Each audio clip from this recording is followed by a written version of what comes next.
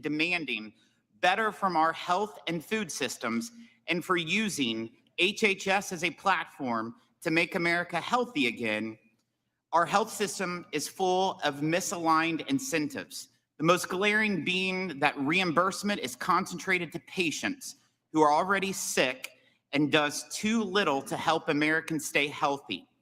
Just this week, we held a field hearing in Florida on preventive care where we heard from local medical professionals who, because they are at the forefront of modern medicine, help their patients get back to the basics of a healthy life: nutrition, wellness, exercise, and preventative medicine. It was clear from witness testimony that the movement that you help lead has begun putting lots of thought into how we realign health incentives in support of this goal. It is not just lifestyle choices undermining the health of the American people. Industry consolidation, with huge companies swallowing up various parts of the healthcare system, has helped pad the bottom line of big corporations while doing little to support the health or well-being of working-class Americans. 16 years after Democrats promised Obamacare would be the silver bullet for lowering prices, healthcare costs and insurance company profits have never been higher. That's why the Ways and Means Committee is focused on addressing consolidation and vertical integration in the healthcare industry to expand access and lower cost. Earlier this year, we questioned the CEOs of major health insurance empires about how it could be that they are focused on lowering costs for patients and not expanding revenue for themselves when each insurer owns pharmacies, medical providers, and PBM middlemen. It would not surprise you to know they did not have good answers. Soon, we will have the same conversation with large hospital systems that have driven up prices without expanding access to care. That lack of access is especially important for the 60 million rural Americans who have higher rates of chronic diseases and have 43% higher mortality rates than urban Americans. We also need to do more to protect access to rural health care. I want to thank you for distributing the first installment of funds to states from the $50 billion Rural Health Transformation Program that Republicans enacted in the Working Families Tax Cuts. Rural communities in my home state of Missouri are thrilled to have this program to protect access to care and expand the quality of services offered to patients. I'd ask that you and your department work with Congress to continue stewardship and oversight of those critical funds to transform how healthcare services are delivered to rural Americans. And I hope we can find ways to work together to meaningfully reverse the incentives in healthcare that make it profitable to consolidate access at the expense of rural communities. Another critical priority of your administration is the First Lady's Fostering the Future program. Mrs. Trump joined the Ways and Means Committee yesterday in this very room for a special roundtable featuring 2 foster youth who shared their stories and highlighted the importance of this initiative to help more foster youth live a life of their own choosing. Members of this committee have introduced bipartisan legislation that complements the First Lady's initiative and represents the most significant reforms to the Chafee Foster Youth Program since 1999. We look forward to your partnership in turning these policies into law and then implementing them. We also need to work together to address fraud in our healthcare system. Every dollar stolen by fraudsters, illegal immigrants, and criminals is one less dollar that benefits the American people, including the $60 billion lost in waste, fraud, and abuse in Medicare alone. We must hold the criminals who steal billions from the American people accountable. One has to look no further than the alleged $3.5 billion of Medicare hospice fraud in LA County alone to know that this is a massive scandal that is waiting to be uncovered. I applaud your work and to help uncover numerous outrageous examples of fraud and look forward to providing you and the department the tools you need to root it out. I'm glad that the Trump administration is taking proactive steps to lower healthcare costs and expand access to rural communities. and the President's new anti-fraud task force is so important for identifying and prosecuting criminals.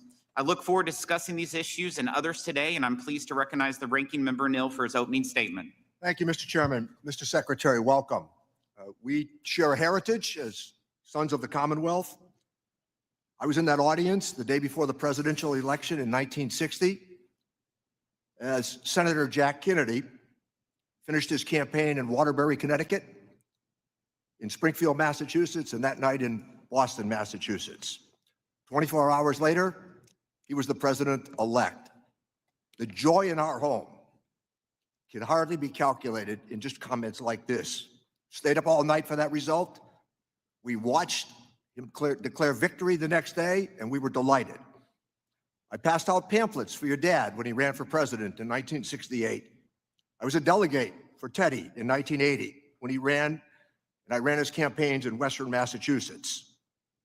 Great friends with your brother Joe, your nephew Joe, and your cousin Patrick.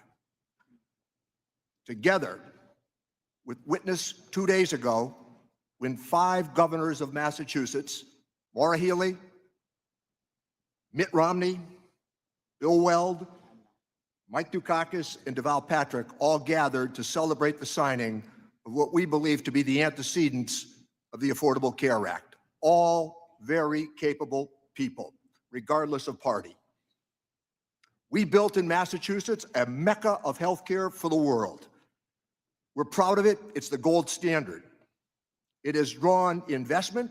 2 days ago, Spain announced another $200 million that they would invest in our hospitals because they are destinations for the world. Our success has been beyond our wildest hope. Boston is the center of healthcare innovation in the world. CDC, NIH, Kendall Square, a fact, the highest concentration of research and development in the world in about an 8-block area. Our colleges, our hospitals, our nurses, our professionals, our advocates, all are extremely proud of what we did regardless of political party, and we don't want to see it dismantled. And by the way, as a footnote, Mr. Secretary, we also like Dunkin' Donuts coffee. We watch daily as the threats to this healthcare system that we have constructed, whether it's talking about measles and vaccinations, we remember what it was like before Dr. Salk's polio vaccine. My mom, who was a devotee of the Kennedy family, she said the way we prevented polio in the 50s was to stay out of fresh water in August. Let me say this, nothing has changed about the science of vaccines. We need people not to be preyed upon by demagoguery, and there should not be a politicization of these very issues. Let me go to some of the contradictions that the administration has made as we talk about budgeting. $1 trillion cuts from our healthcare system, putting 440 hospitals at risk so that we can have a tax cut for the wealthiest among us, and that's based on tax distribution tables. That's not made up at this moment. Baseless claims about Tylenol and autism, this damage could be catastrophic. The administration's agenda includes obstacles to better health care. Costs are sky high, but that has much to do right now with a lot of issues, including tariffs in Iran. We want to push healthy eating for everybody. And I've not met any candidate anywhere who ever said, vote for me, I'm for more fraud. That doesn't happen. We want a fair and balanced approach to looking at it. A proposed cut of 12.5% to HHS. Let me remind all in this room, and you're going to be familiar with this name, Mr. Secretary, Silvio Conti. He was the Republican member of Congress in the district next to mine. He was the author of the LIHEAP program, and it has worked beyond any objective measurement that we believed at the time. He wanted to make sure that people had an opportunity in the climate of New England to heat their homes during the winter. 159,000 families in Massachusetts relied upon LIHEAP last year. Attacking child care providers and delaying their payments means more parents will choose between the child care and their paycheck. Families see through podcasts and campaigns. 60% of the American family worries right now about affording health care. We should be fixing and repairing the parts of the healthcare system that we want to improve for all members of the American family. We should not be offering just to deflect blame. We should be pointing out this achievement. People should not have to choose between medicine and childcare. We delivered historic relief with Medicare negotiations. We capped out-of-pocket costs and we lowered premiums. We need to come to the aid of the American family at this very difficult time. Republicans need to understand that Americans deserve a fair shake. I'm going to close on the note that I opened with, and Mr. Secretary, I think you're well aware of it. What we built in Massachusetts over these years since Senator Kennedy became president, it was done with Republicans and Democrats, but together we're immensely proud of what it was that we achieved, and we don't want to see it dismantled. Thank you, Mr. Chairman. Thank you, Ranking Member Neal. Today's sole witness is the Secretary of Health and Human Services, Robert F. Kennedy, Jr. The committee has received your written testimony, and it will be made part of the formal hearing record. Secretary Kennedy, you have 5 minutes to deliver your remarks, and you may begin when you're ready.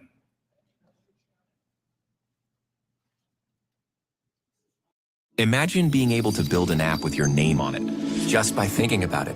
Meet Base 44, a complete AI creation platform.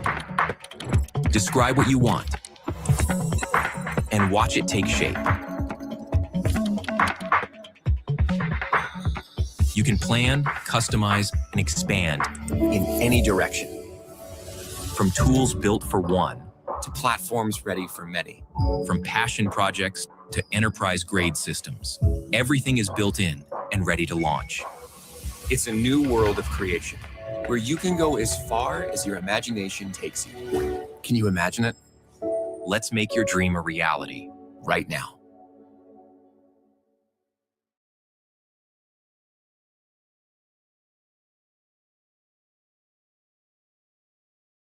Look, man, you've got one body, and at this age, your body wants to help you, but you have to give it something to work with. You do need some consistency. And for me, adding dose for your liver has been one of my recent consistencies. Taking care of your body now at this age matters more than ever. And that's why I added dose for your liver to my routine. Your liver handles energy, metabolism, how it processes food, supplements, and also daily stress. Supporting your liver is one of the smartest micro improvements that I believe you can make. The formula is clinically backed and uses quality ingredients like milk thistle, turmeric, ginger. Now, all right. Thank you, Mr. Chairman, Ranking Member Neal. Members of the committee, thank you for the opportunity to appear before you today to discuss the President's fiscal year 2027 budget request. We stand at a generational turning point. Our children are the sickest generation in modern history, and decades of failed policy, captured agencies, and profit-driven systems have caused it.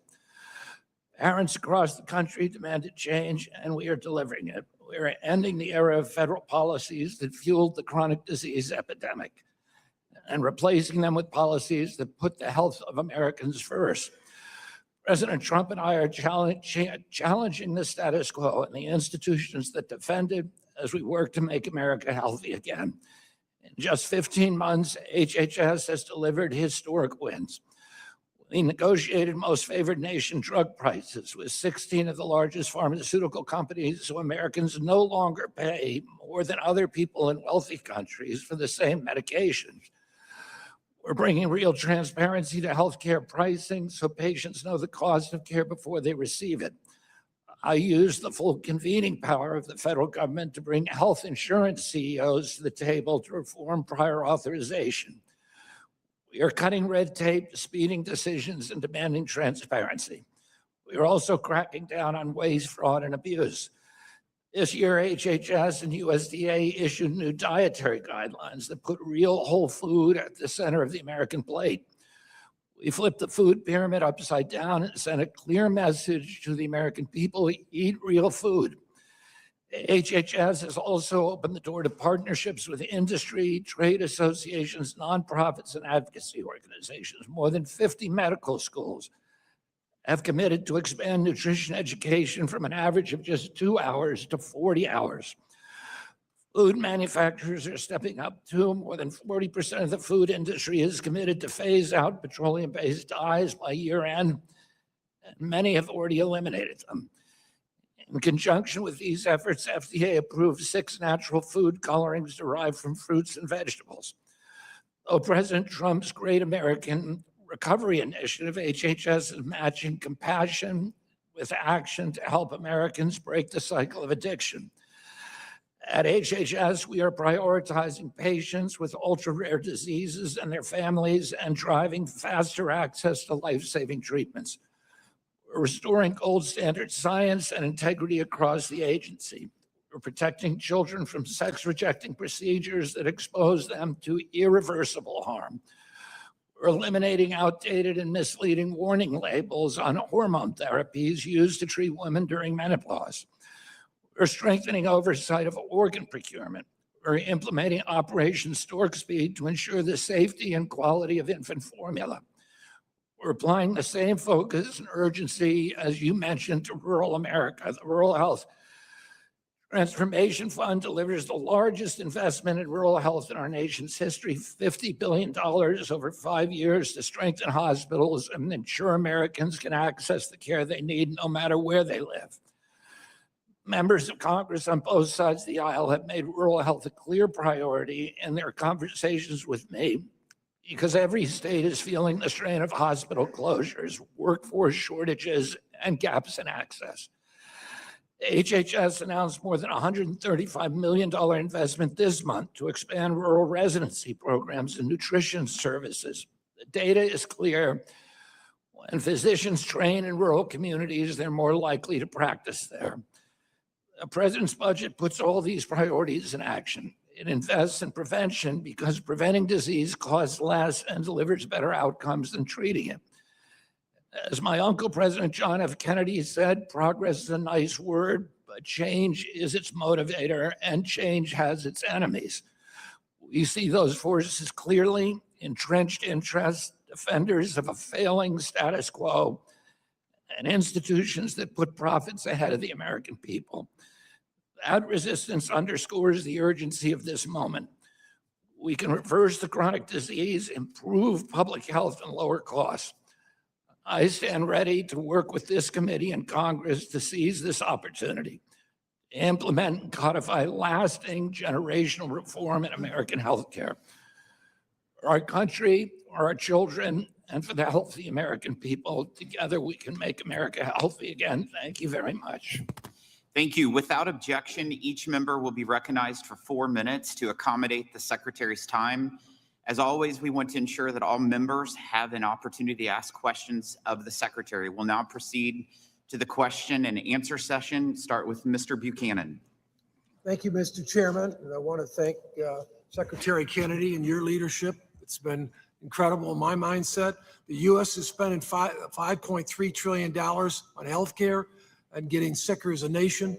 6 in 10 Americans, 95%, in terms of Medicare beneficiaries, have at least one chronic disease. Roughly half of the adult population is projected to be obese by the end of this decade. I believe this problem stems from unhealthy and ultra-processed foods, and I applaud HHS and its continued support and leadership on this issue. We must prioritize prevention as the key to reversing trends in heart disease, obesity, and diabetics. I believe the best way to do that is bend the cost curve, is by making sure that people don't get sick in the first place. I like to say to people who are, you need to be the CEO, I read it, of your own health, and I think that's critical. Mr. Secretary, I appreciate our strong partnership in advancing the health of this country. I look forward to continuing to work together to support a healthcare system that values prevention, not reaction. One couple of questions I've got. Together, we've accomplished so many things to support health and prevention. For example, we've worked on new food pyramid, is real food, cutting the ultra-processed foods. We're also brought back the presidential fitness guides, which I'm excited about. And I guess in terms of what some of the things that we've done, what do you think we could be doing more of in that space in terms of diet and exercise?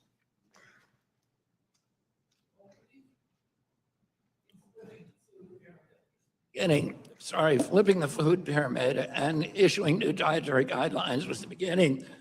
When I came into office, I was handed the dietary guidelines that have been developed by the Biden administration.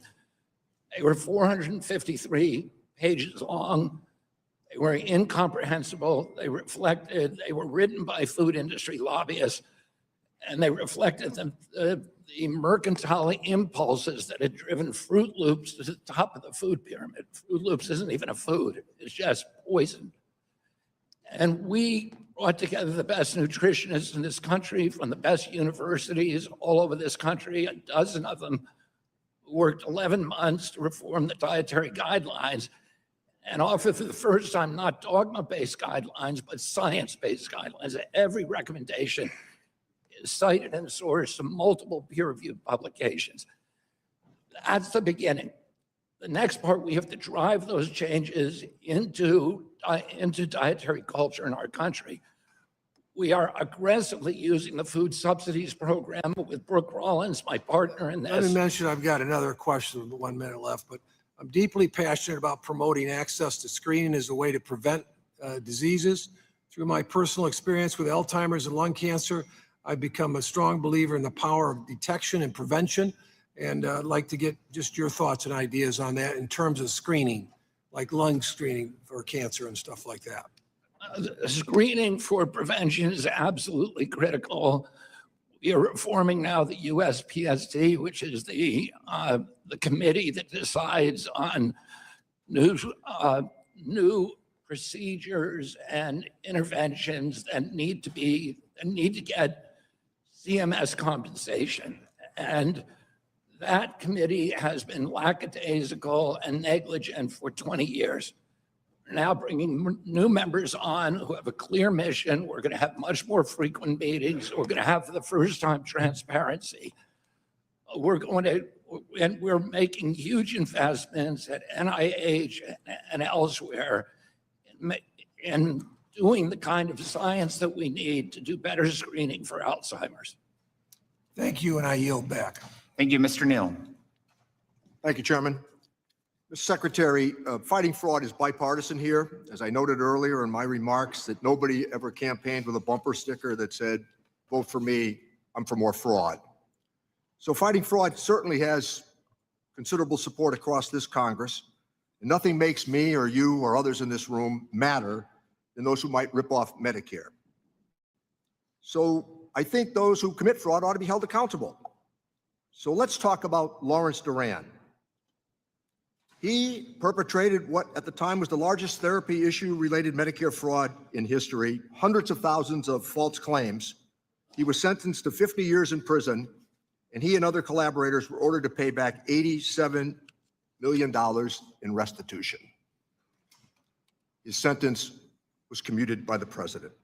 Did the president consult you as we pursue this fraud? I don't know anything about that case. Fair enough. Congressman, I can say this. This has not been, although it's a bipartisan issue and there's bipartisan passion for this issue, the application, the implementation of anti-fraud has not been bipartisan. So let me go to the next one, Mr. Secretary. How about Joseph Schwartz? He pled guilty last year to bilking taxpayers out of more than $38 million, paid himself millions of dollars along the way. His negligence as it related to nursing homes is well known to all of us. President Trump pardoned Mr. Schwartz. I'm assuming he didn't consult you on that either. If we're going to talk about fraud, it's not the people just at the lower end of the economic scale. If we're going to pursue fraudsters, it's not just the people who might make simple, honest mistakes that could be corrected. It's the people at the top that help to perpetuate this fraud. And the administration's position seems to be that it's only the recipients and not the providers that can commit fraud. We are not defending fraud. We're not cheering for it. We're not excusing it. But there needs to be an even-handed approach, including not passing out pardons to people that might be supporters of the administration. So let me, on a nice note, thank your staff here in front of all for helping me out recently, or helping my constituents out on an issue that related to daycare. Your staff came to the aid of a Head Start provider in my district and really helped out 100 families. The problem is that we don't want that to be something that can be completed by senior members of the Ways and Means Committee, coupled with a group of administrators who know the problem and have come to the assistance of those who need it. But it shouldn't be that way. It needs to be more universal, and the cuts that are being proposed to these initiatives are not helpful to the American family. I look at these decisions, and if we're going to pursue fraud, Mr. Secretary, it has to be across the board. And we want an even-handed approach to these fraud investigations, including those whose schemes have cost the American taxpayers hundreds of millions of dollars. I yield back my time. Mr. Smith. Thank you, Mr. Chairman. Thank you, Secretary, for being here this morning and entertaining our questions. I represent one of the largest land area districts in the country, and most of my constituents live in rural and even remote areas. Agriculture is the engine of our economy in my district, and we're proud of our role in feeding not just America, but the world. Now, before I get to my questions, I would like to stress the importance of modern agriculture practices in producing a healthy, affordable, and sustainable food supply. The agriculture industry depends on our standards and regulations being science-driven and risk-based. I do want to say that threatening the availability of technologies could inadvertently lower yields and actually increase the price of food at a time when many Americans are already struggling to make ends meet. So I encourage you to continue to bring farmers and ranchers to the table as you consider matters relating to agriculture. Moving on, I do want to talk about rural health. You mentioned the Rural Health Transformation Program. I think that means a lot to so many of our constituents, our communities, our states. The RHT programs notice a funding opportunity to recognize the important role of pharmacists in meeting rural communities' health needs. I believe that pharmacists are an underutilized part of our health system. Nearly 9 in 10 Americans live within 5 miles of a pharmacy, making pharmacists among the most accessible health professionals. Because of the broad accessibility, I think there is more we should do to empower pharmacists to help meet rural health needs. That's why I introduced a bill we call ECAPS that would improve access to care for seniors across America by providing Medicare coverage of pharmacist-administered tests and treatment for common illnesses like COVID, flu, and strep. By allowing pharmacists to test and treat seniors for common illnesses, we can make these services more accessible and reduce pressure on emergency departments. I do want to ask, what is your approach to improving access to healthcare services for Americans who live in rural and remote areas? And what can we do to ensure Americans in rural areas aren't left behind in our healthcare system? I mean, last week I went to Arizona to announce an unprecedented $125 million investment in community health centers, which are serving 39 million Americans, mainly in rural areas around the country, to improve nutrition and also retention of their workforce, which is one of the reasons that so many of our rural health program, so many parts of it are failing today.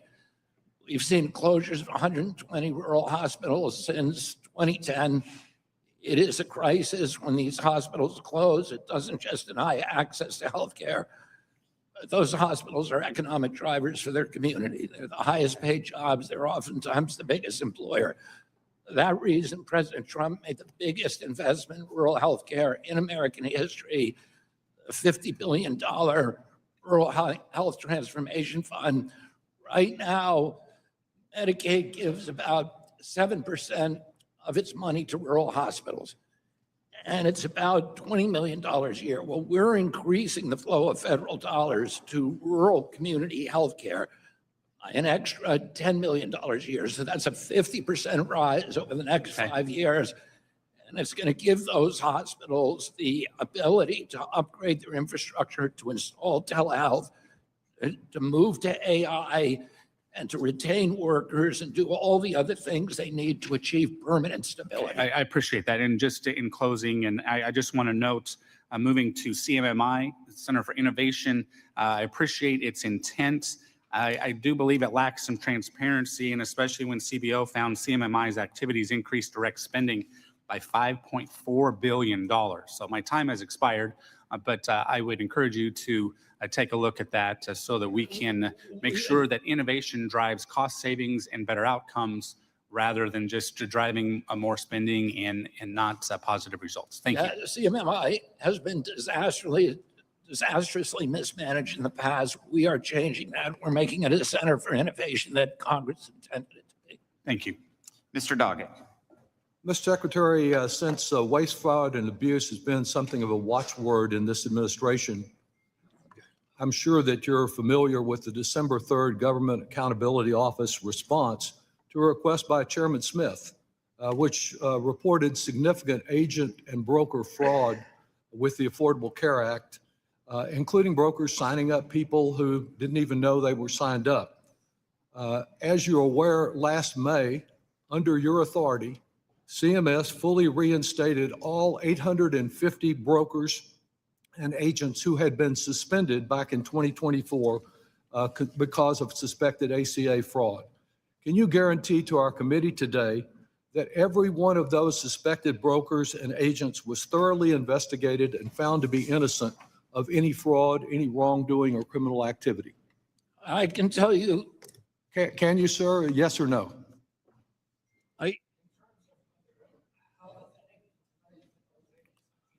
You can't answer that. That is very troubling, I must say. 850 people accused of fraud, suddenly reinstated all at once.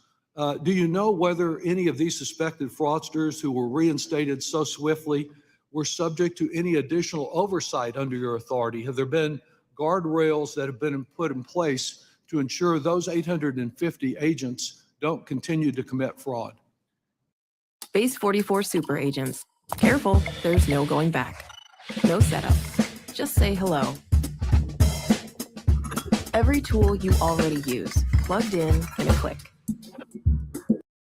Congressman, I'm a lifelong Democrat, so I was shocked. I don't care your party affiliation. We're all against fraud. I was shocked when I came into this agency. Were you shocked to see that 850 people who were suspended for fraud had been reinstated all at once? I was shocked to learn that President Biden had directed my agency to stop all program integrity activities and focus on enrollment. Taking back my time, sir. And that's what caused the problem that President you're talking Biden's about. administration was the one that suspended 850 suspected fraudsters. Your administration was the one that let them all go back to work. Have any of them President Biden fired everybody in my agency except for 6 people who were involved in program integrity. Under department your was leadership, eliminated. you have suspended the very people at CMS who are responsible for overseeing any fraud in the program. But We've let me done ask you, more to with combat regard- fraud than I any understand. administration. If you want to in history. filibuster, go to the Senate, but would you please try to answer my question, sir? Have there been any new complaints against these 850 brokers? As I said, I'm happy to talk to get my staff to I'm not contact asking your if you're staff. happy to talk. I just want to know the answer to my question. Have there been any new complaints of fraud against these people? I don't know why those people were reinstated. For as far as I'm concerned, it may be because of a lawsuit. I have to check on that. Well, I wish I you can would. guarantee you there is Thank you, no sir. administration. in Reclaiming my history. time, sir, as it runs out. It is very troubling that the only fraud that Chairman Smith referred to as a smoking gun to deny affordable health care credits, put the blame on the mother that was trying to protect the sick child, that nothing was done about that, and the secretary still doesn't know much of anything about it. As far as fraud, Paul Wazak is one who had $10 million of wages that he kept, some of to buy a $2 million yacht. His mother contributed to the Trump campaign, and he no longer has to pay $4.4 million or stay in prison. Mr. Secretary, I want to know what role you play in the soft on crime approach to healthcare fraudsters. Have you recommended that any of these healthcare fraudsters should get pardons or commutations, or did the campaign contributions speak for themselves? I don't think there's anybody in this country. I don't think there's anybody in this country who believes that this administration is soft on fraud. We're the first It's just administration. the in history. fraudsters We're who going have the after money fraud and in the every cottage state. industry to get themselves pardoned and not even have to restitute what they've taken from those they've defrauded. It's really a disgrace. It's I'm just surprised not- you would defend it. It's not a credible story. It's a fact, look, sir. It's not a story. It's a fact. Mr. Kelly, More fraudsters pardoned than Time any has president in expired. American history. your time has expired, Thank Mr. you. Doggett. Mr. Kelly. Thank you, Chairman. Mr. Secretary, thanks for being with us today. And as usual, the meetings will continue till our morale improves. I did want to just talk about one thing real quickly. I'm really wishing you success in the rollouts of the bridge and balance models, expanding seniors' access to weight loss drugs. And as Mr. Buchanan talked about this is really critical. But at this point in today's hearing, I'm going to turn my time over to Mr. Swikert from Arizona. I think he has would take more than 4 minutes for him to go through all the things he wants to ask you. But again, thank you for walking out of where you were into this. I appreciate what you're doing, and your family has always been a hallmark of American service. So thank you so much, Mr. Secretary. Mr. Thank you. Swikert. Thank you, Mr. Kelly. And I appreciate him doing this. And well, let's actually do some waste and fraud where we have real money. I actually want to talk about what's often referred to as CPAP, the CDPAP, New York Health. Let's actually use New York because that's actually what us and oversight have been looking at. Something is wrong when the biggest job creator in New York City over the last few years turns out to be a home visitation program that you all manage. We have some data here that basically says for every 1,000 residents 65 and up in New York State, the whole state, 171 are receiving these stipends, these payments. In New York, if New York itself was actually at the Medicaid population average, it would save $43 billion a year. When we start to actually examine and dive into the numbers, the disproportionate, yes, we have frauds here, frauds there, but we have entire states that seem to be helping this fraud along. What do I do to help a program like this that substantially expanded during COVID, that we now have not only New York, but a handful of other states that seem to be using it as a jobs program and not a health program? Senator, that is a huge problem. New York State pays on average 80% more per capita on Medicaid than any other state. 80% over the average. And part of the reason for that, as you point out, are these waiver programs that many of the states have now applied for and received.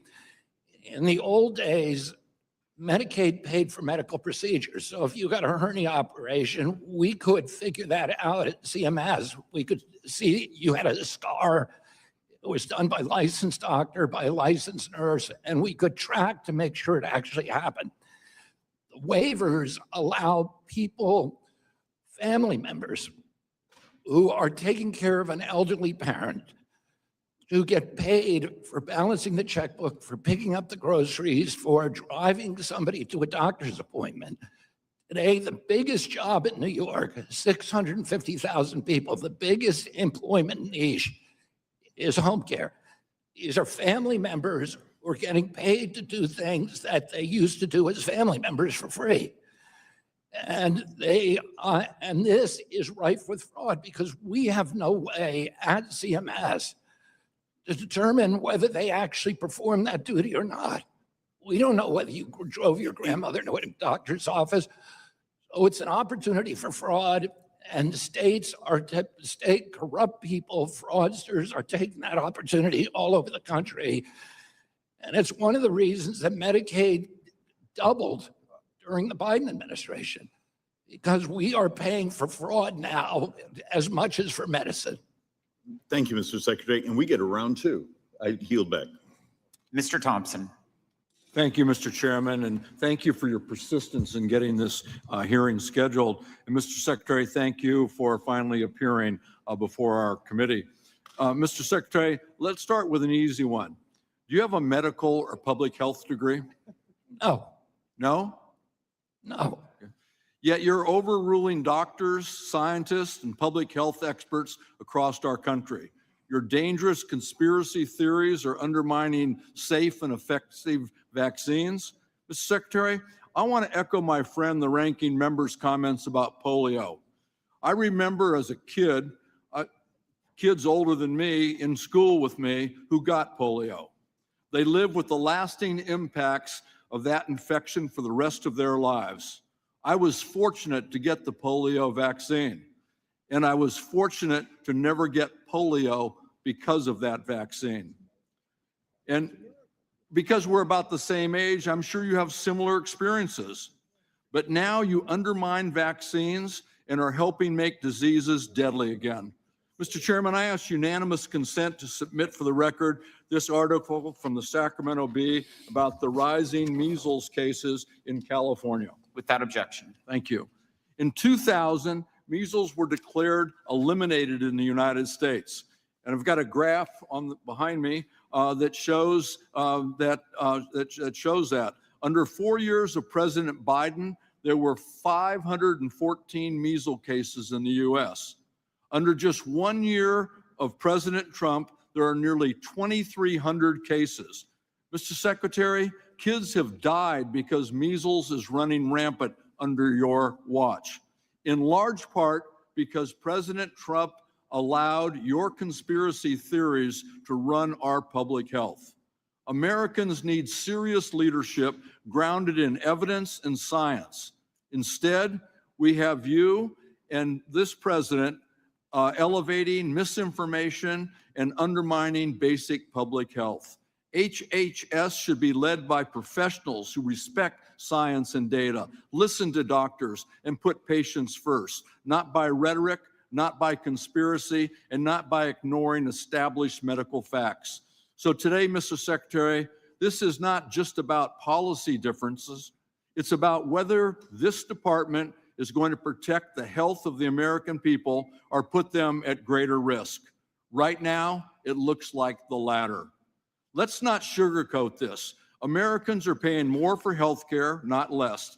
Families are being squeezed at every turn, and instead of relief, they're being handed policies that will make things much worse. You and this administration promised to lower costs. Instead, costs are rising.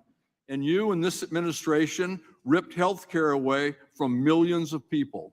H.R. 1, the big, ugly, big, beautiful bill, whatever it's being called these days, cut $1 trillion from Medicaid. That means fewer doctor visits, delayed care, and more people showing up in already overcrowded emergency rooms. Let's be honest where this leads. People will get sicker, preventable conditions will go untreated, and people will die. Mr. Secretary, you shouldn't be in this office. I yield back the balance of my time. Mr. Schweikert. Mr. Secretary, you are actually the first person I've had in my 16 years who's actually willing to have conversations with me on how to have the revolution of lowering the costs of healthcare and help our brothers and sisters be healthy. But I want to go to one that makes the lobbyist community pucker up because every other lobbyist seems to be working on this. These are just some of the MedPAC reports. You pay for them. They basically say Medicare Advantage, Medicare Part C, has a misalignment on the math. We need to come to a final conclusion. Are these accurate? Or the stories I get from the lobbyists accurate? Are the insurance companies accurate? Because the latest report says Medicare Advantage comes in at 114% of fee-for-service. In 2005, when we set up Medicare Advantage, which I'm a big supporter of, a capitated model where you make your profit by helping your brothers and sisters be healthier, instead of a model where you make your money by constantly risk scoring them as sicker. And you saw last year's Wall Street Journal series showing how many people had been scored as being sick and they didn't have that disease. They had never been tested for that disease. 114% compared to 95% fee for service is about $1.75 trillion over 10 years, making it the single biggest misalignment in the federal government. Can I beg of you, and I know you're going to, Dr. Oz and others, we need to put everyone in a room, maybe our actuaries, maybe my economists from the Joint Economic Committee who've been working on this for 3 years. It's a stunning amount of money. How do we use Medicare Advantage, a managed care model, to have your vision of they make a profit because you helped people be healthier? It may require a multiple year enrollment, so there's a payoff for the investment. 31% of Medicare spending is diabetes. What can I do to work with you? What can I do to move CMS and HHS to a vision here of healthcare for seniors? Thank you, Congressman. I'd love to have those discussions with you. I'll say the fraud, a part of it is perverse incentives, as you point out, and part of it is fraud. Medicare Advantage was created as to end perverse incentives to give us value-based care, as opposed to traditional Medicare. And in some ways, it's doing that. In every metric that we look at, people have Medicare Advantage are better off, are healthier, they're getting treated better, they're more compliant. And people who are getting cost or fee for cost programs. One of the other problems is that one of the major problems is upcoding. And it's just rampant fraud throughout the system, as you point out, and we are fixing that now for the first time. And I can tell you that we're already seeing some change in the discrepancy. This year, we raised the premiums for, or we're proposing to raise the premiums for Medicare Advantage by 2%, whereas Medicaid and Medicare are going up by 5%. Mr. Secretary, I want to propose a more radical solution of alignment of incentives. Get rid of the risk scoring. I would get rid of the star rating and do those scoring at the beginning, and then design a system where as you help the enrollee get healthier, they benefit. We're almost out of time. I want to thank you and the agency for also starting the things of wearables, the thing you wear in your wrist, the thing you wear, and the ability to allow Americans to sort of have their own medical lab attached to them. Now we have to figure out how to allow it to prescribe. And with that, I yield back to Mr. Chairman. Mr. Larson. Think of your liver as the behind-the-scenes department that handles everything you eat or drink before it goes anywhere else. Dose for Your Liver is a daily supplement designed to support liver function. And with plant-based ingredients like milk thistle, ginger. Well, thank you, Mr. Chairman, and Mr. Secretary, welcome to the Ways and Means Committee. I want to first associate myself with the remarks of Leader Neal, especially as it relates to the great legacy of your family. Thank you. There wasn't, on my paper route, there wasn't a house whose door I didn't knock on where there was a picture of Pope John the 23rd and John F. Kennedy. That's how deep and incredible influence that the President of the United States, the first Catholic elected, had on generations of people, and still every bit as much relevant today as he was in the 1960s. Your family and its legacy of public service deserves always to be acknowledged for the enormous sacrifice and their willingness to serve and to serve in the public interest. Well, Mr. Neal also pointed out, as my other colleagues, I think you can understand and appreciate the incredible frustration. President Kennedy said that science is the quiet power.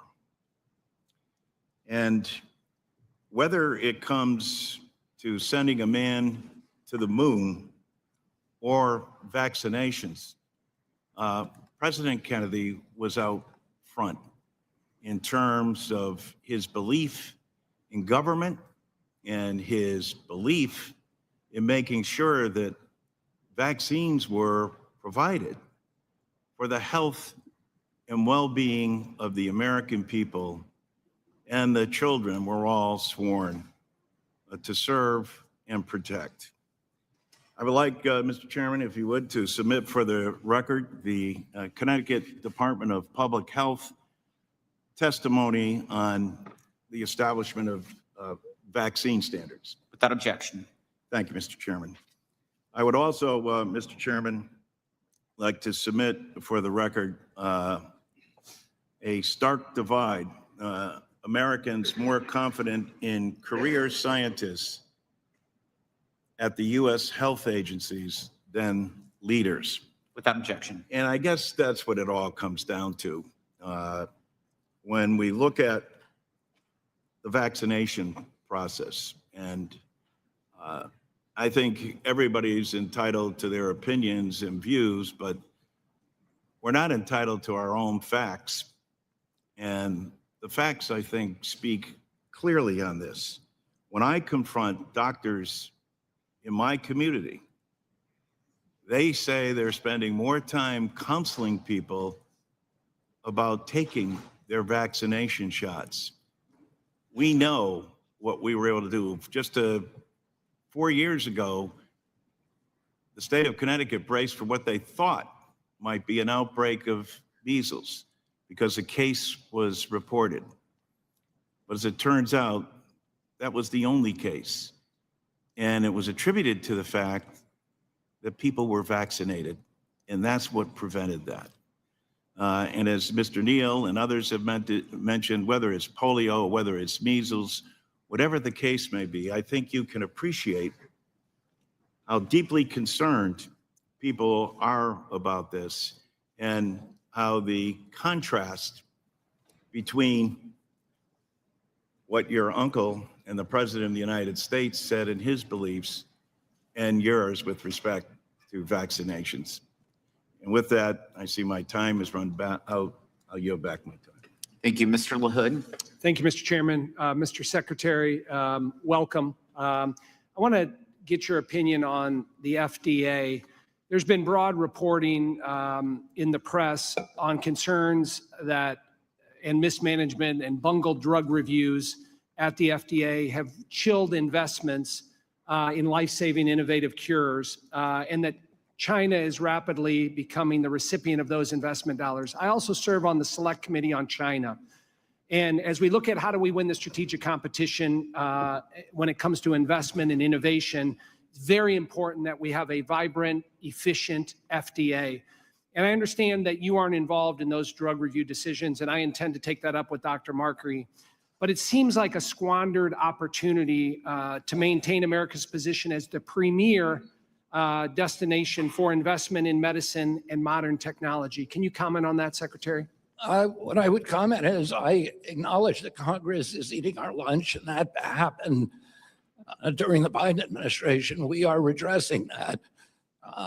We have broken every record for drug approvals. We approved 67 drugs this year, new drugs. We approved, which is a record. We approved 39 new devices, which is a record.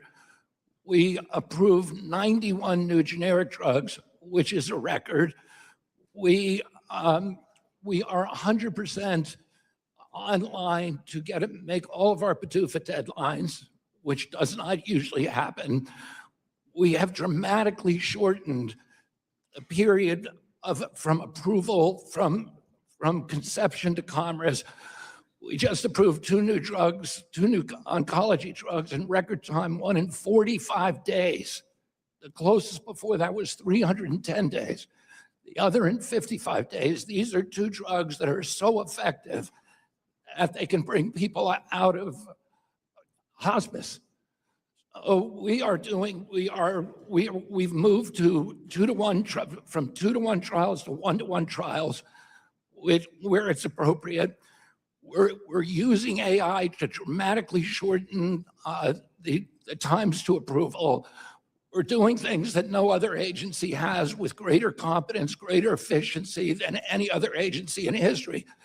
You hear these stories about a drug that's been refused. You read about them in the Wall Street Journal. This week, they were talking about a melanoma drug. Every Every panel within FDA, all the career panels, the career scientists who looked at that drug said it was not effective. The drug maker was told to do a 2-arm trial. He did a 1-arm trial. And all the people who were tested also received a chemotherapy drug. So we don't know what the effect was. And Marty made the correct decision to not approve that drug, but everybody goes after him because the industry is so powerful. They own Congress, they own the media, and they can beat up Marty McCary because he's trying to do change over there. Gotcha. I want to switch subjects. I'm also the chair of the Work and Welfare Subcommittee, which has jurisdiction over foster care and the SHAFE programs. Yesterday, we had the First Lady here to talk about Fostering the Future, her initiative when it comes to foster care.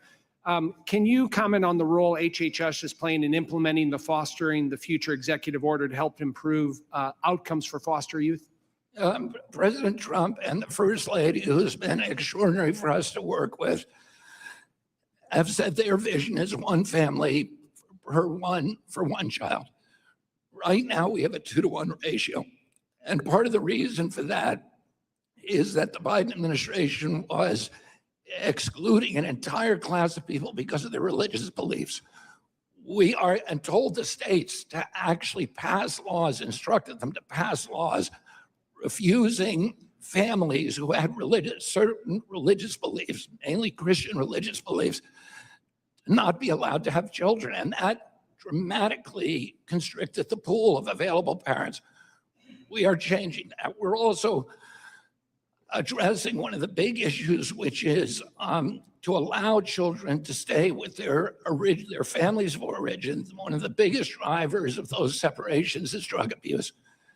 And we are aggressively going after these issues.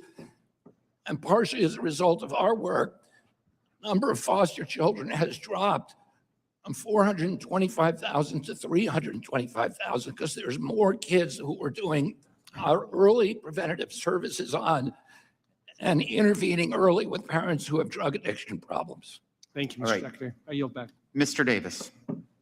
Thank you, Mr. Chairman. Secretary Kennedy, thank you. And I too share the admiration of your family's legacy and contributions to the development of this nation. In my district in Chicago, child care can be hard to find. And when parents can't find child care, they can't go to work. Last week, President Trump said, and I quote, "The United States can't take care of daycare because we're fighting wars and need to spend our money on those." Do you agree with President Trump that we should cut child care to pay for his war in Iran?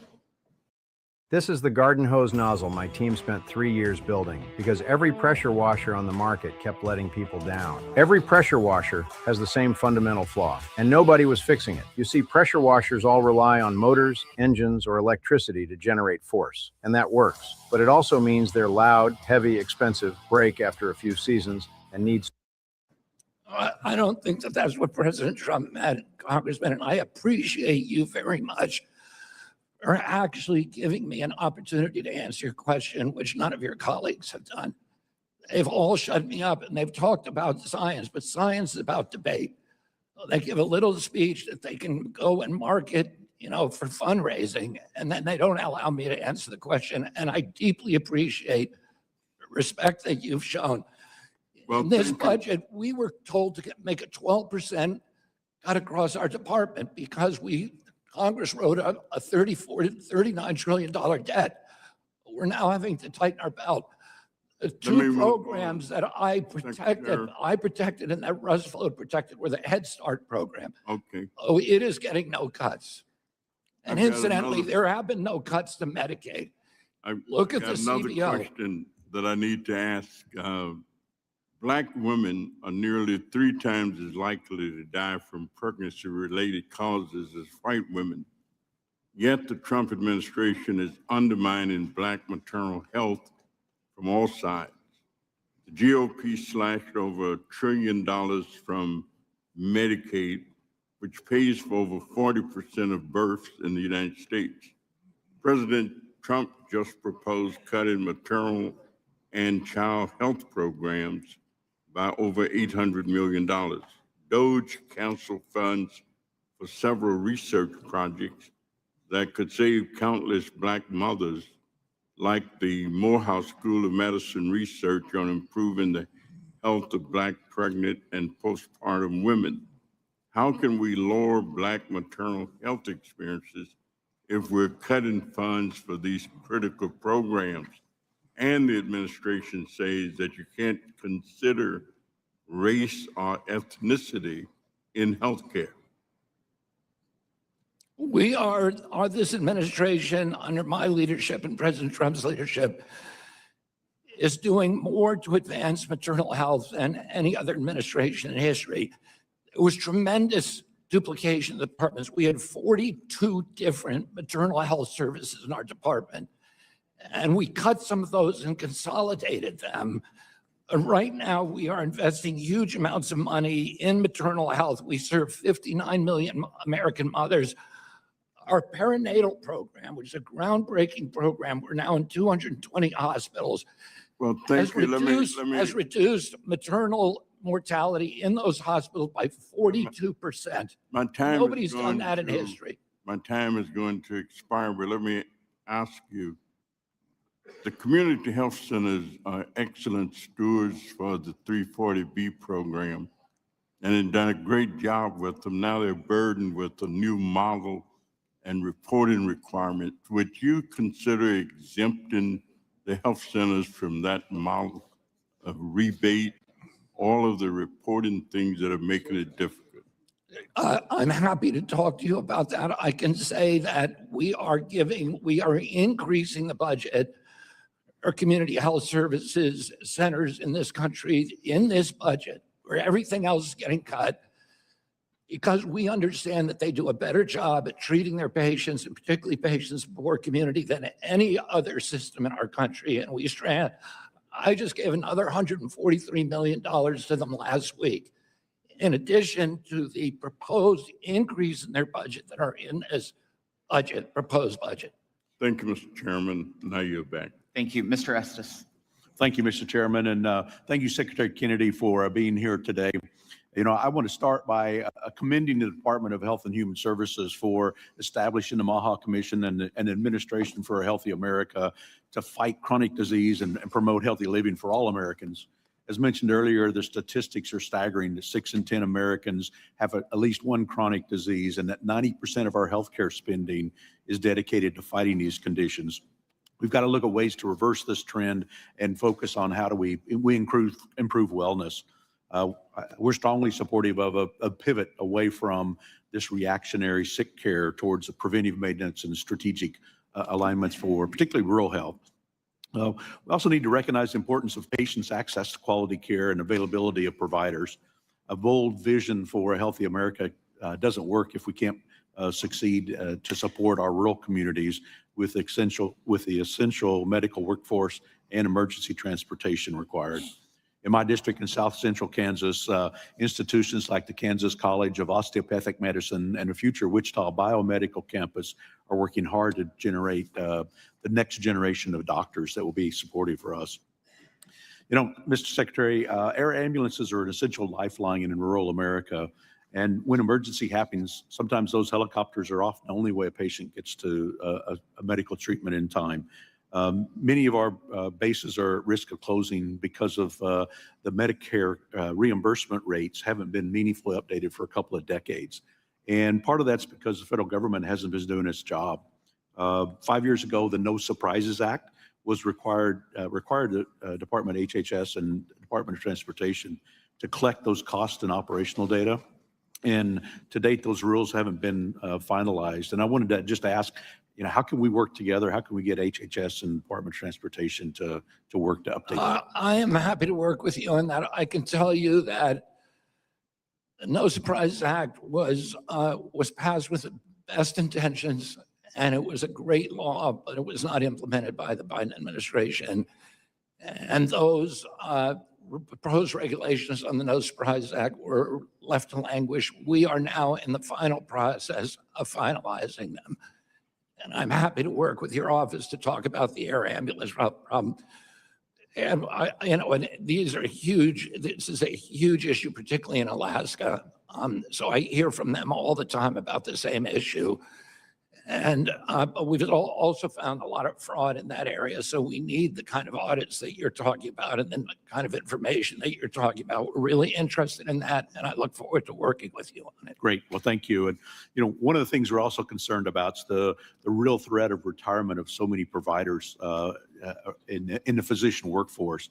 And, as we look particularly of how that's going to impact patients, particularly in rural communities, many of the communities lack specialists, and particularly with the number of physicians at an older age in our rural communities. And we're seeing now more patients are approximately seeing 50% more specialists than in year 2000. And so I wanted to see if there's things that you're doing in the administration to help ensure that our rural patients can get access to some of these specialty care. I think one of the most important things that we've done to address that very, very grave problem is the site neutrality rules, which we have recently finalized, and that will end the disparity between what's paid to rural providers and what's paid to urban providers, and hopefully dampen the appetite for consolidations, which are destroying rural economies and rural healthcare, and allow them to get a living wage, which they don't have right now. Right. Well, thank you. Thank you for all your hard work. I yield back. Ms. Sanchez. Even this bag of pre-washed spinach isn't really clean. Just a few minutes with the produce cleaner and this is what came off. So much dirt, and this was supposed to be clean. I'm Sarah, and I'm the creator of Produce Cleaner. It's scary what our grocery stores are hiding from us. Even if you buy organic, the amount of pesticides and bacteria left on fresh produce is linked to cancer, hormone disruption, even developmental issues for our kids. But Produce Cleaner breaks all that toxic stuff down, so it's truly safe. Thank you, Secretary Kennedy. We appreciate your appearance here today. To win the support of skeptical senators during your confirmation hearings, you claimed, and I'm quoting here, "I support vaccines. I support the childhood vaccine schedule." I was skeptical about those comments because prior to your nomination, you espoused numerous disproven theories that childhood vaccines, including the measles vaccines, were linked to autism, death, and other adverse effects. Not surprisingly, we were right to be skeptical of your promise to support the childhood vaccine schedule because at your direction, the CDC removed its universal vaccine recommendations for children, covering 7 immunizations, including things like flu, COVID, hepatitis A, hepatitis V, and rotavirus. On Fox News last year, you stated, and I'm quoting you again here, "There are adverse effects from the vaccine. It does cause deaths every year. It causes all the illnesses that measles itself causes." A deadly measles outbreak in Texas killed an unvaccinated 6-year-old, the first such death in a decade. So simple yes or no question. It's not that we don't want to let you answer, it's that we all have limited time and you have plenty of time to answer questions and you had plenty of time to give testimony at the beginning. So simple yes or no answer will do here.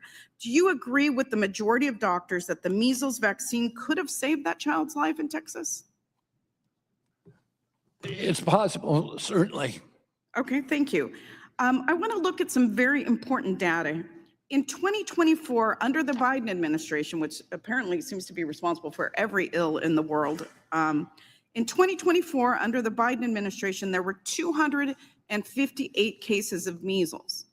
And in 2025, under your leadership at HHS, it ballooned to over 2,000. That's a 675% increase. And we are now on track to surpass that this year with over 1,600 confirmed cases in just 3.5 months. If we project those numbers out for all of 2026, we can expect a whopping 6,400 cases of measles. That's a 2,380% increase in a preventable disease. CDC data also shows that about 80% of children who died from flu this season were not vaccinated. The anti-vaccine rhetoric you ran on and the anti-vaccine actions you have taken over the last year clearly correlates with the dramatic increases, again, in preventable diseases. As a mother, this horrifies me. Stopping the spread of communicable diseases is one of HHS's primary responsibilities, and a strong public health messaging campaign on the importance of vaccines could have stopped this surge of measles cases as it had in past outbreaks. But I was appalled to learn that the CDC suspended public health messaging on vaccines last February. It ended a successful flu vaccine campaign as well. My question is, did President Trump approve your decision to end CDC's pro-vaccine public messaging campaign? You've got a lot of misinformation there. First No, of all, I'm asking you a question. I let me appreciate a respond response to the the question. misstatements that you've made. No, you have other opportunities. I have limited time. I only have, Please you're answer my the only question. opportunity I have Did to President Trump approve respond. your decision to end CDC's pro-vaccine public messaging? Allow me to respond to a lot of the misinformation. No, that answer you my just- question, please, sir. I have limited time. There's a global measles epidemic. We've done better in preventing There's it than any country there in is the world. no country that has seen a bigger percentage increase. That's not than true. this. Mexico has 3 times our measles and Did they have President 1/8 of our Trump approve population. your decision to end the CDC's pro-vaccine public messaging? Canada has double Was the that a measles and decision they have that was made 1/3 by of Trump? 1/8 of our population. Did he approve that? We've And done better at preventing measles than any country Did in the world. President Trump approve your decision to end the CDC's pro-vaccine public messaging campaign? We've done better at preventing That's not measles answering my question. and ending sir. the epidemic That is than not any answering my question. country And I in the think you don't world. want to answer the question because I think you know. I want to that respond to you are your making misinformation. Terrible decisions that impact very real lives, especially the lives of children. Now, one thing that I find incredible is that you suspended this pro-vaccine messaging campaign, but somehow you're spending taxpayer dollars to drink milk shirtless in a hot tub with Kid Rock. And somehow you think that's a better public health message Your time is than expired informing by a the minute. public about the importance of vaccines? Gentlelady's Really? time is expired. Really? I yield back. You don't have anything to yield. Mr. Smucker. Are you wearing 7 layers and still freezing your man nipples? You need the new 340 GSM military grade bearskin hoodie to get comfortable in the wild. It's the ultimate 10-pocket tactical hoodie that blocks wind, repels rain, and regulates heat for incredible comfort wherever you are. It's the only winter hoodie that's built for working, fishing, hunting, camping, or conquering foreign lands. Thousands of men around the world already love wearing the bearskin hoodie instead of their regular hoodies. With over 21,000 5-star reviews on Trustpilot. Plus, now you can attach the new Heavy Storm rain jacket to the inside of the hoodie for an instant 10,000 millimeter waterproof layer that blocks the rain double time. Finally, a functional hoodie you can actually take outside and customize to make it yours. You're seeing this video. Thank you, Mr. Chairman. Thank you, Secretary, for being here today. I'd like to first, thank you for your work. Thank you for your willingness to do this. Thank you for your courage, because taking on entrenched systems does take real courage. And I think future generations will thank you for the work that you're doing today. I want to talk just 2 quick things. You've spoken extensively about the role of diet in preventing chronic disease. And I have 2 specific policies, bills that I'm working on that we've talked with the department about, but I'd love to get your public comments about them today. The first is food as medicine interventions, like produce prescriptions, medically tailored meals, which there's growing evidence that they can really improve outcomes for patients with chronic disease. So I think there's a role for these approaches in federal health programs. And of course, you know, CMMI is created specifically to test new healthcare delivery models that improve outcomes, lower costs. And I appreciate that under your leadership, CMMI has started to prioritize prevention-focused models. So I've been working on and plan to introduce actually this afternoon a bipartisan bill that would test a bundled payment that provides certain chronically ill patients with a comprehensive package, access to healthy produce, nutrition counseling, remote monitoring, with the goal of preventing disease progression and reducing avoidable healthcare costs. Just like to get your reaction to that and love to have the continued support of the department for a policy like Yeah, this. I mean, we have the highest chronic disease burden in the world. Congressman was talking about the deaths from infectious disease, which are a couple of thousand a year. 90% of the people who die, the 3 million people who die in this country, die of chronic disease, and nobody's paying attention to this. And all of these members have ignored this for as long as they've been in office. This is the real threat to American health. In fact, during COVID, we had the highest death rate of any country in the world. And when you ask CDC, why is that true? They say, well, it's because we're the sickest population. The average American who died from COVID had 3.8 chronic disease. Well, what was killing them, COVID or the chronic disease? You have to understand chronic disease, infectious disease has a very hard time killing a healthy person. It kills people with chronic disease. And I'm looking forward to, you know, up to 70% of type 2 diabetes can be reversed, and people can even lose the diagnosis simply by changing their diet. Yep. Well, thank you. I do want to bring up one additional piece of legislation that we're working on. You know, food manufacturers are moving in the right direction due to your leadership on reducing additives, reformulated products, responding to consumer demand for healthier options. There's still a gap, though, in what's in the generally recognized as safe or GRAS pathway, where companies can self-determine a substance is safe. They determine that themselves, often relying on their own expert panels with limited transparency into potential conflicts of interest or underlying data. So that's another piece of legislation I'm working on. I think we should establish clear standards for self-GRAS panels, strengthen public confidence in our food supply. Just wanted to get your thoughts. Do you believe reforms like that are? Yeah, that's absolutely critical. We have finalized in my agency closing the GRAS loophole, and that regulation is now going through the interagency process. We're a little bit hobbled in what we can do, and Congress can do much more. So my office would love to work with your office on getting a much stronger bill, much stronger regulations. The GRAS loophole has been hijacked by the food industry. And because of that, we have 10,000 ingredients in our food. In Europe, they only have 400. And most of those have never been safety tested. We don't even have a list of them. We have no idea what they are. It essentially allows the industry to put in any chemical they want, any chemical they devise in lab into our food without even the slightest regulations. And that needs to be changed if we're going to make America healthy again. I appreciate your help and your leadership, Congressman. Thank you. Look forward to working with you on that. Ms. Sewell. Mr. Secretary, you've made a number of outlandish and frankly disturbing comments both before and during your tenure as Secretary of Health and Human Services. I want to draw your attention to one of those times. In a 2024 podcast interview, you suggested that Black children on ADHD medication should be reparented.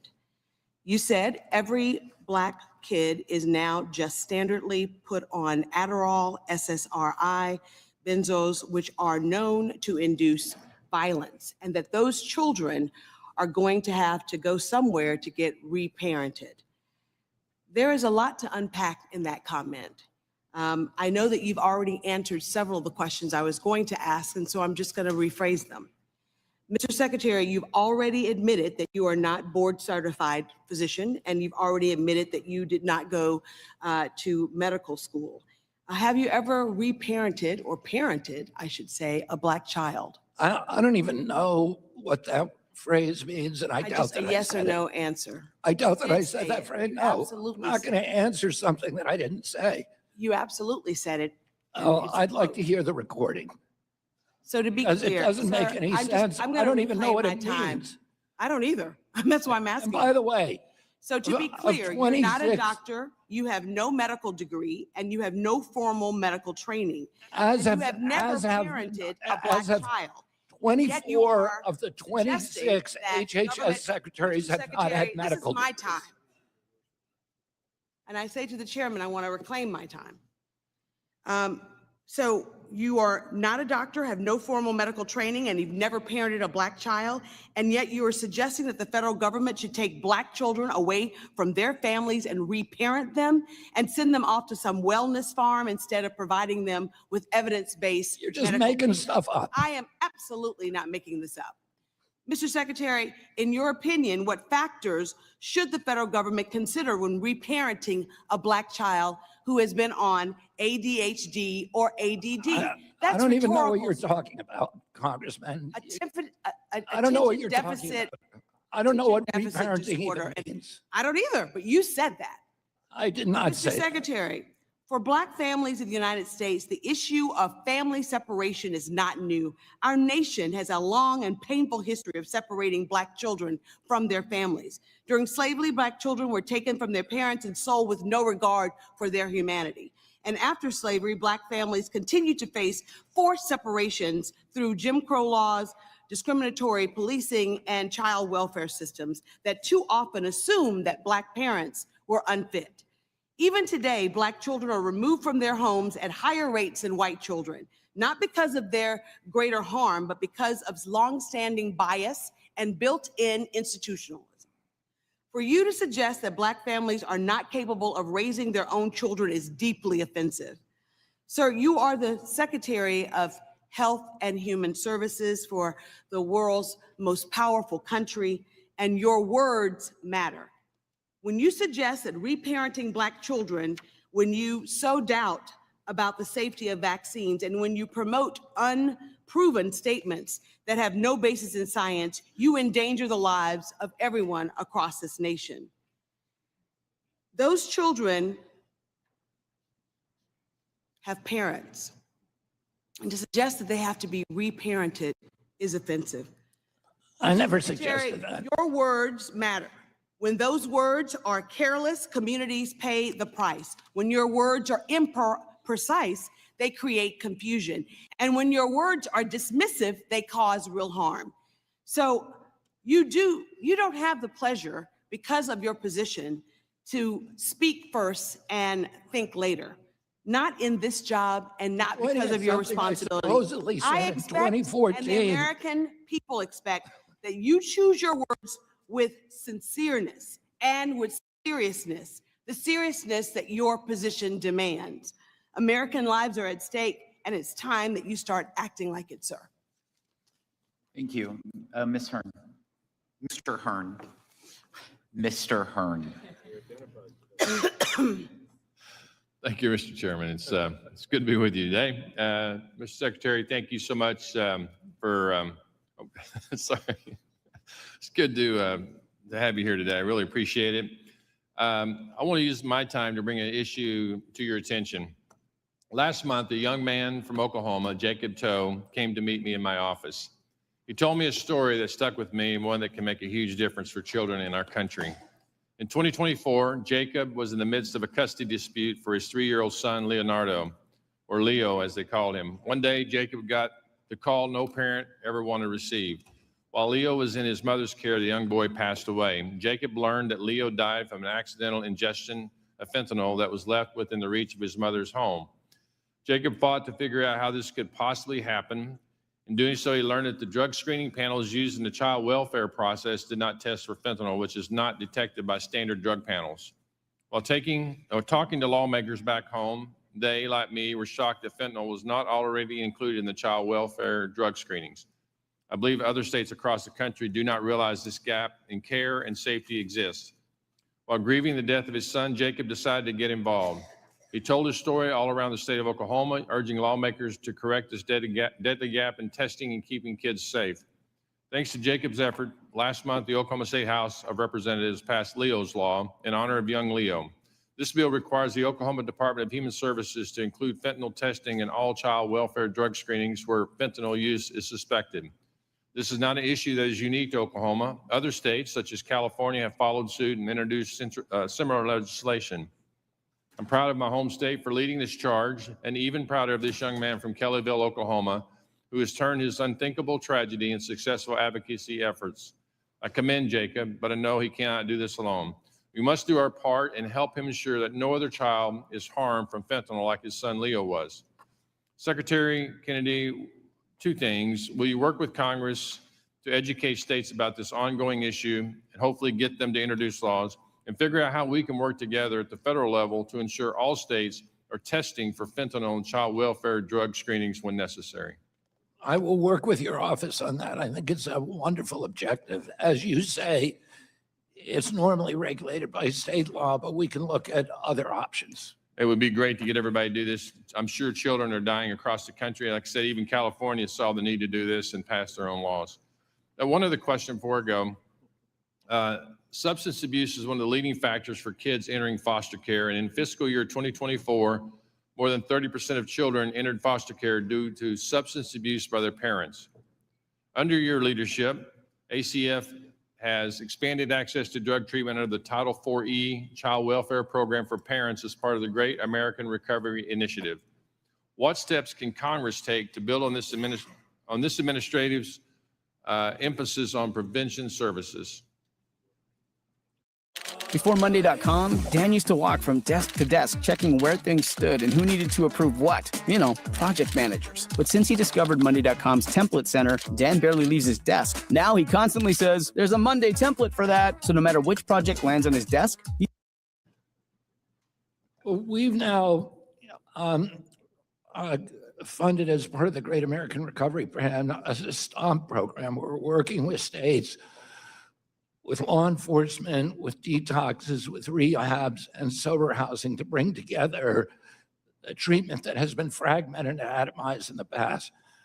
We also, one of the primary problems with drug treatment is it has the same reverse incentives as we see in the main, in the physical health medical system, which is that people get paid more by keeping the addict addicted. If you go to a rehab and you relapse, that's the best thing that'll happen to that rehab, because then you're coming back for a second bite. And we're now working on implementing a model. And I actually visited a place in Arizona called Camelback this week that guarantees where the rehab, after you go there for 30 days or 60 days, will guarantee if you relapse within the next 12 months, you come back for free. And that gives the rehab the incentive to make sure you're going through IOP, that you're getting drug tested, that you're getting psychiatric care, that you're going to 12-step meetings or whatever they need to do to maximize, because their financial incentives are now aligned with the incentive of getting you healthy. And I think ultimately that's where we need to move toward value-based care rather than essentially what's a fee-for-service model. Great. Thank you, Mr. Secretary. Mr. Chairman, I will not yield back time because I don't have any to yield back, just to point that out. Thank you. Thank you, Mr. Hearn. Ms. Del Bene. Thank you, Mr. Chairman. Mr. Secretary, I'm glad you're appearing before us today. Under your leadership, CMS recently added new layers of red tape that Medicare patients need to navigate to get the care that they're entitled to. Mr. Secretary, I hope you understand the harm that delaying and denying necessary care can have. Do you remember saying this, quote, "Americans shouldn't have to negotiate with their insurer to get the care they need. Pitting patients and their doctors against massive companies was not good for anyone," end quote. Do you remember? I don't remember, but I would align with that. And I'll submit for the record actually a press release from CMS with your quote in that from June 23rd of 2025. Without objection. In this case, I agree. Pitting patients and their doctors against massive companies isn't good for anyone. And yet less than a week after you said that, CMS announced the Wiser model. The program allows private companies to use AI to review traditional Medicare claims and pays them based on the amount of care they deny. This program went into place in 6 states across the country, including my home state of Washington. President Trump said multiple times on the campaign trail that he would not cut Medicare, but this program does exactly that. For example, Joanne is a senior from Washington on Medicare. She has a herniated disc that is pinching her sciatic nerve, causing immense pain down the right side of her body. Her doctor prescribed an injection that would help relieve her pain. If it had been prescribed last year, she would have received the treatment, no problem. But because of the Weiser model that has been implemented, she's been in intense pain for over 6 weeks while she waits for approval. She has been using crutches or a wheelchair for over a month now, which is making her arthritis worse, adding to her chronic pain. Since using crutches, she's fallen multiple times, including earlier this week. Instead of simply approving the procedure, Joanne's conditions are getting worse. And Secretary Kennedy, the W in the Weiser model stands for wasteful. Do you think that Joanne's treatment, which would allow her to walk and live with less pain that her doctor has prescribed, do you think that's wasteful? Do you want me to actually answer that question? Yeah. Yeah, I think that that's a terrible outcome. It's one that was not intended by the system, obviously. The problem is there's tremendous ways. In Medicaid, there's only 5% of the cases are given prior authorization. In private industry, 30%. This is traditional Medicare now, where Medicare. it's now, this is only been put under prior authorization under your leadership. Now, President Trump promised multiple times that he, quote, will not lay a finger on Medicare. Given President Trump's promise, did you or the president approve this model, which is now delaying and denying care for people in states like the state of Washington? Can I answer the question? Yeah, So people are being denied care across our state I'll right say now. very quickly. And this is an example. 5 years ago, we were paying $250,000 a year for $250 million for skin substitutes. This year, $23 billion. Why? Because there was no prior authorization in the Medicare program. And now someone like Joanne is not And getting her care. now- It's more expensive for us because Joanne is not getting her care. We have story after story. I can also submit for the record stories of all the people who are being delayed and denied care. It is more expensive for us. It is more expensive for them when they are not getting the care they need. Last year, I sent CMS a letter detailing my concerns about the Weiser model. I still have not gotten a response. That was last August. Can you publicly commit to responding to that letter and addressing the concerns of this harmful model? Yeah, absolutely, we will. And I apologize for not getting back to you sooner. We have an unprecedented number of communications from Congress. Well, We try to we give don't have you each one here of very them- often. We have people in my state who are being denied care, who are being hurt based on this policy. And there's an indifference to the challenges that they are facing, all because of a model put in place for no reason and doing exactly what you said shouldn't happen, which is, As and I I said- quote, pitting patients and their doctors against massive companies. These are private companies doing this prior authorization. It was not good for anyone. Thank you. I As I yield said, back, Mr. Chairman. discovering $23 billion worth of fraud is not for no reason. And that You are hurting patients in our state and other states across the country for no reason. And I appreciate you finally responding to the letter. Thank you. I yield back. Ms. Miller. Thank you, Chairman Smith. Secretary Kennedy, thank you so much for coming in front of our committee today and for your leadership in improving the health and well-being of the American people. I have 2 things I'd like to discuss. In my home state of West Virginia, we see some of the highest rates of chronic disease in the country. Coupled with our rural nature and limited access to care, many of these patients are especially vulnerable and face significant barriers to managing their conditions. The first chronic disease that I want to speak about is our patient population that I am focusing on, which is people who are living with chronic kidney disease and the end-stage renal disease. I commend the administration's effort to promote affordability and fiscal responsibility in healthcare. I am concerned, however, that In the case of kidney disease, the current ESRD bundle may inadvertently discourage the development of adoption of new therapies and technologies that could improve outcomes and reduce long-term costs for patients who do rely on life-saving dialysis.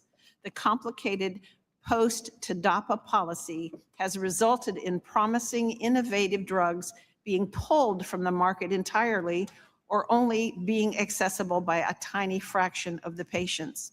I have a bill called the Kidney Care Access Protection Act, and it is a piece of legislation that could expand access to the new treatment options in a way that both encourages innovation and ensures costs remain well managed for Medicare and taxpayers.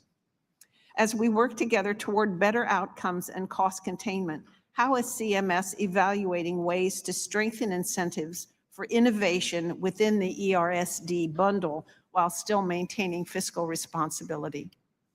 Imagine being able to build an app with your name on it, just by thinking about it. Meet Base 44, a complete AI creation platform. Describe what you want, and watch it take shape. You can plan, customize, and expand in any direction. From tools built for one to platforms ready for many. From passion projects to enterprise-grade systems. Everything is built in and ready to launch. It's a new world of creation, where you can go as far as your imagination takes you. Can you imagine it? Let's make your dream a reality right now.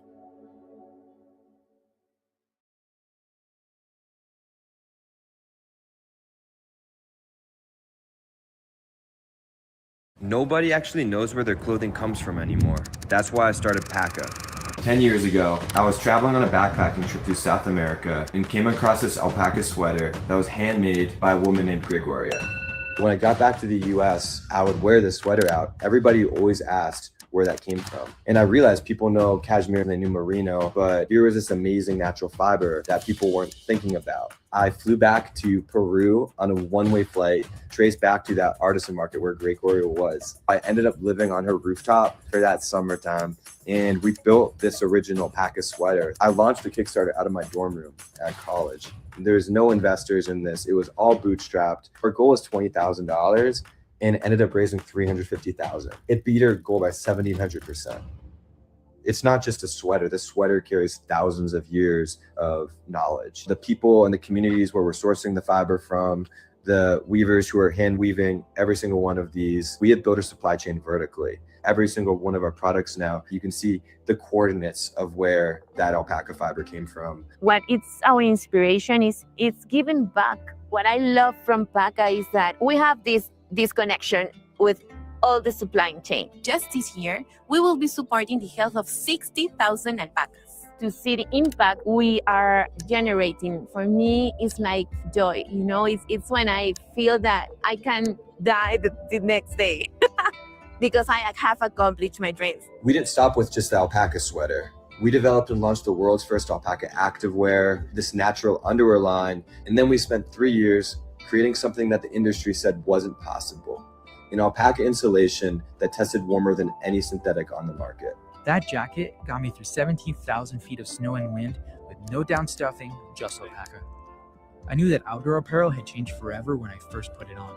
And I love that Chris came with me to really put it to the test. Jose and I went out after some training to the Cordillera Blanca range of Peru, and we took the jackets out there to field test them, and we ended up summiting one of the highest mountains in Peru together. 9 years after launching PACA, we brought it all back home.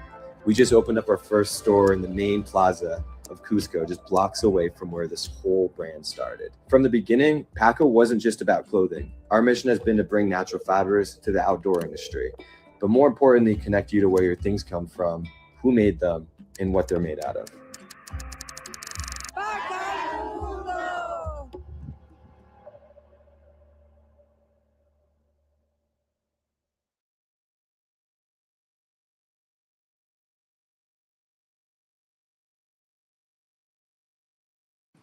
I mean, I would say that that's the balance that we're all trying to achieve. We are doing everything in our power to maintain The United States is the innovation center for the world, and we want to make it easier to get quick approvals for drugs that actually work. We need to do science on them, and we're doing gold standard science, and we have depoliticized science at the agencies. I don't know enough about the renal disease aspect in the bundle, but I'm happy to work with you. Also get somebody from Oz's team to come over and talk to you directly, because I know that that's not an outcome that they would like. That would be wonderful.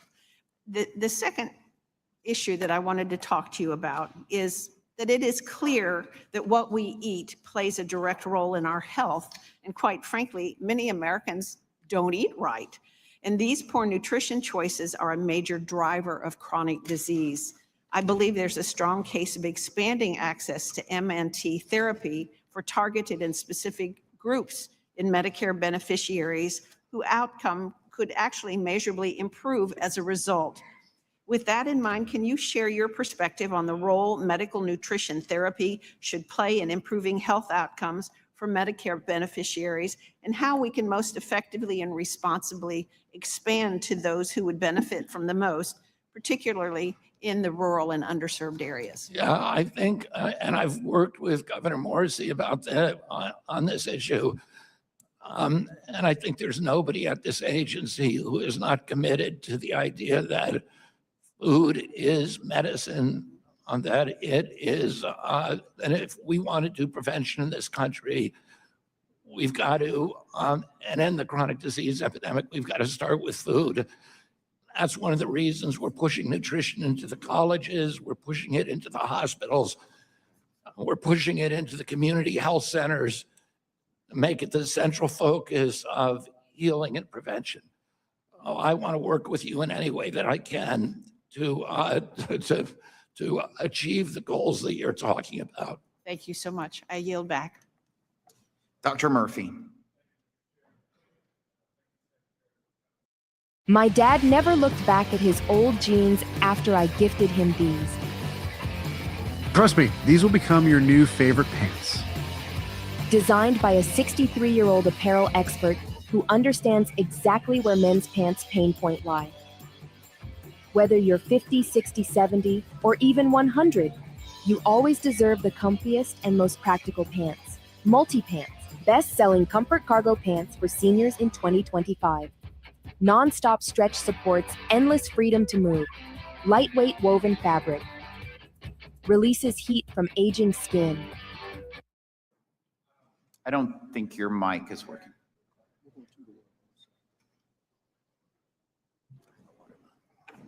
Oh, nope, use this one. All right, is it now? It's working now. Thank you for coming. I want my 12 seconds back. Thank you for coming. You know, we're talking about a little bit about vaccination. I think we ought to talk a little bit about the arrogance of a fellow named Anthony Fauci, who came and lied to Congress, lied to the American people, and in my opinion, destroyed the confidence of the American public in the healthcare system.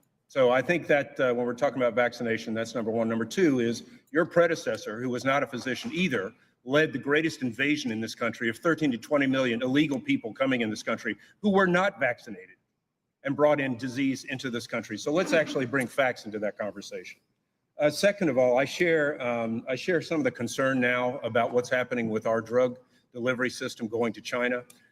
They are developing a burgeoning industry that is threatening what we do as primal confidence, at least in the American pharmaceutical industry. And I think we really, really have to be concerned about that. I think the greatest thing that your administration has done is bring highlighting to the fact that food is medicine.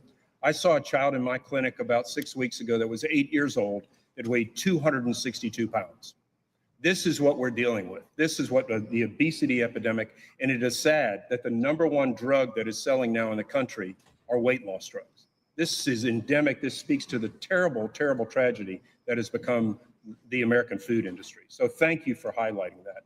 I want to get back to one thing that is my passion, and that is the cost of care in this country. The cost of care in this country has risen tremendously, in my opinion, primarily because of vertical integration that has happened in this country, primarily which has been caused by the ACA. That is the number one driver of healthcare costs. We can talk about the pharmaceutical industry, we can talk about the other things. But we, a few weeks ago, had the arrogance and the vanity of our health insurance industries come in front of this committee and just sit to point fingers otherwise. You convened last summer in July the 70% of those who insured in this country, and they said they were going to do better.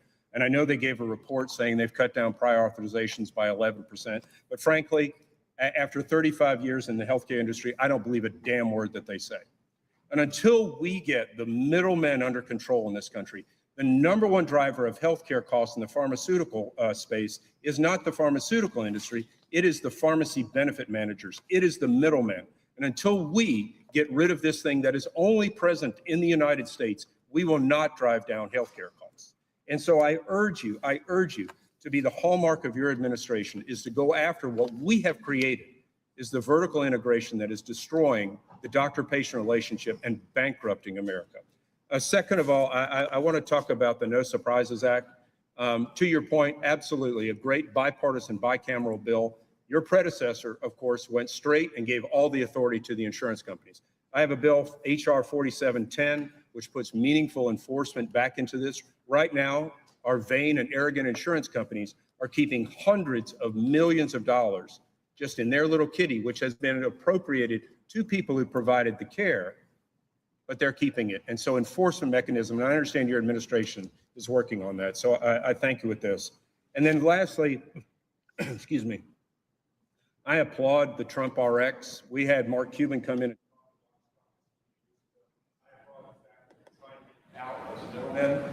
We're working with the administration and trying to do this with Cost Plus. I saw a patient, again, about 6 weeks ago. He changed insurance companies. The pill he had been on for 15 plus years was now close to $1,500. I literally pulled out my phone and went to Cost Plus, and it was $15. So I applaud the administration for getting the middlemen out. These are the problems that the American public is facing.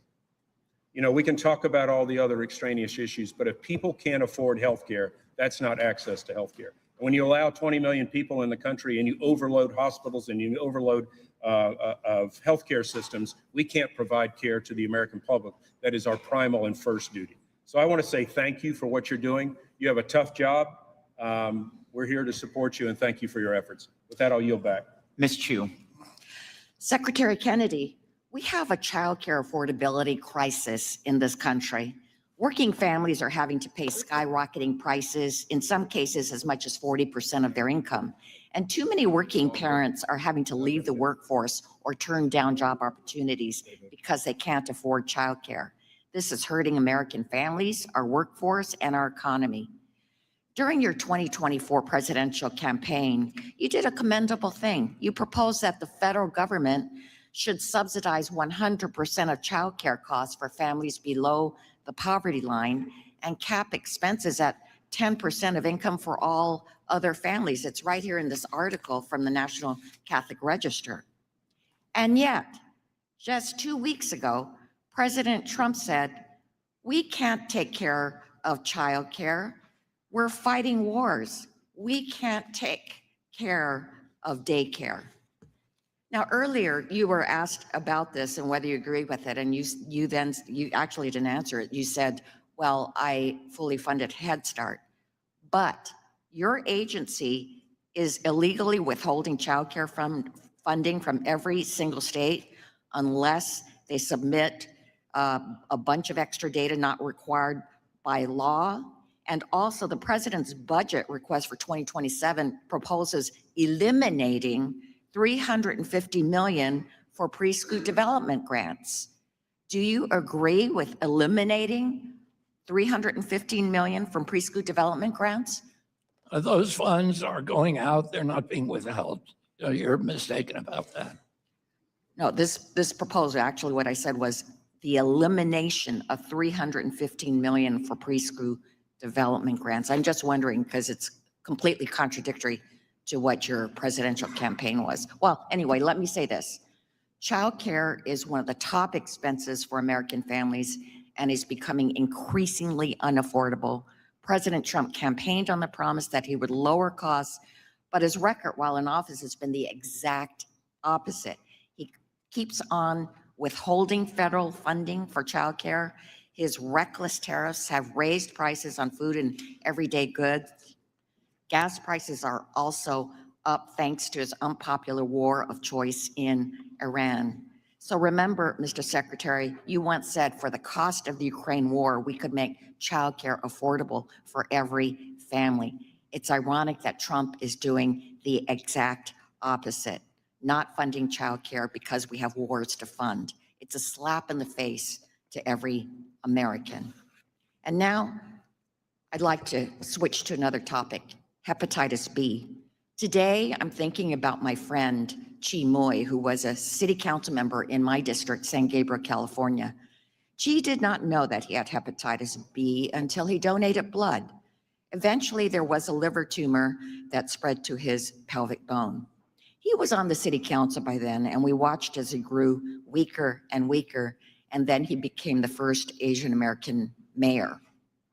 But he died of liver cancer just 1 month after his installation, and we think he hung on long enough to reach that milestone, only to die at the age of 53.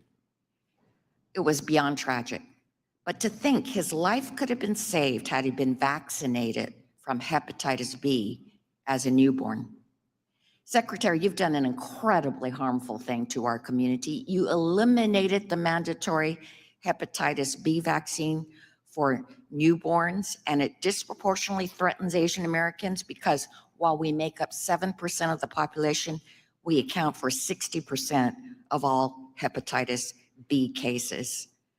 It's clear that this administration has no regard for the health, safety, and well-being of Asian American communities, as well as communities across the United States. Watch what alcohol does to stuck poop. See this sharp turn right here? The Cleveland Clinic calls it the splenic flexure. I call it the poop trap. It's where 15 pounds of poop is stuck in your body right now. But when you do this for 7 seconds, it all comes out. This is the quickest way to clear out stuck poop. Look at this. Everyone knows the colon has twists and turns, right? But what nobody talks about is this specific bend right here. Doctors call this the splenic flexure, but I call it the K-bend. It's the sharpest turn in your colon and exactly where poop gets stuck for millions of people. Here's what nobody tells you. This isn't just another curve. According to the Cleveland Clinic, this sharp bend is one of the most common places where waste and gas gets trapped, leading to bloating, pressure, and constipation for people everywhere. Watch what happens. When poop hits this K-bend, it has to make a hard turn. And unlike the other curves in your colon, this one acts like a speed bump that... You want me to reply? Well, if that's... Hepatitis Do it B quickly, yes. is a terrible disease, but babies are not at risk unless they essentially have zero risk, unless their mother is infected. For all mothers are tested when they go into the hospital to have a baby, and for all those people who are infected, the vaccine is still a recommended vaccine. For everybody else, it's available. Parents can assess the risk themselves through informed consent. Insurance will pay for it. We did not remove the vaccine from being insured. And we just believe that Americans should have that choice, that the state should not make that choice for them. Hepatitis B vaccine was not safety tested.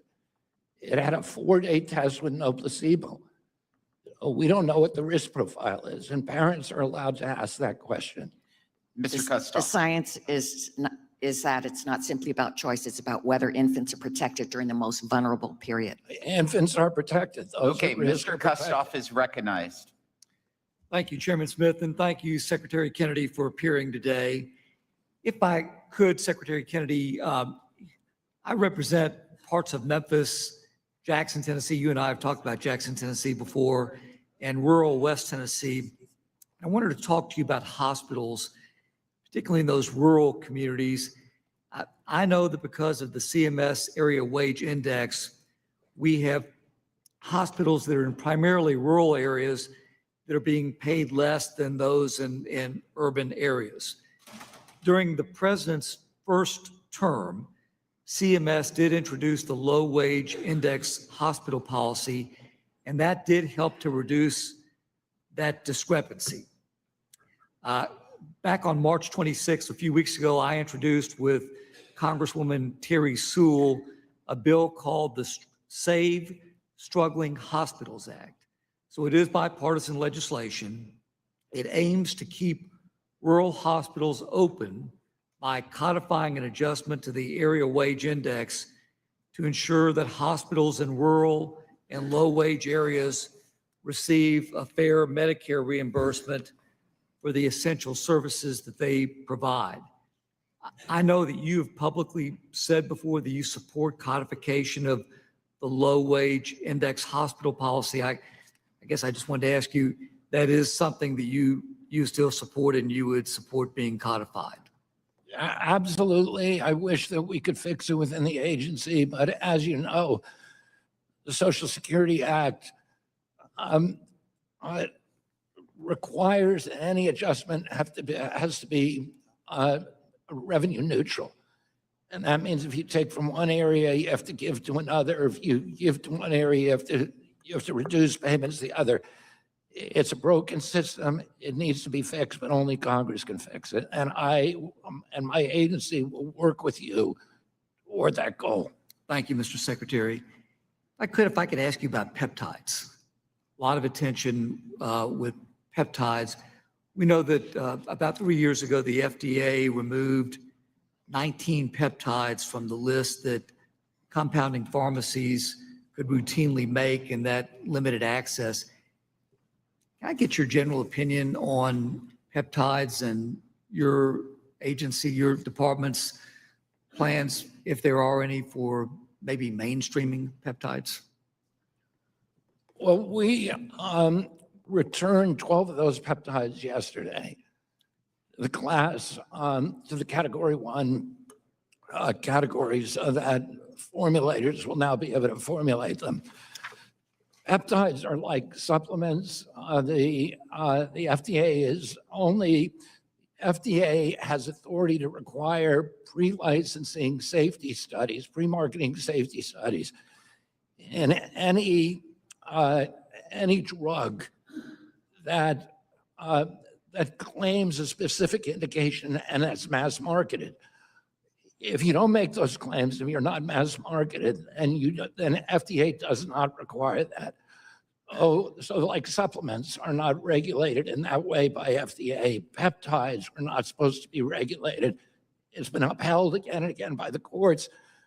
The Biden administration improperly moved them to category 3 without any evidence of safety. The only justification they have is if there's a safety concern, and there was no science that indicated a safety concern, so it was improper. We have now remediated that by moving them back.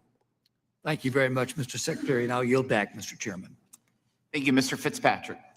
Secretary Kennedy, in a long overdue move, the FDA is finally taking steps to remove petroleum-based food dyes, including red 40, yellow 5, yellow 6, blue 1, blue 2, and green 3 from our food and our medicine starting immediately. These dyes have been unequivocally linked to cancer, to hyperactivity, and to so many other serious health risks, and yet they have been left unchecked and unlabeled for absurdly too long. Secretary Kennedy, beyond commitments from industry and beyond regulation from the FDA, what steps can this legislative body take to make sure that we preserve over the long term cleaner ingredients in our food and our medicine as we look to address the link between these chemicals and the chronic disease epidemic? This is the garden hose nozzle my team spent 3 years building because every pressure washer on the market kept letting people down. Every pressure washer has the same fundamental flaw, and nobody was fixing it. You see, pressure washers all rely on motors, engines, or electricity to generate force, and that works. But it also means they're loud, heavy, expensive, break after a few seasons, and need storage space most people don't have. We all know a gas pressure washer costs $400 minimum. And electric ones aren't far behind. But what if you could get the same cleaning power or more without a motor? The most important thing that you could do, Congressman, is to close the grass loophole. We have regulations now that do everything in our power, my agency's power, to close that loophole, and those are now in the interagency process. So we've completed it within my agency. There are now other agencies of equities in them and are looking at them. But it doesn't go far enough. And we need to go farther. We need to really make sure that any ingredient in our food is safety tested first. That's what they do in Europe. That's what they do in other nations. That's why they only have 400 ingredients in their food in Europe compared to 10,000 here. And so that we would love to work with you on that legislation. I think it's absolutely critical if we're going to make America healthy again. Second, I want to address something that is of critical importance to my constituents in Bucks and Montgomery counties in Pennsylvania, pertaining to the chronic disease epidemic, pertaining to the impacts of PFAS and microplastics in our food and our water supply. There is more that can be done at the federal level to address chemicals and toxins in our food and water and elevate how these issues are connected to deteriorating health across our nation. Specifically, the recent joint announcement that HHS and the EPA will be including microplastics in the EPA's contaminant candidate list and launch the ARPA-H program to detect and remove plastics from the human body, I believe to be a positive development in addressing the intersection of toxins in our food and water and the chronic disease epidemic. Secretary Kennedy, could you expand on the agency's efforts to further address microplastics and PFAS contaminants in our food and water supply, and how these actions will impact overall health and fighting the chronic disease epidemic? We're putting $140 million into the STOMP program at ARPA-H to track, right now, microplastics, the average American has a teaspoonful of microplastics in his brain. Almost 1% of brain volume is now microplastics. That couldn't be a good thing. We know very little about the pathways by which it goes into the brain. There are hundreds of components in microplastics, hundreds of different kinds. Some of them may be benign. Other ones we know are hideously toxic. We are going to identify those. We're going to trace the pathways so that we can better regulate them. The other thing that we're doing is moving them to the MCL, to the maximum contaminant list in the Safe Drinking Water Act, so that we can now start regulating, establish maximum contaminant levels for both PFAS and microplastics, and start regulating them effectively in drinking water. I want to add this: that the amount in our brains has doubled over the past 5 years. So this is rising exponentially, and it is an existential crisis. Thank you, sir. I yield back, Mr. Chairman. Thank you. Ms. Moore. Ranking Member Moore. Thank you so much, Secretary Kennedy. And I just want to join in with the committee and sort of, remembering the Kennedy family. I remember being 9 years old, begging my Republican mother to vote for John Kennedy. I don't think he won in Wisconsin, but I do think that your family has made a great impact on this country. I promise to give you easy, comfortable questions if you don't yell at me and hurt my feelings and over talk. I promise you. I just want to thank you for pointing out stuff like the dyes and stuff in food, and maybe even looking at the food pyramid. I think that that's been a very helpful discussion in terms of your making America healthy again. And I'm just going to ask you a question, and I hope it's sort of outside of the scope of your service.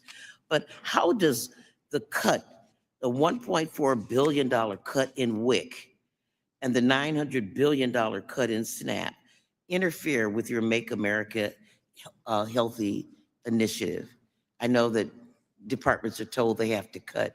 Do you think that that will interfere? Am I happy about the cuts? No, I'm not happy about the cuts. Don't you think it will? I mean, Fruit Loops are a lot cheaper than good, healthy food. Yeah, nobody wants to make the cuts. Russ Vought doesn't want to make the cuts. President Trump doesn't, but we got a $39 trillion debt. And that's costing every American child $6,600 a year. I get that. Oh, okay, so it is my time. Thank you. All right, thanks. And I am, I'm focusing on children here. You made a beautiful quote that I was not aware of in your testimony. You said, although children may be the victims of fate, They will not be the victims of our neglect. You claim your uncle said that. What uncle were you talking about? I think John that F. was Kennedy Jr.? President Kennedy. President Kennedy. Although I just thought it was just classic. And so I just, when we start putting things on the chopping block and cutting stuff, I would have hoped that we would not have started with our children. And I just want to know how that statement, that attribution to President Kennedy fits in with, cutting completely Healthy Start, which is a proven program that has decreased infant and maternal mortality. I don't get it. It just contradicts that whole notion of not neglecting our children or firing 20,000 people in your department with consolidations that give technical support and help develop state plans around TANF, the Social Service Block Grant. These are the most vulnerable people and kids. I mean, even cutting $43 million out of the free diaper care sort of program. And I'm just making a statement. I'm not asking a question, not confronting you, but I took all these notes while you were talking to other people. So I just had to kind of address them. I am wondering how your Make America Healthy Again program fits in with the National Database for New Hires. It's a federal database maintained by your office for the purposes of assisting child support agencies. Very sensitive information, and Section 453 says that you will only use the data. How does giving that data to ICE support your mission at HHS? Well, all the things that we do in terms of data sharing comply with the law. No, this doesn't comply with the law, specifically Section 453. I would love to see the General Counsel's memo on this, if you wouldn't mind submitting that, because I'm happy to submit it. Please, Congresswoman. and let the record reflect that he will give us that letter, because it is definitely in contravention of our laws. I want to thank you for your indulgence and thank you for appearing here. Well, thank you for the respect and the kindness of your presentation. Thank you, sir. Mr. Stubbe. Thank you, Mr. Chairman. Mr. Secretary, the contrast between the Trump administration and the last administration cannot be more striking. On issue after issue, when your predecessor came before this committee, he was defiant and claimed ignorance. In March 2024, I questioned then HHS Secretary Becerra about the Office of Refugee Resettlement's process for finding placements, and shelter for unaccompanied migrant children. Of the more than 100 questions submitted by this committee, my question to him about missing children was one of only 2 questions that your predecessor declined to answer. The Biden administration's open border policies were nothing short of a lethal disaster for our country. Let's be clear about the facts. The Biden DOJ received thousands of allegations of sexual abuse related to unaccompanied minors processed through ORR. Under the Biden administration, ORR permitted individuals with criminal records, no citizenship, and who refused a background check received custody of unaccompanied children. Over the course of 10 months alone, the agency lost contact with nearly 20,000 unaccompanied children. Under the Biden ORR, case managers failed to perform home studies on more than 95% of placements of unaccompanied children. And finally, grand jury testimony in my home state of Florida revealed unaccompanied children were placed in the custody of convicted felons in homes with multiple unknown male occupants. This is unacceptable. Becerra's refusal to even acknowledge the issue when I brought it up to him is disqualifying. That is why I introduced the Stop Gaps Act with Senator Moody that builds up upon the Trump administration's success on securing the border by requiring the ORR to work with state and local authorities to guarantee safe and proper vetting of all individuals and entities before granting them custody of an unaccompanied child. Under the Trump administration, the border is secure, crimes from illegals are being stopped, and there are rigorous standards in place to better protect children. Mr. Secretary, can you speak to the work that your agency is doing to combat our social services being taken advantage of by bad actors and the increased safety of our children? Yeah, I mean, it was a humanitarian crisis, what my predecessor engineered with the Biden administration. They lost 425,000 children. They lost them because they ended verification of sponsors.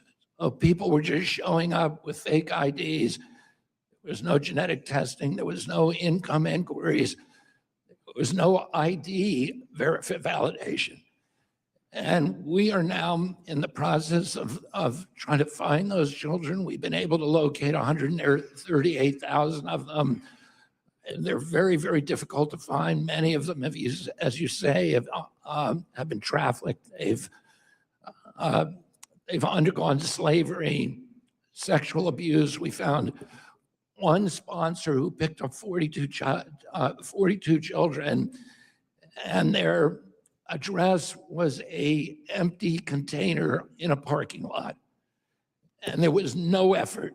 And in fact, the administration, Mr. Becerra, specifically ordered people in my agency to end the verification process. They were more interested. They explained that the objective was to move kids out of custody as quickly as possible. Well, they made a lot of mistakes. But now, thanks to President Trump, the amount of unaccompanied minors has dropped by 97%. We have beds now for 7,600 unaccompanied minors, and only 2,000 of those are filled. We hold them until we can completely verify the people who pick them up are actually family members, and that has never happened during the last 4 years. Well, thank you for your service to our children and to the unaccompanied minors and the changes that you have made from the previous administration. I yield back. Ms. Tinney. Thank you, Mr. Secretary. Really appreciate your service and your great responses today. I just wanted to commend you first for your very sensible position on vaccines. I too am a fan of the greatest tennis player in the world, Novak Djokovic. I see you got to play tennis with him. When Javier Becerra, I lost, by the way. Yeah, not surprised. When Javier Becerra was here, I asked him, I was trying to get a waiver for Mr. Djokovic to be able to play in the US Open at the time, the #1 tennis player in the world, and still I would argue the greatest ever. And he described to me that they would not give him a waiver for because he did not take the vaccine because it was science, although a lot of other American tennis players were allowed to be there who were not vaccinated. So thank you for your common sense approach to choice and pro-safety as opposed to being anti-vaccine. I'm glad you clarified that today. But I wanted to jump to a really important issue in my district and especially in the state of New York. During the COVID crisis in upstate New York, nursing home residents were isolated from their families for months, sometimes years, and Governor Cuomo disgracefully called it protecting them. But the reality is that people declined rapidly in isolation and in most cases died without a loved one present. That wasn't protection. It was a policy failure of enormous consequence by Governor Cuomo and his administration that cost lives to thousands of seniors, not to mention the deadly nursing home order that he required nursing homes to take COVID positive patients where they didn't have the ability to handle these patients. Sadly, many of those same bureaucrats responsible for carrying out this disastrous policy are still working in Governor Hochul's administration. That's why I, along with my co-sponsor, Representative Larson, Fitzpatrick, Panetta on this committee and numerous others have reintroduced what's called the Essential Caregivers Act, a bipartisan bicameral legislation that guarantees nursing home and long-term care residents the right to in-person access to a designated family caregiver, even during a public emergency. It also directs CMS to establish clear uniform safety protocols so visits can continue safely. Families and friends are visitors. They are loving caregivers, and they advocate, they catch things maybe that a nurse or staff would not, and cutting them out of the facilities didn't protect the seniors, it actually accelerated their decline. I was wondering, because of this situation and the isolation of so many nursing home residents, which contributed to serious physical and cognitive decline, independent of the virus, by the way, given the department's guidance and generous access for designated caregivers in nursing homes, do you share the view that maintaining family access during emergencies is a patient safety issue and not just a quality of life issue? Absolutely. And we made a lot of mistakes with the countermeasures during the COVID pandemic, including shutting down the schools, shutting down businesses. Those things kill people. And that's one of the reasons in my opinion, that we had the highest death rate of any nation in the world. We lost 3,000 Americans to COVID for every million population. There were other countries, Haiti, for example, had 14 per million population. So Nigeria, 14 per million population. We had 200 times the death rate of other countries. We had 10 times the death rate of Europe.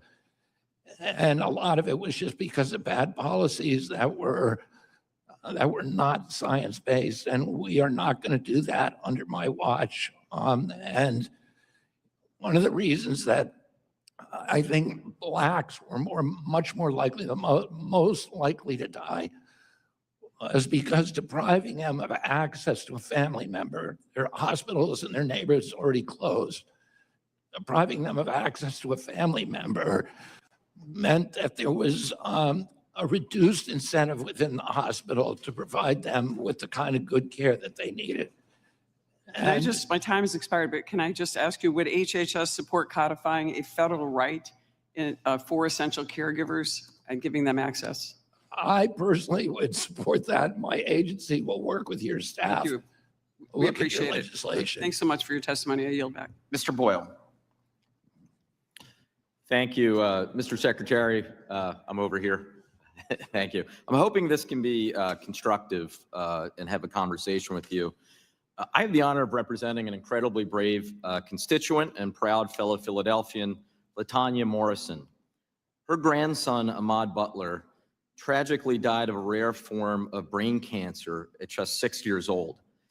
Last year, she and her family marched 179 miles on foot from Philadelphia to Washington, D.C. to bring attention to the critical need for childhood cancer research funding.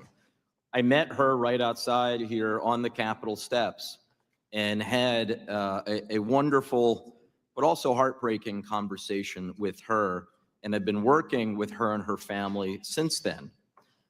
Specifically working with her on a proposal called the Ahmaud Butler Childhood Cancer Hope for a Cure Act, to make sure that no grandparent, parent, or loved one has to go through what she and her family experienced and continue to experience this day. That hole in her heart will never go away.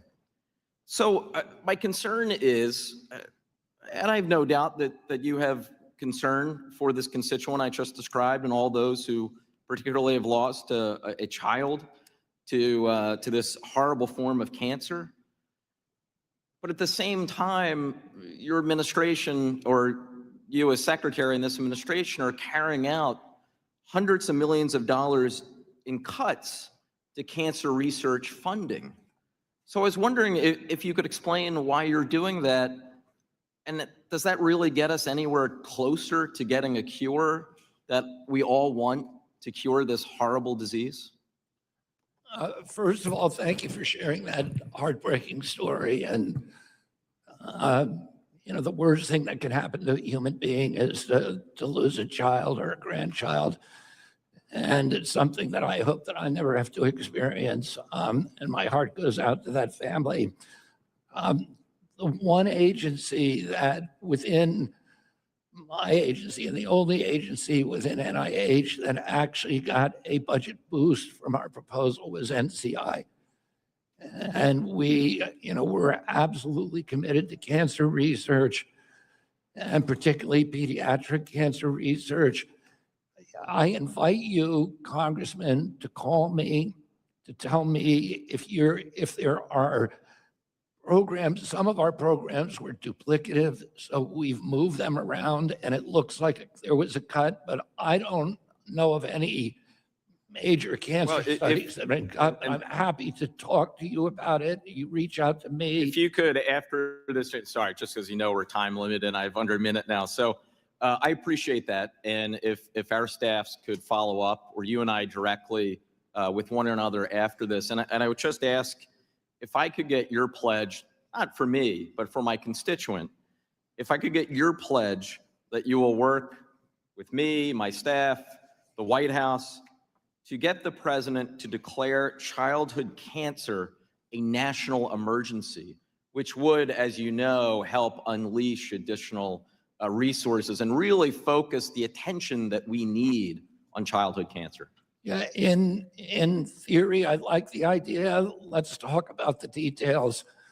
We've already done, the president already signed an executive order on pediatric cancers. I was there at the time. So I need the devil's in the details, but in theory, I absolutely support that proposal, and I'm happy to work with you and your staff on it. Thank you, and I yield 0 time back. Mr. Chairman, I seek recognition to ask unanimous consent to enter into the record the exact transcript of Secretary Kennedy's remarks that we discussed regarding the reparenting of Black children. Without objection. Thank you. Ms. Fishbach is recognized. Thank you, Mr. Chair. And Secretary Kennedy, I'm over here. I know it gets confusing. There's lots of us and we're running around a lot. And I just want to tell you, thank you so much for being here and thank you so much for your willingness to answer questions. It always amazes me that people even agree to come to these committees because we have you sit there on the hot seat for hours on end.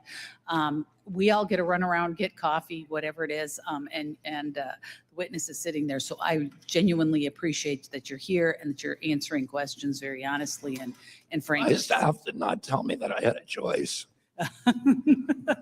Okay, well then, fair enough. I am happy to be here. Well, thank you very much. And just so you know, I'm from Minnesota. I represent a rural district. And I think you know, rural Americans face heightened healthcare challenges. While nationally, healthcare is seeing increasing staffing costs, staffing shortages, and increasing wait times. All of these problems are amplified in rural areas where care is already more limited. And I know that we counteracted that with the Rural Health Transformation Program in the Working Families Tax Cut Bill last year. And significant funding was to strengthen the healthcare in small towns across the country. I know in my office and in other Minnesotan offices, we sent letters of support to CMS in favor of the application and the funding. But the Rural Healthcare Transformation Program alone is not enough to solve those rural healthcare issues. And so I am wondering if you could just talk a little bit about what's the administration's plan to reduce health disparities in rural areas, and what specific actions are you taking to ensure quality and affordable rural health care remains a priority within HHS? I mean, we've already finalized rules for site neutrality. I think that will help. The administration would love to work with Congress on the wage area index, which I think also will help. And then, you know, we are continuing, we made the biggest investment ever in history on rural health care. We're continuing to make additional investments. I mentioned I think 135 million that I allocated for community health centers last week. And so this is a priority for the president. It's a personal priority for me. And, you know, if you have ideas of other things we ought to be doing, we'd like to hear them. Well, and Mr. Secretary, I appreciate that because it is such a critical part of, and like I said, representing a rural area, healthcare, having the access to that healthcare. And I know that Mr. Estes had talked a little bit about specialty care in rural areas, but it is absolutely critical for the survival of our small towns and the health of our individuals who live there, that we have healthcare available. And I think some of our provisions for telehealth and things like that have really moved things forward. But I just sincerely appreciate the ability that your offer and we have worked with the department, and so I appreciate that. And I'm actually going to yield back 35 seconds. Thank you. Mr. Moore. I'll take that 35 seconds if I can. I didn't give it to you. Yeah, I understand. Sir, the most important thing you said today in Congress, that Congress has allowed $39 trillion of debt. And so that's forced you and your agency and your amazing team, some of which I know are very debt focused, Mr. Andres, you had to tighten your belt. I just want to say as an American and as a member of the Bipartisan Fiscal Forum, I can't thank you enough for doing your part, doing the hard part, to be able to find redundancies. You'll get criticized for it, but it matters, and every agency needs to be doing it. So thank you for that. I've mentioned to you in private how much I appreciate the administration's focus on autism. You may recall my 10-year-old Winnie is neurodivergent on the autism spectrum. He's the joy of my life. But that's tenfold for my wife and for his younger, older, and twin brothers. And I want to just highlight that I'd never had a ton of expectation on what we could uncover from scanning the pre-existing research. And look at this, I've always appreciated the administration's focus on this, though. But I was underwhelmed with what we ultimately put out. My wife was hurt, and she felt for a split second until she came to her senses, and we talked about this, that there was any way she was responsible. We don't even know if she took Tylenol during her pregnancy, but that was a hurtful moment for her. And I just want to encourage the administration and your team to keep at it. And I think there's more we can do here. With low expectations, I don't expect much to be able to figure out what the ultimate causes are. That's not an easy thing to do, but I do think there's more that we can do, and we can build past what I was ultimately underwhelmed with. So again, thank you for the administration's focus, and I think we can do more. Regarding something that's very important legislatively, I introduced HR 5343, the Ensuring Patient Access to Critical Breakthroughs Product Act, which builds on one of the biggest wins from the Trump administration. We didn't fully get it implemented, but the MCIT was a significant policy for Medicare coverage for breakthrough medical devices. This bill requires CMS to provide temporary medical coverage for treatments or devices that receive breakthrough designation from the FDA. If a treatment can meet the FDA's burden of proof of safe and effective and other requirements for breakthrough designation, there's no reason Medicare shouldn't be able to provide temporary medical coverage while CMS completes its review for permanent coverage. And this is a brainchild of the Trump's first administration. We've talked about this. We all agree in principle about this. It's difficult to move in some cases, but can you update this committee on your efforts to implement a policy like this through any type of executive rulemaking? I think, are we in rulemaking?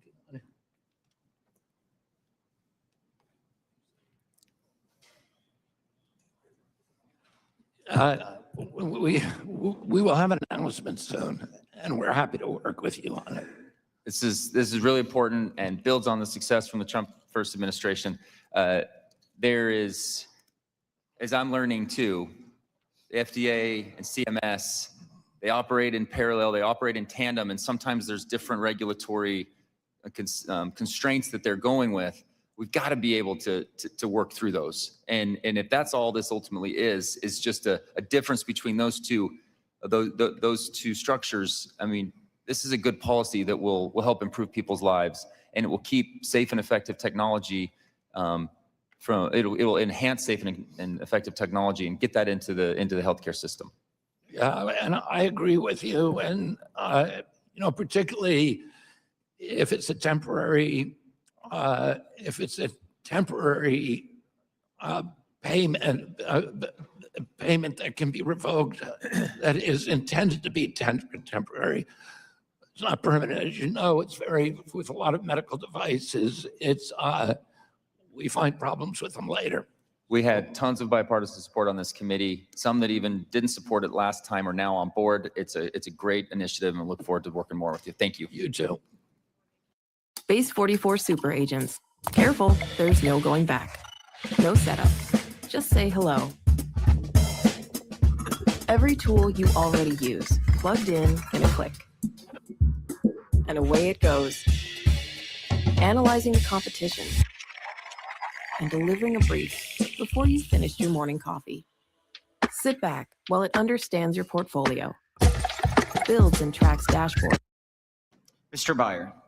Thank you, Mr. Chairman. Mr. Chairman, I'd like to yield such time as he may require to the ranking member, Mr. Neal. Thank you, Mr. Byer. Mr. Chairman, I want to make this moment an opportunity to correct the record on the No Surprises Act, which was passed out of this committee with bipartisan support. I wrote that legislation. I know what was in it. And every Republican on this committee at the time sided with me, and we passed it out of the committee unanimously and had a big victory on the House floor. Like any new program, it needs some help for sure, but the notion that the suggestion we heard from the Secretary that somehow that it languished under Biden is simply not true. The national issue here before us, it's still the regulations that were implemented. It created new protections against surprise medical bills for 200 million Americans. Millions of families benefited from what we've done here every single year. This is a victory that Democrats and Republicans on this committee should take credit for. And I yield my time back to Mr. Byer. Thank you very much, Ranking Member. Mr. Secretary, the Agency for Healthcare and Research and Quality, AHRQ, has been given an essential task by Congress. It's the only federal agency specifically dedicated to improving healthcare delivery for Americans. It was actually a Ronald Reagan creation. Making people's experience with healthcare easier and ensuring that taxpayer dollars are spent on effective, affordable, and safe care. But Mr. Secretary, your department's budget justification included $106 million in cuts to AHRQ. The White House budget request was $129 million in cuts. The budget appendix listed $116 million in cuts. The budget also lists more than 250 staff at AHRQ, but widely available reports fewer than 100 people remain at the agency. Mr. Secretary, these discrepancies read either as deliberate misrepresentation or basic accounting errors. Can you clarify how many millions of dollars you intend to take away from research designed to give Americans access to the best, most affordable health care?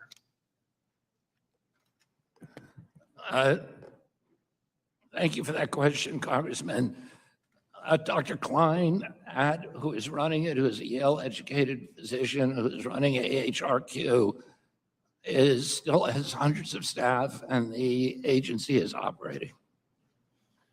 Thank you. Well, let me shift to the United States facing a mental health crisis. As you know, nearly a quarter of U.S. adults had a mental illness in the last year, reported 30% of high school students.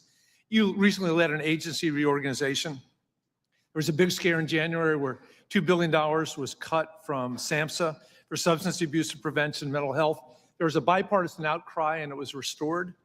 But there's also this real concern that there's a gutting of SAMHSA. I co-chair bipartisan the House Mental Health Caucus. We'd love to have a bipartisan briefing on the reorganization. We requested that back in December, and I'd love for you to commit to briefing for members in Congress of the bipartisan Mental Health Caucus on the current status of the mental health programs at SAMHSA, CDC, and NIMH. I strongly support SAMHSA. It's a private mental health, and particularly addiction are priorities for me, strong personal interests, but also their national catastrophes. There were termination letters that went out under SAMHSA. That was a mistake. We immediately recalled them within 24 hours, and I'm committed to the continuing operations in SAMHSA. I'm happy to meet with you about it. Thank you very much, Mr. Secretary. Mr. Chairman, I yield back. Ms. Van Dyne. How are you doing today? I'm great. I appreciate you being here. And I know a lot of questions have been asked, and some of the accusations have been just outrageous. I have a bunch of stuff I wanted to ask you about, but clarify. Your qualifications have been called into question because you did not father a Black child. How many different HHS secretaries have had that privilege? Have had the It's a privilege. ridiculous question, isn't it? You know the answer? 0. Do you know how many Democrat appointed HHS secretaries have had a medical degree? I think there may have been, of the 26. No, there 0. 0, not a 1. In history. Yeah, not a 1. I think there may have been 2 with medical degrees. Yeah, there's a lot going on that your office is handling and doing so well, and we're so proud of. We had, and I'm looking for this photo, we had a previous secretary who I asked questions about what was going on with the waste, fraud, and abuse. And I don't know if you recognize this. I asked Secretary Becerra the same question. What's going on at 14545 Friar Street in Van Nuys, California? Does that ring a bell to you at all? No, I could guess. Why don't you tell me? We had over 100 different licenses for hospices. For hospices? Yep, right at this address. And we asked him what he was doing about it. Basically, nothing.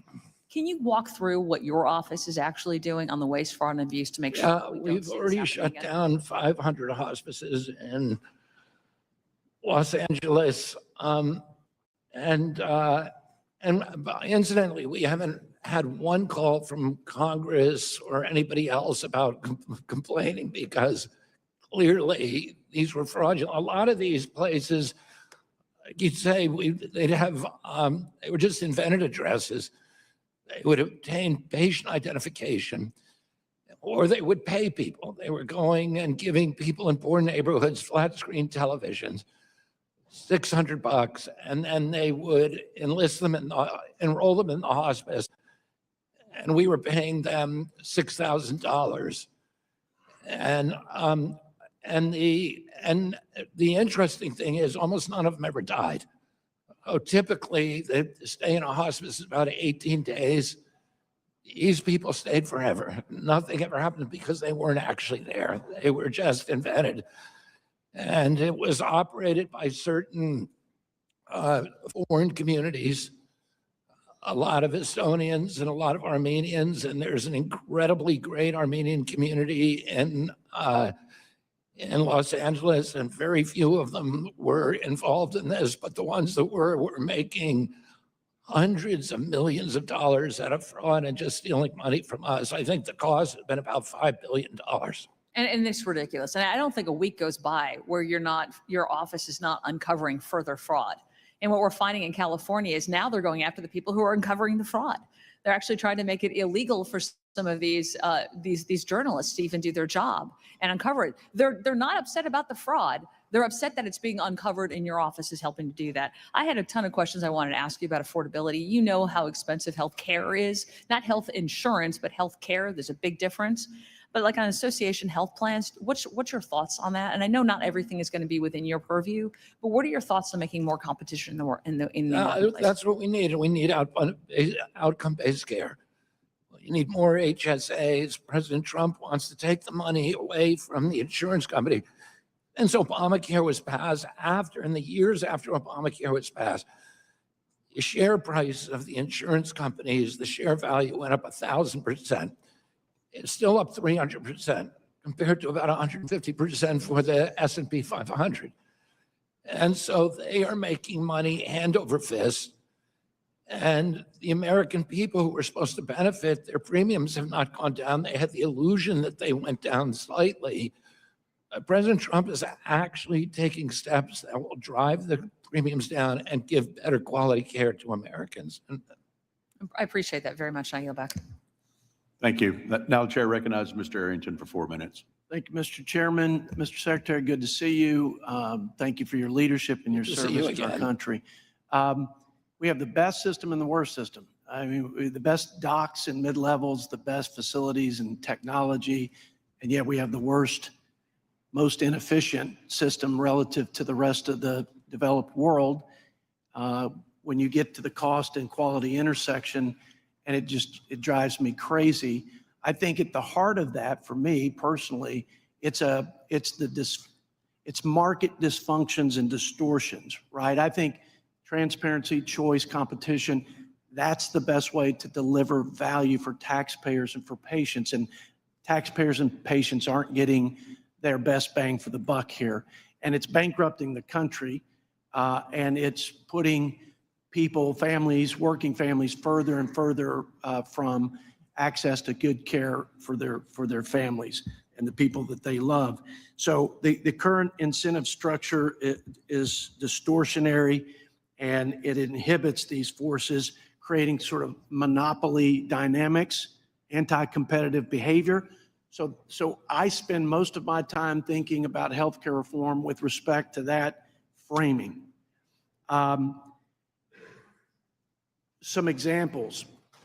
In the world of drug innovation, there's patent abuse where biotech companies are extending the life of their patent without making novel contributions, using patent thickets, and essentially having these exclusive rights extended and gouging all of us, and we're allowing it to happen. I mean, I'm quite frankly not putting the incumbent market participants at fault. It's the perverse incentives that we've allowed to persist.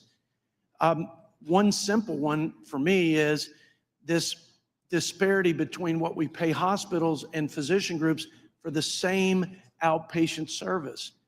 And the effects of that are not just higher premiums on seniors in Medicare, higher costs for all of us as taxpayers, but there's a giant sucking sound of independent physician groups and docs into hospital systems, leaving us with less choice. So those are just top of mind examples. You are a breath of fresh air.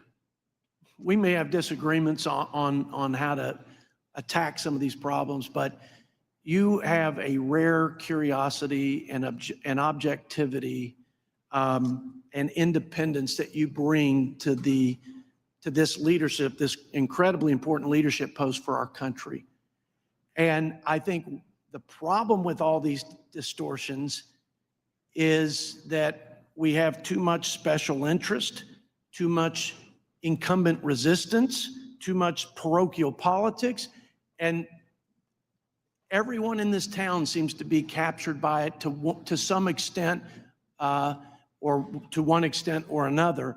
You just seem to have been able to, through the fiery furnace of public scrutiny over the years, I don't know what it is, but I love that you can come to this. I believe with all my heart that you just want to do the right thing for the country and for all participants and for especially our patients.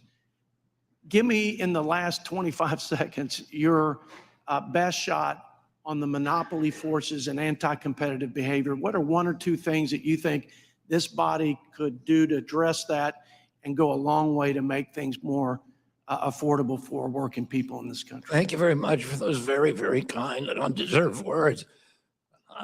10 years or 15 years ago, 80% of the doctors in our country were independent, and 20% were corporate. Today, 20% are independent, 80% are corporate, and the number that are independent are dropping precipitously because of the economic forces that are a result of these perverse incentives. Site neutrality, which we're fixing, is key to that. The wage area index, reforming the PBMs, that is one of the most anti-competitive forces out there, and we're doing that. You've given me legislation, which I'm now looking forward to implementing through the regulatory process. And then we need the FTC to file some cases, and it's already doing that in the PBM space. So those are just a few of the things that we ought to be doing. And thank you for raising all those important issues. God bless you. Thank you. Thank you. Think of your liver as the behind-the-scenes department that handles everything you eat or drink before it goes anywhere else. Dose for Your Liver is a daily supplement designed to support liver function. And with plant-based ingredients like milk thistle, ginger, dandelion, and turmeric, it actually tastes really good. It tastes like orange juice. Inside your body, your liver is basically the cleanup crew. It works full-time, even overtime, with no days off. Your liver is a major player in your overall health. It impacts brain function, hormone health, energy production, blood sugar, even fat. Remind members that votes have already been called, but we're going to try to work as deep as we can into the hearing while votes are going on. So now I recognize Mr. Panetta from California for 4 minutes. Thank you. Thank you, Mr. Chairman. Thank you, Mr. Secretary. Thank you to your staff for being here. As we've heard today, there unfortunately are a number of issues that I believe are causing people to get a little exhausted because they are scared of your agenda and with your leadership. An agenda that is threatening to the health and safety of our nation and the lack of leadership that has led to two major vacancies in your department. At the CDC, Dr. Menares was fired after only 28 days, reportedly for not going along with your anti-vaccine agenda. But since then, August of last year, the CDC has been without either a director or even an acting director. Now, I know you have Jay Bhattacharya overseeing the CDC, but he's also overseeing NIH, managing over 27,000 employees and two campuses that sit hundreds of miles apart. Furthermore, at CDC, DOGE slashed whole offices, resulting in almost 20% of its staff either being fired or quitting, and there's even been hiring freezes there as well. For most of the past year, you've had people close to you act as proxies, and in some cases, you've even taken unilateral actions, like you did last May when you rolled back COVID-19 vaccine guidance for pregnant women.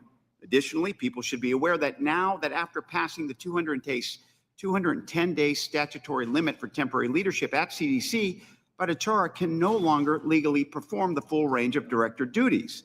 That means that without an acting permanent chief, tasks that congressional statutes explicitly reserve for the CDC director can only be performed by you, the HHS Secretary. That includes policy decisions like adopting vaccine recommendations for the CDC's Immunization Advisory Committee. The Surgeon General post is also vacant. Now, I know that Casey Means, a MAHA devotee with no active medical license and not a practicing physician, had her confirmation hearing 2 months ago. But she performed so poorly, including her unwillingness to commit to recommending vaccines, that the Senate has not scheduled a vote.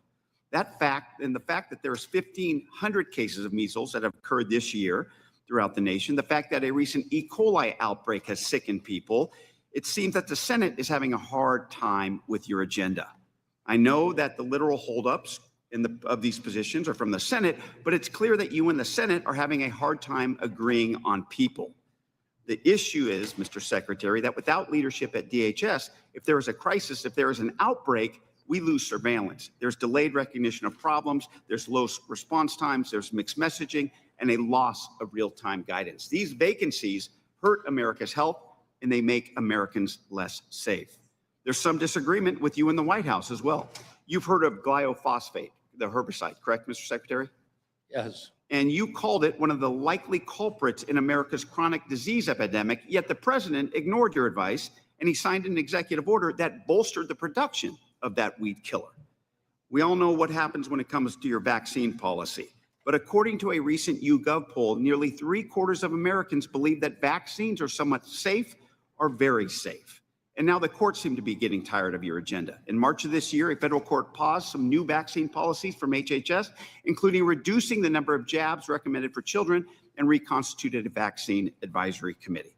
Mr. Secretary, your stance on vaccines and the vacancies in the public health leadership coincide with a continuing decline of public trust in federal health authorities, something that's only gotten worse with the current administration.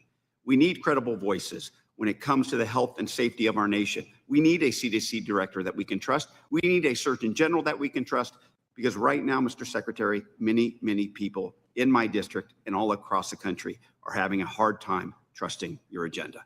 I yield back. Mr. Feenstra. Thank you, Mr. Chair and Ranking Member Neal. Thank you, Mr. Secretary, for taking the time to be here today. Greatly appreciate it. Last year, we Republicans passed a working family tax cuts bill, the largest tax cut in American history. And working alongside with your department, we included $50 billion in rural healthcare transformation programming to create high quality and affordable healthcare for rural communities. I'm so proud of our state, Iowa, that's one of the 4 front runners and leaders in advanced care and delivering some of this dollars to our farmers, our families, and our seniors. One of the biggest problems we're having in rural America, rural Iowa, and I'm the leading voice on this, is the diminishing access to maternal health care. We have women traveling 50 to 75 miles or more for maternal care. And I understand historically low patient volumes make it feasibly burdensome for small rural hospitals to provide delivery services. But currently, less than half of our rural hospitals in the U.S. have labor and delivery services, and they continue to recede every year. Maintaining access to maternal health care is incredibly important and vital for rural communities. Can you expand on what we can do and how I can work with your department to change the tide in this area? Well, first of all, thank you for raising that issue. President Trump is absolutely committed, more than any president we've ever seen, in preserving rural health care. It's in crisis right now. As I pointed out earlier, we've lost 120 hospitals since 2010. And his investment in the Rural Health Transformation Fund, which you voted for and approved, is the biggest investment in history in rural health care. And it's a 5-year investment. It increased the influx of federal dollars into rural health care by about 50% every year for the next 5 years. We're also doing other things in my agency to funnel additional dollars to rural health care, and that includes the $135 million that I approved last week for community development health centers, which are primary in rural areas. So with that, we also have a shortage of specialty doctors, whether it be OBGYNs, whether it be oncologists and stuff like that. Again, come from a rural state of Iowa. Is there anything that we can do to try to keep these specialty care doctors and even family docs in rural America? I mean, it just seems like they're all gravitating to the urban centers, and we're having a hard time recruiting family doctors, oncologists, OBGYNs. Anything that you can offer, any suggestions that you can offer to help rural America, rural Iowa in that area? Well, we've just finalized and promulgated the site neutrality rule, which should help. Yeah. The biggest thing that needs to be done is fixing the wage area index. And that's something that has to come from Congress. Yep. We'd love to work with you on that. Yeah. Well, thank you. I appreciate all your department is doing. And Secretary, thank you so much for being here, and I yield back. Thank you. Even this bag of pre-washed spinach isn't really clean. Just a few minutes with the produce cleaner and this is what came off. So much dirt, and this was supposed to be clean. I'm Sarah, and I'm the creator of Produce Cleaner. It's scary what our grocery stores are hiding from us. Even if you buy organic, the amount of pesticides and bacteria left on fresh produce is linked to cancer, hormone disruption, even developmental issues for our kids. But Produce Cleaner breaks all that toxic stuff down, so it's truly safe and clean to eat. So first step is add clean water about 3/4 of the way up.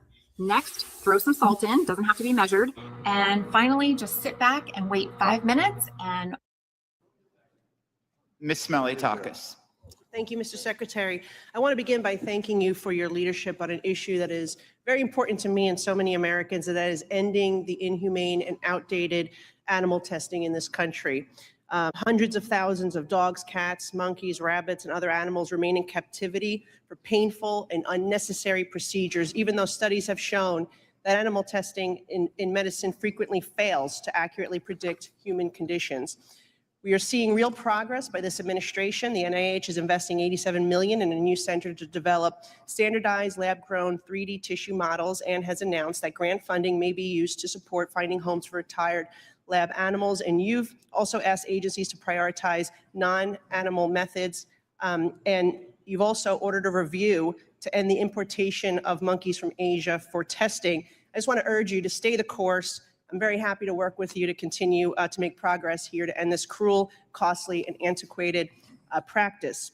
I also want to thank you and the President for working with our New York delegation to fully fund and staff the World Trade Center 9/11 healthcare program. My district is home to many first responders, and unfortunately, sadly, they're still suffering from 9/11 related illnesses, so I appreciate your efforts. Also, Secretary Kennedy, as you know, 1 in 5 adult Americans are currently living with mental health condition, including over 3.2 million New Yorkers.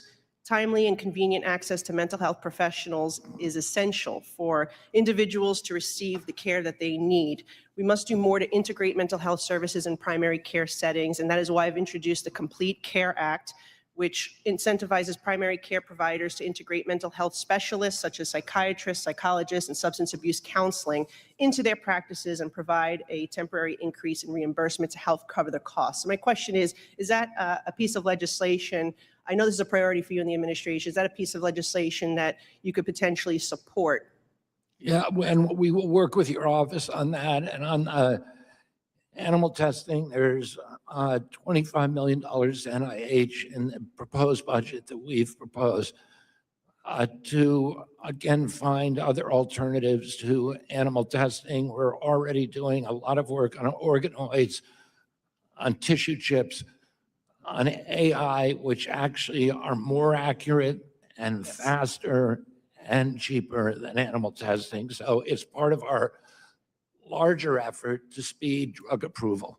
Well, thank you very much. And again, I lend my support to you and however I can help with those efforts. One last issue I do want to bring up is women's health. Recently, the HHS hosted its first ever national conference on women's health. It's an important step in elevating the conversation around women's healthcare access and research that has been chronically underfunded in both the private and the public sector for decades. My question is, how does the administration plan to advance its goals of improving health outcomes for women, particularly in underserved areas that have historically faced limited investment and resource constraints? But part of that for rural areas, the Rural Health Transformation Program hopefully will expand those abilities to treat maternal health. We are putting enormous investments into maternal health, and I could go through those with you in detail. But we're spending literally hundreds of millions of dollars on it. We've got multiple programs. And I just would mention again our perinatal pilot program, which has reduced, it has 220 hospitals that are involved. We provide them protocols reducing maternal mortalities. And we have succeeded in those hospitals in reducing maternal mortalities by 41%. Well, I appreciate that. And I don't have a rural area. I do represent New York City, Staten Island, and Brooklyn, but we do have a lot of safety net facilities, and we'd love for your administration's attention to that as well. Thank you so much. Thank you. Thank you, Mr. Snyder. Thank you. Mr. Secretary, do you know who Alexander Fleming is? He invented penicillin. How about Gerhard Domach? I guess you're not going to answer. He invented sulfonamide drugs. How about Salman Waxman? Still nothing. Okay. Well, he invented streptomycin, drugs that we use on tuberculosis. Would you agree that these three people help make people healthier, the medicines they discovered? I would say yes. All right. Thank you. What's interesting is all Did you say thalidomide? Did you say thalidomide? I did not. I said streptomycin. Okay. So European, all of them were born in Europe. Now, Salman Waxman moved to the United States in 1910. He actually left Ukraine because of anti-Semitism, same time my grandmother did. What unites them is all three won the Nobel Prize. Salman Waxman won it as an American citizen. Fleming was Scottish, Domach was German. UK has 29 Nobel Prizes in medicine and physiology. Germany has 16. The United States has 93. But if you expand it beyond just medicine, and now I'm going to focus on the National Institutes of Health. From the National Institutes of Health website, they've identified 174 scientists who have either worked at NIH or done research funded by NIH that have earned them a sole or shared part of 104 Nobel Prizes. NIH has led the world in scientific research, leading to extraordinary breakthroughs, changing the lives, not just American lives, but lives around the world for the better, making Americans healthier and people around the world healthier. NIH is the crown jewel of American research. Mr. Secretary, are you familiar with SMA? SMS? SMA. SMA is spinal muscular atrophy. So it is a disease, it's a progressive rare genetic disease that affects the motor neuron cells of the spinal cord. Children with SMA don't walk, they can't sit up. If they're not treated, 90% will die before the age of 2. Are you familiar with gene therapies? Of course. Okay, well, gene therapies, do you think it's worth exploring the possibilities for gene therapies like we did in other things at NIH?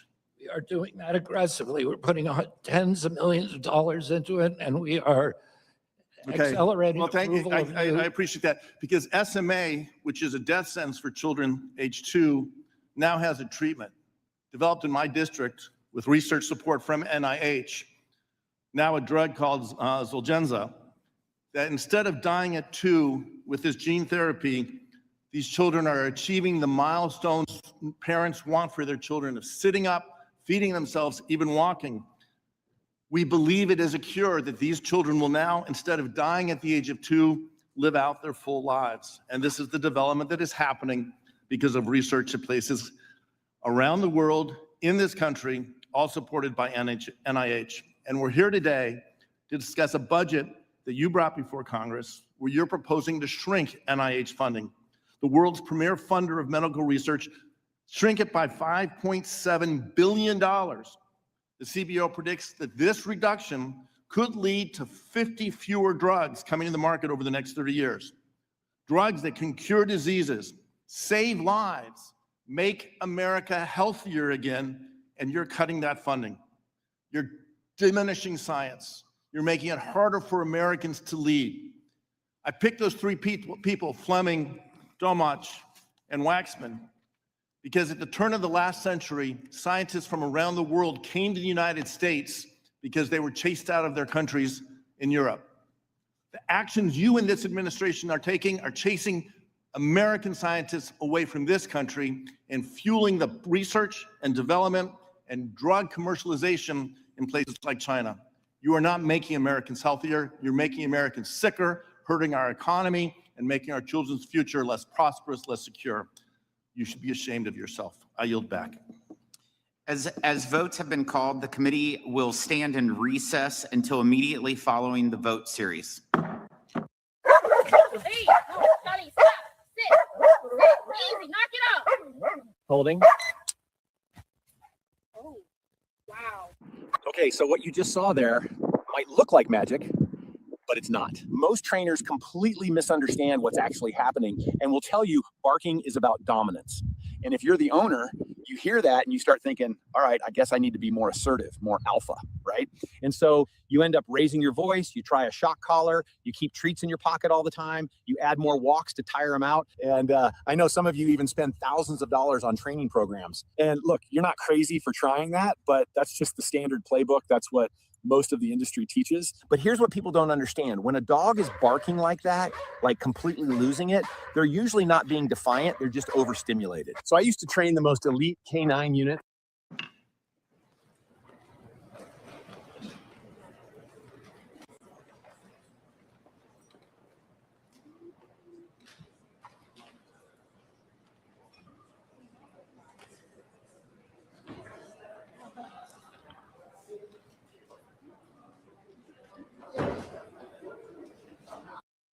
"16 years after Democrats when he ran, and I ran his campaigns in Western Massachusetts.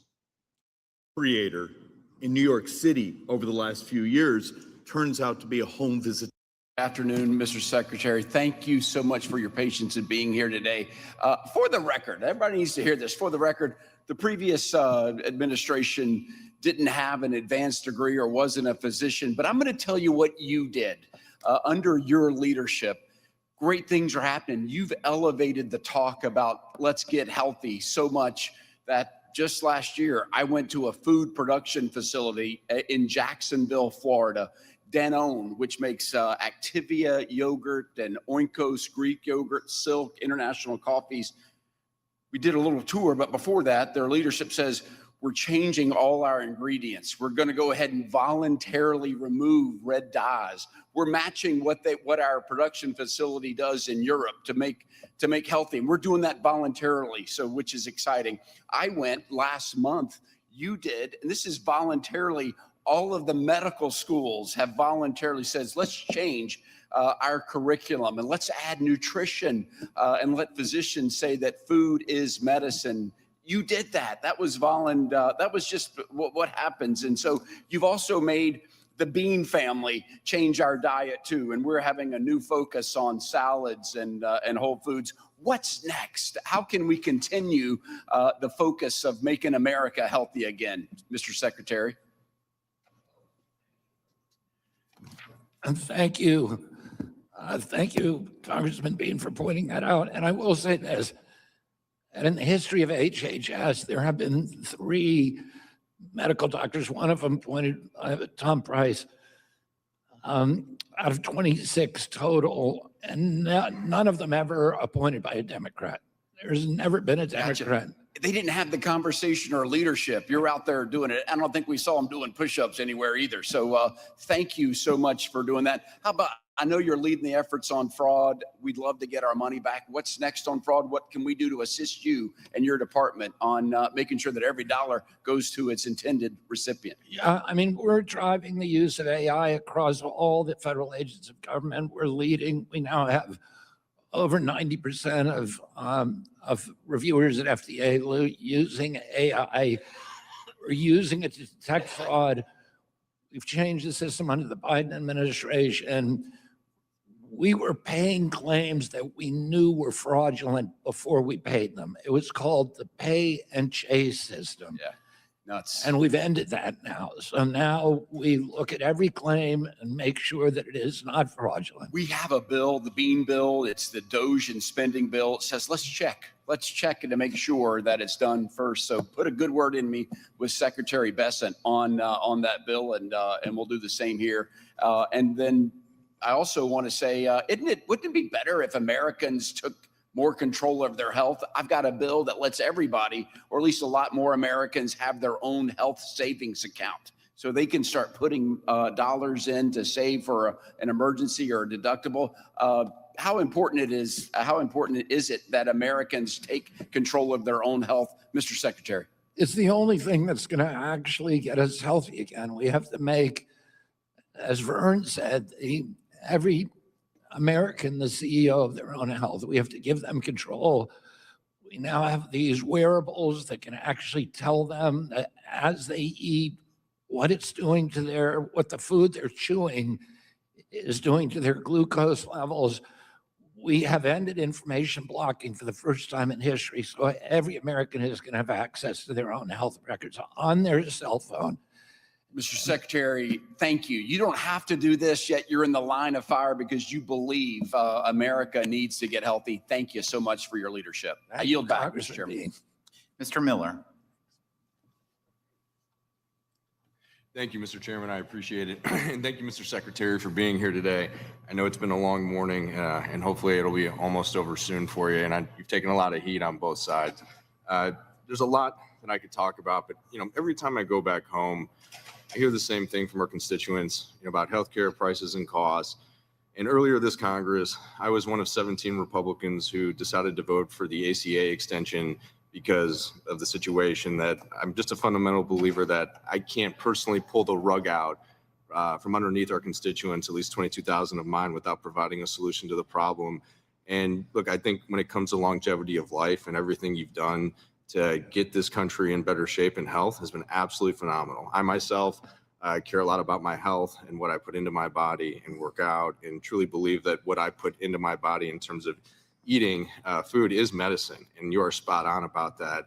But I would just love to hear from you, and you've been working with us. Will you commit to working more with us in Congress, in a bipartisan way to make sure that we can find an amicable solution for the healthcare issue that we face in our country? And I just want to go back home and be able to look at, my constituents of the 7th District, which is Cuyahoga, Medina, Wayne, and Holmes, and soon to be Ashland, and just say, this is what we're doing. Here's the plan. We can, bring in more revenues. We can lower the cost, and we can actually make this work for you, something that, the other party, and Speaker Pelosi said, we have to know what's in this legislation, after we pass it. And that is unacceptable. And so really just want to hear from you, path forward and working with you. I'd be very grateful. I mean, in terms of fixing the system, I really think that we need to go to more individual choice and competition. And we need to take the money, and this is what President Trump wants to do, away from the insurance companies and give it to individual Americans to do more direct primary care. If you look at how competitive direct primary care and how convenient it is, there are companies that are offering direct primary care for $100 or less a month, and you get 24-hour service and all your medical costs taken care of, absent catastrophic care.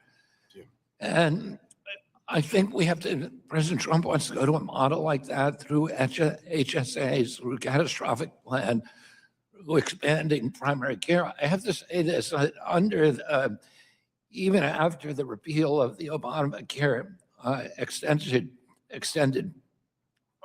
tax credits, 87% of people on Obamacare are paying less than $90 a month. And 50% of them are paying $50 a month, approximately $50 a month.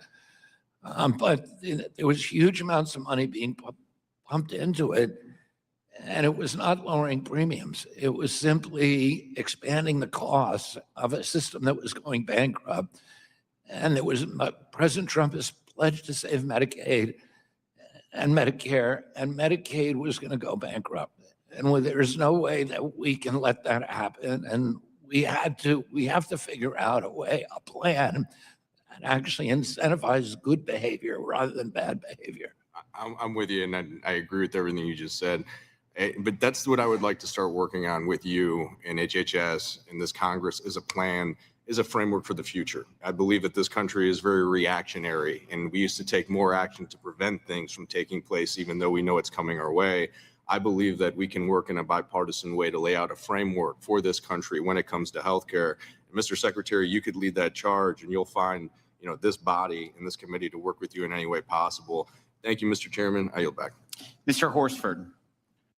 This is the garden hose nozzle my team spent 3 years building because every pressure washer on the market kept letting people down. Every pressure washer has the same fundamental flaw, and nobody was fixing it. You see, pressure washers all rely on motors, engines, or electricity to generate force, and that works. But it also means they're loud, heavy, expensive, break after a few seasons, and need storage space most people don't have. We all know a gas pressure washer costs $400 minimum.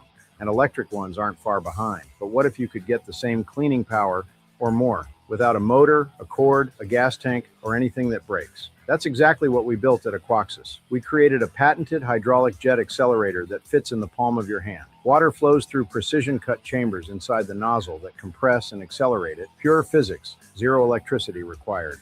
It's called Aquaxis, and it's nothing like any spray nozzle or... Thank you. I want to bring this conversation back to where I think it belongs, and that's with the people that we are all here to represent.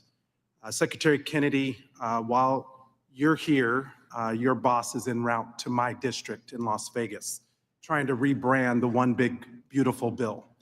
But back home, my constituents aren't buying what President Trump is trying to sell because they're living the real-life consequences of higher cost, less certainty, and real fear about losing their coverage and their access to care. During the majority's field hearing in Las Vegas last year, they shut out the public and brought in a paid actor. I took a different approach.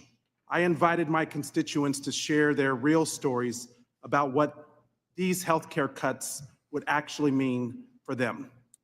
And what I heard wasn't a matter of politics, but rather of survival.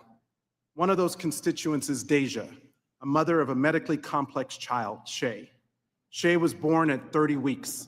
He spent 3 months in the NICU and came home on an oxygen and feeding tube, one he still depends on to survive today. He needs in-home nursing, specialist, and ongoing care, all made possible by Medicaid. Without it, his family would face inaccessible costs and copays, leaving Shay at risk of failing to thrive.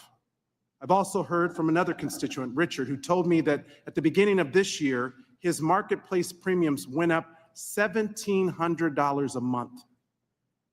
He said he and his wife are effectively out of the economy. They don't go out.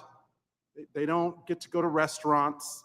There's no discretionary spending because they're just trying to make sure that he has access to care. So families like Deja's and Richard's, to them, the healthcare affordability crisis is real and it's urgent. So let me bring it back to the basics, cost and coverage. What are you doing right now, Mr. Secretary, to lower premiums and to protect coverage for families like Deja's and Richard's? Well, first of all, I would say, Congressman, there are no cuts to Medicaid. You look at the What are you doing, Mr. Secretary? That's my question is, what are you doing right now? What are your priorities to reduce cost and ensure coverage for the American people? Well, we negotiated the lowest drug prices in history. And we're implementing those now with the MFN. This is one of many things. And how does that address coverage? Well, in terms of insurance coverage, we're doing many, many things within the agency. We are,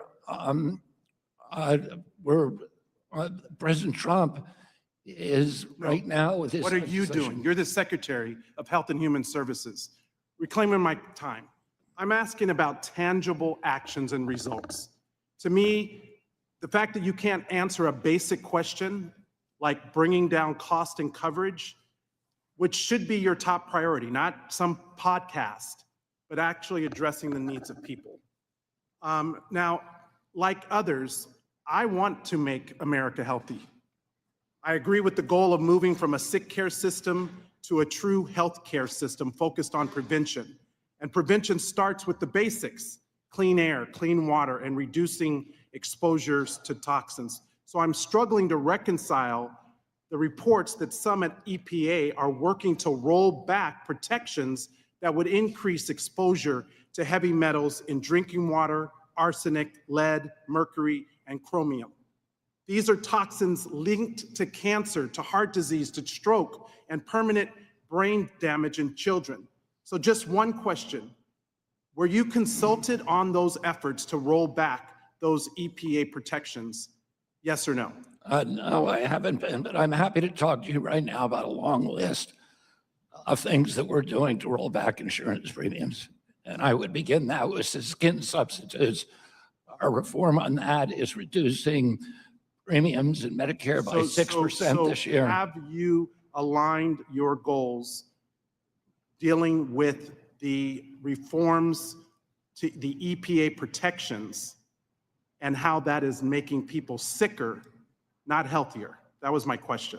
Yeah, I could not answer those questions because it's You not can't in my, answer the question as the on my, secretary. it's on my agency. You don't coordinate with the EPA, Mr. Secretary? Your department is not involved with rolling back protections that would increase exposure to heavy metals, materials, even though it affects people's health?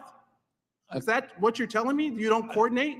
I say, calm down, Congressman. Don't tell me Answer. look, healthcare is answer. personal Okay. to my constituents like Deja Your and time Richard. is over. Do not tell me to calm down. Healthcare is real. And if you can't answer basic questions, then maybe come prepared next time. I'm answering the question. You don't give me the chance to answer. You haven't given me a chance to You answer. said you I'm happy didn't- to answer your you said question. you and weren't- cut me off when I started to answer. You said you started did screaming not at me. consult. Okay, the with time has EPA. expired. We're going to move on. Mr. People Yacob. scream when they don't have much to say. You obviously don't have anything to say because you can't even uphold what it is you're Say it. doing to Mr. reduce Horsford, cost your and 2 minutes coverage. over. Give me a chance to answer the question. We're moving on to Mr. Yacob. It's getting hot in here, Mr. Chairman. Thank you, Mr. Chairman, for holding this hearing today. And thank you, Senator Kennedy, for being here today to highlight the important work that HHS is doing under your leadership. Healthcare is top of mind for Hoosiers, and I regularly hear their concerns about cost, quality, and access to healthcare. During your tenure, HHS has taken significant steps to alleviate these concerns by reducing administrative burden on providers, protecting patients from unapproved compound drugs, and increasing patient access to innovative treatments. Mr. Secretary, under your leadership, HHS has focused on combating fraud and improper payments. That frees up resources for those who need it most. Can you share how you're reducing fraud and protecting taxpayer dollars? Yeah, I mean, we've implemented across the department all kinds of, we're laser focused on ending fraud. We're doing investigations in Florida on DRE, on durable medical equipment. There are now more durable medical equipment companies in South Florida than there are McDonald's.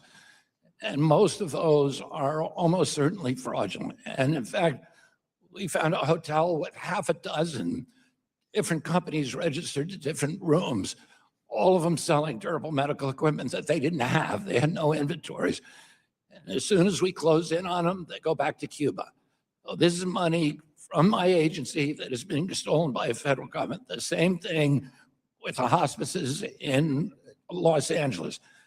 The same thing with ABA treatments in Minnesota, where we put on hold $349 million because that money we suspect was stolen. And a lot of that money is ending up in Somalia, some of it apparently with Al-Shabaab.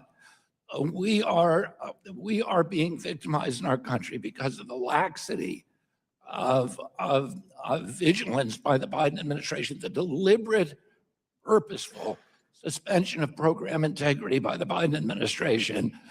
Fraud has become rife across our system. We estimate the cost of it to the American American taxpayers about $100 billion a year. If we stop fraud just in Medicare, we can extend that program for another 5 years. That's incredible, Mr. Secretary, and thank you for your efforts to combat fraud. And I want to continue to work with you on those efforts. Unfortunately, my Democrat colleagues constantly talk about, as it relates to your efforts to combat fraud, they say that you're taking resources away from people that need them. I don't believe that is the case at all. And would love to hear just briefly from you what efforts you're undertaking to ensure that you're not taking resources away from people who need them, but that you are indeed taking it away from people like Somalia. Yeah, I mean, one of the things that Democrats keep saying is that we're cutting Medicaid. The president promised to preserve Medicaid, and he's doing that for the people who need it. If you look at last week's congressional budget analysis, the increase in Medicaid under the Trump plan is 47% over the next 10 years. We're increasing Medicaid, not decreasing it. What we did with Medicaid is we're kicking people off it who were illegally taking it. There was almost 3 million people who were registered for Medicaid in 2 states, or registered for Medicaid and Obamacare. That's illegal. There were 1 million illegal aliens who were on it. Thank you, Mr. That's illegal. Secretary. Thank you. And finally, I just want to talk about just thank you for your quick implementation of the Republican enacted Rural Health Transformation Initiative. Indiana proudly received $209 million of that money. And also, I'd like to just simply fully associate my remarks today with my colleague, Representative Blake Moore, as he and I are co-leads on HR 5343 dealing with breakthrough medical devices. We are leading a very broad bipartisan letter from multiple committees of jurisdiction to you and to your agency and to Dr. Oz dealing with breakthrough medical device coverage for seniors. This is essential to ensure that our seniors have the best access to treatments and diagnostic devices, because we need to ensure that our seniors get results that they deserve. And so you can expect that letter from me, from my office, and from a number of my colleagues here very soon. I look forward to working with you on that. I look forward to your response. Thank you, Mr. Secretary. I look forward to replying and to working with you. Thank you, sir. Mr. Chairman, I yield back. Thank you. I now recognize myself for questions. 60 million Americans, 20% of the U.S. population, live in rural communities and suffer from a lack of access to quality, affordable health care. As part of the Working Families Tax Cuts, Republicans invested a historic $50 billion in rural health care through the Rural Health Transformation Program.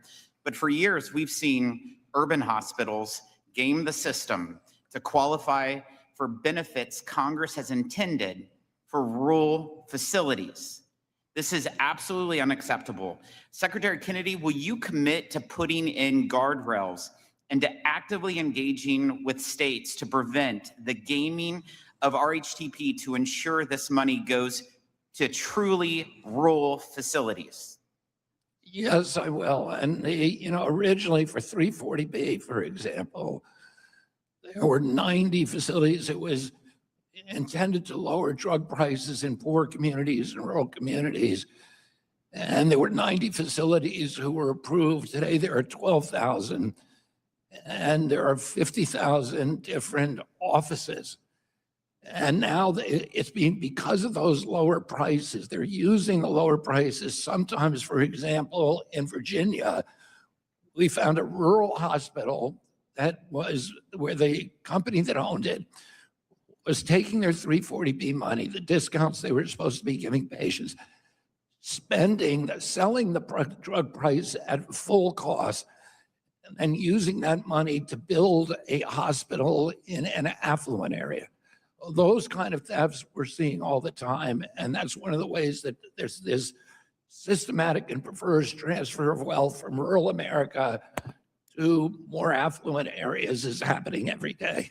So geographically, urban hospitals are abusing a Medicare loophole to reclassify as rural to get higher reimbursements, growing from 3 reclassified hospitals in 2017 to 435 in 2023.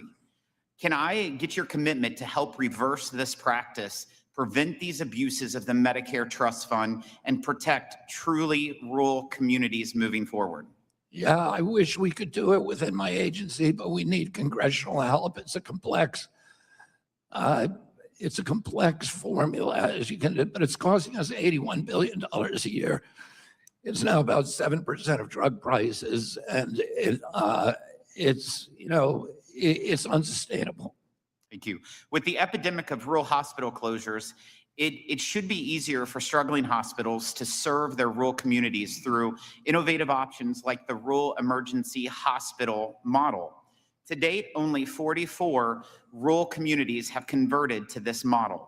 I'm fortunate to have two REHs in my district, but the only two in the entire state of Missouri. Unfortunately, it took one hospital in my district months working with your office to finally gain approval. Other hospitals may not have time to wait on bureaucratic process. Senator Kennedy, will you commit to improving the approval process for requests for rural emergency hospitals so the designations can proceed in a timely manner? Yes, I will, and I and Dr. Oz will work with your office to make that happen. Thank you. There are stark discrepancies in the way Medicare reimburses rural health care compared to their urban counterparts. As we know, it is an unfortunate reality that healthcare often follows the dollar, making reimbursement policies not just a financial question, but a life and death concern for growing access to care. I had a medical technology company tell me about a remote monitoring device that they were paid twice as much for in San Francisco than in Missouri. With this discrepancy, it's not a matter of if, it's a question of when rural areas will be left behind, because they're going to spend all their resources going to San Francisco, make $80 a month rather than 40 in Southeast Missouri. Will you and the administration commit to working to bring rural reimbursements more in line with the same treatments done in urban settings?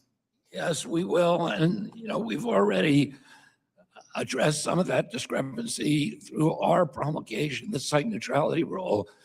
We need your help on the wage area index to really correct those disparities. Earlier, as you noted, the implementation of the No Surprises Act, it was a disaster under the Biden administration, losing 4 lawsuits and harming patient access to care. One of the things that frustrates me the most about government agencies is a tendency to ignore the written statutes of Congress. The ranking member raised this a little bit earlier in regards to the No Surprises Act, but the Ways and Means Republicans have requested your department urgently finalize a needed rule that is in line with what we passed out of this committee and what was signed into law. Just last night, months later, I received a response to the letter, but I'd like to ask for a clarification.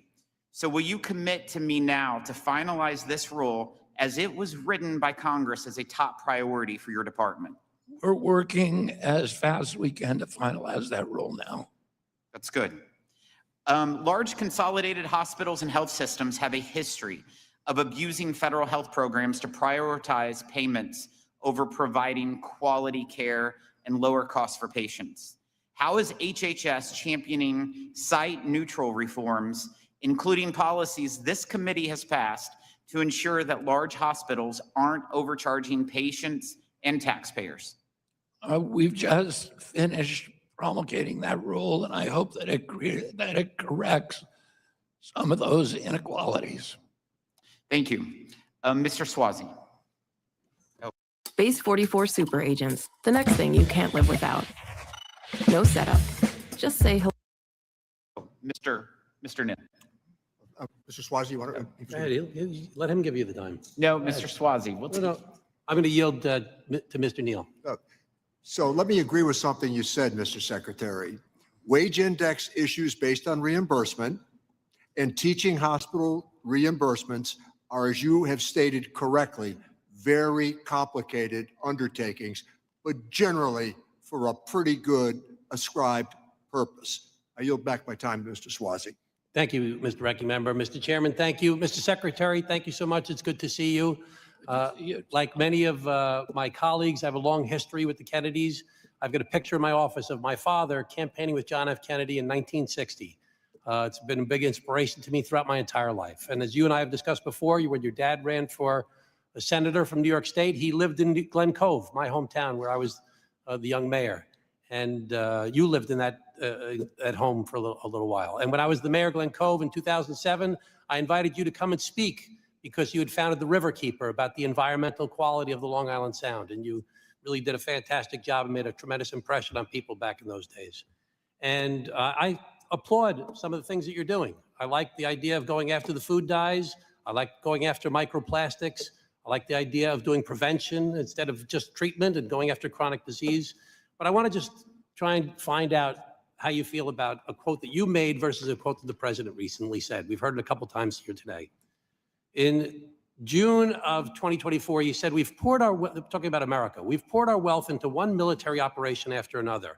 As a result, our nation has decayed from within. An epidemic of chronic disease, a plague of addiction, and a historic economic inequality. Now, how does that compare? That's your statement running for president in 2024 to what the president just recently said last week. It's not possible for us to take care of daycare, Medicaid, Medicare, all these individual things. They can do it on a state basis. You can't do it on a federal. We have to take care of one thing, military protecting. We have to guard our country. Now, how do you square that about your beliefs versus the president's beliefs? Do you agree with what the president said? As I said before earlier, the president's budget reflects his commitment to take care. There was no, it's one of the Head Start program is one of the few programs that was spared a cut across the agency of 12.5%. He said we can't do daycare, we can't do Medicaid, we can't, put it this way, in practical terms. The president's budget increases the defense budget by $500 billion, and it cuts your agencies by $10 billion or more.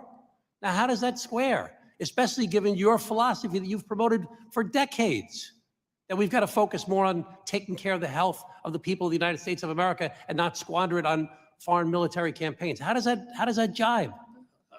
Well, you know, the president is making a lot of tough decisions, and he's making tough decisions because of problems that he inherited. He didn't make up the glyphosate dependence in 98. No, I'm talking about the increase. He did not. No, I understand. He didn't make up he didn't create the problem in Iran. That was created by. I understand that, but he's increasing the budget by $500 billion and cutting the health care of the people of the United States of America. You say he's not cutting Medicaid. Nobody buys that, okay? You say he's not cutting it. We say he is cutting it. He got rid of the premium tax credits. We say that's a major problem for the people of the United States of America. The Democrats had 2 chances to extend the premium tax credits and make them permanent. They did it neither time, and now you're blaming him for doing it. We just passed it out of the House at the beginning of this year. The Democrats were in power, control. Let's not make it about Democrats versus Republicans, Mr. Kennedy. I don't want to do that. I want to be bipartisan. I want to work together. I've applauded you on some of the things that you're doing that are good. But how does it square that he's increasing the defense budget by $500 billion and cutting money for NIH and CDC? The budget, some of this, you talk about the budget and the things he's inherited. He's increased the deficit by more than any administration in the history of America as part of the big, beautiful bill. That's not something he inherited. This president has done more to protect public health than any president in history. He's the first one.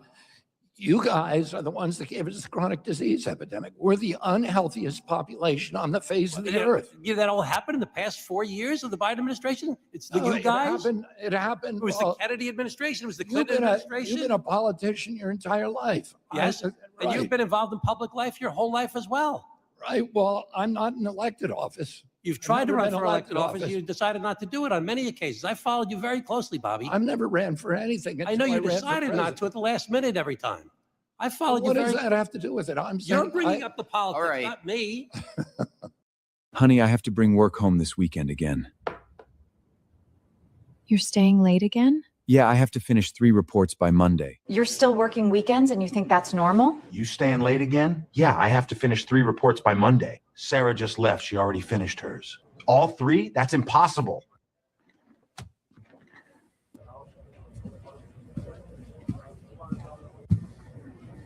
Wait, how did you finish everything so fast? Mike, I know how to actually use AI. What takes you 5 hours, I do in 30 minutes. Impossible. I use AI too. I have ChatGPT Plus and I'm still not that fast. But I'm talking about using AI for real, the right tool for each task, not just ChatGPT for everything. What do you mean? About 6 months ago, I was just like you. I only knew ChatGPT and Canva, but now I've learned how to use over 12 different AI tools that nobody here even knows about. Workflow automation, report generation, data analysis. I do everything in minutes. Anyway, I gotta go. My boyfriend's waiting. We're leaving for the weekend.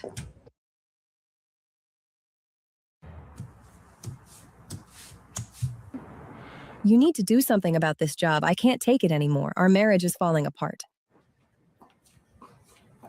Sarah, you deserve it. You're our best employee. Time is over, Mr. Swazi. Thank you, Mr. Chairman. Thank you. Mr. Thank you, Mr. Secretary. Mr. Secretary, thank you for appearing before us today. I learned one thing. I always wondered why my grandmother always had a picture of JFK and the Pope side by side. And apparently everyone in Connecticut did that as well in Massachusetts. But it showed how much my family appreciated the Kennedy family. We're glad you're here. And that please be advised that members have 2 weeks to submit written questions to be answered later in writing. Those questions and your answers will be made part of the formal hearing record. With that, the committee stands adjourned.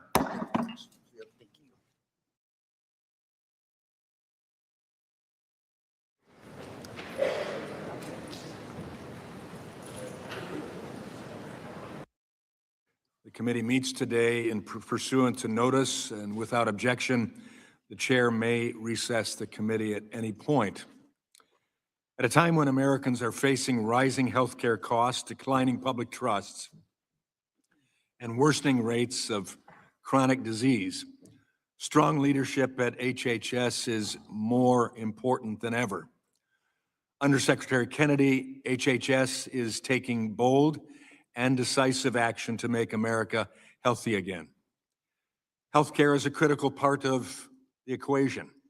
Yet for too many families, the cost of care continues to rise while transparency remains out of reach. Patients and employers are too often left in the dark, unable to make informed choices about price and quality. That's unacceptable. Americans deserve clear and upfront pricing that will help drive competition and lower costs. This committee remains focused on strengthening transparency and ensuring the system works for patients, not against them. And we're glad to have the partnership of this HHS to help accomplish those goals. But access to health care is only one piece of the puzzle. Health begins long before a patient enters a doctor's office. It starts with nutrition, prevention, and daily choices. Under Secretary Kennedy's leadership, HHS has righted the food pyramid and delivered scientifically sound dietary guidelines for Americans. These are critical steps toward building a stronger foundation for public health, particularly for children. This is also an era where the committee has led. We restored access to healthy, full-fat dairy in federal child nutrition programs, ensuring children receive the minimum they need to grow and thrive. This game, you're not ready for it. Health is also shaped by environments in which we live. Strengthening high-quality early childhood education and care programs that working parents rely on, and protecting them from waste, fraud, and abuse helps create a culture of learning and care where our children can thrive. At the same time, restoring focus and accountability in these programs is critical to earning the public's trust. Taxpayer dollars should support children and families, not advance ideological initiatives. This is particularly true of DEI-driven mandates and gender ideology that have saturated our society. Policies that promote or subsidize irreversible medical interventions on minors raise serious concerns, both medically and ethically. Sex-rejecting procedures and mutilating chemical treatments are an abominable use of federal taxpayer dollars and tear at the very fabric of American society. I'm very glad to see HHS taking steps to combat this and ensure that the well-being of children, not politics, remains the focus. Finally, I want to commend the department for also making America fiscally healthy again. The department's budget proposal reins in a bloated, unaccountable bureaucracy by restructuring HHS to refocus on core principles, all while saving taxpayers $1.8 billion every year. In other words, HHS is doing more with less. That's exactly the kind of governance the American people expect and deserve. At the end of the day, this is about people. Families trying to afford care, parents trying to raise healthy children, and communities striving for a better future. The policies we shape here have real consequences in each of their lives. We have a responsibility to get this right, and I certainly appreciate Secretary Kennedy's willingness to take on these challenges. And I look forward to working together to build a healthier, stronger future for every American. With that said, I yield to the ranking member, the gentleman from Virginia, Mr. Scott, for his opening statement. Thank you, Mr. Chairman, and thank you, Secretary Kennedy, for your testimony this morning. Your appearance before the committee today, as they say, has been a long time coming. Mr. Secretary, you lead an agency that has immense responsibility to both enhance and protect America's well-being. The mission of the Department of Health and Human Services is to embrace the health and well-being of all Americans by providing for effective health and human services and by fostering sound, sustained advances in the sciences underlying medicine, public health, and social services. This mission is why many get involved in public service in the first place. This is in part why the President's words the other day were so shocking. As President Trump said, and you can see over my shoulder, we're fighting wars. It's not possible for us to take care of daycare, Medicaid, Medicare, all these individual things. They can do it on a state basis. You can't do it on a federal level. You have to take care of one thing, military protection. And regrettably, the proposed budget that you're here to defend today reflects that sentiment. Overall, the White House's proposed budget reduces HHS discretionary budget authority by about $15.8 billion, or 12.5%. If these proposed cuts are enacted, it will have devastating consequences for Americans' health and well-being and will raise costs for America's families. Take Americans' health care, for example. The proposed budget cuts target public health agencies such as the Center for Disease Control and Prevention and the National Institutes for Health, weakening the systems that communities rely on to prevent disease and respond to crisis.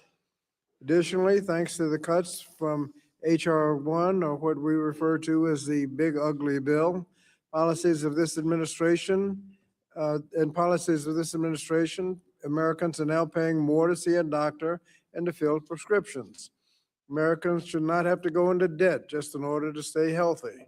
The department should be focusing on ensuring affordable, accessible health coverage for as many people as possible.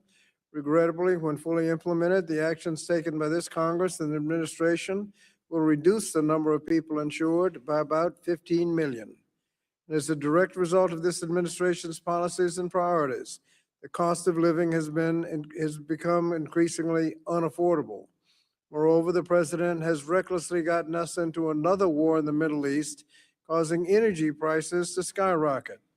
And as those energy prices skyrocket, your budget would eliminate the Low-Income Home Energy Assistance Program, LIHEAP, which helps millions of families stay warm in the winter and cool in the summer, reducing the risk of health and safety problems arising from unsafe heating and cooling situations.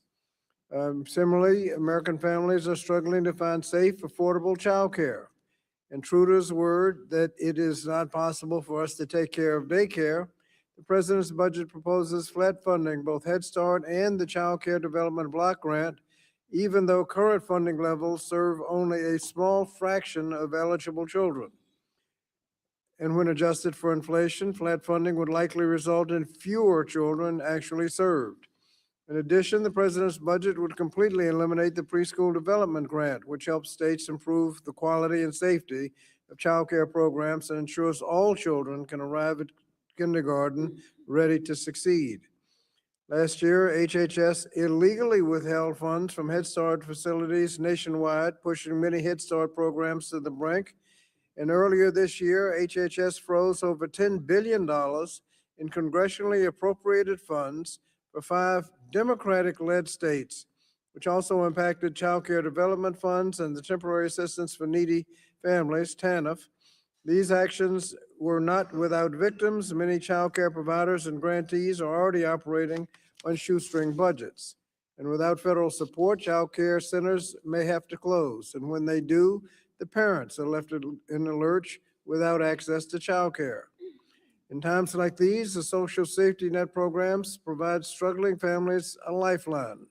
However, these programs have either been taken away or scaled back under your leadership.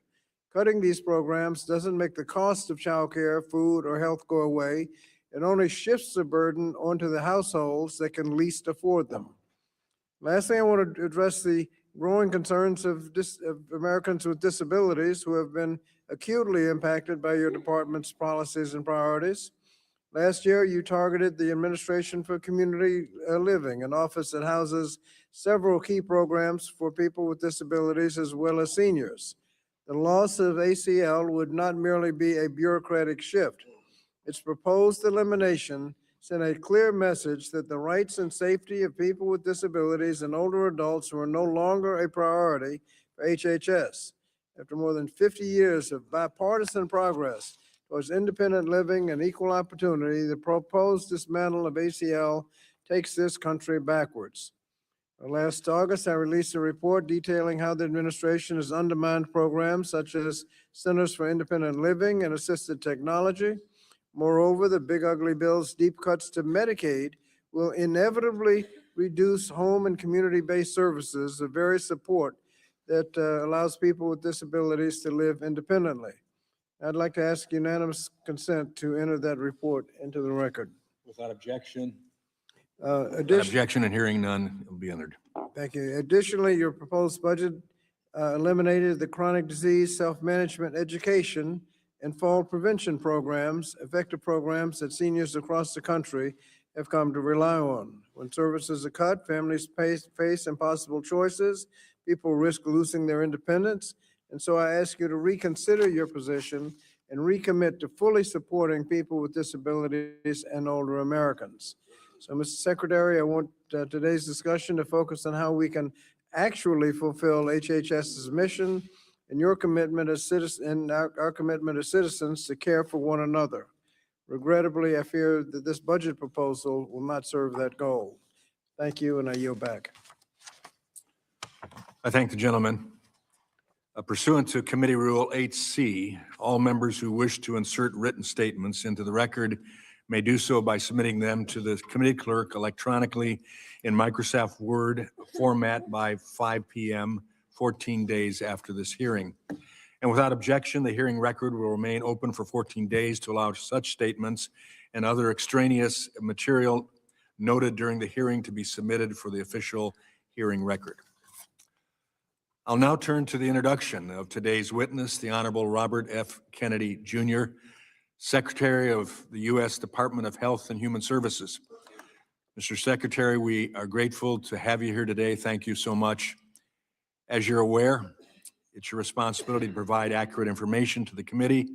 Pursuant to committee rules, I would ask that you limit your oral presentation to a 5-minute summary of your written statement.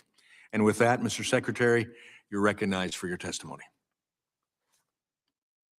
I hate that I can't keep this a secret. I canceled all my food delivery subscriptions and upgraded to Cook Unity. And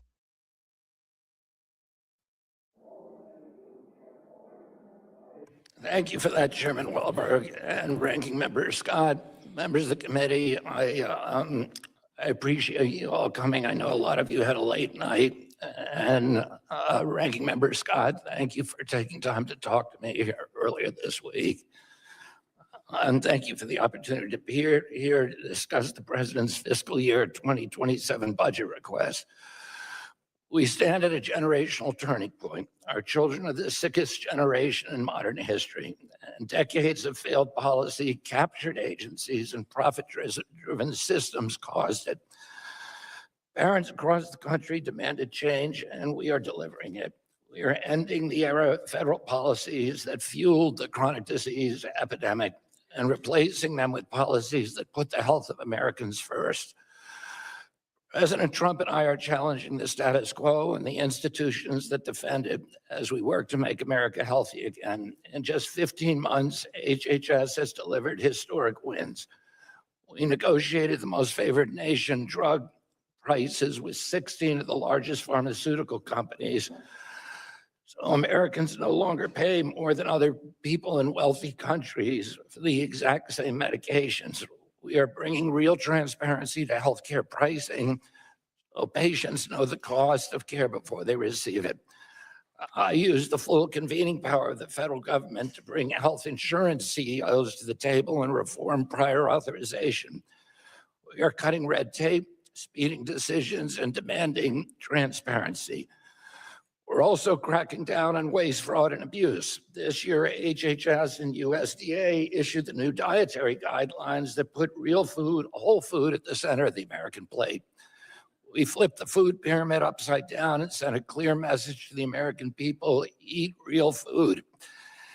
HHS has also opened the door to partnerships with industry, trade associations, nonprofit, and advocacy organizations. More than 50 medical schools have committed to expand nutrition education from an average of just 2 hours to 40 hours. Food manufacturers are stepping up too. More than 40% of the food industry is committed to phase out petroleum-based dyes by year end, and many have already eliminated them. We're also working with the 400 top tech companies to end information blocking, and they've all pledged to do so, and Americans are already seeing the benefits. In conjunction with these efforts, FDA approved 6 natural food colorings derived from fruits and vegetables.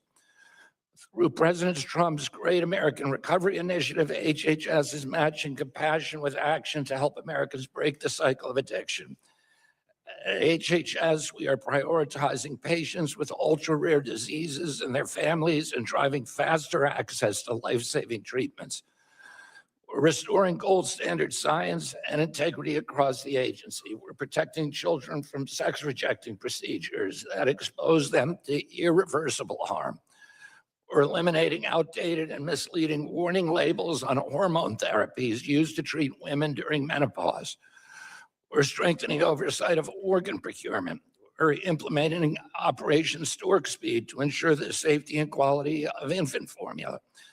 We're applying that same focus and urgency to rural America. The Rural Health Transformation Fund delivers the largest investment in rural health in our nation's history, $50 billion over 5 years, to strengthen rural hospitals and ensure that Americans can access the care they need no matter where they live.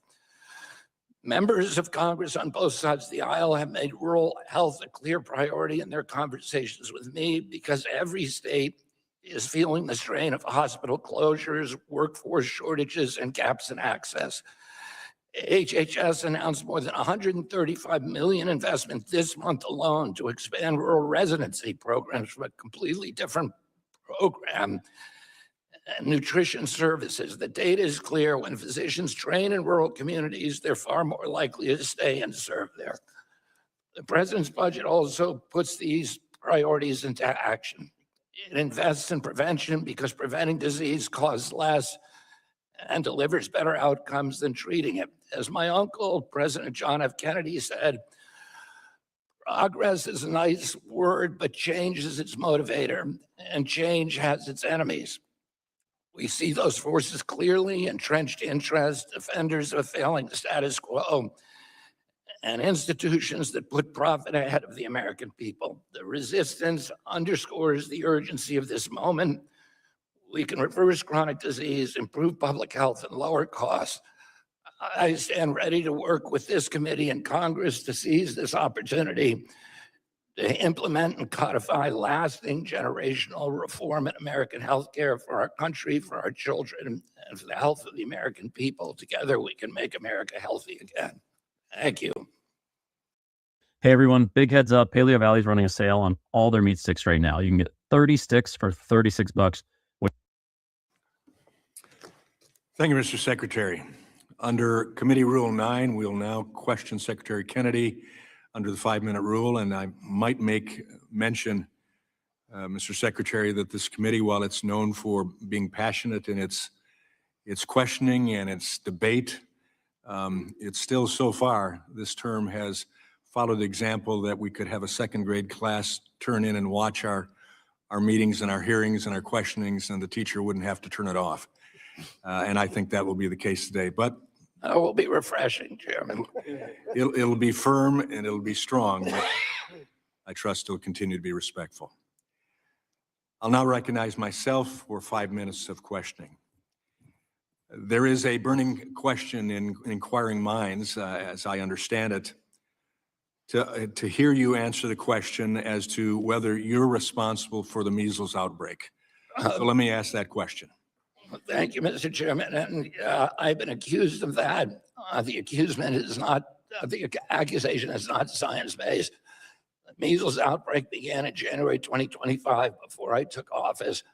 Now, almost 90% of the people affected are over 5 years old, so they made the decision not to their decision to not vaccinate predated my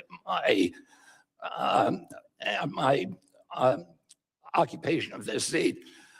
We've done better. The measles outbreak is not an American phenomenon. It is global. It's happening all over the world. And we've done better under my leadership than any country in the world in limiting it. Last year, we had approximately 2,200 cases. Mexico had more than 3 times that number, and they have 1/3 of our population. Canada had double that number, and they have 1/8 of our population. Europe had almost 10 times that number, and they only have double of our population. Many other countries have lost their elimination status. Canada lost it. Britain lost it. These are countries I haven't visited in years. Many European countries have lost it, Austria and others. I want to say something because 2 little girls died tragically in the Mennonite community in Texas. Mennonites have not vaccinated since 1796. Oh, this has nothing to do with me. I went to the funeral of one of those little girls, and I spent a day with the family of the other. And both of them told me that when they took their children to the hospital, they were treated as pariahs. They were shamed. They were not given proper treatments. Both families believe their daughters, and their own doctors believe their daughters could have been saved if the hospital gave them proper treatment.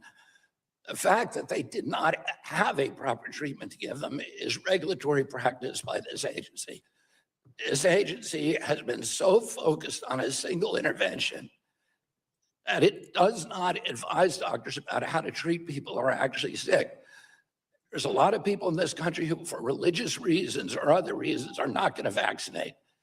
And I believe that we need to treat them with compassion and understanding and empathy and get them the treatments that they would get anywhere else in the world, except for this country. Okay. Thank you. Thank you. As part of the Trump administration's effort to return education to the states and put power back into the hands of parents and families as well, HHS has signed a number of interagency agreements with the Department of Education to administer medical accreditation and early childhood education and care programs. Please say more about why it makes sense to run these programs out of HHS. Well, some of these programs should have always been under HHS purview. It just makes more sense. They're health-related programs rather than particularly educated programs. And we have many parallel programs at HHS that can benefit from synergies from each other. The decision is also within the purview of the DOE Secretary Linda McMahon. She has power to contract out these functions to other agency, and it's a broad power, and she's operating under that power.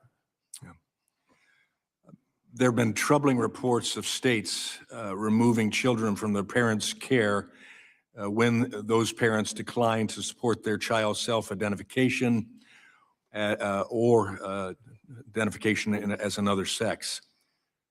Do parents have the right to raise their children according to their sincerely held religious beliefs or moral convictions? President Trump believes that they do, and during the Biden administration, HHS sent out letters to states to pass legislation to prohibit people who had certain religious beliefs from being able to foster children. This turns out to have been a very, very large pool of people.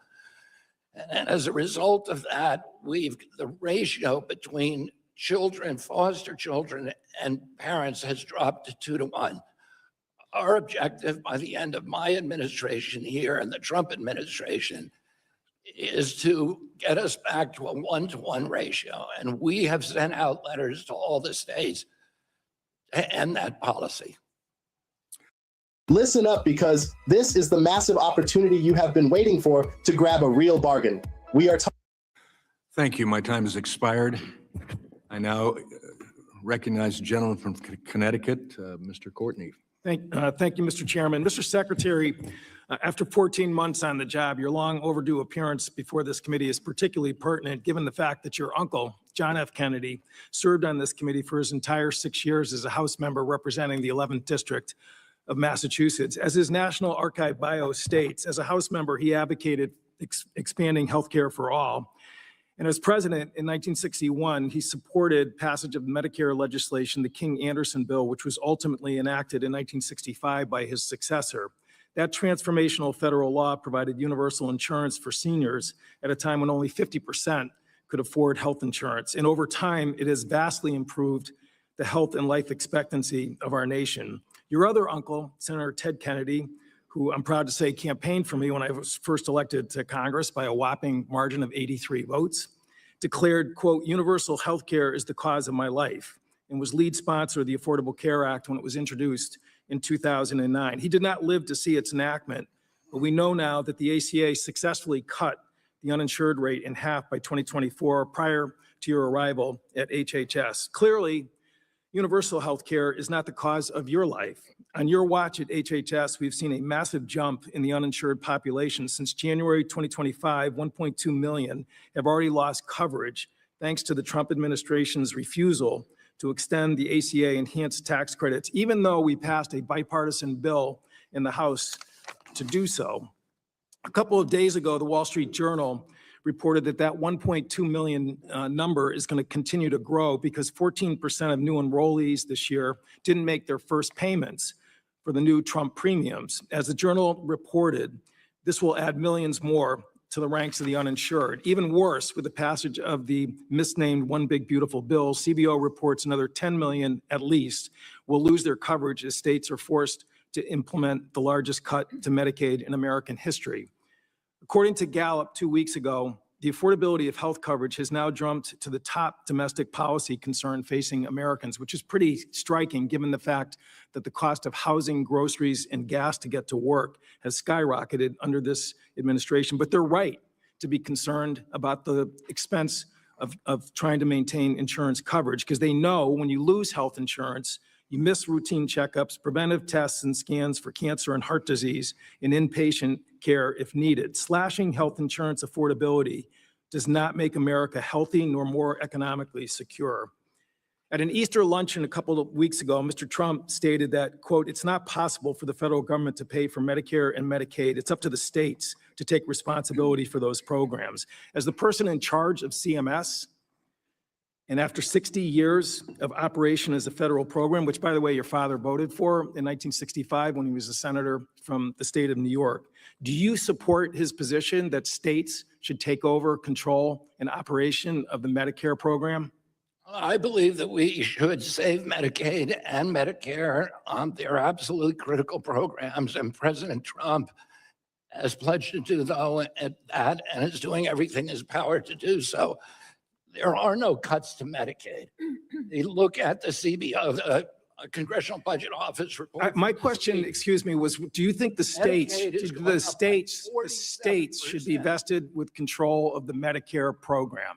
That's the question, because that's exactly what he said. He's your boss. Is that your position? President Trump's position is that we should preserve Medicare. And No, by sending it to the states, that's the death are you knell. saying Medicaid or Medicare? Medicare.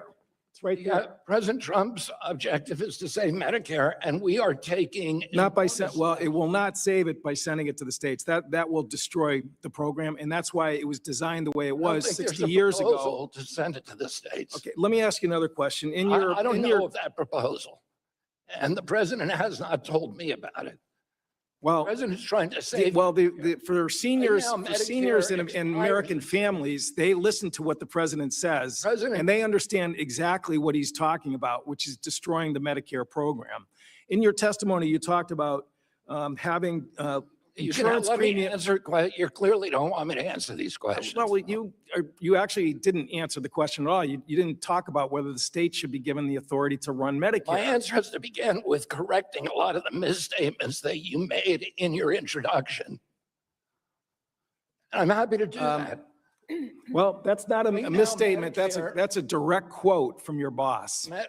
I'm telling you, the president's policy is to save Medicare.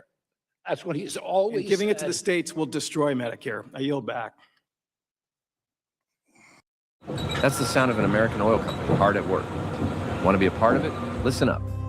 Hello. Gentleman yields, and I recognize the gentlelady from North Carolina, Ms. Virginia Fox. Thank you very much, Mr. Chairman. Mr. Secretary, it's good to see you. We welcome you to the committee. I have to join the chairman, Chairman Wahlberg, in saying that the Department of Health and Human Services budget request is a breath of fresh air.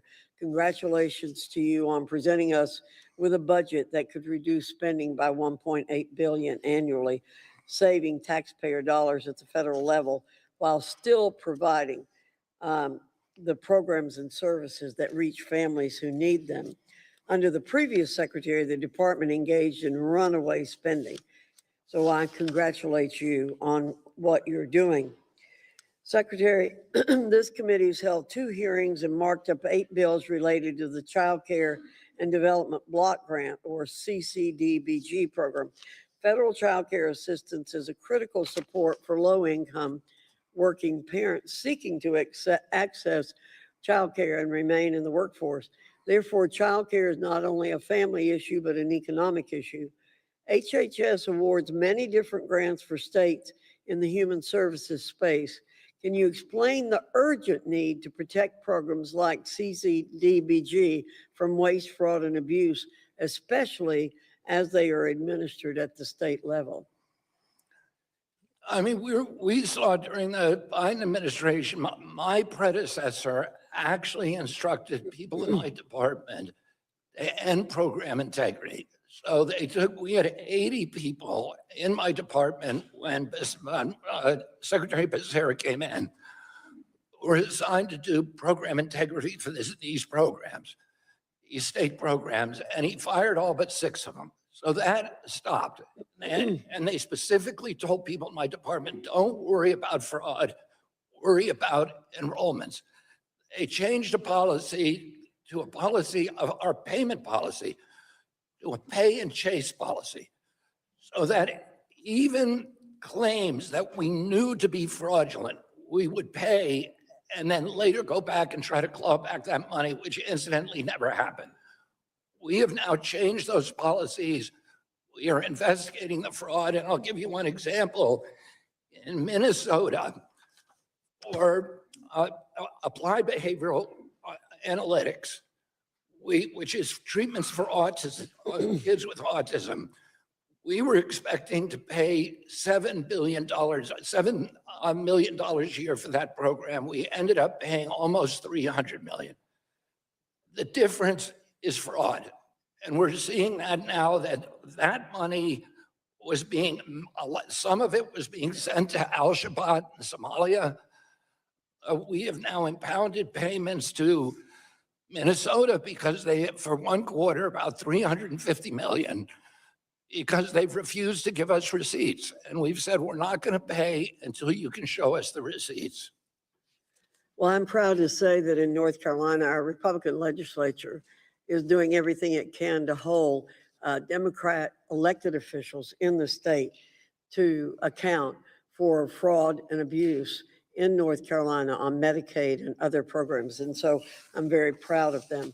I also want to say, Mr. Secretary, many of us have issues from our states and from our constituents that deal with HHS.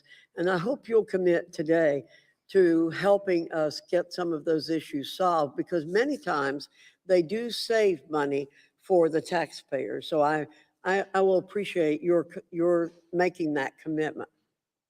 Congresswoman, I look forward to working with your staff. Thank you. My last question, Mr. Secretary, is I have heard today that a new Danish study just came out finding no connection between Tylenol and autism. What is your reaction to that study? The study is a garbage study. It should be retracted. A study took the medical records of 1 million Danish women, and it compared women who got Tylenol during pregnancy to people who did not. The problem is the way it determined whether they got Tylenol during pregnancy was by prescriptions. So only 2% of the people in the study got Tylenol during pregnancy, according to the endpoint. In fact, we know because Tylenol is available by over the counter. Most of you have taken Tylenol. Very few of you have ever gotten a prescription. 50% of the women in Denmark, we know from other studies, actually took Tylenol during pregnancy. So the study was comparing women who took Tylenol during pregnancy to women who took Tylenol during pregnancy. It was a garbage in, garbage out study. The industry has the capacity to generate these studies all the time, and it's fraudulent. It should be retracted. This is the garden hose nozzle my team spent 3 years building because every pressure washer on the market kept letting. Thank you, Gentlelady's Mr. Chairman. time I has yield back. expired. I now recognize the gentlelady from Oregon, Ms. Bonamici. Thank you, Mr. Chairman. Mr. Secretary, the mission of the Department of Health and Human Services starts with these words: to enhance the health and well-being of all Americans. This is a yes or no question. Does all Americans include children? Of course. Well, I frequently talk with families who tell me they can't find childcare, and if they can find it, they can't afford it. In fact, the childcare crisis is costing families about $134 billion in lost earnings annually. And recently, as we've heard this morning, and I'll repeat, the president said there's no money for daycare because he needs more money to fight the war, which is costing about $2 billion a day. Your department's budget flat funds childcare, which won't help at all. Yet you did spend money on a bizarre vanity video with Kid Rock. So Secretary Kennedy, how does it enhance the health and well-being of children to spend HHS's limited resources and taxpayer money on a video of yourself drinking milk in a hot tub with Kid Rock? And how much did it cost to prepare and produce this video? Congresswoman, I was asked to cut costs across my department because we have a $39 trillion debt. I understand, Mr. Secretary. How much did it cost to produce this video? I want to correct something that you said. I'm asking how much did it cost to produce I would have this no video? idea.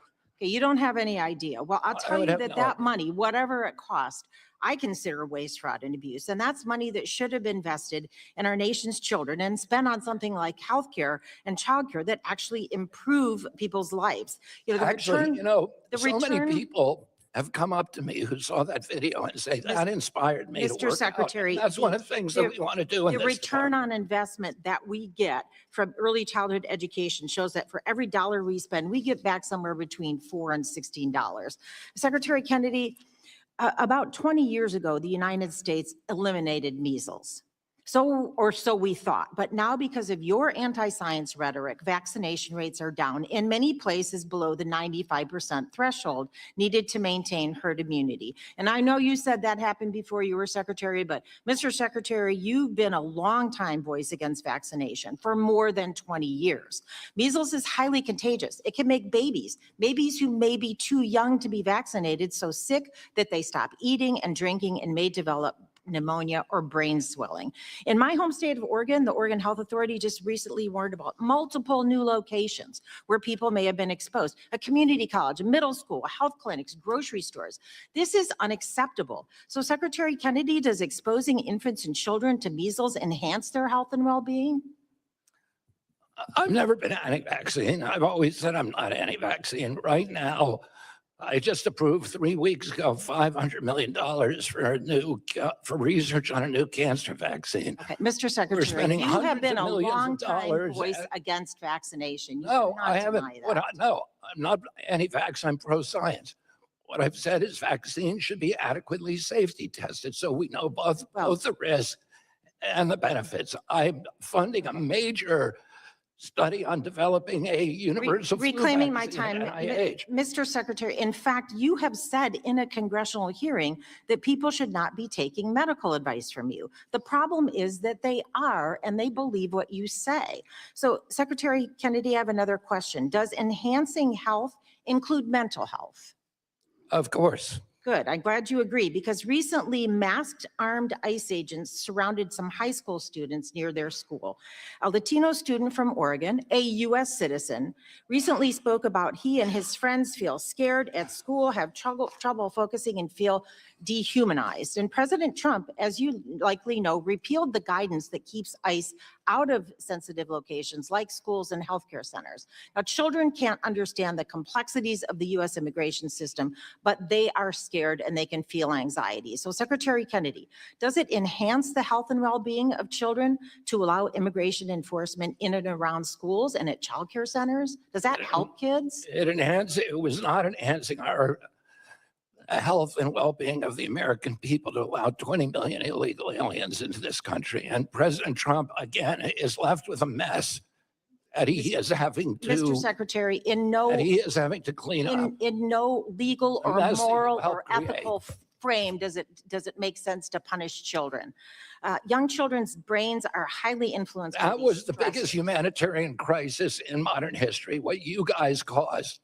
Ms. Well, if you cared about children, we have now Mr. stopped Secretary. 97% of the unaccompanied minors from coming across the border. Mr. Secretary, supporting the That health. evidence is a concern for children. What Mr. you were Secretary, doing did not. I'm reclaiming my time. Supporting the health and well-being of our nation's children is the best investment we can make for the good of the country and the safety and health of American people, including children, and to truly make America healthy again. You should resign and allow someone with real qualifications to run this agency. Gentlelady's time has expired. I now recognize the gentleman from Wisconsin, Mr. Grothman.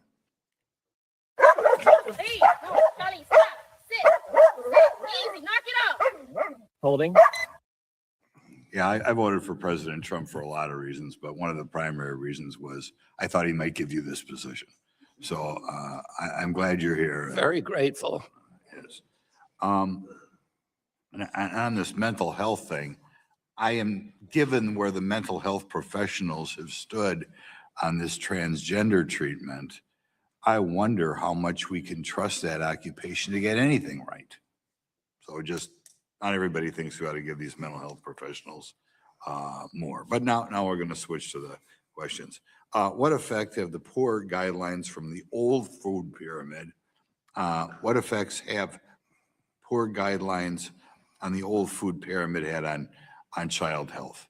And by the way, compared, yeah, Matt, go ahead. Yeah, I mean, the food pyramid was for 50 years, it was written by industry lobbyists and reflected the mercantile ambitions of those industries and not public health. It pushed Americans towards ultra-processed foods and highly refined carbohydrates that destroyed their metabolic system. 70% of the calories Americans eat typically right now are ultra-processed or highly refined carbohydrates, and it caused a metabolic crisis. Diabetes is an example. When I was a kid, the average pediatrician saw one case of juvenile or of type 2 diabetes over a 40 or 50-year career. Today, 38% of American teens are diabetic or pre-diabetic. It has made our country the sickest country in the world, the sickest with chronic disease in the history of the world.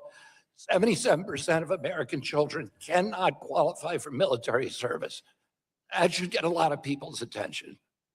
Well, I'll tell you, there's a lot of money floating around here from the junk food lobbyists and the pharmaceutical industry, and I'm glad you're taking it on, and I'm sure you're going to get a lot of hostility from the other side of the aisle from your desire to do that. Touching on this sex change operations and all this hoo-ha, the professional medical societies, and particularly the mental health societies, have endorsed these sex change operations. To me, it means we just can't trust the medical societies. But why do you believe they did this? Why were the mental health professional people pushing sex change operations on 14-year-old kids? Why do you think? Well, it was a multi-billion-dollar industry. And I think that, you know, the corruption follows the money.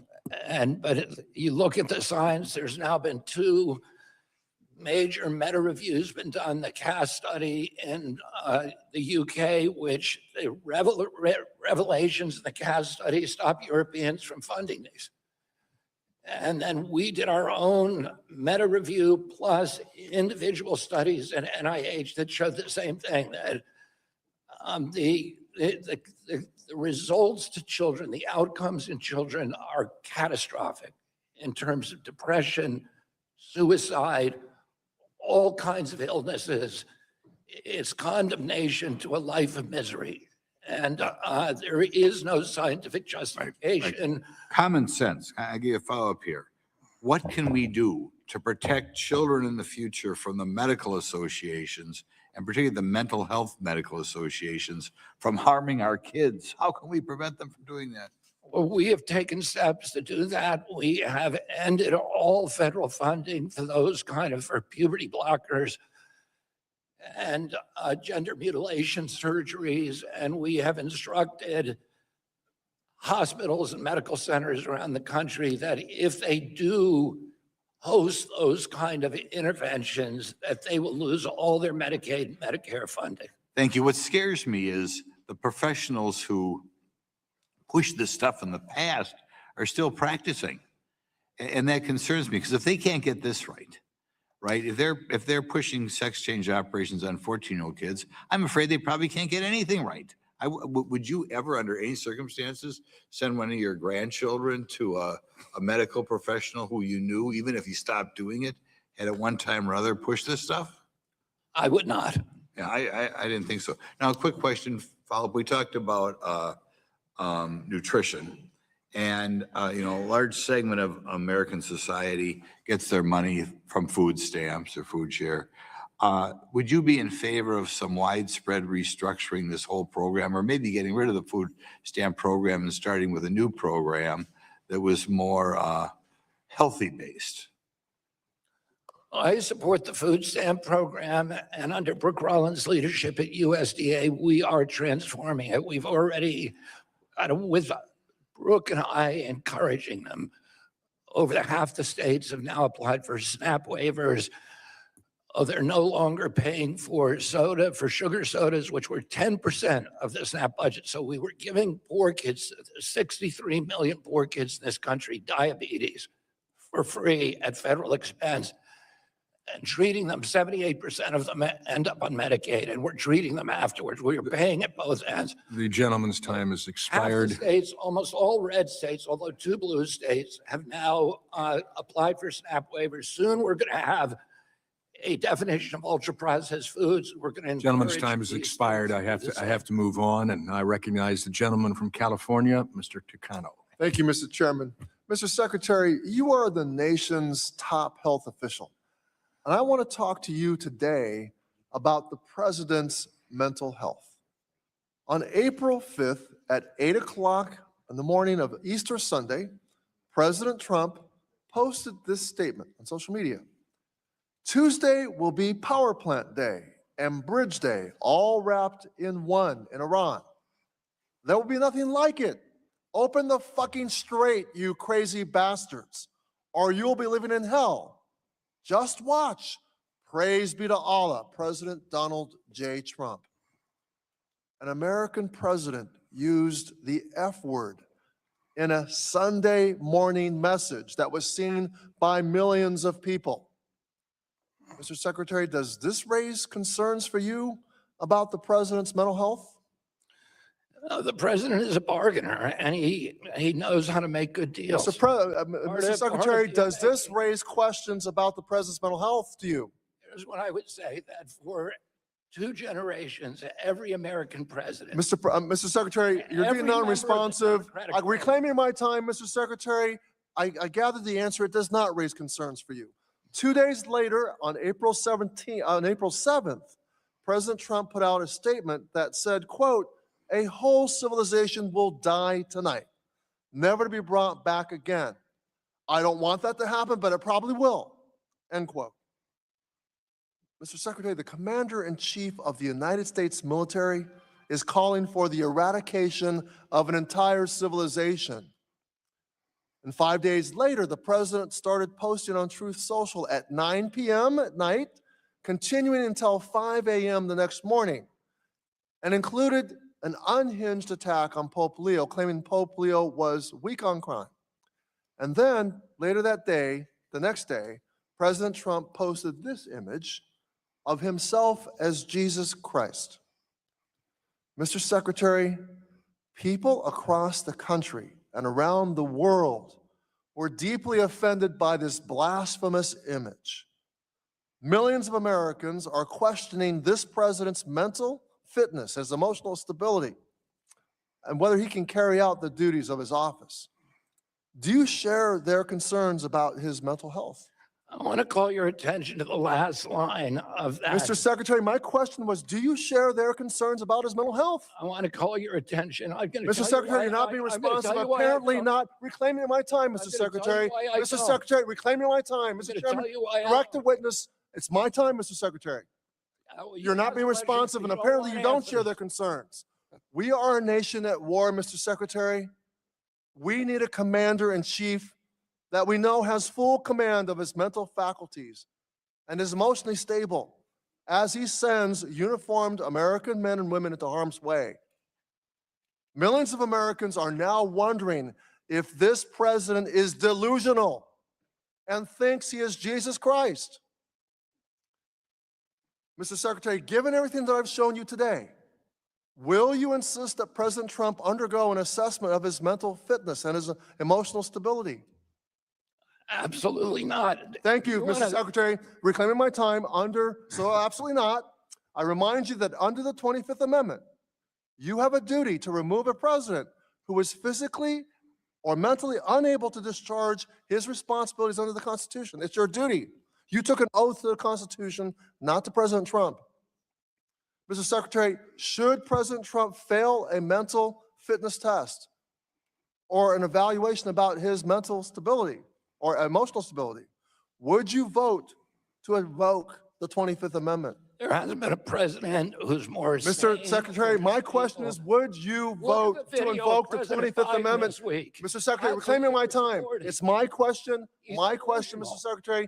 Would you invoke the 24th Amendment if he were to fail an assessment of his mental stability or emotional stability? As I said, President Trump is the most. Apparently not, Mr. Secretary. Apparently not. Mr. Secretary, we can all see that this president is mentally unstable, emotionally unstable, and is unfit to lead this country. You, as the nation's top health official, have a particular role here. And you are choosing your loyalty to Donald Trump over your loyalty to the Constitution and keeping the faith with the American people. Thank you, Mr. Chairman.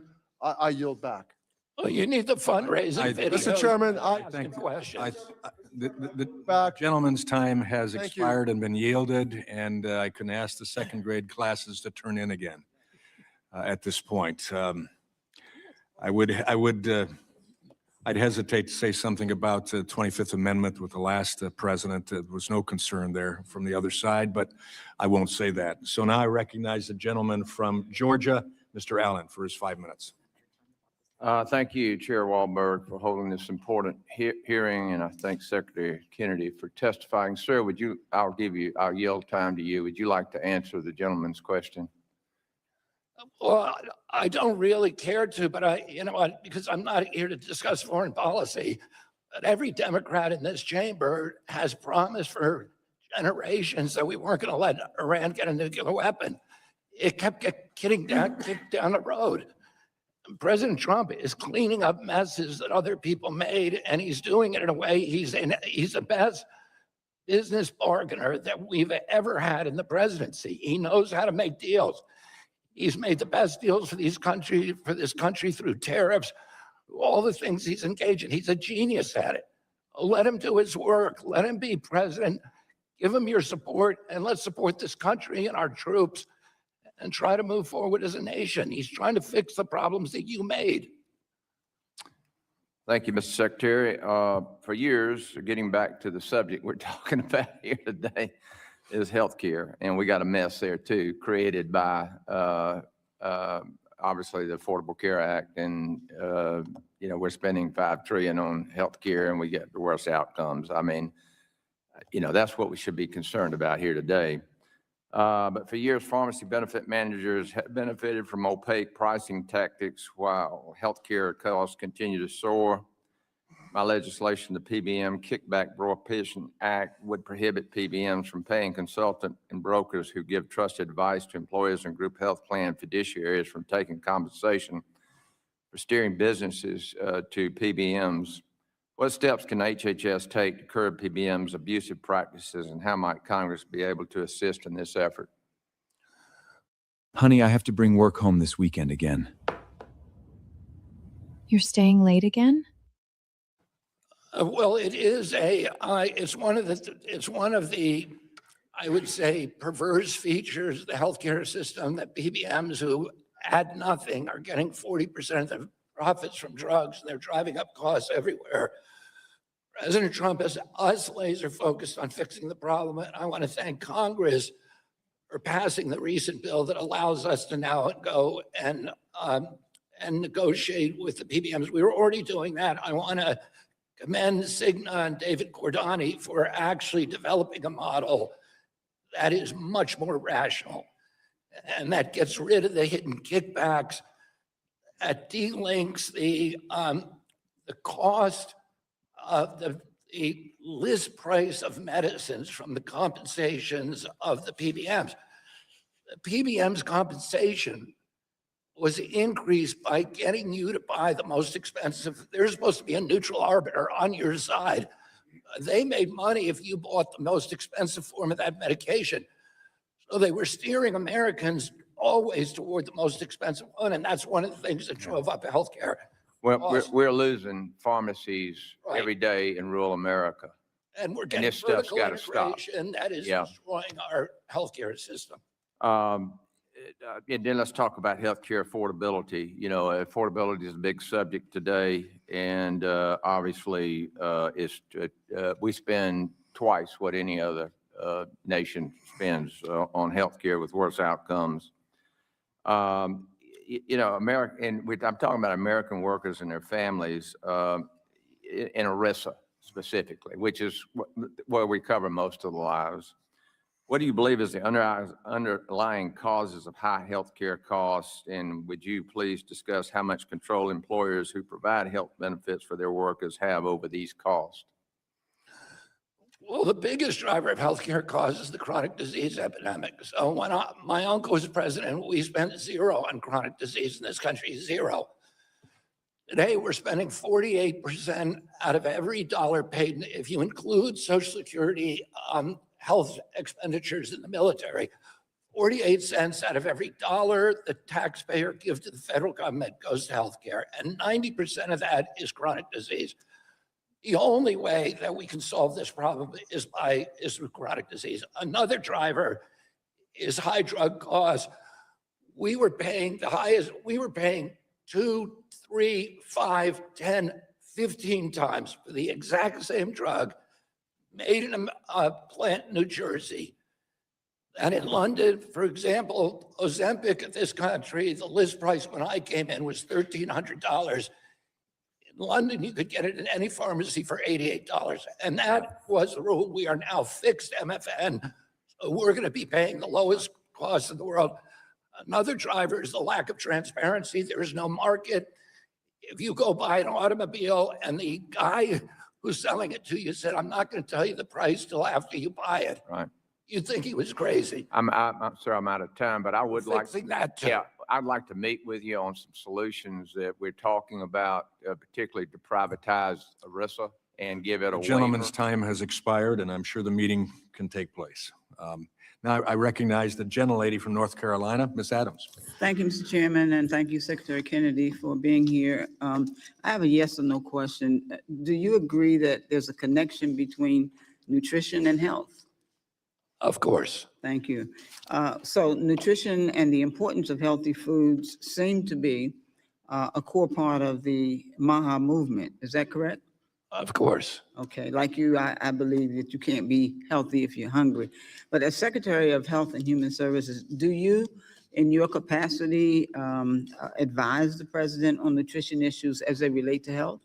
You mean his personal health? On health issues, any of it? Oh, yeah. Okay, thank you. Well, as I'm sure you know, many studies show that childhood is a critical time for proper nutrition. So a person's diet in childhood has a massive impact on their lifelong health and chronic disease risk. In February, you visited an elementary school where you had the opportunity to observe their scratch cooking practices and discuss the importance of serving healthy and fresh foods with school administrators and food service staff. So can you tell me why then did the president's budget include major cuts to programs for child nutrition, like the $5 million from the farm to school program, eliminating school lunch equipment grants, and reducing the benefits that mothers and young children receive for fresh fruits and vegetables under the WIC program?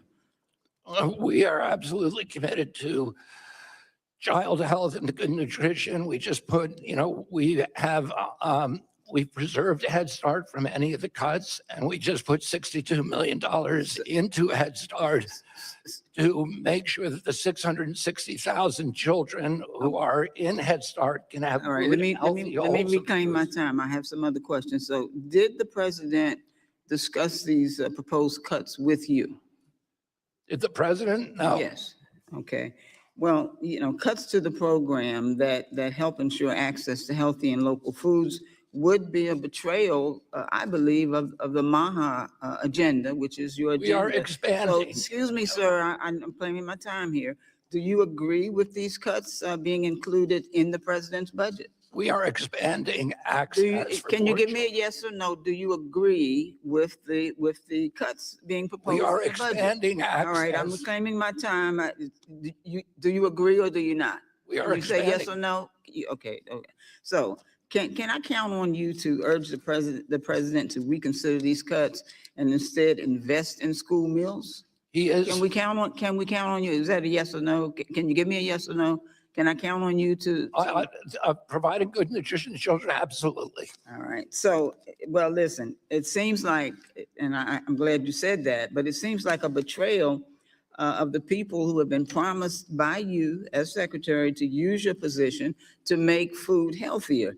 So thank you for clarifying that for the American people. And let me ask you about a survey of school food service directors who found that 79% of respondents expressed an extreme need for an increase in funding in order to expand scratch cooking and reduce the use of ultra processed foods.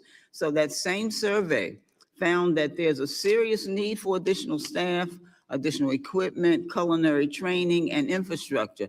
So, sir, are you aware of the barriers such as food cost inflation and lack of kitchen equipment that schools face in serving healthy meals to children across the country? I'm absolutely aware of it. Okay, so that's good to hear, but the budget. And we are doing the something budget about it. fails. Excuse me, sir, I'm claiming my time here. That's good to hear. because the budget fails to provide any investments. In fact, it does the opposite. So That what should, excuse me, what should I tell, I'm reclaiming my time. So what should I tell food service directors in my district who want to make the transition to less ultra-processed and prepackaged foods, but can barely cover the costs of these expenses? What should I tell them? You might start by telling them the truth. All right, well, I'm not getting that from you, but I suggest that you take the time to meet with food service directors across this country for a better understanding of the financial pressures on school meals programs. Many programs in our country are just not well funded enough. They're not, and you keep supporting the cuts in these budgets. They're not well funded enough to scratch, prepare meals and serve less ultra-processed and prepackaged food, all of which are alleged goals outlined in your MAGA report, Make America Healthy Again. You're not doing it, Mr. Secretary. Mr. Chairman, I yield back. Gentlelady's time has expired. I yield back. I recognize the gentleman from Kentucky, Mr. Comer. Thank you, Mr. Chairman, and Mr. Secretary, thank you so much for being here today. I want to bring to your attention a program very important to Kentuckians. The Community Services Block Grant, or CSBG program. Community action agencies throughout Kentucky leverage a lean budget of federal CSBG funding and private resources to help individuals and families set out on a path to financial independence and self-sustainability. The community action agencies in my congressional district in Kentucky have shared with me concerns about the delivery of CSBG funding administered by HHS being delayed. Thankfully, Kentucky Community Action has a well-managed budget and has funding in reserves to last them for several more weeks. Unfortunately, they estimate that funding will begin to run out in early May. Is there an estimate of when CSBG funding for the remainder of Q2 and Q3 will be released? We are trying to get it out the door, Congressman. We are in the we're in the interagency process right now. Great, thank you. Can I take a minute of your time just to reply to the previous? Yes, sir. What I would say to the Congresswoman is, if you want just a soundbite that you can come in here, you can get that, and you did it. But if you actually want to solve the problem, call me, because we're aligned on the issue of getting good food to children, and we think that we're doing a good job of it. We could do a better job, but come and tell us how we can do a better job, and that would be something we could all profit from. Are you wearing 7 layers and still freezing your man nipples? You need the new 340G. Thank you, Mr. Secretary. I love what you say about the sound bites. This is not the committee I chair. The committee I chair is Oversight Committee, and the Democrats live and breathe for sound bites. They have competitions to get on MSNBC and CNN during committee hearings, unfortunately. I can't wait to comment. Yeah, well, again, talking about the work in my Oversight Committee, we've led an investigation of the pharmacy benefit managers. We still have a long way to go to prevent PBM manipulation of patient access to effective and affordable medicines. I was glad to see the Lower Cost, More Transparency Act signed into law by President Trump. As you know, the PBM transparency and disclosure requirements included in that law will give patients and plan sponsors a more accurate picture of how little-known companies have distorted and taken advantage of our nation's healthcare system. My question, Mr. Secretary, do you consider vertical integration by the PBMs and their related companies a safety issue? I absolutely do. And there's 4 companies that basically control the whole industry, and that's not good by any economic model. It destroys competition. It raises prices. It lowers the quality of care. Absolutely. Absolutely. There are 3 FDA-approved drugs for a common form of leukemia. Doctors must prescribe the most effective one based on each patient's individual health profile, including heart conditions or past responses to medication. These 3 leukemia drugs are not interchangeable, but some insurance plans are making patients fail on day 1 before they can access the preferred course of treatment prescribed by their doctor. So on March 19th, I sent a letter to Dr. Oz expressing these concerns. However, I continue to hear stories about how insurance companies and their PBMs override physician recommendations and block patients from getting the drugs they desperately need. Is there a reason patients should have to fail first on another medication? And what is HHS doing to prevent insurers and their PBMs from acquiring these types of unnecessary and often harmful outcomes? Well, I convene the insurance companies, the biggest ones that represent 80% of American lives, 3 months into my office, and I got them all to agree to end prior authorization in 87% of the, or 80% of the procedures and conditions and prescriptions by 2027. So I think we may see an improvement, but as you know, it is a rapacious industry, and they have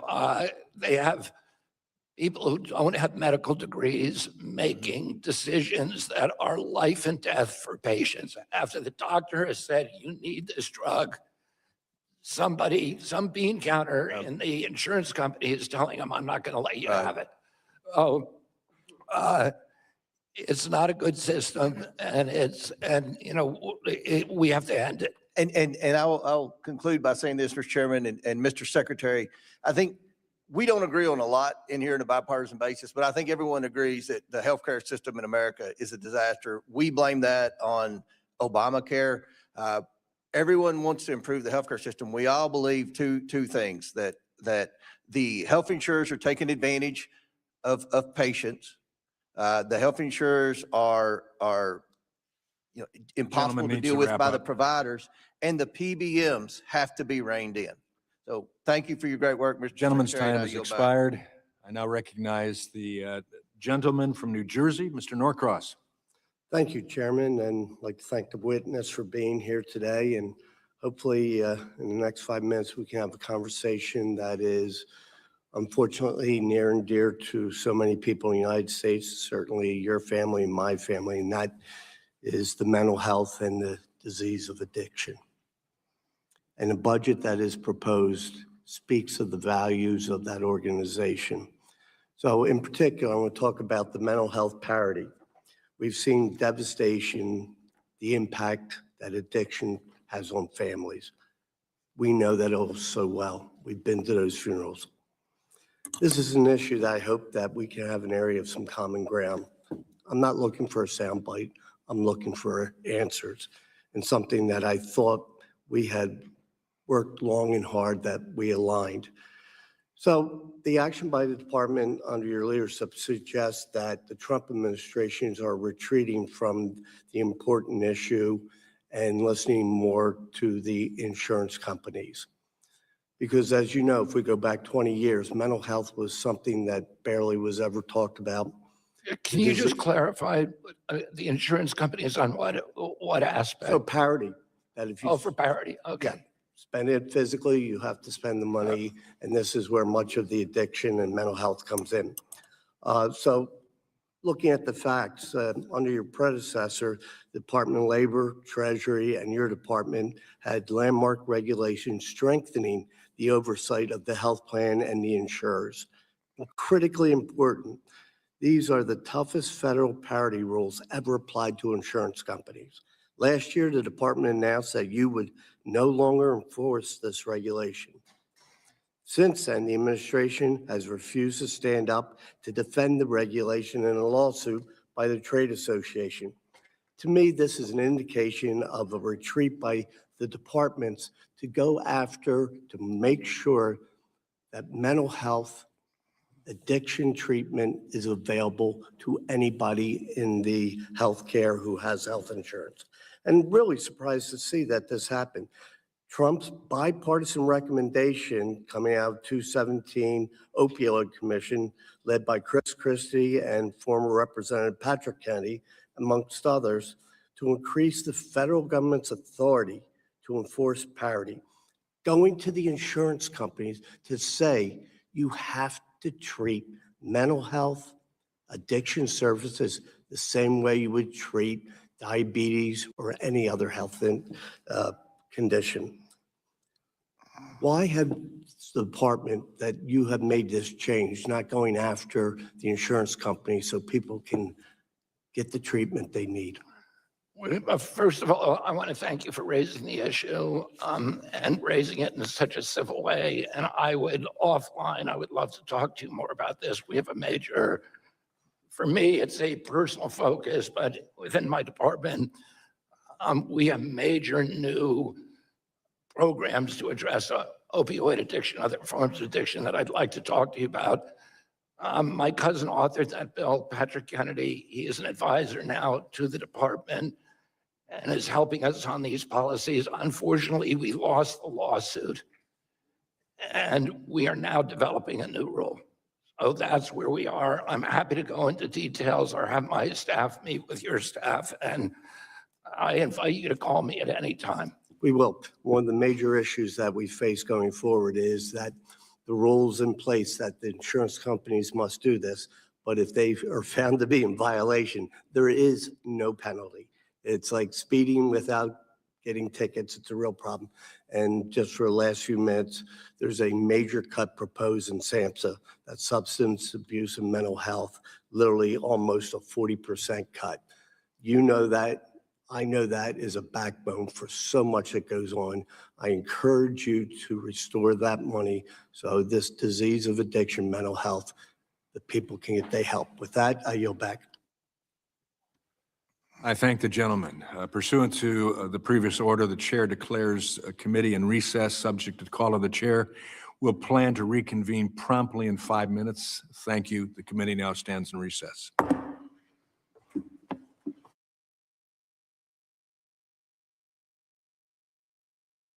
If you eat butter daily, this is what happens to your eyes. Take a look at these 2 retina scans.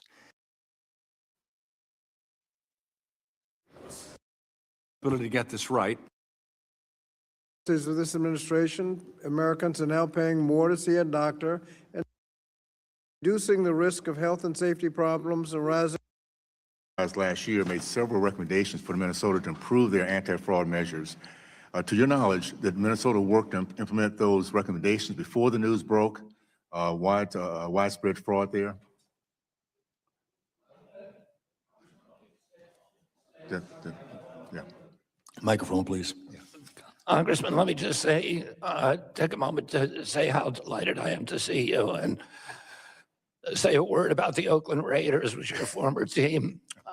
During the 1968 campaign, my father's bodyguard for a lot of that campaign were 4 members of the fearsome foursome of the championship Oakland Raiders team: Rosie Greer, Merlin Olsen, Deacon Jones, and Lamar Lundy. And the night that my father was killed, Rosie Greer was the first person to grab Sirhan's hand. So my family has always had a very, very strong connection to your team, and I'm really grateful to see you here today. Thank you. We went after both blue states and red states because there were fraud in both. Florida had some of the biggest fraud in the country. The Florida Attorney General and the governor cooperated with us, particularly in durable medical equipment, also in hospices and in child care and home care. Minnesota is the opposite. They just absolutely refuse to cooperate. And we asked them to provide receipts. They had already paid the providers, and we now had to reimburse them for that pay. But we said, give us the receipts, show us that people were actually tested. And for that program, which is applied behavioral analytics, there are no qualifications. So the only qualification is you need a high school education. And they were mainly members of the person's family, and they would get a kid in the family, a diagnosis, or maybe several of them, declared autistic by a crooked doctor, and then have family members and cousins and everything else treating them. We have no evidence that there were any kids even treated for a lot of these. And the people were being paid, these children were being paid $600 an hour. So they ran up these huge bills, $300 million that disappeared. We don't know, we expected to spend $7 million, we spent $300 million. And they've refused to give us the receipts. And so what we've done is we've impounded $359 million and said, when you show us the receipt for 1 quarter, this is just 1 quarter, when you show us the receipts, we'll give you the money. Well, I'm looking forward to us. I think it's great that our country's finally focused on that particular area. Our health data system remains fragmented, archaic, and insecure across agencies and states. This creates real vulnerabilities for foreign bad actors while crippling timely, coordinated decision-making, especially in crisis. Your budget request prioritizes modernization and interoperability. What specific structural deficiencies in this funding design is this funding designed to address? And how will more integrated data infrastructure deliver faster real-time coordination, stronger policy execution, and better health outcomes for American people?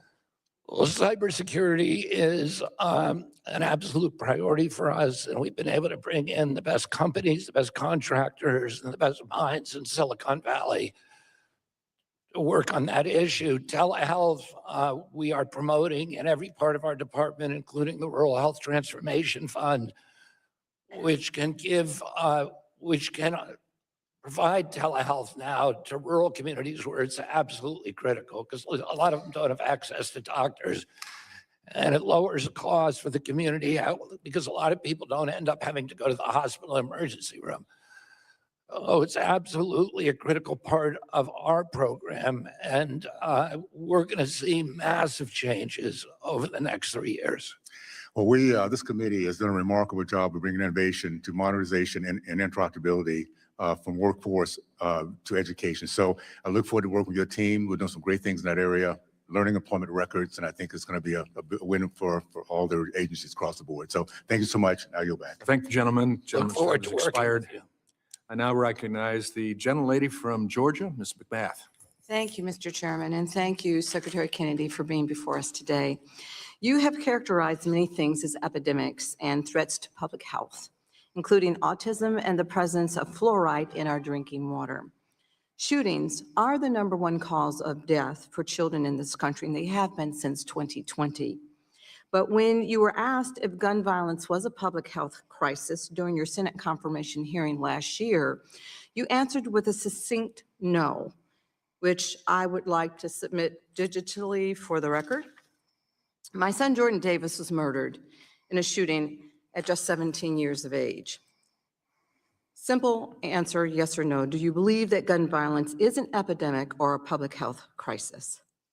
I would say it's an epidemic. I think it's a law enforcement issue and not public health. Your lighter will fail you at the worst possible moment, in the wind, in the cold, in the rain. So we built one that's physically impossible to blow out. Instead of butane, we use Tesla coil technology. It creates a plasma arc that burns at 1,800 degrees. No gas, no fluid, no weak spark. Just pure heat, and it cuts right through wind, rain, and freezing cold. And what makes it work so well comes down to 3 things. 1, it's completely windproof.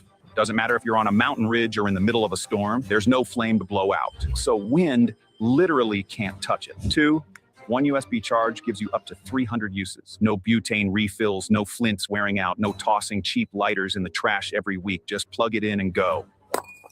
3, it's built to take a beating. Metal casing, waterproof, and a safety lock so it won't fire in your pocket. We built this for people who are actually outside, not lighting birthday candles. We take these out camping all the time.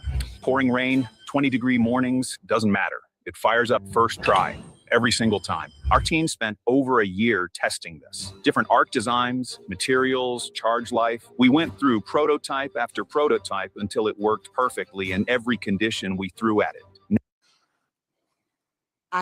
I find it kind of absurd to hear you say that.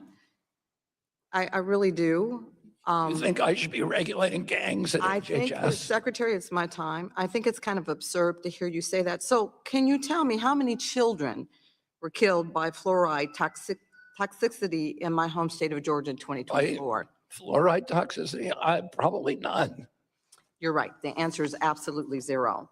So can you tell me how many children were Fluoride killed by doesn't kill you. fluoride across the country in 2024? Fluoride doesn't kill you. That's an absurd question. Again, that answer is 0. So how about? Nobody would answer that, ask that question. I'm reclaiming my time.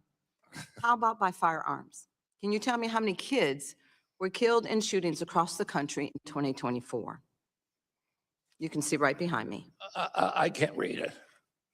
3,865, over 10 a day. That's more than drownings, more than car accidents, more than cancer, and certainly more than fluoride. It is far more than many of the things that you choose to focus on in Fluoride your doesn't time kill as Secretary. people. I'm reclaiming my time, Secretary. It's obvious that gun violence is an epidemic, and it is both a public health crisis. I know it, and so do the thousands of parents who are burying their kids in this country every single year. But what I don't know is how you can expect the American people to take your opinion seriously when you try to tell them that they don't need to worry about the leading cause of death for their kids. I never told them I'm that. reclaiming my time. While you tour the country to talk about the supposed dangers of fluoride, you should focus your efforts on things that are really killing our children in this country every single day. We have limited time here, but I also want to ask you about your comments about people with disabilities, especially about people with autism. During your first press conference as secretary in April of last year, you said, and I'm quoting, "Autism destroys families, that these are kids who will never pay taxes, never hold a job, never play baseball, never write a poem, or go out on a date. Many of them will never use a toilet unassisted," which I would also like to submit for the record. The truth is that Can the I respond majority, to I'm that? reclaiming my Without time. objection, it'll be Thank you. submitted. Thank you.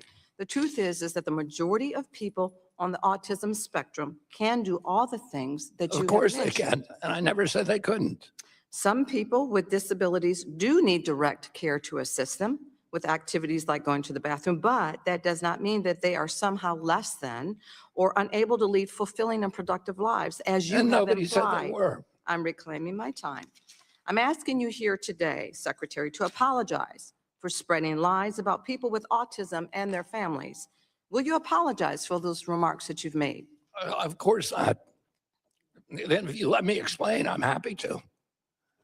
I was talking about people with profound autism, not people who are, who have lower impact autism. I'm talking about people who are nonverbal, non-toilet trained, head banging, stimming, toe walking. Okay, then since you Hundreds and hundreds of people have written me letters thanking what you me really for those meant, comments. since you're explaining what you really meant, can you apologize to the thousands of families that do not believe what you're just telling us now? No, because if you look at my You comments, refuse it to was clear apologize. who I was find that talking very, about. very sad. I find that very, very sad. It should be very easy for you to apologize if that's not, in fact, what you meant. Those are crocodile tears, Congresswoman. And for all the families that have children with autism, I'm very sad to hear you say that, you want to because deal those with families autism, are dealing with the kinds of conditions that many people just don't even understand. If The you want president is trying to close the Department of come and talk to Education. me. If you want that to soundbite, happens, keep I'm talking. reclaiming my time.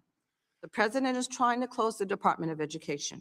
If that happens, services provided under the Individuals with Disabilities Education Act, including special ed, may move under your jurisdiction. This is unacceptable for so many reasons, but one of the most important reasons is this: no parent wants their son or daughter's education to be in the hands of a man who openly admits that he does not believe in their children. And I yield. The gentlelady's time has expired. I now recognize the gentlelady from Illinois, Ms. Miller. Thank you, Mr. Chairman. Mr. Secretary, would you like to respond further? I was very clear in my remarks that I was talking about children who have profound autism. Those children are, as I described them, and in fact, yesterday, a Democrat came up to me and thanked me for what I said. I've had hundreds of people thank because these are hidden people. They are silent. The parents are so consumed by caring for them that they can't even get out and advocate. They need a voice, and I've given them that voice, and thousands of people have thanked me for it. Thank you, Mr. Secretary, and I'm so grateful for the work that you and President Trump are doing to make America healthy again. And I just want to thank you for giving credibility to my healthy diet. I like to eat sauerkraut for breakfast also. I don't like it, but I gag it down. Well, we can learn to like it.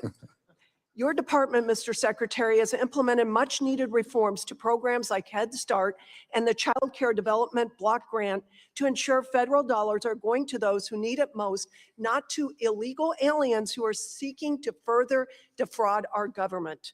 HHS has also upheld parental rights and biological sanity by rescinding a Biden regulation that required foster parents to socially transition a confused child.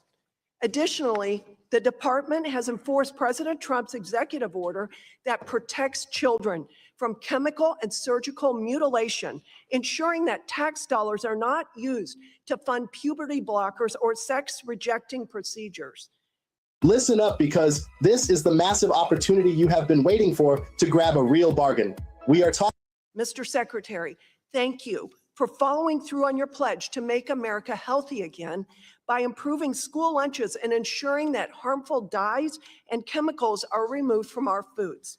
I'm also pleased to see HHS accommodating religious and health exemptions and holding manufacturers accountable for vaccine injuries and deaths. Furthermore, Mr. Secretary, you and President Trump have done a lot of work to eliminate DEI at the Department of Health and Human Services and instead hire employees based solely on merit. To make America great again, we need to make meritocracy great again. I am hopeful that we can continue to collaborate on these efforts and codify these important changes. Lastly, I want to address the abortion pill. We both consider it harmful to public health. It's a drug that we both agree needs to be regulated. Not only does the abortion pill end the life of an innocent unborn child, but it also endangers the life of the mother. Since the abortion drug approval, Presidents Obama and Biden continued to whittle away safety requirements, putting women at increased risk. In fact, at least 10% of women who take the pill experience sepsis, infection, hemorrhaging, and other serious life-threatening events. Pro-abortion states are circumventing the laws of pro-life states by mailing abortion drugs across state lines. Considering this, please, for the sake of women, I hope that we can continue building on your work at HHS by releasing the study on the abortion pill and reinstating the in-person dispensing requirements that were rescinded by the Biden administration, making it very dangerous for our women, for young women. Thank you again for your time, Mr. Secretary, and I'd like to yield the remainder of my time to you to make any comments that you have. Well, thank you very much, Congresswoman. I can't comment on mifepristone because it's under litigation now. We've been advised by the Office of General Counsel that they don't want me talking about it at all. But thank you for your concerns. I share President Trump's concern that we can't be a moral nation with 2.1 million abortions every year, and that the government has an obligation to protect women and babies. Yes, and when the government promotes it and pays for it and lies to women, we know for a fact that at least 80% of women, when they have an ultrasound, when they are given the information on the development of the child, when they are given the support and information on how to access help, that they will choose life and not abortion. And I don't know why this is the only medical procedure that I know of that we withhold information from the patient so that we can tip the scales to a certain choice. The left is not pro-choice, they are pro-abortion. Thank you. And The gentlelady's time has expired. I now recognize the gentlelady from Michigan, Ms. Stevens. Well, thank you, Mr. Chair, for holding this hearing, and Mr. Secretary. It is in fact true. I come from the great state of Michigan, and as you enter your second year as our nation's Health and Human Services Secretary, I just had a few things I wanted to tick through with you here today. So in early 2025, after your confirmation, measles cases spiked in the United States to the highest level since 1991. Last year, we had over 2,200 cases in America. 3 people died. 2 were children. Do I have that correct? Because according to the CDC and the American Academy of Pediatrics, I do. During this same time, That epidemic started before I came in during this office. same time, you questioned the effectiveness of the measles vaccine. And then in September, your handpicked vaccine panel voted against recommending the combined measles vaccine for children under 4. This is true? It was dangerous. We know that now that particular over version. 90% of measles cases in 2025 were among people who were unvaccinated or whose vaccination status was unknown. That's correct? According to You the think we should have CDC, given it a is. dangerous vaccine that all the In science said? just the first 3.5 months of 2026, the year we're in right now, we've already seen an additional 1,700 measles cases. I assume you're aware of this, according to the CDC. There's a global epidemic. You have also pushed vitamin A as a treatment for measles. That is correct? Yeah, every According major to health the America's organization in the world Poison recommends Centers, it. vitamin A overexposure among children increased by nearly 40%. And in this time frame, children in the hospitals with both measles and unsafe levels of vitamin A has occurred, correct? I'm not recommending unsafe levels. I'm recommending what every major international health organization recommends. The American Poison Centers agrees. You characterized your response to one outbreak in Texas as a model for the rest of the world, even as the number of measles cases climbed. As Secretary of Health and Human Services, have you ever taken steps to undermine medical guidelines rooted in science? Because we can look at your record, sir. Oh, I serve on the Science Committee. At the beginning of this year, the CDC tried to slash the childhood vaccine schedule from 17 recommended vaccines to 11 before it was blocked by a judge. Hepatitis A, B, RSV, multiple vaccines were demoted. Do you dispute this charge, sir? You think that we should recommend These interventions that vaccines have not been have safety saved tested? countless lives. A 2024 study estimates that childhood vaccines have saved 1.1 million children's lives and prevented more than 500 million illnesses in the last 3 decades. Doctors, researchers, and medical experts have spent years working to not only understand illnesses, but also prevent them. Your actions restricting these vaccines have a grave impact on our country. Happy And to while talk you have about it. waged war against established medical science, you've also attacked life-saving research on cancer and Alzheimer's. You have implemented measures that have raised costs, kicked families off their insurance, and made it harder to get coverage. You're And just making devastated stuff rural up. hospitals. Look, to top it off, Mr. Secretary, I got a copy of HR 944. Do you know what it is? I It's can your Google it. impeachment articles, sir. You have abused your office, you have gutted America's public health, and you have sacrificed our leadership in medical research and innovation. Americans today are less safe under your watch. Children are dying of diseases that we thought we had eradicated. You can smirk, sir, but I answer to the people of Michigan, and they have told me you should be ashamed, you should resign, and if you refuse, Congress should remove you from office. I yield back. The gentlelady's time has expired. One tiny flaw ruins most grounding shoes, but grounded footwear fixed it. You see, most grounding shoes use a I now recognize the gentleman from Missouri, the good Dr. Under. Thank you, Mr. Secretary. Thank you for being here. I'm glad my colleague got her little X clip there to, hopefully it'll go viral for her like she intended. Secretary, thank you so much for your work on just so many areas. But one of the things I wanted to highlight today was your work on prior authorization that was used too often to deny patients of the care they need. But I think what we're seeing, I'm a practicing physician, practice very little now that I'm in Congress, but now more and more we're seeing threats to patient access because insurance are allowing doctors to give patients the care they need, but then denying payment for those cares. And this isn't the usual, fight over physicians getting reimbursed. An example from my own specialty, I've been contacted by dozens of allergists, immunologists around the country that United Healthcare is claiming to follow Medicare, dishonestly claiming to follow Medicare on allergy immunotherapy and reimbursement, allergy shots, and completely denying care for that very life-changing, reimbursement for that very life-changing treatment.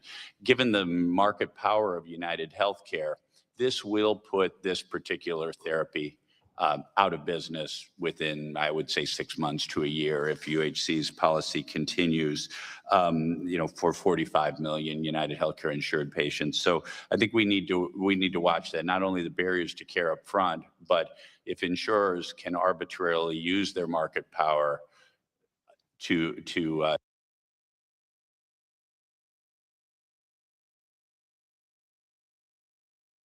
dramatically accelerate access to new medical research and treatments based on psychedelic drugs. This executive order will remove the legal impediments that block American researchers, scientists, physicians, and clinicians from properly studying these medicines. We're also coordinating with the DEA and the Department of Justice to begin rescheduling reviews after successful phase 3 trials. I think there's a lot of people out there that need help, not only our veterans, but our civilian population that can benefit from this. These drugs are illegal not because they're harmful. They're illegal because of the 1970 Controlled Substances Act that was passed by the Richard Nixon administration. For 56 years, we've lived under those terrible conditions. We're free of that now. We're free of that now. Thanks to all these people that we see next to me, and thanks to President Trump. Thank you very much for taking care of your service members and your veterans and giving the members that have been working on this for so long a chance. President Trump has delivered an epic victory for all humanity.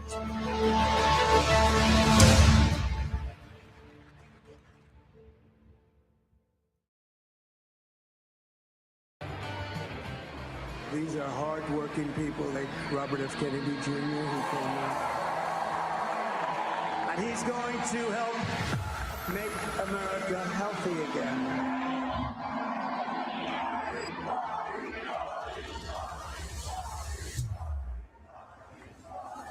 Are you supportive of these onesies? Now we're talking about doing something. Boxing champion Mike Tyson is teaming up with the MAHA movement. We're phasing out 8 common artificial food dyes. He told us to fix it, and we are now fixing it. Operation Stork Speed. President Trump has directed me to find out what is causing the autism epidemic. He is removing the CDC's recommendation for children and healthy pregnant women to get the COVID-19 vaccine. Now we're talking about doing something. Doing something. Doing something. Doing something. We've just signed 6 more waivers on staff. The nation's biggest retailer embracing the MAHA movement. You're now seeing reforms that have been discussed for 35 years. Your drug costs will be plummeting downward. It's called Most Favored Nation. These are massive wins for the American people.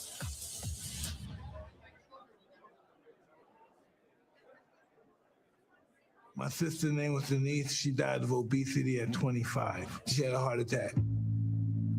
I was so fat and nasty. I would eat anything. I was like 345 pounds. A quart of ice cream every hour. I had so much self-hate when I was like that. I just wanted to kill myself. We're the most powerful country in the world, and we have the most obese, fudgy people. Something has to be done about processed food in this country.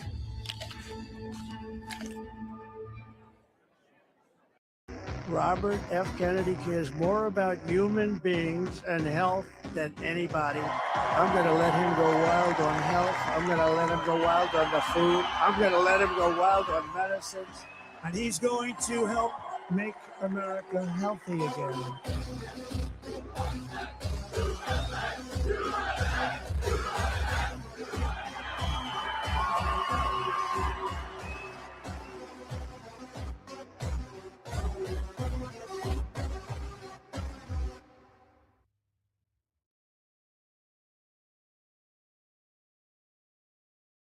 The story of Kennedy and Trump has changed the course of history forever. August 23, 2024 will forever be known as the day we turned the corner and took back our great nation and changed the course of history and brought hope to a free world. Join me as we relive the strange relationship between Kennedy and Trump, leading to their return to the White House to make America healthy and great again. I spent 2 years following the Kennedy and Trump campaigns. Long before the two men ever considered running for president, Kennedy sued Trump and stopped him from building a golf course near the Hudson River. After Trump won the presidency in 2016, he recruited Kennedy to look into vaccine safety issues. Kennedy was forced out the door after clashing with a man by the name of Anthony Fauci. But the assassination attempt on President Trump's life brought Kennedy and Trump closer than ever. From rivals to collaborators, from foes to friends, this is the story of Kennedy and Trump. You can download the book for free right now by going to kennedyandtrump.com. That's kennedyandtrump.com. My name is Greg Fernandez Jr. God bless you all.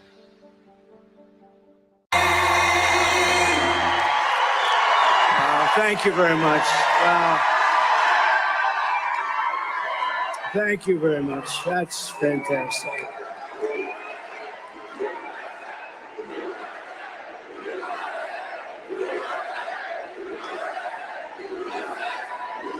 Well, I want to thank all those seniors, but I want to thank all the young people. I've never seen so many young people in my life. And I want to say a special hello to Phoenix. We had a big win in Phoenix and a big win in Arizona and a big win all over the country. I'm thrilled to be back in the great state of Arizona with the hardworking, God-fearing patriots of Turning Point Action and Turning Point USA. 7 months ago, our country lost a fearless warrior, my friend, for freedom, and he was just an amazing man. He was an amazing person. Charlie Kirk, just an amazing guy.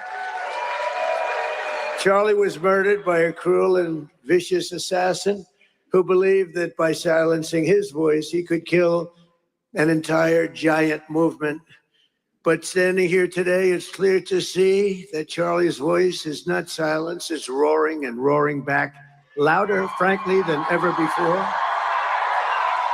His message is unstoppable. His mission is totally unstoppable. And his movement is forget it. It's not going to happen any other way but success. It's amazing what he's done. He was such a great friend of mine. We talked all the time. We'd speak all the time.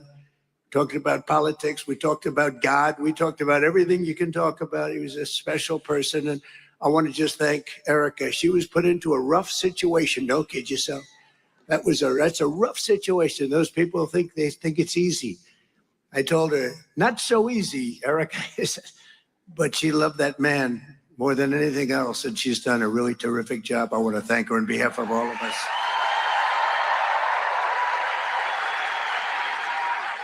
Because together we're making America great again, and this November, we're going to win the midterms. We're going to win, and we're going to win like never before. For some reason, even if you have a great presidency, if you haven't, I don't think there's been one like this. And we have some good news I'll tell you about a little. Would anybody like to hear about Iran a little bit? You know, this was scheduled a long time ago. And I said, let's not do any media for a little while. Here I am. This is sort of interesting. They're all waiting. Look at all the fake news back there. It's unbelievable. We could fill this place up 4 times. Would anybody like to give up your seat? Allow somebody to, but it's really been an incredible period of time, and I'll tell you about it. But in 2024, Turning Point's grassroots army helped us win Arizona in an absolute landslide. We won this one. We won all 7 swing states. We won the Electoral College 312 to 226. We won the popular vote by millions of votes, and we won, and that's the first time in decades that a Republican, I don't know what that's all about, won the popular vote, but we won by a lot. We won 86% of all counties. Now think of that. Counties, to me, that's the biggest of all, most important of all. 86% of all counties in America, 2,700 to 525. That's called a landslide. And I want to thank everybody at Turning Point Action who's working tirelessly to help us get out the vote this November 3rd. And I especially want to thank all of the executives and Erica Kirk in particular. Thank you. This will be a great and brilliant day for the world because Iran has just announced that the Strait of Hormuz is fully open and ready for business and full passage.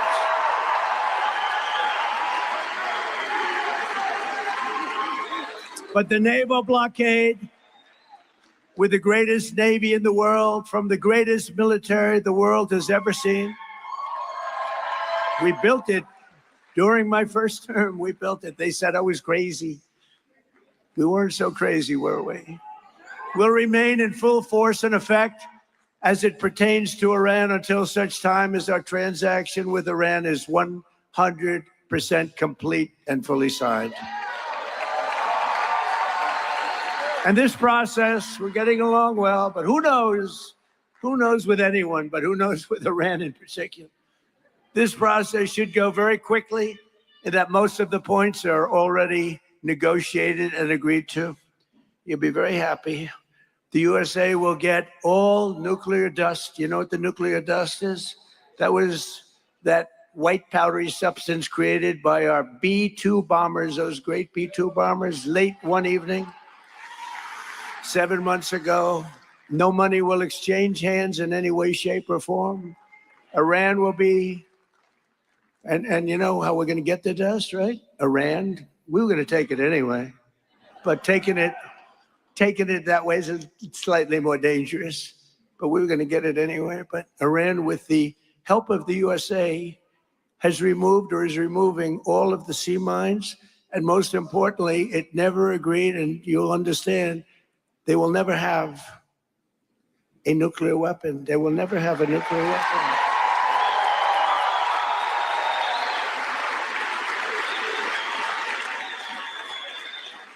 And somebody said, how are we going to get the nuclear dust? We're going to get it by going in with Iran, with lots of excavators, because the B-2s, remember when fake news CNN said, well, maybe obliteration is too strong a word, obliteration. That's so deep.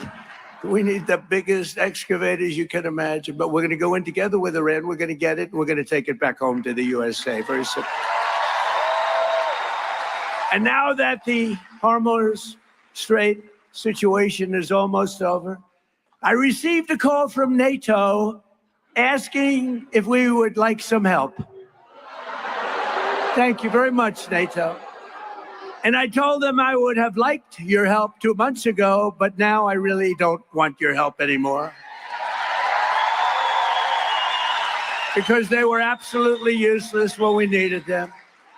But actually, we never needed them. They needed us. They need us. They need us so badly. You know, it's a little bit like if you're a politician. It's hard to believe I'm a politician, but after I won, people came up to me, sir, I'd like to make a major contribution to your campaign. And I said, listen, just so you understand, campaign contributions after I won don't count. Okay, they don't count. And NATO, after we won, that doesn't count either. It's the same thing. But you have to remember that because we spend hundreds of billions of dollars a year. We spend money. We spend, I would say, in many cases, close to $1 trillion over a couple of years, $1 trillion to help them. And we're always helping them. And this was just a military excursion. This isn't the big time. You know, we built a military so great. I'm so proud of it. It's one of the, including Space Force. You know, you see all of that. When you see those rockets go one, look up there, there's Space Force. We all created Space Force. Didn't exist. We were losing to China and to Russia in space, and now we're so far ahead of them both, you wouldn't believe it.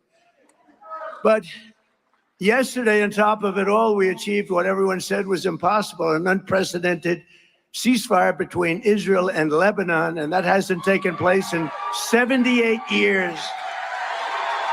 78 years.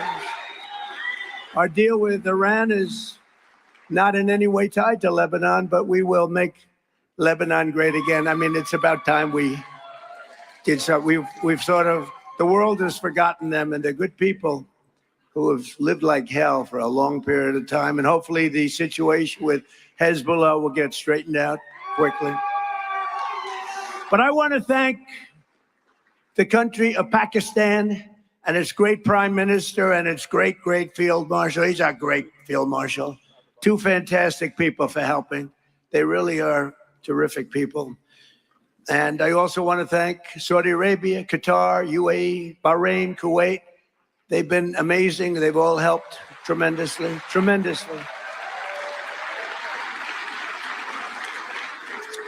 And it took courage for them. Not easy, not easy. They were living with what they call the bully of the Middle East. They had the bully. Iran was the bully of the Middle East. They're not the bully anymore. With the help of everyone here today, this has been by far the most successful first year of any administration in the history of our country, acknowledged by everybody. To begin with, I ended 8 wars, and it may be a little early to say this, but if we add Iran and Lebanon, that will be 10 wars ended and many, many millions of lives saved. Think of how many lives we've saved.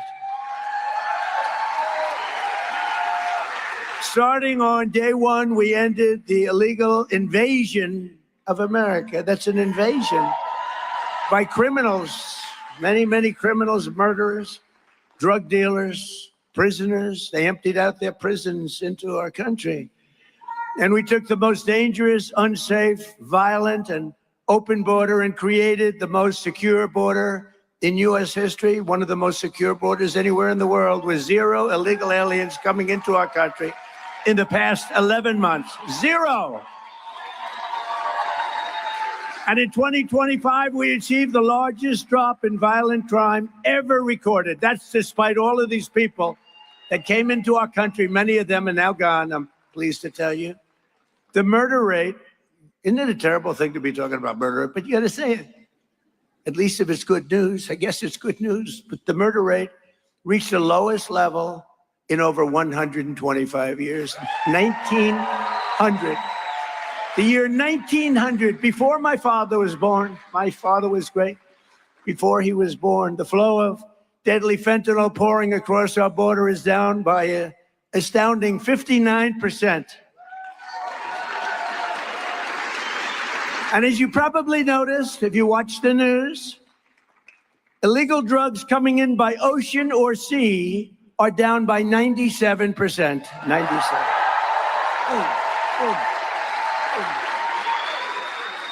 And we're trying to find out who the 3% is, because I consider them to be perhaps the bravest people anywhere in the world. Boom. Or they don't watch television or something. We passed the largest tax cuts in American history, the largest spending cuts in American history, the largest regulation cuts in American history, and the largest investment in border security in the history of our country. And starting my first day in office, we banned the transgender mutilization of our children.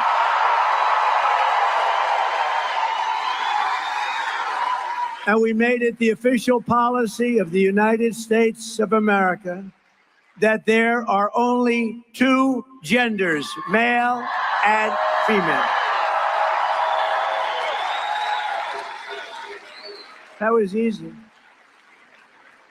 Could you imagine if I was up here 20 years ago or 15 years ago, probably 12 years ago, and I said there are only 2 genders, male and female? People would say, what the hell is he saying that for? Is he crazy?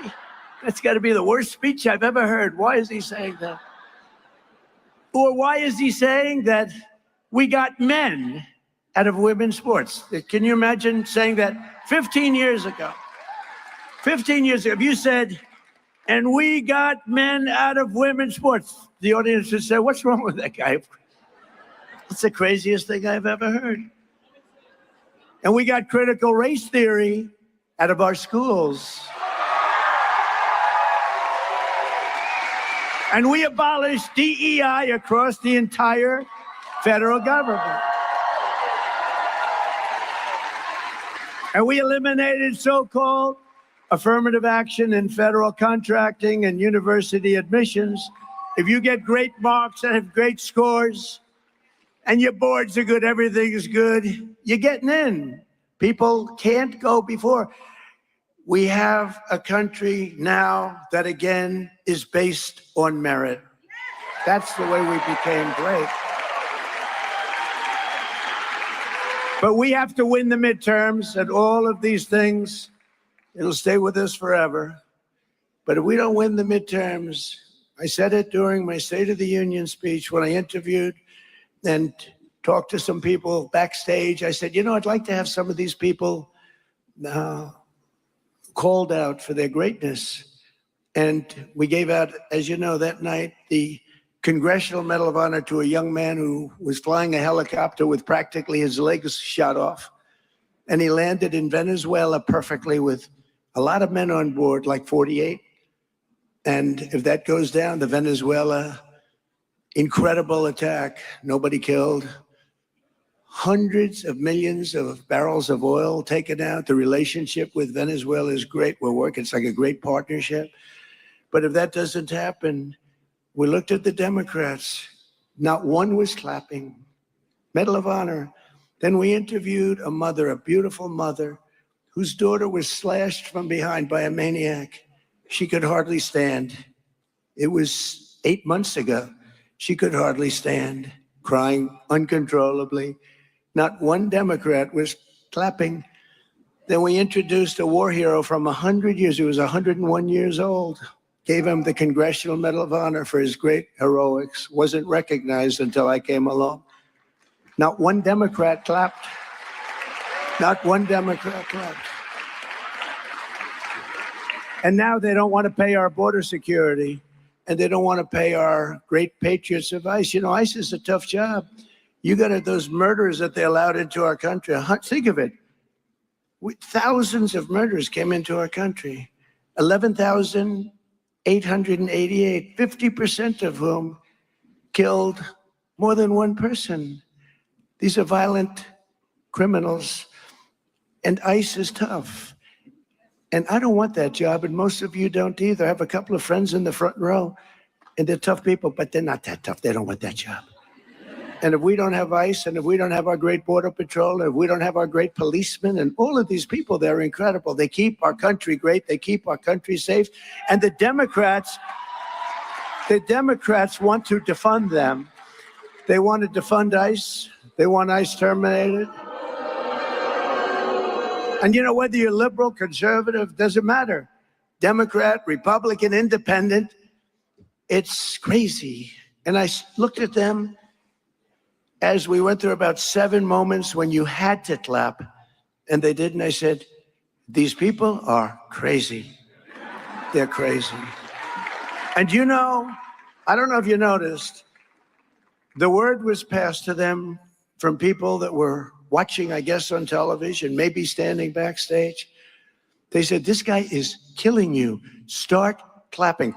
And the last half hour, they were clapping for everything I said. They were clapping for everything, things they shouldn't have been clapping for, because they heard they were getting killed. Just remember that night. That night was a very telling night. And we don't want to go back to that. We don't want open borders where millions of people pour into our country. We want to have safe borders. We want people coming into our country, but they want to come in, and we have to have them come in legally. Very simple.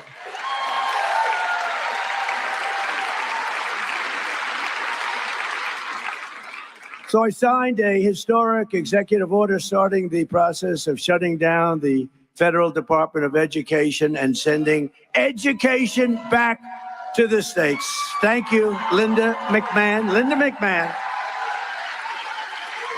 You know, education, move back to the states where it should be. You don't want to have a bureaucrat from Washington who couldn't care less about your community telling you how to educate your child.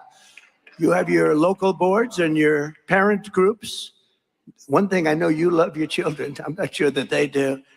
But we've largely removed education. We just did it, just move them back.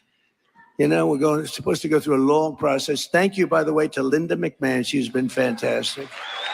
Been fantastic. And we removed over 300,000 bureaucrats from federal payrolls. They had sometimes 10, 11, 12 people to do one job, and they just sit there. And you know what? I have a lot of respect for whatever. But you can't run a country like that. You can't, as the expression goes, has anyone ever heard of it? Make America great again. You can't make America great again when you do that. So we've done that, and you know, many of those people are very happy because right now more people are working in the United States than at any time in the history of our country. And many of those people that had these boring, lousy jobs where they weren't even jobs, federal government, they went out, they got jobs in the private sector because we have the most people working that we've ever had before. And they're making more money and enjoying their job. It's sort of an amazing phenomenon.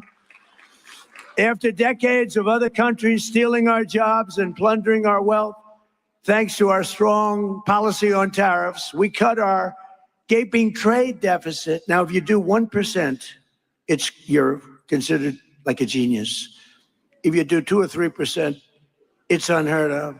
We cut it by 59% this year, our trade gap. It's the largest drop of a trade gap. Think of it. It's the largest drop in history, the history of our country. 59%. Can you believe it? So if you're a genius with 1% and really a super genius at 3, what are you with 59? I don't know. As part of our tax cuts, we delivered, a lot of you benefited by this, no tax on tips, no tax on overtime, no tax on Social Security for our great seniors. You know, the great big beautiful bill is really the great big beautiful tax cut bill, but it was also, we gave you the right to deduct your interest payments on a car loan, but only if it's made in the USA. That's been incredible. You never had that right before. And this week, millions of Americans received the largest tax refunds of their lives. The average is more than $4,000 per filer. Think of that. So nobody knew this was going to happen, but now they're getting their refunds back, and they're much larger than I said. In other words, I under-exaggerated, which is good. And in 4 long years, Sleepy Joe Biden, have you heard of him? What a president, what a disaster. But the whole party, it was the party. He didn't run the country. The people surrounding the Resolute desk in the Oval Office, they ran the party. Radical left lunatics. But in 4 long years, Sleepy Joe Biden got less than $1 trillion invested in our country, much less. And in 12 months, so think of it, 4 years, ours is 12 months, and it's actually 11 because we haven't gotten the last month. So in 11 months versus, think of that, versus 4 years, they did less than $1 trillion. In 11 months, we did $18 trillion of new investments coming into our country. And that's a record for any country anywhere in the world by a lot. And the king of Saudi Arabia told me when I was in Saudi Arabia, they invested $2 trillion in our country. But he looked at me, he said, you know, Mr. President, a short time ago, we viewed the United States as a dead country. We thought it was dead. And now you have the hottest country anywhere in the world. And he's right, the hottest country anywhere in the world. For years before I took office, people thought that America was in decline, that our best days were in the past, and that the sun was setting on American power. But no one thinks that anymore because we are indeed the strongest, the hottest, the best country anywhere in the world. And you know what? Nobody laughs at us anymore. They were laughing. They thought we were a laughing mess.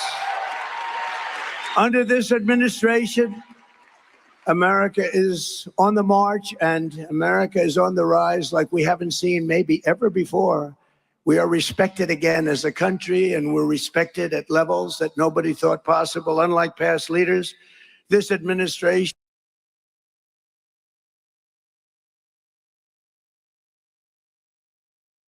to deny reimbursement, that care will go away likewise. But, you know, Yeah, I mean, I have children with anaphylactic allergies, yes, and some of them have benefited from these, these allergen yes. medications. I have a son who literally lost his peanut allergy, which every doctor told him Yeah, that's oral would immunotherapy. never happen. Yes, that's oral immunotherapy, which is relatively new, and I don't think any insurer actually reimburses for that. But then aeroallergen immunotherapy, pollen, mold, dust, and so on, that used to treat asthma, sinus disease, allergic diseases is mostly what United right now is. This is the first I've heard of it. Yes. So, and I have two guys who are sitting behind me, Chris Klump and Ken Callahan, who'll be interested in helping you with this. Let's get them together with your staff. I appreciate that, Mr. Secretary. And I want to commend you, and my colleague, Representative Miller, highlighted this, your work to protect kids from mutilating transgender procedures. Of course, I think most impactful, immediately impactful, was the denial of Medicare and Medicaid reimbursement to hospitals who insist on mutilating kids, despite the science, including the recent Finland study. But one thing that really just monumental development, I think, is the executive order that President Trump transmitted last January. It had a number of components, including directing the HHS study that came out later last year, but also directed the Department of Justice to work on a bill to create strict liability for those healthcare providers who would exploit our kids with mutilating transgender procedures. I am honored to be carrying that bill in the House. It's the Chloe Cole Act Senator Blackburn is carrying in the Senate.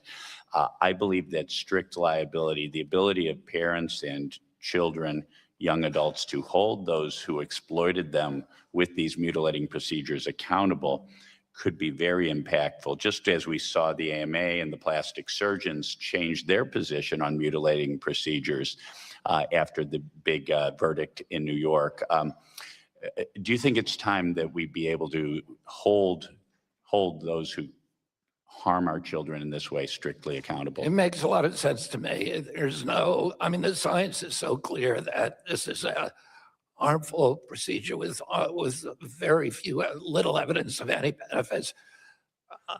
We'll work with you on that. No, I appreciate that. And the one talking point that these transgender doctors, I have a hard time even calling them doctors, but these quacks say is this is going to improve kids' mental health, prevent suicide. Well, there's no evidence of that. There's no evidence of that. And the Finland study showed that girls who are gender confused who undergo these procedures, their serious mental health issues double, and boys, they go up sixfold. So I think there's never been a good evidence, and now there's abundant evidence that we're doing more mental health harm than good. I thank the gentleman. Thank you, Mr. Chairman. Doctor. His time has expired. I now recognize the gentleman from Texas, Mr. Kassar. Good morning. Secretary Kennedy, I have a few questions about who you're meeting with and talking to as you make this nation's healthcare policy and health policy. According to reports, you and President Donald Trump met with the CEOs of Pfizer, Eli Lilly, Pharma, and others at Mar-a-Lago. Is that correct? Yes. And you've also met with the CEOs of Pepsi and Tyson and Kellogg's. Is that correct, Mr. Secretary? We met with people on both sides of the issue.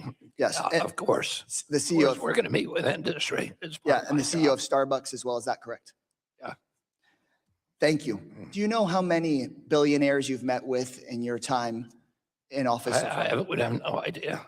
Well, at least at a cabinet meeting, there's, of course, Donald Trump, Mr. Lutnick, Ms. McMahon, Mr. Musk, so at least 4 or 5. So we've established here you've met with a good number of CEOs, some billionaires. I hear you've even met with Kid Rock. So here's my question. The Trump policy that passed through the Congress was to give some of these ultra wealthy people a tax cut. And part Which of paying for policy? it, the big ugly bill gives the ultra wealthy a massive tax cut. It's well documented.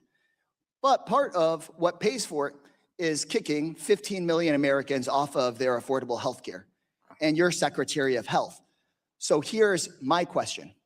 You've met with the CEOs, you've met with some billionaires. How many people have you met with? How many Americans have you met with that have lost or about to lose their health insurance? Well, I've met with the advocacy community on virtually everything that we regulate. I've met with more tribes and tribal leaders than any HHS secretary in history. And I'm grateful for your meeting with tribes and advocacy organizations, but have you met with everyday Americans who have lost their health insurance just this last year? I meet with everyday Americans every day. And have you had conversations with those Americans who will lose their health insurance this coming year or next year because of the cuts to Medicaid? Have you met with people who have lost their health insurance? First of all, there are no cuts in Medicaid. There are no cuts in Medicaid. Look at the CBO report from this week. We are increasing Medicaid spending by 47% So we've got over the next 10 years. So over $1 trillion comes out over the next 10 years. Report after report says Increasing 15 spending million, by 47%. 15 million people could lose their health insurance. How is that a cut? Okay, let's talk about That is then only a cut in Washington, D.C. have you met with, again, have you met with any of the 1.4 million people who have lost their health insurance just this last year from dropping off of Obamacare? Have you sat down and talked to those folks about the fact they won't have their health insurance again? They're almost all illegal immigrants. Oh, well, you know what? It sounds like you haven't met with folks like Portia in my We district. found 1.5 million illegal immigrants No. illegally collecting Medicaid. Mr. Secretary, there are people like Portia in Buda, Texas, whose health insurance costs went from $100 a month to $500 a month. People like my constituent Shauna in San Marcos, Texas, her premium went from $250 to $750 a month. Now, $500 a month may not be a lot to you or to some of the billionaires that y'all are talking to, but for these moms with kids, they've lost their health insurance this last year. So have you had a conversation with, how many people have you sat down with that have said, Mr. Secretary, I lost my health insurance this last year. What are we going to do about it? 87% of the people who are on Obamacare are paying less than $96 a month. 54% of the people who are on Obamacare today are paying less than $50 a month. Well and good for us to talk about Obamacare policy. And by But the the way, question is, Democrats, it sounds like the answer. Democrats had 3 chances to make We could talk all we want about the past. tax credits We could permanent. talk about. Why didn't you do We it? could talk about the Why past. didn't you do it when you had the power to do it? Mr. Secretary, just like you, I'm new here. I'm responsible for what's happening right here and now. Yell at your colleagues. My question, Mr. Secretary, is have you met with anybody that's lost their health insurance? And it sounds like the answer is 0. So my question was, you've had time to meet with the billionaires. I know it's a lot of fun to meet with Kid Rock, True, I have met with people who have lost their health insurance Yeah, because people of come up the to me. policy from this last year.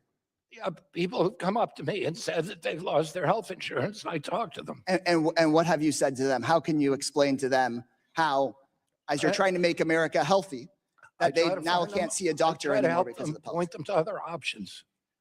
Eh, And President Trump is And trying. when now somebody, to so when create- somebody's health insurance cost goes up $500 a month because of Donald Trump's policy, I don't see how you could The- honestly the tell them insurance- the how you're going to primary- make this better listen, for them. It is the Democratic policy to benefit billionaires. The insurance companies, stocks raised by 1,000% after Obamacare was passed. The money was not going to Americans. It was going to them, and it was you who did it. The gentleman's time has expired. We need to move on. Chairman, I'm here. it just sounds like he's met with nobody and been able to explain to them why it's okay that this policy kicks them off their health I care. now recognize the gentleman from North Carolina, Mr. Harris. Thank you, Mr. Chairman. And Secretary Kennedy, thank you so much for being here today. I know that my Republican colleagues and I have admired your work on making America healthy again and really cutting down on the waste, fraud, and abuse in many of our government programs. Since President Trump was sworn into office on January 20th, his entire administration, as you know, has worked diligently toward the goal of improving our federal government's efficiency. I happen to serve on the subcommittee for higher education and workforce development, and a strategy that the administration has used to improve efficiency and interagency agreements are of great interest to me. Between the Department of Education and the Department of Health and Human Services, I believe 3 IAAs titled the Education Department, Health and Human Services Foreign Medical Accreditation Agreement, the Child Care Access Means Parents and School Agreement, and the Family Engagement and School Support Agreement have been implemented between the Department of Education and Health and Human Services. My first question to you is, how has that transition gone of moving education programs like C-Campus and NCF-MEA from the Department of Education to Health and Human Services, in your opinion? Well, so far, I have not heard of any bumps. I can't tell you all the details of the move, but I will hear it if there's a problem. Right, I understand that. So when discussions regarding the IAAs began, were there some specific benefits or things that you saw that Health and Human Services could actually bring to these education department programs? I know you mentioned earlier some of them just belonged or fit better in Health and Human Services. What are some benefits you think maybe we've been able Well, to? in terms of foreign policy issues, CDC, we're in 64 countries around the world. We have one of CDC's major portfolio items is foreign policy. And so international relations is what we do, and that fits perfectly with what we're doing. The other functions are mainly healthcare functions that are related to public health and disabilities and special education, and those fit perfectly, align perfectly with what we're already doing and what we think we probably can do better than the Department of Education. Right. Well, with those 3 interaction agencies or interagency actions in place, are there plans for HHS to enter other IAAs, either with the Department of Education or other agencies that maybe as this efficiency effort is being made, that you can see coming in the future that will help improve government efficiency? Yes, there are. And we are talking to other agencies about that now. Okay. It's not something that I would be prepared to go into details. I understand, completely understand. I also want to, switching gears real quickly, I've been encouraged to see the administration working to restore common sense policies across all agencies. And it's already been touched on by several of my colleagues here today. One of those policies is prohibiting the transgender medical interventions on children. It was also referenced a little earlier today, the executive order. And the executive order from January 28 states it's the policy of the United States that it will not fund, sponsor, promote, assist, or support the so-called transition of a child from one sex to another, and it will rigorously enforce all laws that prohibit or limit these destructive and life-altering procedures, end quote. Now, some reports that I've seen have shown that many hospitals and health systems have actually temporarily or indefinitely rolled back the transgender surgery and treatment for minors and some young adults because of these executive orders. Just quickly asking, from your perspective, does that match these reports I've seen to the general trend that you're seeing as a Secretary of Health? Yeah, we're seeing that trend across the board, and particularly with the suspension of Medicaid and Medicare funding for the hospitals that host these procedures. I think that's going to have a universal impact. Well, I want to join my other colleagues that have mentioned it in thanking you for your role as Secretary of Health and Human Services to take action to end chemical and surgical mutilation of children. And I'm very grateful for your service. And with that, Mr. Chairman, I'll yield back. I thank the gentleman. You guys remember that time with Craig where we were at the game? Do I ever? Yeah, dude. That's burned in my nose. He lets one go, right? And just crushes the whole room. We were like, what? His time hasn't expired. And I recognize the gentlelady from Pennsylvania, Ms. Lee. Thank you, Mr. Chairman. So this is Black Maternal Health Week, so I'll just start there. Secretary Kennedy, I'm sure you're aware that Black women are at least 3 times more likely to die from pregnancy-related causes than white women.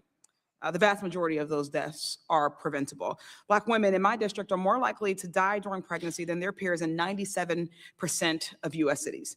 Your written testimony mentions maternal and child health 4 times, but from what I've seen, the NIH canceled grants researching Black maternal health. Your administration's fiscal year 27 budget proposes eliminating Healthy Start, which is one of the federal government's primary community-based maternal health programs. And you've made it a priority of HHS to end diversity, equity, and inclusion. So yes or no, my question for you is, if a medical school or a public health school educates students about addressing the Black maternal mortality crisis, would you consider that an illegal DEI? No. No, you would not? No. Great. I do hope for the medical schools, the universities, and the accreditors, your administration has been threatening that they're watching this and take this directive to continue teaching about and addressing the Black maternal mortality crisis. And I expect your agency to restore and expand funding and support for that work. Also, yes or no, do you think consuming more protein and avoiding Tylenol will prevent Black women from dying 3 times more likely during a pregnancy? I doubt it. Tylenol doesn't kill you. So then why aren't you putting forth serious policies that actually address the health crises in this country instead of just these unserious conspiracy theories and this wellness influencer mess that we. Do you want me to answer that question, or are you just talking? No, it's a question. We are doing more on maternal health than any other administration. No, I said Black maternal health. On maternal health. The Black maternal health. That includes Blacks and whites. But the thing is that they're actually not the same outcomes, which means that we need specific and intentional interventions for Black maternal health and Black infant. Can I finish? I'm saying. Are you going to answer that? Yeah, we have right now, we've implemented a perinatal pilot project that we're in 220 hospitals around the country. And we have reduced maternal health mortalities by 42% at those hospitals by providing them protocols. Can you please share what the reduction has been for Black maternal health? Across the board, it's 42%. But Black maternal health still has worse outcomes than other people. I wouldn't know. It helps everybody. But it isn't. You object to that? Okay, thank you. It is not. I do want to just, for the record, state that it does not help everyone. Your agency told programs to remove a list of nearly 200 words and phrases from their funding applications, including the word Black. Do you have an idea of how we could solve the Black maternal mortality crisis if we can't say Black? President Trump is trying to end division in this country, not so division. Not eviction. During the last 4 years. That's what DEI did. It divided people. It polarized people. No. We're not talking about eviction. We're talking about healthcare. I'm calling about DEI. We're talking about healthcare. Yeah. Disparities. So what we're asking is if you attack DE&I and then we have a crisis that impacts one population over another, but you cannot direct specific spending or research or interventions to that population, how do you solve the problem? Do you think the federal government should be paying for DEI? I think the federal government has a vested interest in ensuring that its citizens survive childbirth. Well, we are meeting that obligation. We are not. Oh, that I can explain to you how we are. You have not done so far. But also I would say that, we can improve healthcare for everybody at the same time as helping the people who are most likely to die.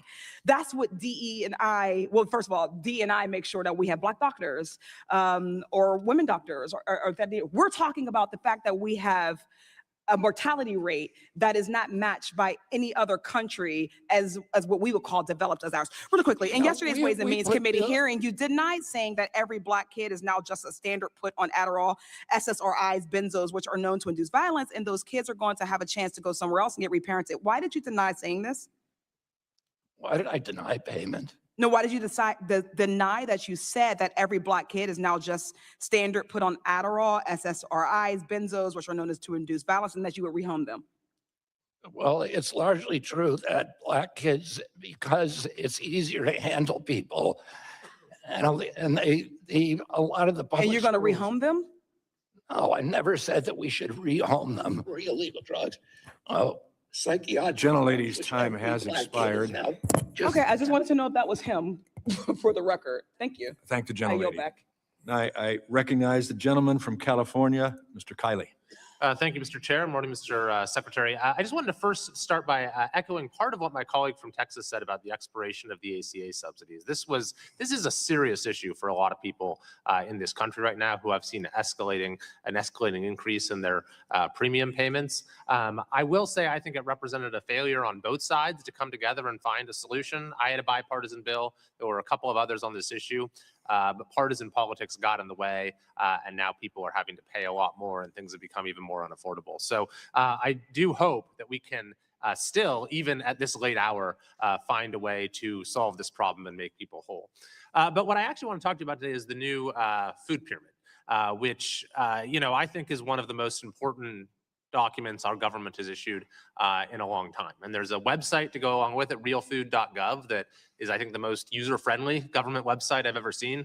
I'd highly recommend people check it out, realfood.gov. And regardless of what anyone thinks about you, Mr. Secretary, about the president, or about me, or anyone on this committee, I would hope that this is something that we can all come together around, because some of the statistics you've already cited and that are in your supporting documents here are truly jarring. 70+% of adults in the US being overweight, way more than any other developed country. Third of adolescents have prediabetes. As a result, we have lower life expectancy, maybe 2.5 years of reduced life expectancy because of these issues. Chronic disease consumes, as you mentioned, 90% of our overall spending. So you've addressed some of this already, but can you just explain briefly, how it is that our food supply in the US is linked to all of these problems? Yeah, I mean, it's a confluence of different forces, but I think probably the most potent driver was the GRAS standards. GRAS is a loophole known as generally recognized as safe, and it was put into the Food, Drug, and Cosmetic Act in 1948 to allow companies to include ingredients that were traditional, like vinegar and salts and wheat and these kind of things. But it was hijacked by the food industry so that they're now using it to put any chemical that they make in a lab without even informing us what it is. And we now have 10,000 ingredients in our food, and we have no idea about the safety of almost any of them. The Europeans don't have this, and they have only 400 ingredients in their food.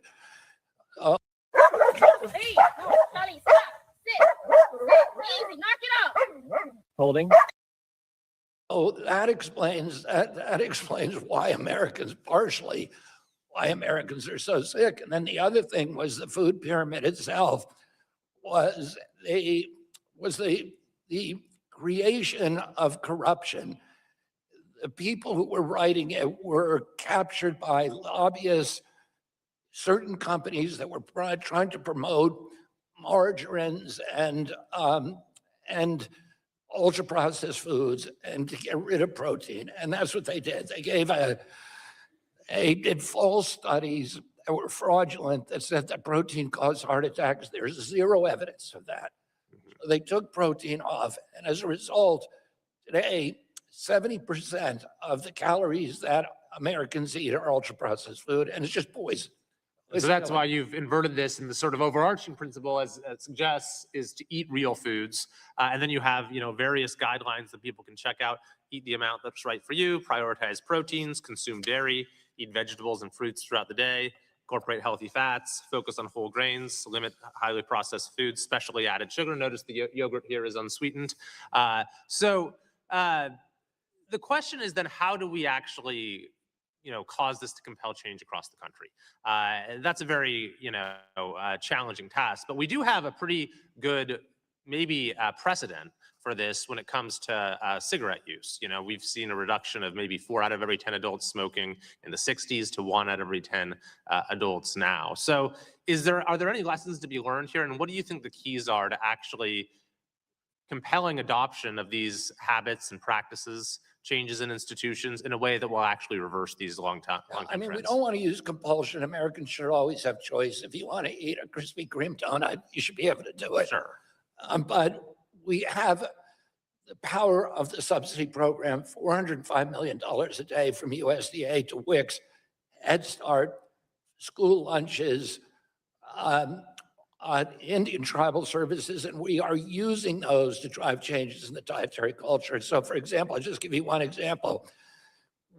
Brooke Rollins has required that every retailer that gives out, that accepts food stamps, has to double the amount of real food in their facility. And that's just one example, but there are many, many, many. We're changing food in the military. We're changing hospital food. We're doing this across the board to drive these changes and create a revolution in food culture in this country. That's fantastic. And yeah, the more we can do that to encourage this pyramid to become more widely known and practiced, I think it'll benefit our country enormously. So Gentleman's time has expired, Kelly. even though I'm grateful to hear about Krispy Kreme donuts. Now I recognize the gentleman from New York, Mr. Mannion. Thank you, Mr. Chair. Thank you, Mr. Secretary, for your testimony today. Earlier in this hearing, Representative Takano had referenced Truth Social posts from the president, and I believe I heard your response to be that he was the most sane president. Do you care to comment any further, or is that your? Well, yeah, if you look at that Truth Social post, I was pointing out the last line of it says, "God bless the Iranian people." So it was clear that he was sending a nuanced message. He was sending a message of brute force and violence to the mullahs to incentivize them to change, but also sending a message of love and compassion to the Iranian people. So you can look at it and say, oh, it's insane that he'd make this kind of threat. But he's a deal maker. He's a bargainer. Thank you, Mr. Secretary. I appreciate that. More sane than your uncle? He's very, very sane. So I grew up in a place called Tipperary Hill. I'd say he's more sane than Uncle Joe. And Uncle Joe Biden. Your uncle, your father were heroes to the Irish Catholic community. Your uncle, a Purple Heart recipient, a World War II veteran and naval commander, a hero, a member of the House of Representatives and the United States Senate, and a president whose term ended in assassination and is widely regarded as someone who navigated our country through possibly the most challenging time of the Cuban Missile Crisis.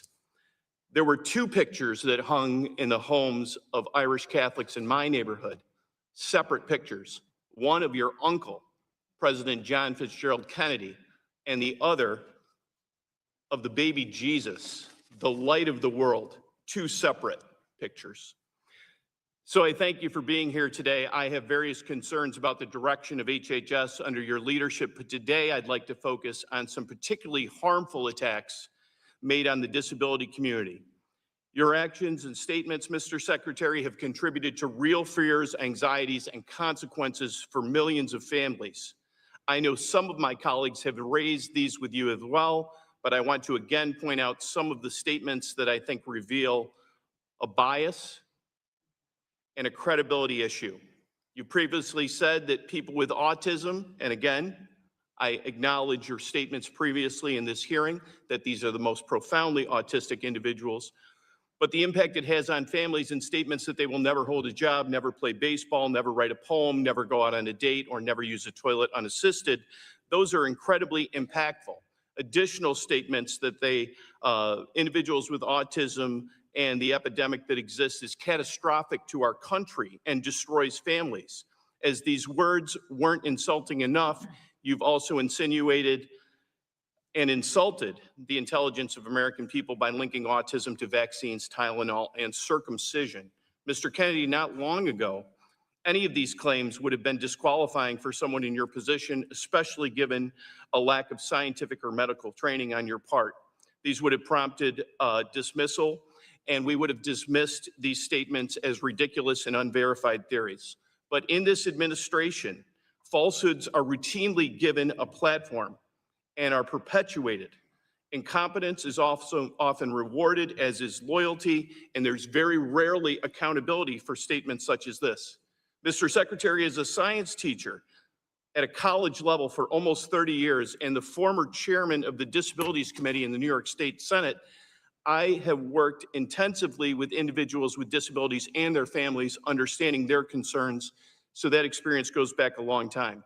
And as a country, we have made massive strides in improving disability policy.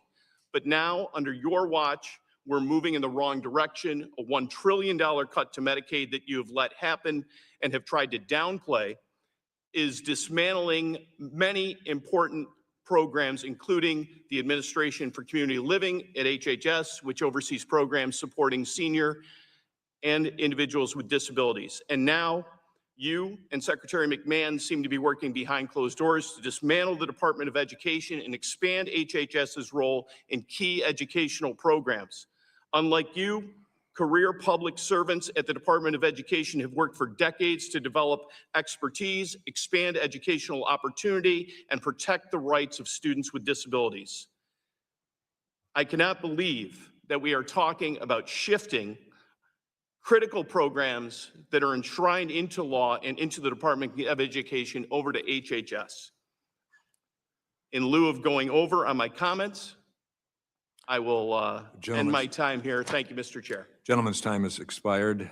Yields back. I now recognize the gentleman from Pennsylvania and the champion of whole milk, Mr. Thompson. Thank you, Chairman. Mr. Secretary, good to see you again. You too. Always appreciate the opportunities to be able to work with you and your leadership and your team that you put together.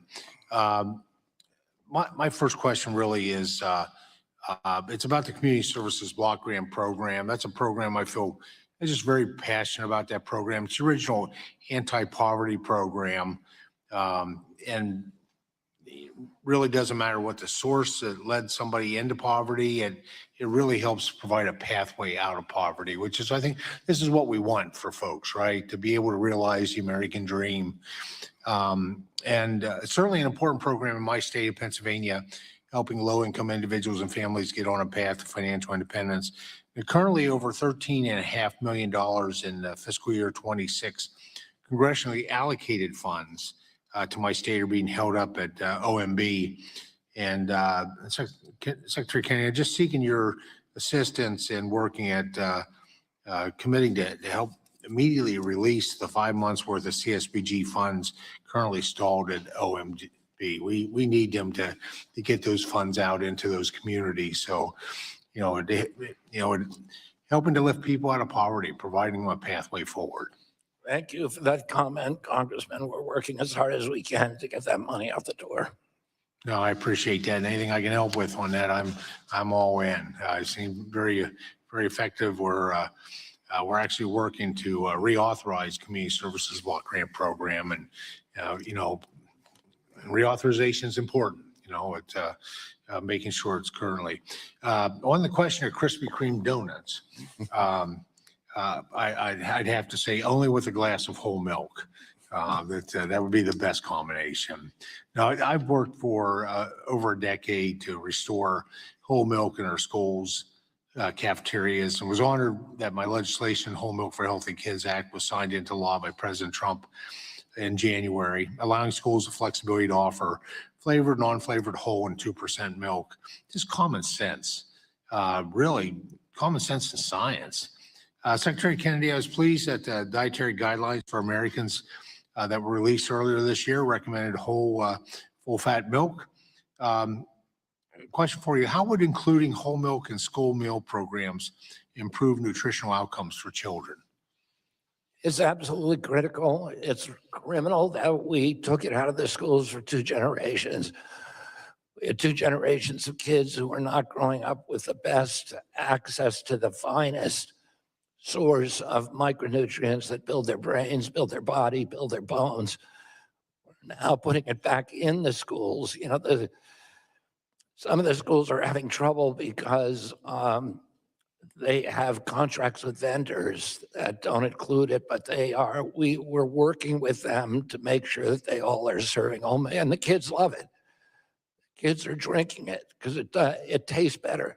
And, people's bodies crave fats, and you have healthy fats in whole milk that you can't get anywhere else. And it tastes better than, 2% or skim milk.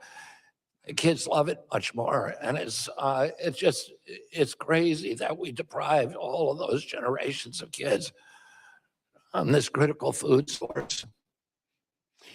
Honey, I have to bring work home this weekend again. You're staying late again? Yeah. Yeah, absolutely. I know that your colleague and a good friend of mine, Secretary Brooke Rollins, is preparing, I anticipate, hopefully in the next couple of weeks, to see published in a congressional record just clarity that this will apply not just to school lunches, but for breakfast and, quite frankly, any time that meals are served within the school system.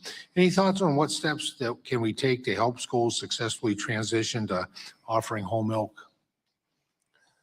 The biggest the biggest impediment to getting good food into the schools is that a lot of the schools have abandoned their kitchens. Oh, when I was a kid, every school had a kitchen, and that's not true today.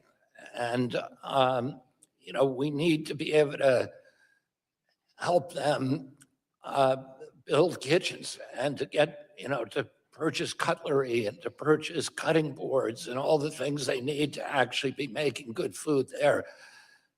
What we're finding is that good food is actually, in many cases, cheaper than the processed and ultra-processed foods that they were getting. It's much cheaper than fast food. In fact, our program in the military, we're shifting, Pete Hegseth is shifting the military from the terrible, appalling food that they had that only a third of the troops were eating. And we were paying $18.50 a day. We're now on 5 bases, about to go into 20 bases with good, rich, whole food, a lot of it locally sourced. And we're feeding them about $10 a day. So it's, good food is not more expensive as long as you're cooking it at home. Well, Gentleman's time has expired. Secretary. While we'd like to talk more about Krispy Kreme and chocolate whole milk, we're going to move now to the gentlelady from Connecticut, Mrs. Hayes. Thank you. Good afternoon. Firearms are the leading cause of death for children and teenagers in the United States. Pediatricians, trauma surgeons, emergency physicians, and public health experts have repeatedly described firearm injury as a public health emergency. As my colleague stated, when you were asked during your confirmation hearing if you believe firearm violence was a public health crisis, you answered with one word: no. You went on to say, you believe that HHS can explore solutions for the behavioral health and substance abuse epidemic without compromising sacred rights and freedom. According to EdWeek, which measures school shootings at K-12 schools resulting in injury or death, there have been 26 school shootings since you were sworn in. According to the Gun Violence Archive, which measures any gun discharge on school grounds, there have been 240 incidents since you were sworn in. In 2026, we have seen school shootings in Rockland, Maryland, Detroit, Michigan, Crandall, Texas, Bulverde, Texas, Ferguson, Missouri, Oklahoma, Bethesda, Maryland. As you stated, I understand that you don't have full jurisdiction over the law enforcement side, the DOJ, the FBI. And since this committee has refused to respond to my request for a hearing on school shootings, I want to ask you about the things you do have direct jurisdiction over. HHS holds jurisdiction over public health aspects, focusing on mental health services, trauma support for survivors, data collection to prevent gun violence. Since under your tenure, we've seen threats of cuts to SAMHSA, cuts to school-based mental health programs, cuts to the CDC staffers who work on research and prevention, cuts to bipartisan community violence prevention programs. They've been terminated. So, Mr. Secretary, since you were sworn in and now have full visibility of the harm of gun violence to children, has your position changed? Do you believe gun violence is a public health crisis? I believe it's a public health crisis, but it's not. We don't have jurisdiction to. The things you do have jurisdiction over. And we're doing those. So we're doing more studies on the etiology and cause of gun violence, the first that have ever been done in years. Sir, I have to we're doing stop those you. and I only have right 5 now. minutes, and I You apologize, asked the but question, so I answered it. well, I want to know specifically why the research and the funding has been cut for these programs that address trauma, that address student survivors, that address school-based mental health programs for students who are affected by gun violence. You're As I putting out said- all of these programs, all of these studies about keeping kids healthy. Keeping kids alive is part of keeping them healthy. And we're trying to do that by doing the studies to understand why people commit mass shootings. But you've also cut funding. That has not been done before. You've also That's been cut done by the funding. Trump You've also, administration. sir, I'm going to have to ask you to exercise some restraint. You're a Kennedy. You know how oversight hearings work. Well, don't And we pretend don't you're want the asking second graders to think that your interruptions are rude, disrespectful, or impatient. So I'm going to have to ask you to just allow me to finish my questions. Well, don't pretend you're In my asking home questions state of you're not gonna give Connecticut, me a where I chance was a to school answer it. teacher, in the classroom on the day 20 children were slaughtered and 6 educators, we worked really hard to see firsthand how to invest in our communities and provide prevention.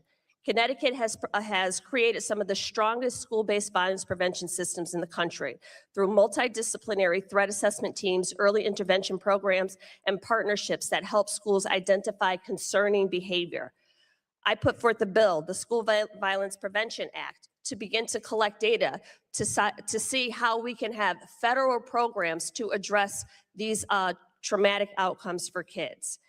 Many of the things that we fought for in the Bipartisan Safer Communities Act have been cut. So I have to ask you, what have you done to address the health of children? You point out so many other things about the food they eat, all these other things. What have you done to keep kids safe from gun violence outside of commissioning a study? As I said, we have no law enforcement. Congress has not given us law enforcement. I'm not asking you about law enforcement, sir. What we do is we study issues and we study problems, and we're doing that with gun violence, which has not been done specifically before. a study that you've commissioned. We did it. We've done. I think it's almost near completion. We did a study on school shootings to look at what the shooters have in common, what medications they may have been receiving, whether they were on SSRIs, whether they were on benzos, and we're expanding that now across the agency to do even more of those. The gentlelady's time has expired. I'd like more information on that study because I'm unaware of it. I yield back. Happy to The provide it gentlelady with yields back. I now recognize the gentlelady from Arizona, Ms. Grijalva. Thank you for your time today. I have to say, as I listen here, with all the health initiatives that you're espousing, I have grave concerns about the HHS bill budget and the cuts that are being proposed. I spent 20 years on a school board and saw firsthand how support systems children have or don't have outside of the classroom shape their outcomes. At the most basic level, children can't go to school if they're sick, they can't learn on an empty stomach, and their families can't get ahead if they can't access health care. I'd like to first talk to you about your proposed cuts to medical research. I was reading an article this morning that talked about your affinity to perform your own medical research. You apparently once cut the penis off a road-killed raccoon to study them later. You speak fondly of medical research, yet your budget cuts show that the National Institutes of Health are going to get a cut of more than 12%. This level of cuts would halt promising research, force layoffs of scientists and research staff, and undermine America's global leadership in medical intervention and innovation. What specific diseases do you believe deserve less medical research? DEI. Okay, so but we got $1 billion. Do you have a specific program, a specific disease that deserves less funding? I would say we're putting $1 billion into DEI, and DEI research has never cured any disease. It's never produced any new drug. Okay, so between February of 2025 and April of 2025, HHS canceled or froze more than $180 million in National Cancer Institute grants.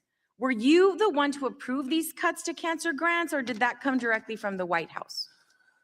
we're giving the highest, one of the highest budget increases to NCI. Can you in just this answer my proposed budget. specific question? Were you the one who approved those cuts, or did that come from the White House? As I said, we are raising the budget for NCI, for the National Cancer Institute, in this budget. Yeah. It's one of the only agencies throughout my sub-agencies throughout my entire agency that's receiving a raise. Okay, so Secretary Kennedy, you have the responsibility to tell the truth to this committee, and here are some examples of cuts. In April of 2025, HHS canceled an NIH grant regarding strategies to reduce cancer and chronic disease in the Arkansas Delta. In 2025, a grant selective targeting of pancreatic cancer was cut. In March of 2025, a grant, the automated digital imaging for cervical cancer screening. The list continues to go on. You've also noted that SNAP can be used to purchase whole foods. And when we look at some of the recent data, just in Arizona, the district that I represent, 424 fewer people, including 180 children, have lost food assistance since the enactment of HR 1. My constituents are writing to me telling me that they're hungry and cannot afford food. As the Secretary of Health and Human Services, will you make a statement here today that you oppose hunger in this country? Well, I oppose hunger in this country, and we're the first administration to be doing something about getting actually good food. Thank you. I'm Joe. grateful that you're standing against the Republican hunger cuts. And if HHS spends $21 billion on physician training, yet only 1% goes to community-based programs like teaching health centers that actually reduce primary care shortages, why are we underinvesting in the models that work? For rural health, For community health centers? I just put $143 million into community health centers for physician retention. We also put $50 billion into the Rural Transformation Process program, which has a lot of money for rural healthcare frontline physicians, to retain them, to keep them, to do residencies there. It's unprecedented.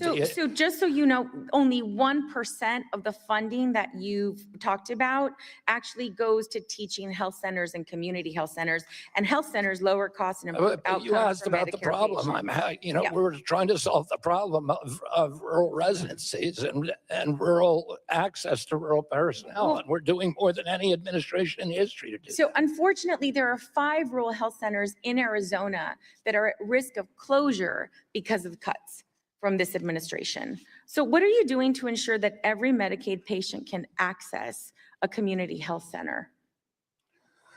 There's 39 million Americans in community health centers, and my personal belief is that it's the most effective health centers in our country. Absolutely. What they're doing is better than any, and we're making big investments to make sure that they continue. We've raised the funding in this budget for community health centers, and then I'm finding other pockets of money to funnel, as I did last week, $135 million. I would really like to see the data that shows that, because the rural health communities and health centers in my district are suffering greatly under this administration. Well, I announced the Thank you, program. and I yield back. I announced the Thank you. program in Arizona last week at a Generally- community health center.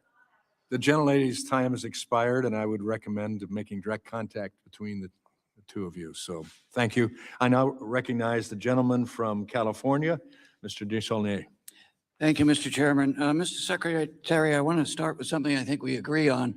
I've had a long time since local government, and in the district I represent, the East Bay of the San Francisco Bay Area, we've been leaders on attacking the tobacco industry and protecting kids in particular. So you have made a comment, which I laud, that you want to wipe out e-cigarettes in the country.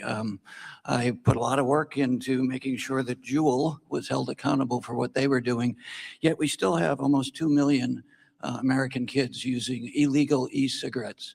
So where your jurisdiction is in enforcement, unfortunately, you're cutting enforcement. How will you do what you have said you want to do, and I believe you want to do, is wipe out e-cigarette use, and in this instance, illegal e-cigarette use, by increasing enforcement? Do you mean vapes? Yes. Oh, the vapes, Juul companies like we're Juul. increasing it for. I mean, the budget increases enforcement for Chinese vapes. And I've already been, I was in Illinois a couple of weeks ago doing a major enforcement action. We confiscated about 1 million, Pam Bondi and I, about 1 million Chinese vapes. There's an argument for vapes. Vapes reduce cigarette tobacco smoking, which No, is much sir, worse. that was the argument Jewel made, and I'd be happy to have a further conversation. I'd love to have that conversation. All right. So on another important matter, and I think, and this goes to SAMHSA Behavioral Health, you and I have some similar family background. My dad was an alcoholic, and he took his life many years ago. So since then, I've spent a lot of time on behavioral health, mental health. Mr. Wahlberg and I have done initiatives on this and prevention. And we now have, according to the Center for Disease Control, a real mental health crisis in this country when it comes to kids. CDC did a report in the prior administration that almost half of adolescent, pre-adolescent young women, young girls, women, were predisposed to depression and suicidal ideation. So how can we work together to prevent that? How can we work together using research from SAMHSA and other research around the world to make sure we start making an impact and dropping these really serious behavioral mental health issues for future generations? Congressman, it's a top priority for me. I would love to hear your ideas. We just announced the Great American Recovery Plan. I'm working on with Catherine Burgum, with my cousin Patrick Kennedy, who you know, and with many other people who are top in their field, including, I think, Jonathan Sharon, who you probably know from Los Angeles. So we're looking for the best ideas, and President Trump wants us to implement them. This is a issue that is a high priority for him. And as you point out, for me personally, I would love to talk to you about what you think that we could be doing better. And if there's new ideas, we want to hear them. One of the big challenges I see, both from my personal background, which I think you share parts of that certainly, is the deployment of the amazing research that NIH, SAMHSA, the University of California, San Francisco, not far from my district, is doing remarkable work. So the deployment of that research is a real challenge. Since parity, we had a 300% increase in Americans asking for mental health and behavioral health services. We've had a 300% decrease in young people going into the field because they can't pay their student loans because of the cost of school and training. I talked to 2 young psychologists who said they had $350,000 in student debt. They didn't have any money. They were clearly had a calling to this field, but they didn't have any way that they could recover their costs. So that's another thing I think is of extreme urgency. And then very lastly, in the county I represent, and being a former county elected, we spent a lot of time, thanks to my predecessor, Mr. Miller, the former chair of this committee, doing prevention. But with the big ugly bill, we've taken all of that prevention, primary care clinics, a lot of the work you espouse. Mr. Miller was very important in changing the nutrition standards in this committee on free and reduced lunch to make sure all the things that you've talked about actually deliver, that we're bringing farm to food, really wonderful food to kids. And we've changed in California. I had a bill in here about getting schools to be able to get grants for kitchen equipment that was more appropriate to your last question, more attuned to preparing food like that. I spent 35 years in the restaurant business. So changing that and changing away from prevention under the big HR 1 is a huge contradiction to what I hear you say frequently, that it's about prevention and knowledge. And in the county I represent, they've already seen this huge increase, and it's going to get larger and larger. Needs to wrap up. Because all those people who we were working with in primary care and prevention are now ending up with higher acuity in the county hospital room, hospital emergency room. So if you could spend just a second talking about moving away from prevention and into crisis, which this administration's doing. We'll have to carry it on in another format, but I think because the time has expired and we are running close to the time limit. So I now recognize the ranking member, the gentleman from Virginia, Mr. Scott. Thank you, Mr. Chairman, and thank you, Mr. Secretary, for being with us today. Let me make a couple of comments before I get to questions. The first is I want to join in the bipartisan support for the Community Services Block Grant. It's a strong program and has good support. We want to make sure that stays as strong as possible. The other is to put the savings in the HHS budget in context. We're talking about a savings in the budget of $16 billion. The big ugly bill added $3.5 trillion to the debt with interest, maybe $4 trillion. Rounding, that would be to the nearest $100 billion. So we're not even a significant part of a rounding error. But these painful cuts are still very meaningful. The gentlelady from North Carolina talked about the school meal equipment grant, which helps schools prepare healthy meals, but that program was zeroed out. Another comment, you had an exchange with the gentleman from New Jersey, Mr. Norcross, about mental health parity.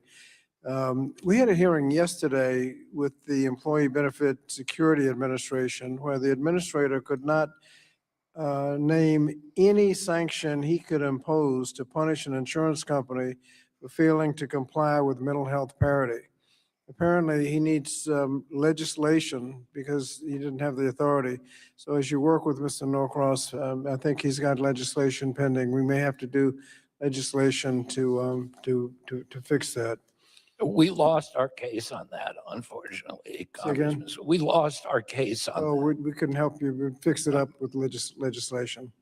Mr. Secretary, the GAO is wrapping up responding to a request I made last year about DOJ's access to data and IT systems within many agencies, including HHS, because DOJ was having access to data in HHS that would be extremely sensitive health information, and we wanted to know what DOJ was doing with that information. Regrettably, we've been informed that the department is not fully cooperating with GAO, and the one reason the department has concerns about potentially the department will do some litigation to the GAO.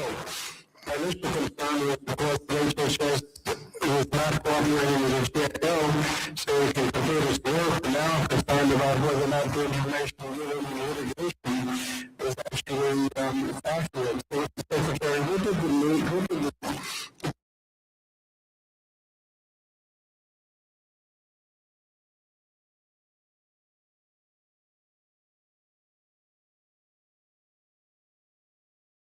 of President Trump and your work at HHS to advance a bold vision for Make America Healthy Again. The mission of HHS to promote and protect the health and well-being of Americans has never been more important, especially as we confront rising chronic disease, increasing healthcare costs, and growing access challenges across the country. As a pharmacist, I've seen firsthand how these challenges play out in real life at the pharmacy counter, in rural communities, and for patients trying to navigate a system that is often too complicated and too expensive.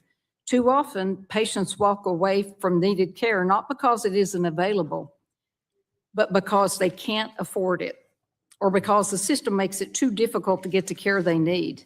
And that's why I appreciate the administration's focus on prevention and transparency and accountability. These are core principles that are reflected throughout this budget. Efforts to strengthen primary care, expand behavioral health services, and invest in maternal and child health are important steps toward improving outcomes and bending the cost curve over time. A stronger emphasis on prevention, particularly addressing nutrition and chronic disease, has the potential to reduce long-term costs while improving quality of life for millions of Americans. I'm also encouraged by the emphasis on healthcare affordability. Families in East Tennessee, where I'm from, and across the country continue to feel the strain of high drug pricing, rising premiums, and out-of-pocket costs. The administration's work to increase price transparency and ensure patients have access to clear, usable pricing information is a critical step toward restoring a functioning healthcare marketplace. Similarly, efforts to promote competition through biosimilars and streamline regulatory pathways can help bring down costs and expand treatment options.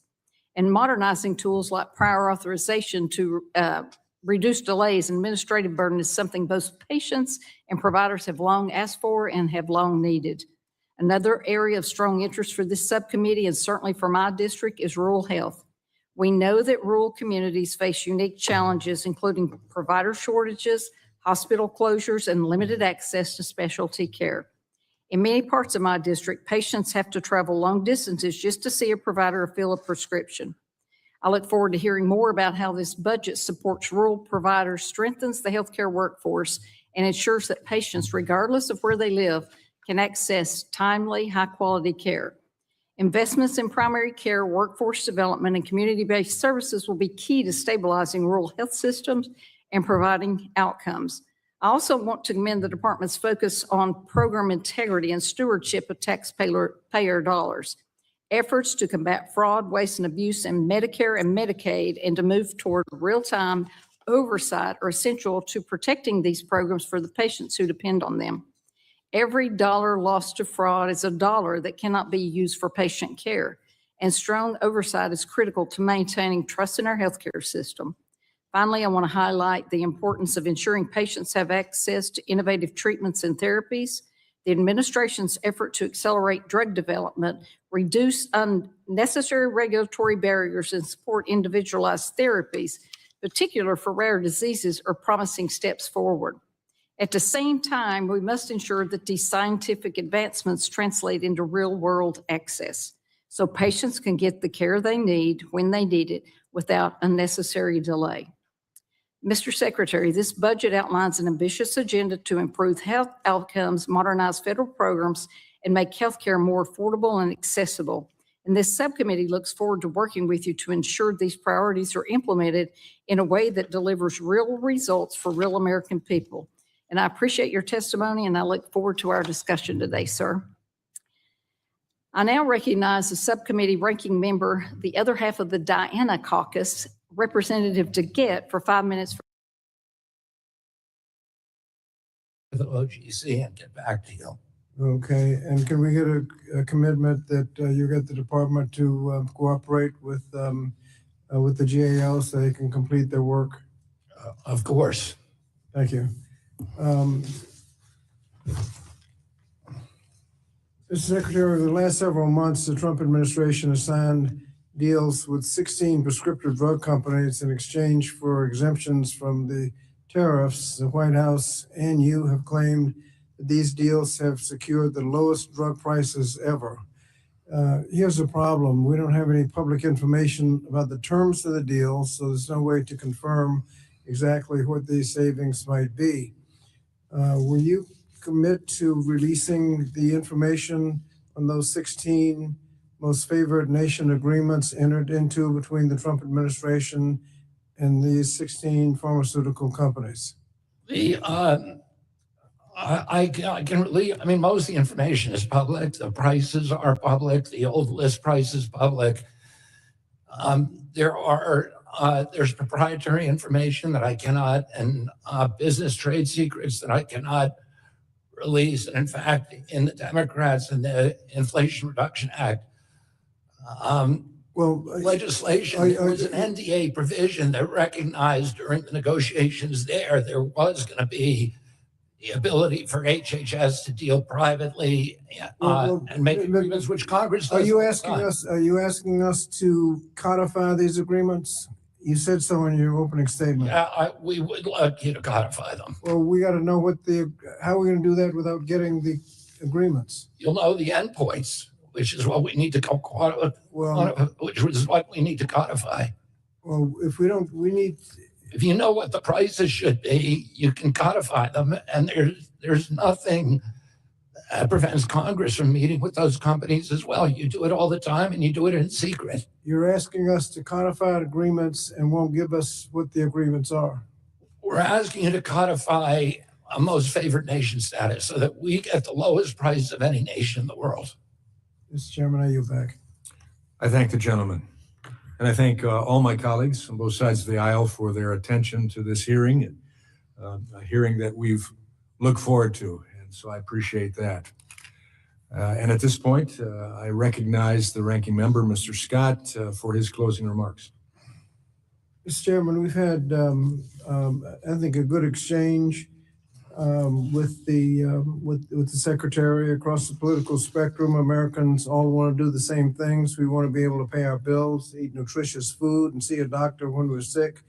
And that's why it was difficult to see that we've slashed public health. We've made healthcare less affordable. We've taken away safety net programs.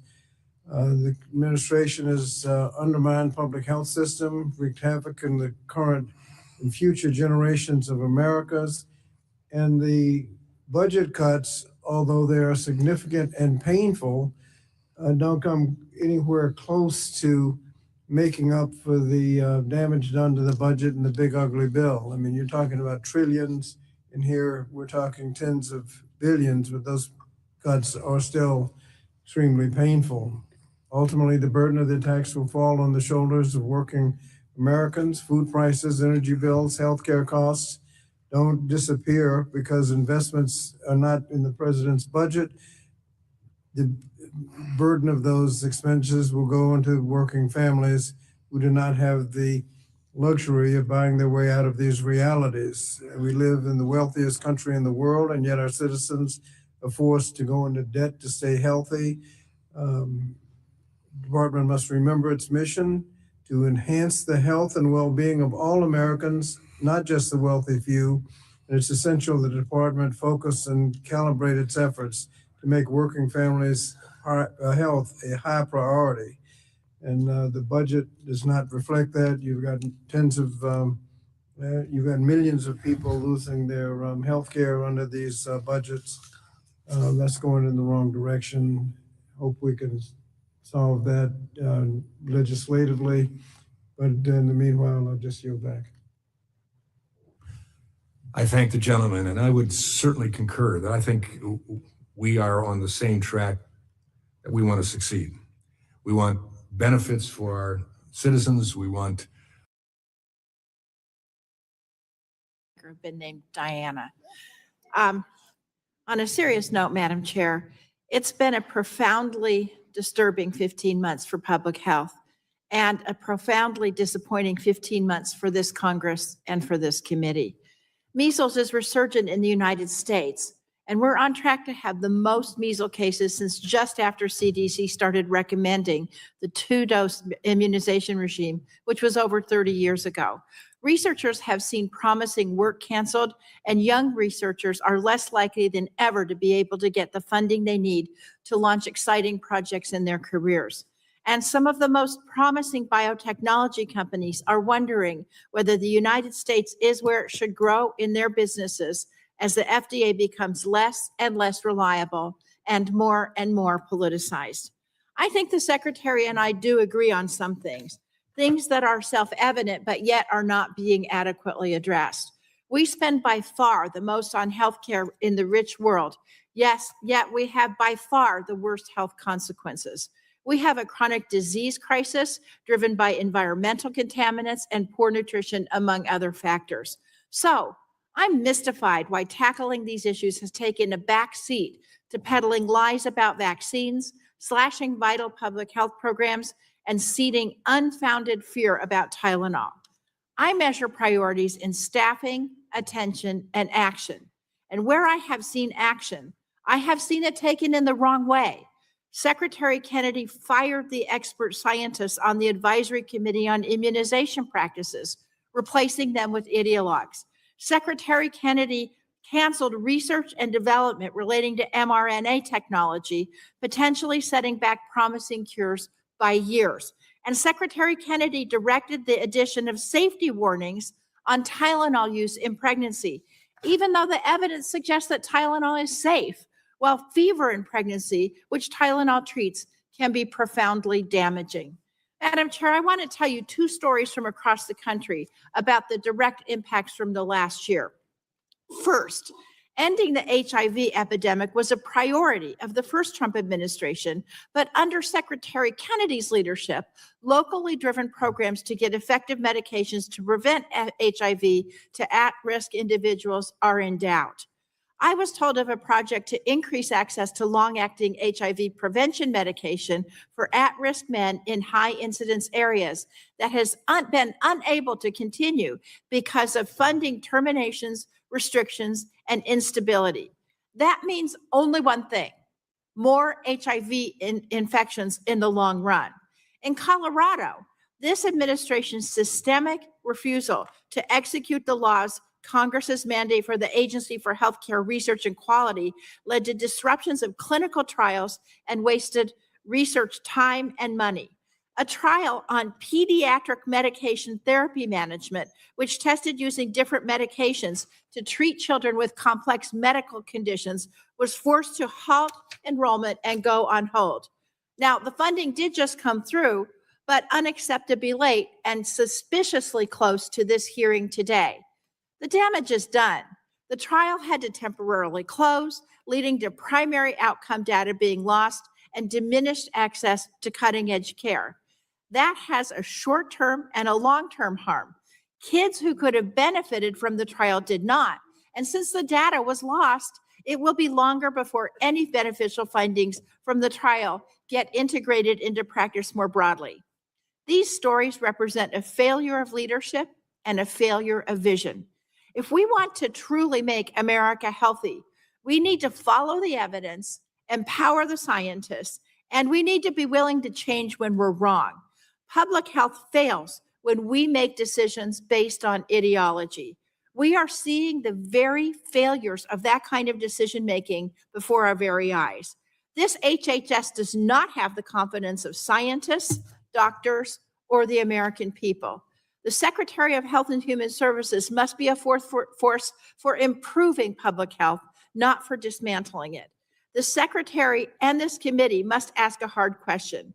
What is the legacy this HHS and this HHS Secretary are leaving? We're rapidly losing our position as the gold standard in the world for medicine and for science. For the sake of ourselves, our children, and future generations, we must stop the bleeding and we must start to rebuild. I yield back. Gentlelady yields back, and I now recognize the Chairman of the full committee, Chairman Guthrie, for 5 minutes for an opening statement. Thank you, Vice Chair Harshberger, for holding this hearing, and thanks, Secretary Kennedy, for being here with us today. Discuss the priorities of HHS, the budget, and your department's priorities. So this Congress, Republicans have worked hard to take on some of the major healthcare challenges facing Americans, ranging from mitigating the influx of illicit drugs to cleaning up waste, fraud, and abuse that have plagued our safety net programs. We've held a series of hearings to examine the major cost drivers across the entire healthcare system. And just last week, we held our first hearing in another series on promoting healthier America, which I know is important to you, Mr. Secretary, as well. So, Secretary, I look forward to hearing from you today on everything you have been doing to improve healthcare for all Americans.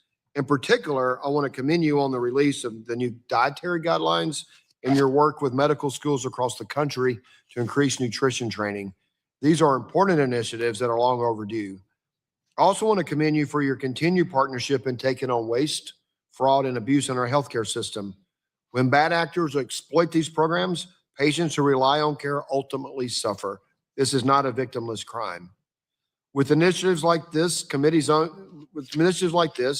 committee's ongoing investigation into fraud schemes, combined with the administration's new anti-fraud task force, Republicans are committed to protecting patients and preserving crucial government health programs for decades to come. We look forward to continuing to collaborate with the Trump administration and your department to restore the integrity of our health system and to implement solutions that put patients first. I thank you for being here. We thank you for your participation, and I look forward to our discussion today, and I will yield back. Gentleman yields back, and I now recognize the ranking member of the full committee, Representative Pallone, for 5 minutes for an opening statement. Thank you, Madam Chair. Since Secretary Kennedy last testified before this committee in June, our nation's entire healthcare system has been driven into chaos thanks to his actions and the actions of Republicans here in Congress. Healthcare is less accessible and less affordable thanks to the $1 trillion healthcare cuts in the big ugly bill that Republicans jammed through last summer to pay for giant tax cuts for the wealthy, and Republicans' refusal to extend the ACA enhanced premium tax credits. Americans' health, particularly our children's health, is at risk because of Secretary Kennedy's complete upheaval of our nation's vaccine infrastructure and the endless barrage of misinformation spewed to push the Secretary's ideological agenda. And this administration actively worked with Congress to pass the big ugly bill. You can't cut $1 trillion without dramatically impacting the care Americans receive. 15 million Americans are expected to lose their health care coverage, forcing people to once again rely on emergency rooms for care and leaving millions of Americans buried in medical debt. Medicare is also cut by hundreds of billions of dollars, reducing access to care for seniors. It strips states of funding to provide health care to their lowest income residents and shutters hospitals and nursing homes, especially those in rural and underserved areas. And as a result of this Republican cruelty, we're watching in real time as hospitals and health clinics are closing at a rapid rate while states are being forced to slash payments to providers, raise out-of-pocket costs, and cut benefits. And the Trump administration and congressional Republicans drove up monthly health care premiums for more than 24 million Americans at the beginning of this year because they refused to extend the ACA enhanced premium tax credits. People have seen monthly premiums double or triple, leaving some people with no choice but to go without health insurance altogether. And now there are reports that Republicans, through further reconciliation initiatives, intend to make further cuts and take health care away from more people to pay for Trump's reckless war of choice in Iran. In Trump's America, we can't afford health care, but apparently we can spend $1 billion a day in a war with Iran. In fact, Trump himself said that it's not possible for the federal government to pay for Medicaid and Medicare when we're fighting wars. Now, the chaos does not end with skyrocketing costs and coverage laws. Secretary Kennedy is creating chaos and confusion in our nation's vaccine policy. Your handpicked anti-vaccine members of the Advisory Committee on Immunization Practices altered recommendations for multiple vaccines, including measles, hepatitis B, and COVID. These actions left patients, healthcare providers, and parents confused about what vaccines were recommended, when, and whether they would be covered by their insurance. And the uncertainty drove skepticism and made it harder for people to access vaccines that can keep themselves and their families healthy. At the same time, the Trump administration has frozen or terminated millions of billions of dollars in scientific research grants and funding, halting ongoing clinical trials to find the next generation of treatments and cures. You know, Republicans preached for years on this committee about their concerns regarding protecting pharmaceutical innovation. But it's quite ironic they're noticeably quiet now as we watch the United States get left behind as the global leader in medical research thanks to their own administration's actions. And Mr. Secretary, you are presiding over one of the most consequential departments within the federal government. And this is no small job, but unfortunately, your actions are dangerous to healthcare in our country. And it's going to take decades to repair the damage that you've done. So finally, I want to mention your unprecedented obstruction of congressional oversight and your refusal to respond to our inquiries or requests over the last year. The radical transparency that you talked about, you know, from the very beginning of your time as secretary, even before, that radical transparency that you promised appears to have been an empty promise. And I expect you to fully and respectfully answer the questions of the Democratic members of this committee today and to respond to all written requests that we have sent you in the past. There's so many, I haven't gotten responses to any of them. But with that, Madam Chair, I yield back the balance of my time. Gentleman yields back. We now conclude with member opening statements, and the chair would like to remind members that pursuant to the committee rules, all members' opening statements will be made part of the record. We want to thank our witness for taking the time to testify before the subcommittee. Although it's not the practice of this subcommittee to swear in the witness, I would remind our witness that knowingly and willfully making maternally false statements to the legislative branches against the law under Title 18, Section 1001 of the United States Code. You will have the opportunity to give an opening statement followed by questions from members. And our witness today is the Honorable Robert F. Kennedy, Jr., Secretary of the U.S. Department of Health and Human Services. And per committee custom, the witness will have an opportunity for a 5-minute opening statement followed by a round of questions from members. The light on the timer in front of you will turn from green to yellow when you have 1 minute left. And I now recognize Secretary Kennedy for 5 minutes to give an opening statement.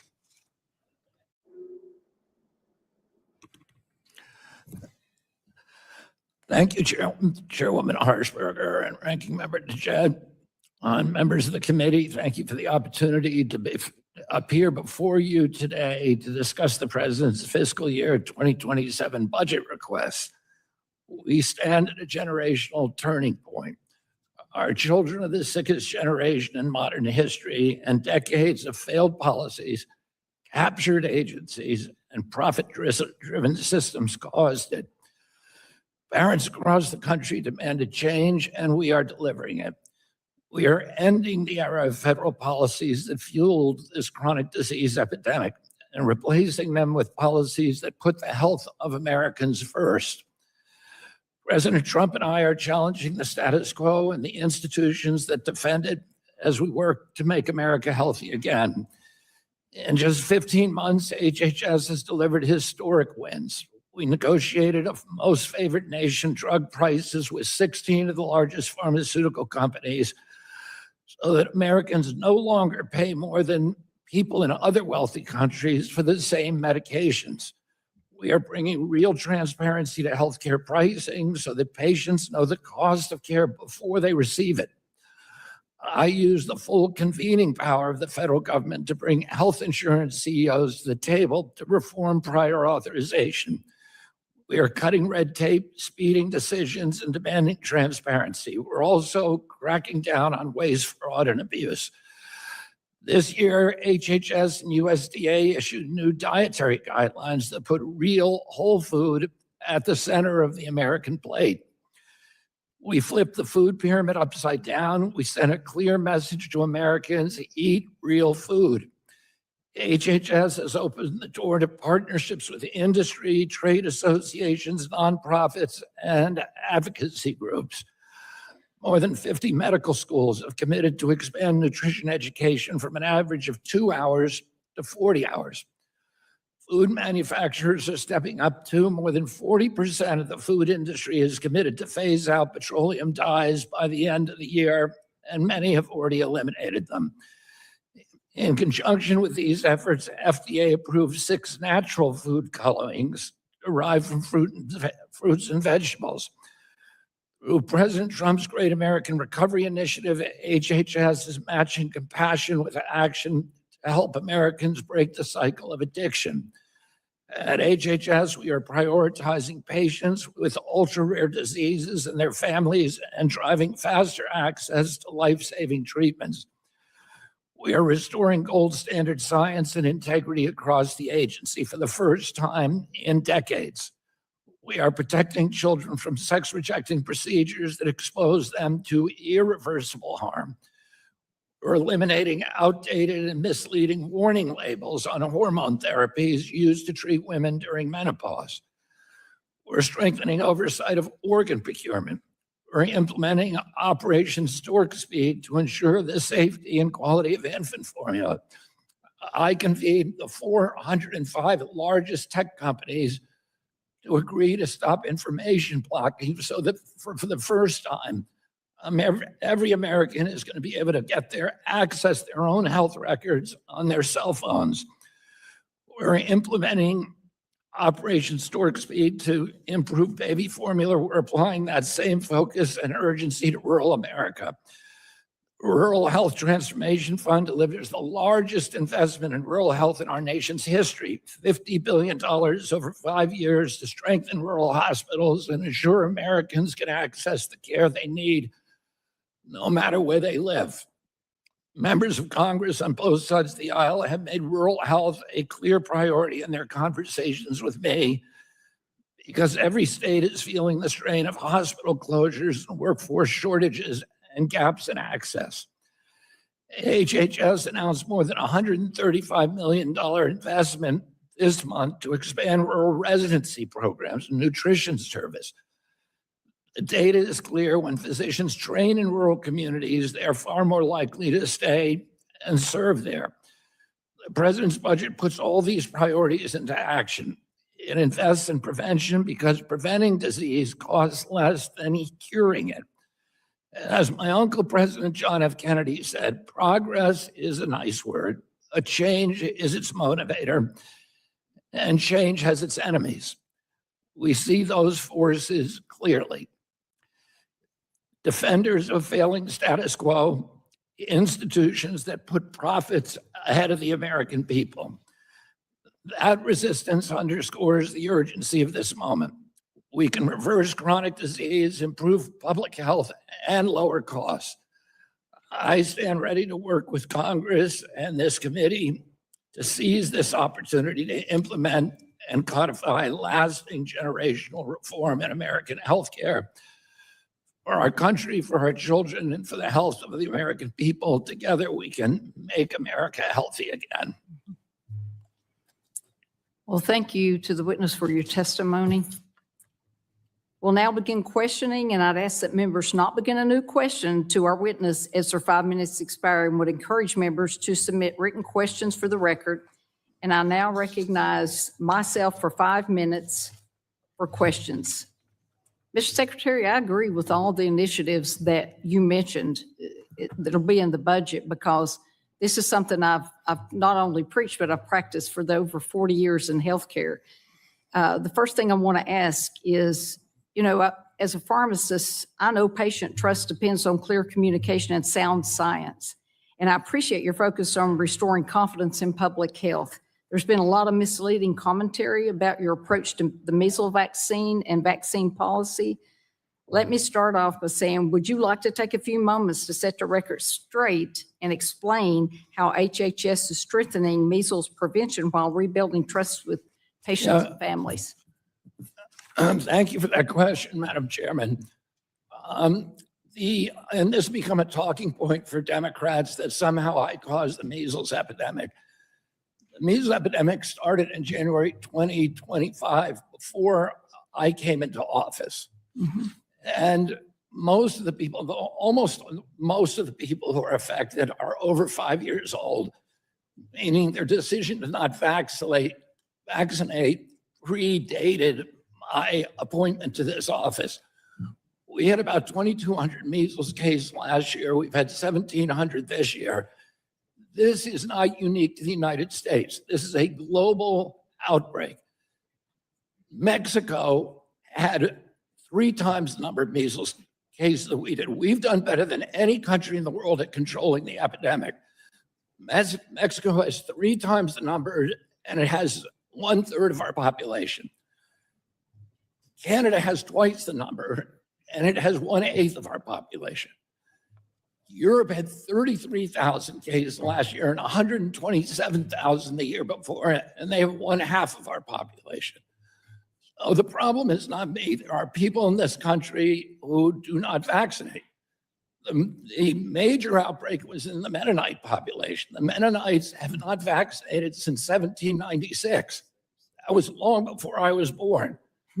I haven't been to these countries recently where the outbreaks have occurred. I will tell you one story. There were 2 little girls who died from measles during in the Mennonite population. I went to the funeral service for one. I spent a day with the family of the other. Both of them said that when they showed up at the hospital, they were not offered real treatment. They were instead treated as pariah. They were shamed. They were isolated. And both of them believe that if their children had been properly treated, they would have lived. Their children had comorbidities. Their own doctors, their personal doctors, believe that children could have been saved. There's no child who should die in this country of measles. No. One of the things I've done since coming into office is to make sure that for people who do get measles, that they're treated decently, they're treated with compassion, and they're given the kind of treatments that exist that are given by other countries that are refused in this country because of the bias toward a vaccination-only policy. We need to treat people who get sick, no matter what. They all should be treated with compassion. Well, I've always looked at, you can always, conventional and non-conventional medications or therapies coexist. And we've done it forever, and it should be up to the prerogative of the patient as to what they choose to do. I appreciated our recent discussion on expanding the therapeutic potential of peptides, which are increasingly used across a range of clinical areas. And as FDA's Pharmacy Compounding Advisory Committee meets in the coming months, I believe it's important to ensure it includes practitioners with real-world compounding and patient care experience. And as policy evolves, we should also ensure reliable access to pharmaceutical grade ingredients that manufacturers can scale for legitimate medical use. So will you work with me on those priorities, sir? Absolutely, Madam Chairman. And we just moved 14 peptides off of category 2 where they were wrongly put there Right. during the Biden administration, which created a huge black market in this country for research grade peptides, which millions of Americans are using. They're coming from China. They're from uninspected labs. We need to bring it back into a real marketplace where legitimate, honest formulation pharmacies with integrity and ethics are formulating them for Americans. Thank you, sir. My time is up. So now I turn it over to Ranking Member DeGette for her 5 minutes of questions. Thank you, Madam. Thank you, Madam Chair. Mr. Secretary, I spend a lot of my time here on this committee promoting maternal and child health. And I'm proud to have worked alongside my friends Buddy Carter, Robin Kelly, and Kat Kamek in a bipartisan way to get the Preventing Maternal Deaths Reauthorization Act signed into law just this February. I think I speak for all four of us as well as the bill's other champions when I say we're very proud of this legislation and the work HHS did to implement the original Preventing Maternal Deaths Act, which was passed under the first Trump administration. So because of the data collected by the maternal mortality review committees, we know 80% of maternal deaths are preventable, and we can direct resources into saving those moms and keeping those families whole. I think you would agree that that is useful data to have, correct? Yes, Madam Chairman. Thanks. And work fostered by HHS has also helped reduce infections in newborns, reduce preterm births, improve treatment for mothers with substance use disorders, and much, much more, which is, again, much needed progress. Wouldn't you agree, sir? Yes. Okay. Now, all those great initiatives are part of CDC's Safe Motherhood Program, which the Preventing Maternal Deaths Reauthorization Act reauthorized. So I have to ask you this. Are you aware, sir, that the fiscal year 2027 HHS budget, which you're testifying about here today, seeks the elimination, not the restructuring, not the relocation, but the elimination of CDC's Safe Motherhood Program? Can I reply to that? Yeah, are you aware that you're seeking to eliminate that program? Yes. Okay. It's also my understanding that this administration is prioritizing, quote, family formation. Is that correct? Prioritizing what? Sorry? I didn't hear what you said. The administration is prioritizing, quote, family formation. Is that correct? That's the words of the agency. Family formation. Uh-huh. I can tell you what we're doing Okay. on maternal health. Well, so your agency says family formation is a priority. Wouldn't you say it should be a priority to make pregnancy and childbirth safer and improve outcomes for all moms and babies? It is a priority, and we're doing more on that than any Okay, administration so your in answer is history. yes. Now, the fiscal year 2027 HHS budget also seeks to eliminate the Title X Family Planning Program. Title X provides more than 2 million low-income people access to critical services like contraceptive care, helping people have kids or not have kids as safely and on their own time. Contraceptive care, as defined in HHS's regulations, includes things like birth control pills, IUDs, implants, and condoms. Mr. Secretary, are you aware that 8 in 10 women of reproductive age have used some kind of contraception in the last year? As I said. No, are you aware that these people have used contraception in the last year? Yes. This administration has done more for maternal health and to Okay, prevent. are you aware that 8 in 10 women of reproductive age have used contraception in the last year? Yes or no? As I said, we are You doing don't know. more for maternal Are health. you aware that nearly a third use it for medical purposes other than preventing pregnancy? Yes or no? If you care about the outcome of maternal health, you should be supporting what we're doing. Okay, so you don't We know. have- Are you aware that every dollar invested in family planning saves the public over $7? We had 42 maternal health programs. at So you don't CDC know. and NIH. So I want to ask you something right now, and this is really important. Will you commit right now before the American people that HHS under your leadership will not take any action that will limit people for the birth control method of their choice? Yes or no? As I said, we have done more for maternal health than any administration in our history. We have one program, the perinatal pilot program, that has already dropped maternal health death by 42% in 220 Okay, hospitals. I only have 6 seconds left. Let the record reflect the secretary refuses to tell the American women whether he will let poor women use the contraception method of their choice. And let the record also reflect, it is 2026, Madam Chair. I yield back. Gentlelady yields back, and I now recognize the chairman of the full committee, Representative Guthrie, for his 5 minutes. Thanks, Mr. Secretary, over here in the corner. When we reformed Medicaid in the working family tax cut, we wanted to make sure that people that were ineligible, illegal, and able to work.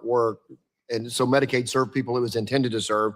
We also knew that states were creating their own financing system to essentially draw down federal dollars without putting their money in, which the program was supposed. So we reformed that, but we knew that as states had to reform the way they do that, it was going to, we wanted to have a specific focus to give them money to focus specific on rural hospitals. And so the Rural Transformation Fund, can you talk about your experience of the agency in administering the Rural Transformation Fund, and what are you most excited about that you've seen implemented?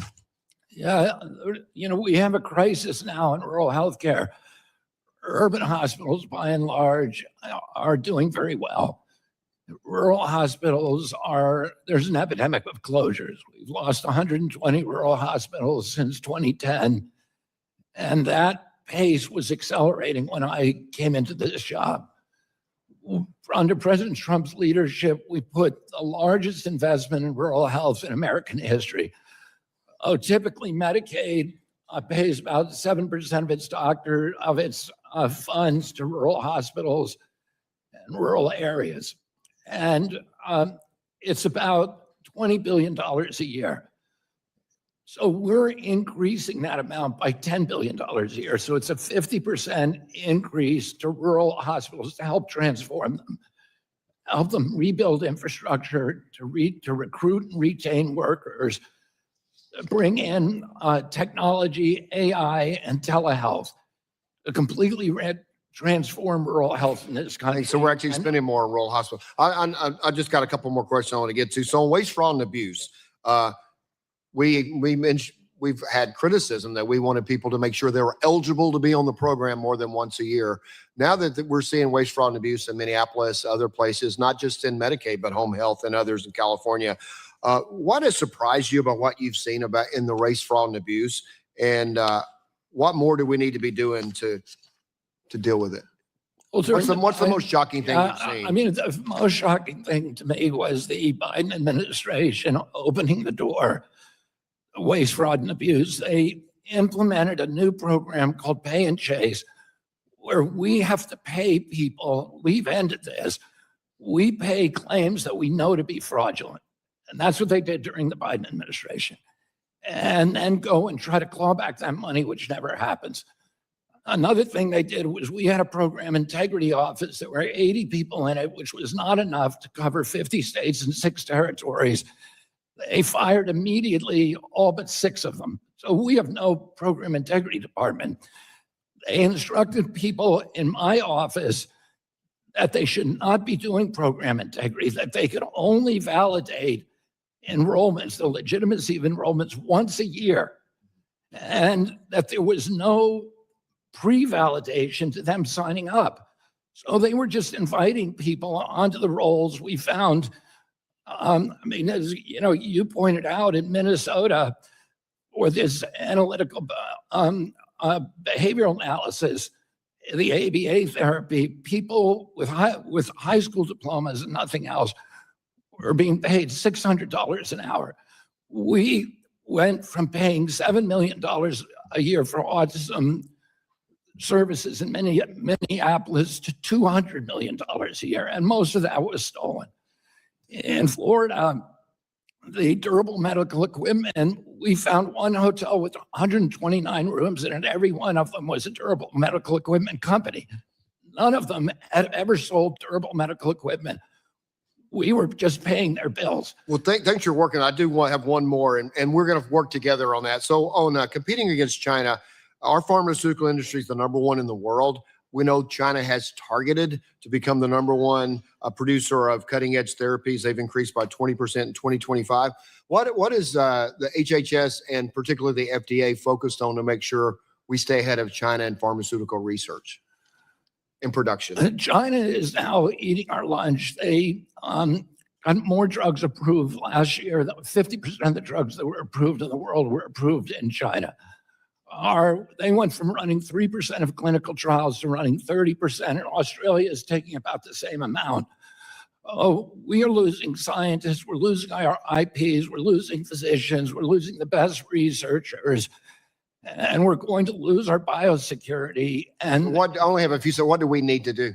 We're doing it right now. We are fast tracking approvals now in our country at record levels. This year, we approved 67 new drugs, 39 all of these are records, 39 medical devices, 91 generic drugs. We are reducing the clinical trials from 2 trials to 1 trial where appropriate. We are fast tracking approvals so companies can get them. We just approved the 2 fastest drugs in history, 2 oncology drugs, one in 45 days, the other in 55 days. We'll continue to work. My time's expired. I know the chair's about to gavel me down, so I appreciate it. We'll continue to work together. I'll gavel you down, Chairman. I now recognize the ranking member of the full committee for his 5 minutes of questions, Representative Pallone. Thank you, Madam Chair. You know, Secretary Kennedy, I'm shaking my head because you mentioned President Kennedy, and I went with my dad to work on his campaign, and we worked on your dad's campaign for president. But these guys were tough. I remember during the Cuban Missile Crisis when President Kennedy forced Khrushchev to back down. He was a tough guy. But at the same time, he was determined to help the little guy. And we talk about President Johnson and the Great Society, but most of those initiatives, Great Society initiatives, started under President Kennedy. Johnson continued them. But we don't have a strong president now. We have a weak president. Trump lets Russia and China walk all over us. You mentioned yourself that China's eating our lunch. You know, and President Trump doesn't care about the little guy. He just cares about billionaires, about corporate interests. On April 1st, President Trump actually stated, and I quote, "It's not possible for us to take care of daycare, Medicaid, Medicare. They can do it on a state basis. You can't do it on a federal basis. We have to take care of one thing, military protection." So my question is, do you know what Trump's reckless, illegal war with Iran is costing us right now? Do you have any idea? Frank, I remember when you were the champion. All right, I'm not going to States get House. into it because you're not going to answer the question. As of April 10th, Well, you the said some American things about my enterprise- family as- that I'd like to excuse reply me, to. I'm cutting you off because you won't answer the question. As of April 10th, the American Enterprise Institute estimated the incremental cost of the war at between $25 and $35 billion. And it has been reported that the Pentagon has submitted a $200 billion war supplemental spending request to the White House in anticipation of sharing it with Congress ahead of another likely reconciliation bill. So I have a question, Secretary Kennedy. Do you believe that further cuts to healthcare programs, including Medicare, Medicaid, and the ACA, are necessary in order to pay for Trump's ongoing war with Iran? Yes or no? There's no cut to Medicaid. Oh, okay. So look at the Congressional Budget Office report. Mr. Secretary, We're will you increasing commit to Medicaid me- spending by 47% I'm over just 10 years. asking How is that whether a you will cut? commit How here is that a cut? today that you will oppose any cuts to federal health care programs to fund the ongoing war with Iran. Will you commit to that? We are not cutting Medicaid. We're not cutting You Medicaid. said that, and it is not Okay, true. let's forget about the past. Will you commit to oppose any cuts to federal health care programs to fund the ongoing war with Iran in the future? Forget the past. Frankly, I want to talk to you about what you said about my forget it. Look, family. let me just say, it would cost to provide 2 years of funding for the enhanced tax credits so families can afford their insurance premium, which is, which this administration and congressional Republicans have refused to extend. It would, for 2 years of that funding, let me just give you some statistics about how this compares. The fact is, extending the enhanced premium tax credit for 2 years will cost a fraction of the cost of the Iran war, just over a quarter of that supplemental funding request that we expect to come from the Pentagon. So you can argue all you like, but the reality is that this administration and congressional Republicans are making a choice, the choice to fund another endless war that is only raising prices for working families when they could be helping millions of American families here at home afford the health care that they need. But what concerns me the most is not only that we've had this $1 trillion worth of cuts under the big ugly bill, and that all our hospitals are suffering, and that people can't afford their health insurance, but the administration dares to come forward and say, even with all that, we're going to do more reconciliation with more cuts to health care, and says that the reason that we're doing this is because we have to pay for this ongoing war in Iran. It is simply not acceptable to do that. And I don't want to keep bringing back, President Kennedy, but the bottom line is that President Kennedy, who you mentioned, I wouldn't have brought it up, but you brought it up. He was tough on Russia. He believed strongly in a strong military, but at the same time, he wanted to help the average person. He wanted to, provide better health care. He wanted to provide housing. He wanted to provide help for people who were suffering. He was concerned about poverty and started the war against poverty. But this president doesn't want to do that. He just wants to fight wars. And he says blatantly, he doesn't care about the little guy. He doesn't care about, their concerns. So with that, I yield back, Madam Chair. Mr. Pallone yields back, and I remind the witness that you need to call the members by their appropriate title. Excuse me? You need to call the members by their appropriate title, sir. Oh, I apologize for that, Congressman Pallone. Thank you, sir. I know you know him as Frank. I know him as Frank, but we have to call him. I have a long history with the congressman, so we were on first name basis for most of our. It's easy to mess up. I know. I call our chairman Brent. For But I heaven's sakes. apologize for that. Okay, thank you, sir. I now recognize Representative Belarakis for his 5 minutes. Thank you. Good morning, Secretary Kennedy. Thank you for being here and for your work making America healthy again. We appreciate it so much. As you know, rare disease innovation is a key priority area for me. Last year, with HHS support, Congress reauthorized the FDA Pediatric Priority Review Voucher Program, a critical incentive for rare disease companies to develop pediatric treatments. I was pleased to see a legislative proposal in the president's budget this year to make the PRV program permanent. And I look forward to working with you on this proposal that will bring stability to the rare community. So thank you very much for that. First question, rare disease advocates were also encouraged to see the addition of 2 conditions to the recommended universal screening panel for heritable screen against newborn screening. What will the process look like for adding new conditions to the newborn screening panel moving forward, sir? Yeah, we added 2 new diseases, metachromatic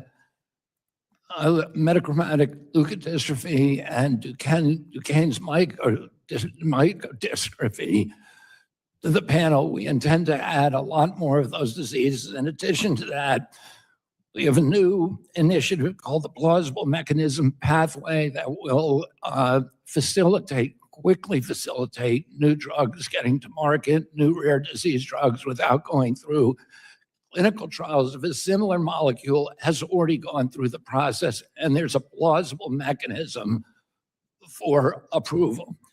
In addition to that, we have a rare pediatric priority review voucher that is going to, again, facilitate quick approval of rare disease drugs. So this is a center focus at FDA right now. We're doing more than any administration has done in history. And I appreciate that. I look forward to working with you on that. Also, I appreciate your efforts on chronic and age-related diseases that impact my constituents and, of course, millions of Americans.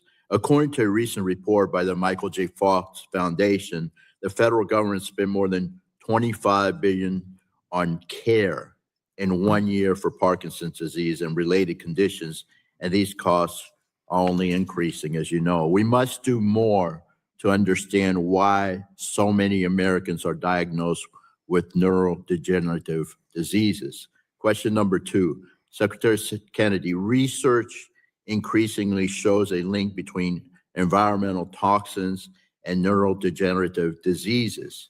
A 2025 study found that living within 1 mile of a golf course is associated with 126% increased risk of developing Parkinson's disease due to high pesticide use.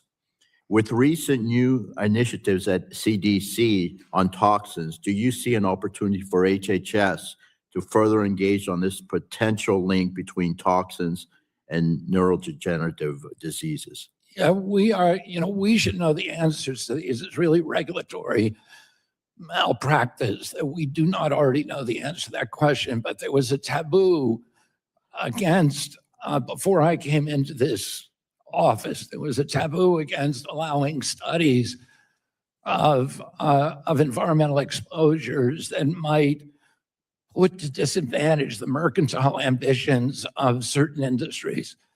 And we have ended that taboo. We are studying these issues specifically, the links between environmental exposures and the neurodegenerative diseases, neurodevelopmental diseases at NIH. And I hope by the end of my term, we'll have a lot of those answers. Very good. Thank you. Again, thank you. I'm proud to co-lead a bill called the Healthy Brains Act that would create a center for collaboration on this exact issue at the NIH and would welcome the opportunity to work with you. Thank you, Mr. Secretary. And I want to give you a couple seconds. I have about 25 seconds to respond to Mr. Pallone. if you Yeah, like. I mean, Congressman Pallone unfavorably compared the political courage of my family to me. But I was with Congressman Pallone in the early 2000s when he was the champion in this body for people who had vaccine injuries. And suddenly he did a 180 when the pharmaceutical industry of New Jersey turned him around. And that was a template. Oh, and you were. And he has never said a word about it since. And the mothers Madam Chair. have not been able to get into his door. Madam Chair. All right. I yield would back. ask you to instruct this witness not to impugn the motives of the members of this committee as he tried. But I had my own Excuse me, impugns. as he tried to do the last time he was in front of this committee, Madam Chair. Well, it's best for everybody to just simmer down and let's try not to talk about the witnesses or the members. So I recognize Dr. Ruiz for his 5 minutes of questioning. Thank you. Mr. Secretary, do you approve of President Trump's nomination for Dr. Erica Schwartz to be the next CDC director? Yes, I do. So you agree with him? Yes. Were you consulted? Yes. Great. Did you speak to the president directly about this choice before she was nominated? Did you speak Well- with the president before her nomination about her? We were the ones who sent her nomination to the White House. So, but did you speak to the president? I have not spoken to the president directly, but my staff, Chris Klump, spoke directly to the president. All right. So you didn't speak with the president about a major decision that they were all going to make that you, on an agency that you oversee. Did you speak with Erica Schwartz prior to her nomination to vet her? Yeah, on multiple occasions. Great. And have you spoken with her since? Yes, I have. Did you vet her positions on vaccines? I did. Okay, well, here, let me remind you what she said about vaccines. Quote, "When I was a military physician, my job was all about readiness. It was all about public health, prevention, vaccines, early detection. If we get that right, we change lives before illness ever begins. It was all about vaccines. And if we get that right, we can change lives." So this runs contrary to your dangerous anti-vaccine crusade, Mr. Secretary. These questions are important because you fired the last CDC director, Susan Monarez, because she refused to, quote, "give blanket approval," unquote, and rubber stamp your efforts to dismantle the childhood vaccination schedule without any scientific evidence to do so. Remember that? That's not true. Well, it's what was reporting what she testified in front of the Senate. Yeah, but what she testified to was not true. But you dismantled the program, replaced the ACEP board with anti-vaxxers anyway, things that she said you were going to do, and you did it. So when we talk about truth and who is being honest, I would trust her because that's what you did, even though you were denied to Senator Cassidy that you wouldn't do that. Mr. Secretary, I had a very good reason for firing her, and it had so let nothing me to ask do you a with question. vaccines. Because you and her have very different opinions on vaccines, did you change your views on vaccines? You want a soundbite or do you want to have a discussion? Because what you're saying is absolutely wrong. What you have demonstrated throughout your entire time as secretary is the dismantling of the childhood vaccination programs that has been detrimental to our nation and puts our nation at risks of getting more communicable diseases, which has been shown through the flu, through the measles. Those cases have been rising, Mr. Secretary. I'm putting Dr. $1 billion Schwartz, do you agree into with vaccine Dr. Schwartz and her vaccine position? I'm putting $1 billion. No, into Mr. vaccine Secretary, if research. Dr. Schwartz is confirmed, will you commit on the record today to implement whatever vaccine guidance she issues without interference? I'm not going to make that kind of commitment. Because you probably won't. You'll probably fire her as well as you did Director Monarez, because you will not accept the recommendations based on science. You're getting your Mr. sound bite, Secretary, but you're not getting it truth. has been reported by Bloomberg that the president and the White House have sidelined you. They've benched you because you are making the president look bad. Are you aware of that? That's not true. How does that make you feel, Mr. Secretary? You must be aware of that.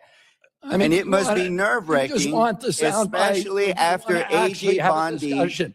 especially You wanna get after to the A.G. truth, Bondi Madam and Chair. Secretaries Noam and Chavez Gathering de your Rimmer witness. got fired for making the president look bad. You see, I think the reporting is correct, Mr. Secretary. You're just making You're stuff making the up. president look bad, especially before the midterms elections. You talked publicly about snorting cocaine off a toilet bowl seat. Your words, not mine. You said that if you were president, you would, quote unquote, reparent Black children. Again, in other words, taking them away from their parents. Your words, not mine. Furthermore, the American people think your anti-vaccination crusade is too extreme. A KFF polling shows that 55% of the Americans disapprove, with 37% strongly disapprove of your work, Mr. Secretary. 56% have little to no confidence. The majority have little to no confidence in your work with vaccines. And you keep losing.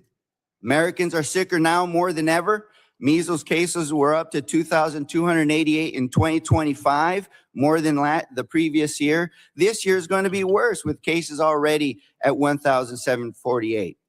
So, Mr. Secretary, you should resign for your dangerous dismantling of our public's health and before the president fires you too. And when you do get fired, don't say I didn't tell you. Members' time is up. And I want to remind the members too, that we can't badger the witness and say these specific things we may have read in the paper. So now I recognize. Wait. I'm sorry. Whoa. It's my turn. Patty Carter from the state of Georgia. Mr. Secretary, thank you for being here today, and thank your staff for being here, and thank you for your efforts that you are making, that you are in trying to make America healthier. Mr. Chairman, or Mr. Secretary, I apologize. Mr. Secretary, do you have anything you want to respond to? I want to give you some time if you want to respond to anything. I also respond by saying a couple of things. One is I'm not anti-vax. I've never been anti-vax. I'm putting $1 billion into vaccine research right now at NIH and NCI. If I was anti-vax, I wouldn't be doing that. We're developing a universal flu vaccine, and we're developing cancer vaccines. I don't believe all vaccines are bad. I've never said that. What I've said is they should be safety tested.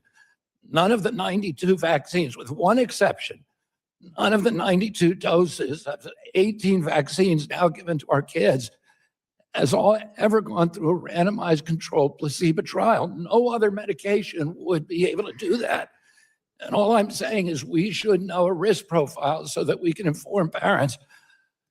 I fired Susan Menares because I asked her an outright question, are you trustworthy? And she said, no.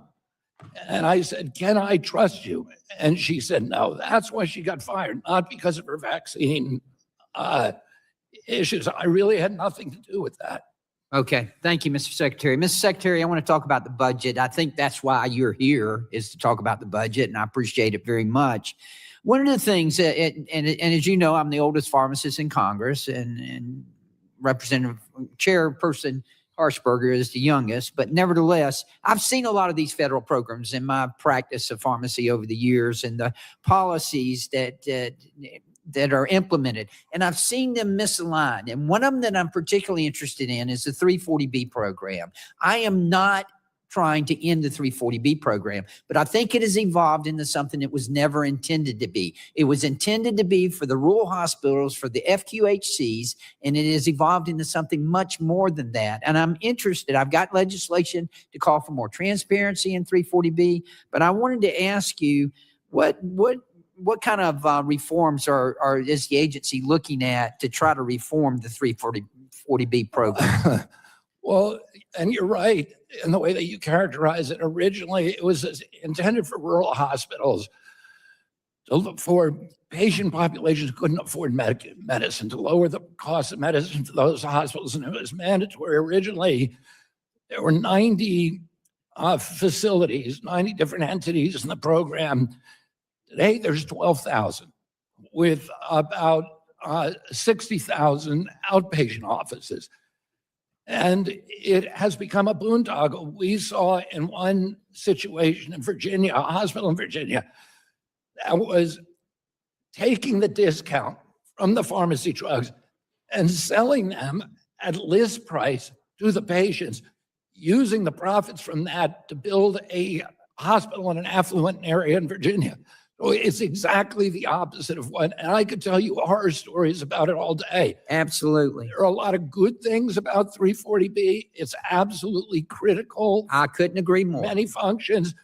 We need congressional help because the change has got to be statutory, and we want to work with you to figure out the best way to. Well, we're trying to give you that congressional help. Let me assure you of that. But you know, it's even worse than what people think, because not only has it proliferated into something that it was never intended to be, but also it's leading to consolidation in healthcare, which is leading to higher costs in healthcare. There are healthcare systems that are buying oncology practices for no other reason but to get the pricing of 340B.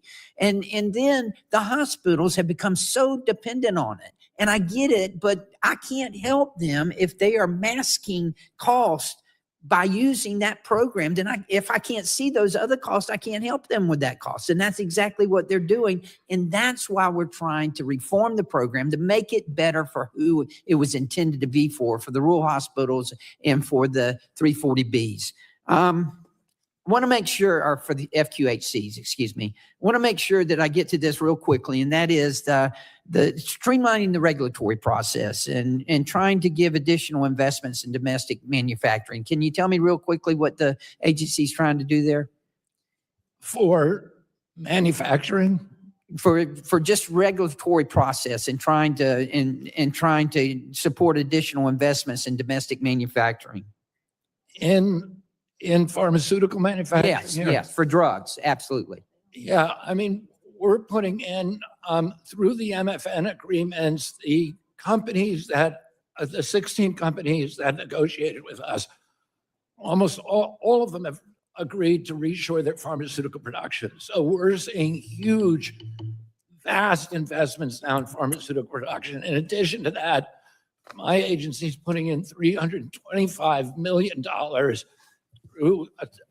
attached to the Strategic National Stockpile to reshore API manufacturing in this country. Good. So Thank that you the for your next time efforts, that Mr. we have a Secretary. pandemic, that we don't, have these supply chain difficulties that we Okay, had the during member. COVID. Right. Thank you Member's for your time is up. efforts. I now recognize Representative Dingle for her 5 minutes of questions.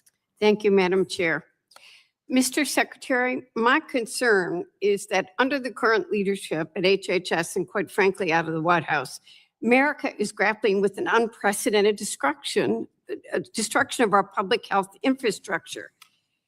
You talked about measles. Other people have talked about measles. We eliminated them. The United States announced they were eliminated in the year 2000. I'm one of the counties that has an outbreak. Mine's like March. Eliminating what? In 2000, we said we had eliminated measles in this country. It's back. You acknowledged it. Others have. 3,000 cases in the last few months. Every patient, every child with measles should be treated with compassion. But I had 7 cases just in the last couple of weeks in my county. And they've been, the contagious spots have been grocery stores and colleges. You can't stop it. I've met with the family in one of them. And I said, why didn't you get immunized? And they said, we're listening to our government. Our government tells us not to. So you may think that you're pro-vaccine, but people aren't hearing that. And I'm talking to the people that are actually sick right now. So that's what's worrying me. And you're hiring you're hiring people that are vaccine skeptic health appointees, and they are spreading, quite frankly, lies about vaccine safety. And now polio is coming back. That's why I'm worried. While Americans are continuing to get sick, the Trump administration is cutting staff and funding for public health efforts at critical agencies. And not only are we seeing measles and polio come back, the chaos at NIH is also doing long-term damage to the future of health research in America. I agree with you when you say that researchers are going overseas. I've met with these kids. They are being recruited. We are losing a generation of researchers, and they're headed to other countries, including bad actors with big wallets, where they can count on stable funding. That got called into the University of Michigan by the chairs who just, and I fight, you've been wonderful at HHS last year, giving them this year, they don't know what the hell's going to happen. Kids have said to me, we're leaving. We can't count on it. I say, please stay. So do you believe that the U.S. should remain a global leader in health research? Yes or no? What was the question? Do you believe that the U.S. should remain a global leader in health research? Yes or no? Can I answer some of the misstatements you made about measles? My time is short, but it's a documented fact. The U.S. said it was eliminated in 2000. Well, we eliminated it, Europe eliminated it, Canada, and now guess what? Canada has lost its elimination status. England has lost its elimination status. All across Europe, they've lost their elimination status. It has nothing to do with me. It has to do that we have a global epidemic. And if you're asking why people stop vaccinating, it's because the government lied to them during COVID. That's when the vaccinations rates dropped. Because of me, and if you're worried about polio and tuberculosis, you should look at the immigration policies of this country, because the place where it's occurring are the place where the immigrants are going because they're not vaccinated and they got tuberculosis. A lot of people have stopped getting vaccines, and I can't agree with you on that, but I'm getting low on time. And another thing I'm very worried about is your agency rescinded a rule implementing minimum staffing standard in nursing homes. This rule would have saved lives. I couldn't hear what you said. Your agency rescinded a rule implementing a minimum staffing standard in nursing homes. This rule would have saved lives, improved care, and strengthened the nursing home workforce. The rule is not going to be implemented until 2035, providing nursing homes a decade. What plan does your agency have to address the staffing crisis in nursing homes? That rule was putting out of business thousands of nursing homes in rural areas in this country who could not meet the federal standard. And people were dying because there wasn't enough care in those nursing homes. And I've met with families whose people They were died. dying because they had to move to city nursing homes where the families couldn't visit them anymore. You have to have a standard that there are enough people to take care of people that are in those nursing homes. In a Let me rural ask you a nursing question. home. The New York Times reported that several nursing home CEOs got paid $2.1 million to have lunch with President Trump at Mar-a-Lago and urged him to rescind the minimum staffing rules. Weeks later, he put that out. Did the president talk to you? Was there any connection? Did the president talk to me about what? The gentlewoman's time is up, and you can answer that via written notice. I'm having trouble hearing that voice. I now recognize Dr. Joyce for his 5 minutes of questioning. First of all, Secretary Kennedy, I want to thank you for appearing here today and thank you for your leadership and the concrete steps that you've taken to root out the fraud, hold bad actors accountable, and improve access to care and training for new physicians. Your leadership in the fraud space, including the CRUSH initiative and RFI, pose an opportunity to fundamentally change how we approach these fraudsters who prey on the government, and they prey on government programs to divert precious government funding away from true areas of need. Moving away from the current model of pay first, attempt to recover later, which you mentioned in your statement is very difficult to recover any of that funding, to a real-time detection model will enable government to stop payments before they're even made, which will lead to billions of dollars in annual savings. And that's what this hearing is all about. And I congratulate you for that aggressive stance. Last year, you also acted on bad actors in the organ procurement space, leading to the first ever mid-contract decertification of an OPO. Like you, I share concerns that more needs to be done in this space and look forward to partnering with you and Administrator Oz to address any additional authorities required from Congress. Finally, I am encouraged as a physician to the recent announcement that 53 medical schools are now committing to at least 40 hours of nutrition education as part of their curriculum. I did 4 years of medical school. I did 6 years of postgraduate studies. I had zero hours in nutrition training. It is so important that you've addressed this. And I would encourage all medical schools, not just the 53 that have made that commitment, all to participate and provide that training for our future doctors. In your testimony, you mentioned affordability and actions that you and this administration have taken to lower costs. In our previous hearings on this subject at this committee, one of the biggest issues driving higher costs is the issue of hospital consolidation. Secretary Kennedy, independent physician practices are disappearing, in part due to hospital systems offering compensation arrangements that may exceed fair market value and are not commercially reasonable. In 2020, CMS made it clear through rulemaking that physician compensation must meet standards for fair market value and commercial reasonableness under the Stark Law. This is a growing concern that these standards are not being properly enforced, particularly in hospital hiring practices that may be declining to the independent physician hospitals and independent physician practices. What is HHS doing to ensure that these standards under the Stark Law are enforced? First of all, thank you for raising that issue. And one of the ways that we've tried to address this is through reforming the site neutrality rule so that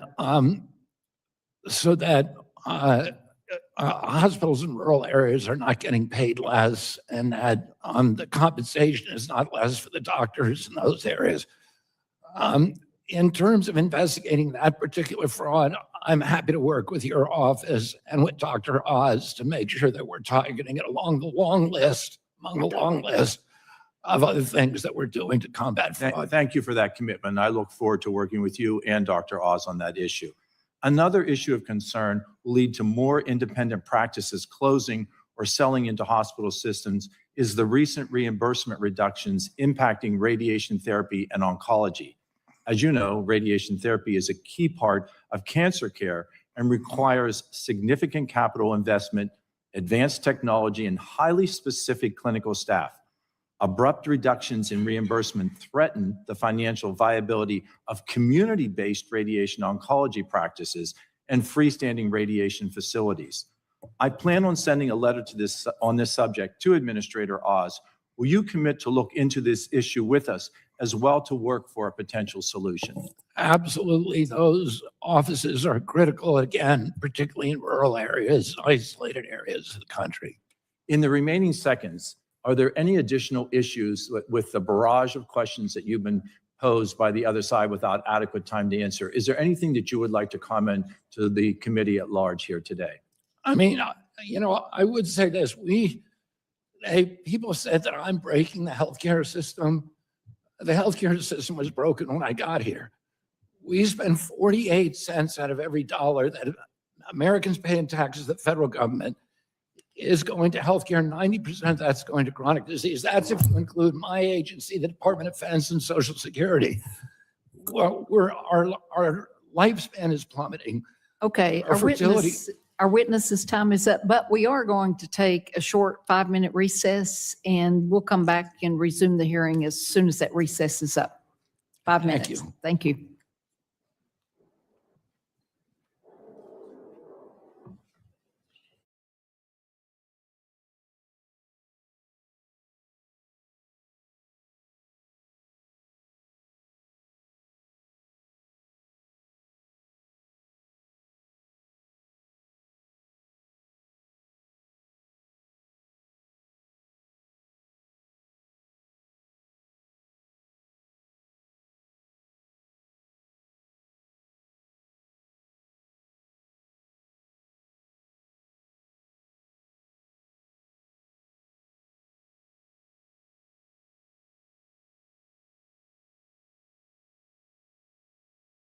So I will recognize Ms. Kelly for her 5 minutes questions.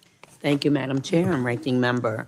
Secretary Kennedy, when you appeared before this committee in June 2025, the big ugly bill had not yet been enacted, but you claimed that your department would not be cutting Medicaid. You said, and I quote, "We're not cutting Medicaid. There are no cuts to Medicaid, despite active plans underway to dramatically change the program and severely reduce federal funding to states." You have actually repeated that today. And I just want a yes or a no. Is it still your position that a $900 billion reduction in federal Medicaid funding to states is not a cut? Yes or no?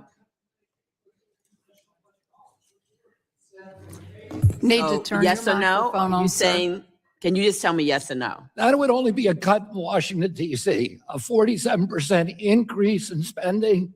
How is that a cut? I just How is want it you to even say a yes cut? or no. That's all.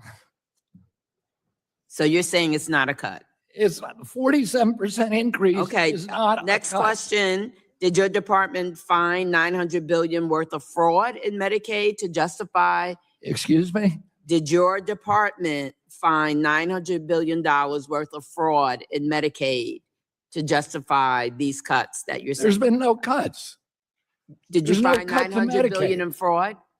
There is no cut to Medicaid. Did you Yeah, find there's a lot of $900 billion Medicare fraud. in fraud? There were millions of people on Medicaid. There were 3.7 million people who were getting Medicaid in 2 states, or they were getting Medicaid and Obamacare at the same time. And there were 1 million illegal immigrants on Medicaid. So that's fraud. We're getting rid of those people.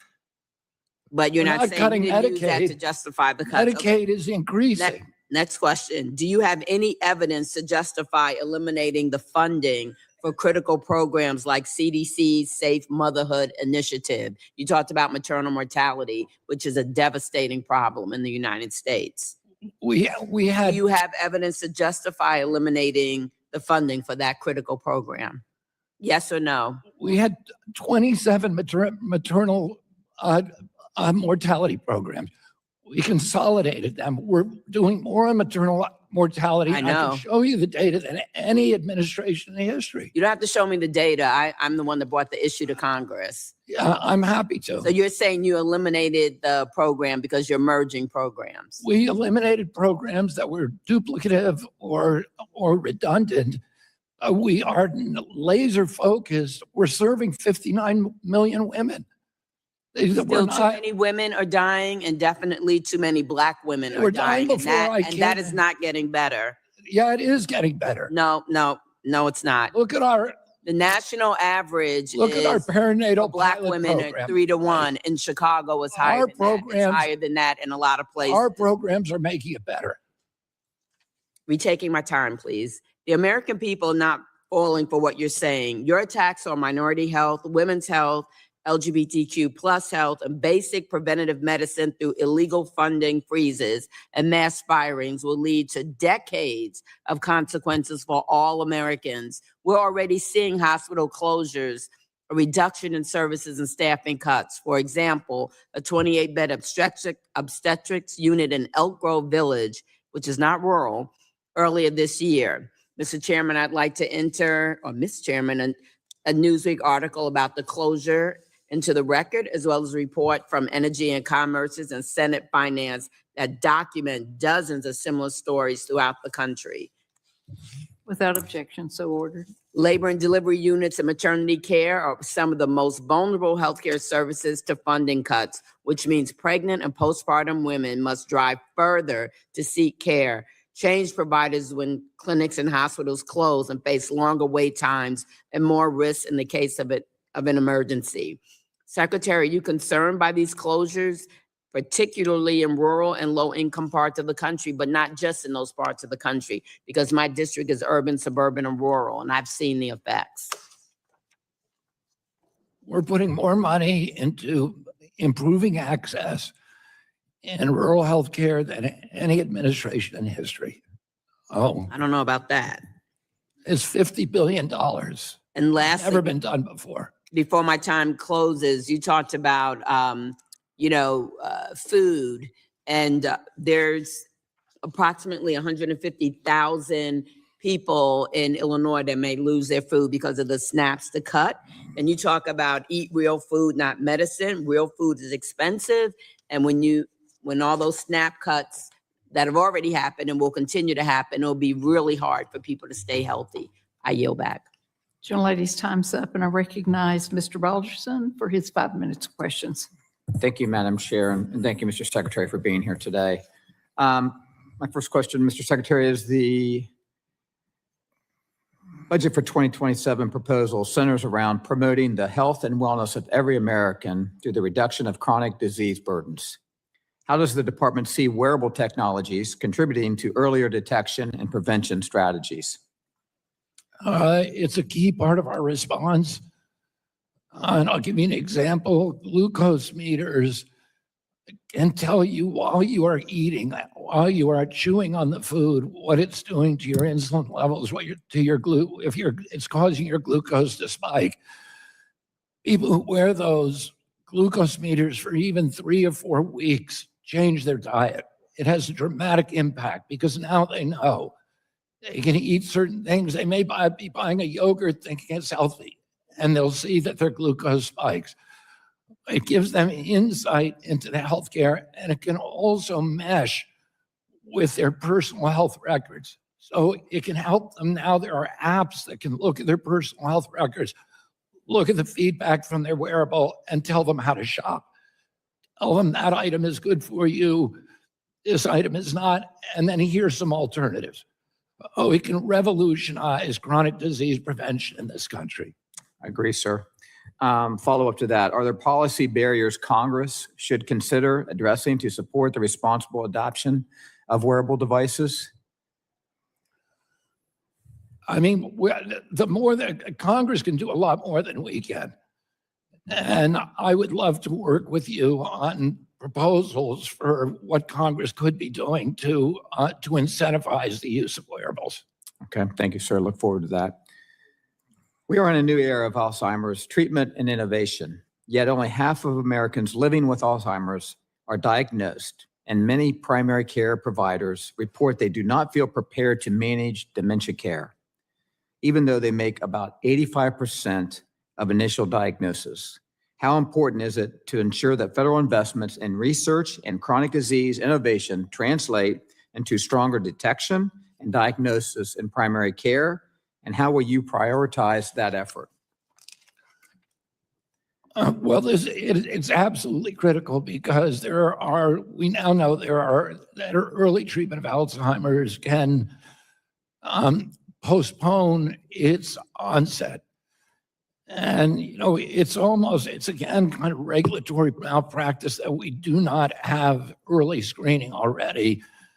And one of the things that we're working on right now is to reform the United States Preventative Service Task Force. And we will be putting in the Federal Register this week solicitations for new members of that task force.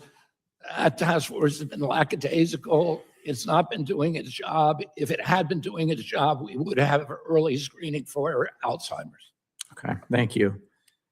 In Ohio, many community health centers report difficulty recruiting behavioral health providers and primary care clinicians. How does this budget strengthen the pipeline of providers serving health professional shortage areas?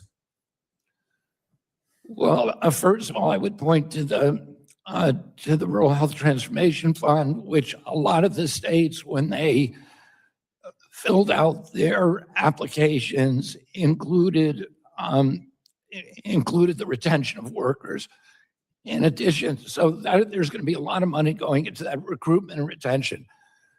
We also just put in $135 million to community health services, or to community health organizations, to community health centers, which treat about 32 million Americans, and they're by far the best facilities for treatment of Americans, for preventative care and for 24-hour care. And they're mainly targeted to poor Americans. We put $135 million into that for nutrition, to improve nutrition in them, but also for retention of workers. We're also expanding GME, general medical education, so that to increase rural residencies. We know that when doctors train in rural areas, about 30% of them end up staying there. The more doctors, the more residencies we can get funded in rural areas, the more doctors we're going to have. Thank you. Madam Chair, I use that. Thank you, Mr. Secretary. Gentleman yields back, and I recognize Representative Barragon for her 5 minutes of questions. Thank you, Mr. Secretary. I want to bring something to your attention since you just brought up glucose meters. I'm not sure if you're aware, but if you're a patient that's on Medicaid and Medicare, the U.S. health system will not cover the glucose meters unless your A1C is so bad, like over 8, before they will cover that. So you talk about preventive care and making sure we invest in preventive care. I didn't hear what you said. Okay. They won't cover it unless what? Unless your A1C, your sugar level is so high, like over 8, that they will cover it. In other words, there's no investment in preventive care. It's only you're so bad, then we're going to cover the glucose meter. Oh, well, that's not right. And I'm just telling you this because I hope you will go fix it. This happened to my mother. Her A1C got over 8. They gave her the glucose meter. As soon as she got under 8, they said, we're not going to cover anymore. We're going to take it away. That's the opposite of preventive care. I hope you're going to fix it. I just wanted, I don't want your comment because I just mentioned it because you brought up glucose meters. I will follow up with your office. You follow up with my Please. office. I would like to solve that problem. Thank you. Oh, yeah, I'm happy to work with you. I appreciate that. Now, do you think women should have access to birth control pills? Birth control pills? Yes. I assume that they do. No, do you think that women should have access to birth control pills? Should they have access? The birth control pills, yes. Then why eliminate Title X funding from the budget? That would make it harder for women to have access to birth control pills and the contraception of their choice. I am sorry that I can't talk about that because that case is under litigation. And Okay, well, you're here to talk about the budget, and this is an elimination of the budget of Title X. You just said that women should be entitled to birth control. By the way, I agree with you. I agree with you. And I can tell you, surely you know how common, either from personal experience or men you know, will ask women before sex, are you on the pill? I mean, that's a common question. Why do you think they're asking? It's because of family planning or unwanted pregnancies. So I'm really disappointed that you are here to testify about the budget, yet you will not talk about this issue. This is an elimination of Title X funding, which is directly to birth control pills.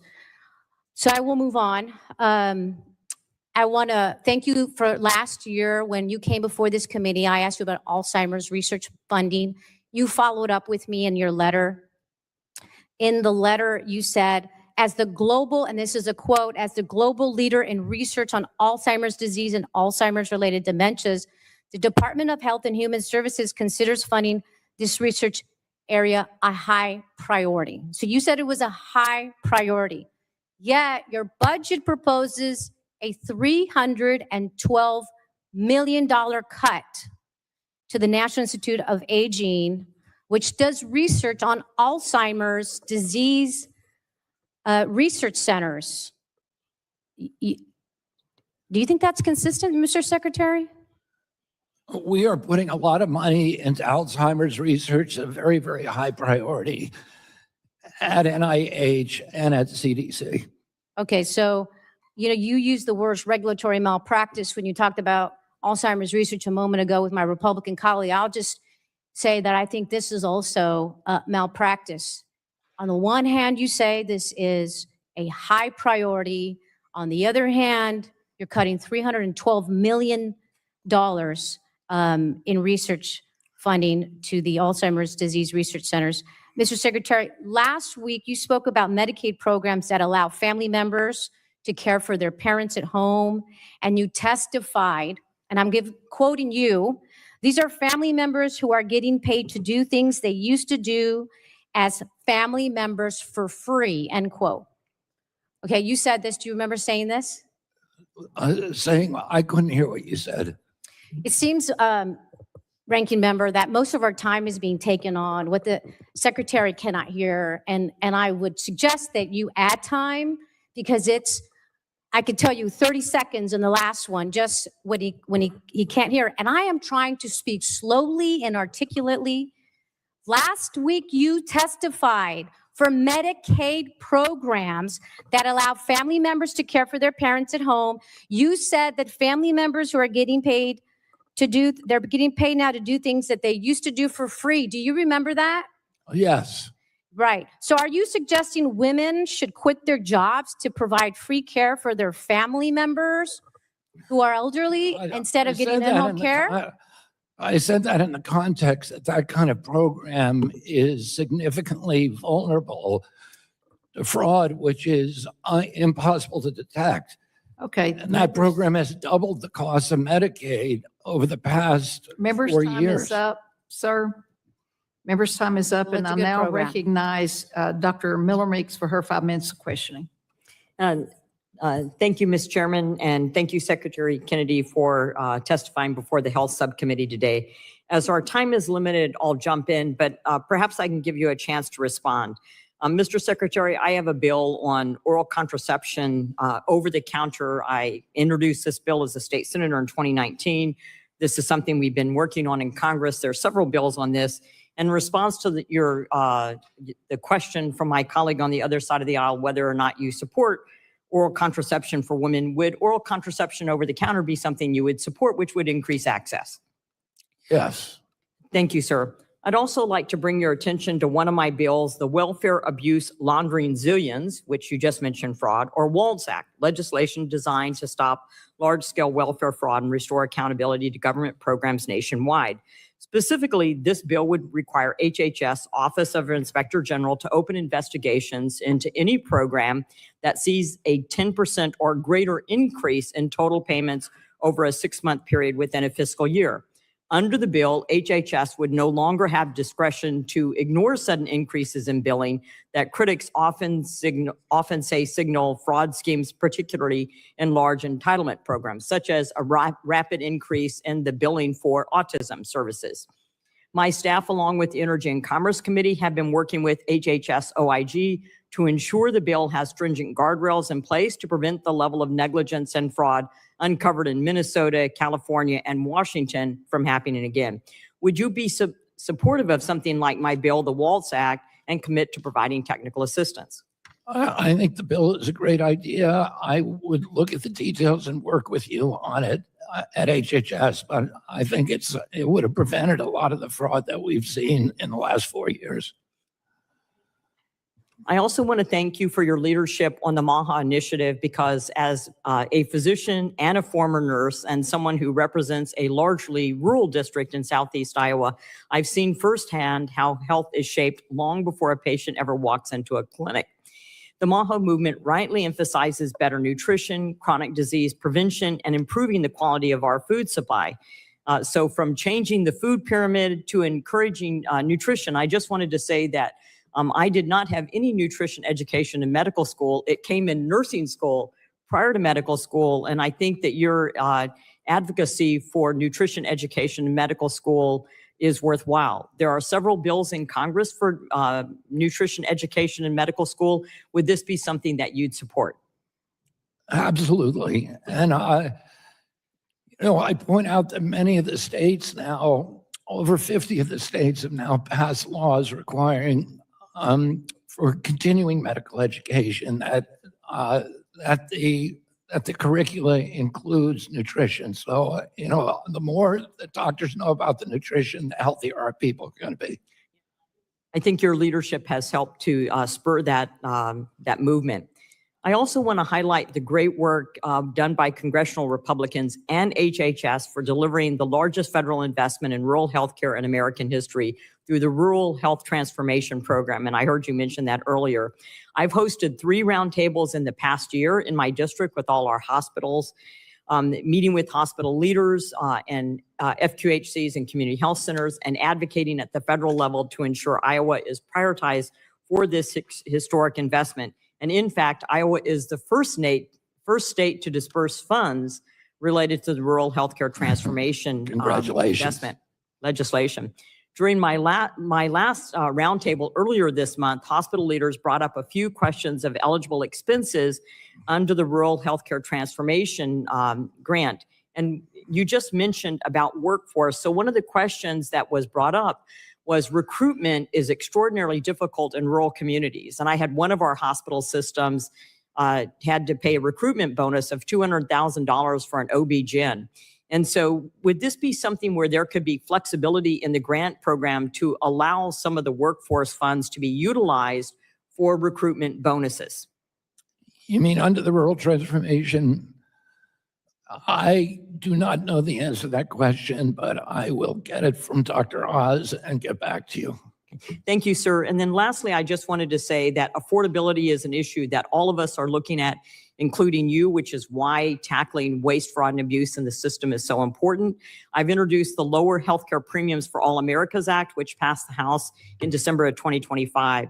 The bill takes a targeted approach to lowering premiums, and I would certainly want to partner with HHS as my time's expired, but hope to partner with you on lowering healthcare premiums for all Americans. I look forward to it. I yield back. The gentlewoman yields back, and I now recognize Dr. Schreier for her 5 minutes of questions. Secretary Kennedy, last week you testified that newborns should only get the hepatitis B vaccine at birth if their moms test positive or haven't been tested. This is a massive departure from a 35-year recommendation for all babies to get the vaccine at birth. Secretary Kennedy, how often does that test miss hepatitis B in moms who actually have it? How often? How often does that test make a mistake? It makes some mistakes. I'm not sure what the error rate is. It's a really important piece of data. It's not a perfect test. It turns out there's a false negative rate of 1 to 2%. And that might be enough for screening the general population, but not when a baby's life is at risk. And so let me just translate. That means if there's 100 moms out there with hepatitis B, 2 of them are going to be told that they don't have it. Their children will not be vaccinated based on your recommendations. And then there's a 90% chance that those 2 children will end up getting chronic hepatitis B. Mr. Secretary, do you know what happens when you get chronic hepatitis B? I do. I also know that the death rate in children was practically 0 for hepatitis B prior to the introduction of the vaccine. So it's interesting to say that because generally speaking, what happens with these children is that They don't die as children, but they can spread hepatitis B to other people. But they go on later in life to get cirrhosis of the liver and liver cancer, and they might need liver transplants, and they die prematurely when they are younger in adulthood. And so you're basically sentencing thousands of kids to a terrible chronic illness that you want to prevent for no reason. At the same time, you're suggesting to parents that there's something wrong with the vaccine, that it might not be safe. Because after all, why not just give them to every child and not have anybody fall through the cracks? That's your underlying message. Now, there's another shot that babies get at birth. It's vitamin K, and it prevents catastrophic brain bleeds. And now that you've made parents distrust doctors and shots, some parents are now refusing the vitamin K shot and other routine care, putting these babies at risk for bleeding out. This has a name. It's called the RFK Jr. spillover effect. You spread misinformation, you scare parents and confuse them. Parents don't immunize their children or give them other routine care, and then the kids get sick and they might even die. And right now, Secretary Kennedy, given what I just told you about vitamin K, will you just tell pregnant women out there, for the record, yes, you should get your babies the vitamin K shot? Well, first of all, anybody can get a hepatitis B shot and have their insurance company pay for it. Secretary, the point is that you're discouraging it. You're suggesting it's unsafe. This is what parents are hearing. Why else all of a sudden are parents saying no to vitamin K? Will you just tell them, for the record, there's women out there delivering today, that they should get the vitamin K shot for their babies? Are you saying the hepatitis B shot? No, I'm saying vitamin K. Should women allow their babies to get the vitamin K shot so they do not have brain bleeds? I would refer that to FDA and to the VRBPAC panel. The FDA has approved it. It is a recommendation, but parents are listening to you and they are doubting science. Well, I've never said anything. You about are vitamin gambling. K, so I don't see how they're listening to me on it. I've never said anything about it. You have not. I would also Sir, point I'm out taking that back there my is time. no vitamin B shot in Denmark, and they have the same rate. Hepatitis B. Sir, They I'm have the taking same back my rate of time. hepatitis B as we do. Sir, this is about vitamin K. It is a spillover effect, just like measles vaccines and pertussis vaccine. I've never instilling said doubt. anything I'm gonna public move about on. it. So you saying that women are I'm going to listening move on, to what Mr. I'm saying Secretary. is just wrong. You are putting our country in a position where on I've top never of said, literally never said anything about it. That's exactly the point. You don't say anything about it, but the doubt you've created about all of medicine and science is causing parents to make dangerous decisions. Are you saying we changed the recommendations? Mr. Secretary, I'm reclaiming my time. The last time we spoke, I told you I would hold you accountable for every vaccine preventable illness and death in this country. And now I have to add newborns bleeding out because these same parents who are listening to you are not giving their babies the vitamin K shot. And your I've never reckless said anything policies, about vitamin this is going to be your legacy. The I've never said anything HHS about secretary vitamin K. that caused kids to die. You're Secretary of HHS, your job is to protect us, and you are putting kids in danger. And I believe you should resign or you should be fired. I yield back. Gentlelady yields back, and I now recognize Representative Kemick for her 5 minutes questions. Thank you, Madam Chairwoman, and thank you, Secretary Kennedy, for appearing before us today. I am going to try very hard to resist responding to what I just heard, but I do want to just say thank you for actually trusting moms to make the best decisions for themselves and their families, rather than continuing to perpetuate the narrative that only bureaucrats in Washington can make recommendations and force people into doing things that they know is not best for them and their children. As we review the fiscal year 27 budget, Secretary Kennedy, I think it's important that we focus not just on how much we are spending, but whether or not we're actually improving health outcomes for the American people. Now, too often we say that we have a healthcare system, but I personally believe that we have a sick care system. And we have a culture that perpetuates a system of maintenance rather than prevention. And I think much of what your initiatives do is trying to address the cultural issue as well as the structural issues within HHS. So I appreciate the administration's focus on prevention, nutrition, innovation, and I look forward to continuing the discussion on how this budget can move us in that direction while improving access and lowering costs.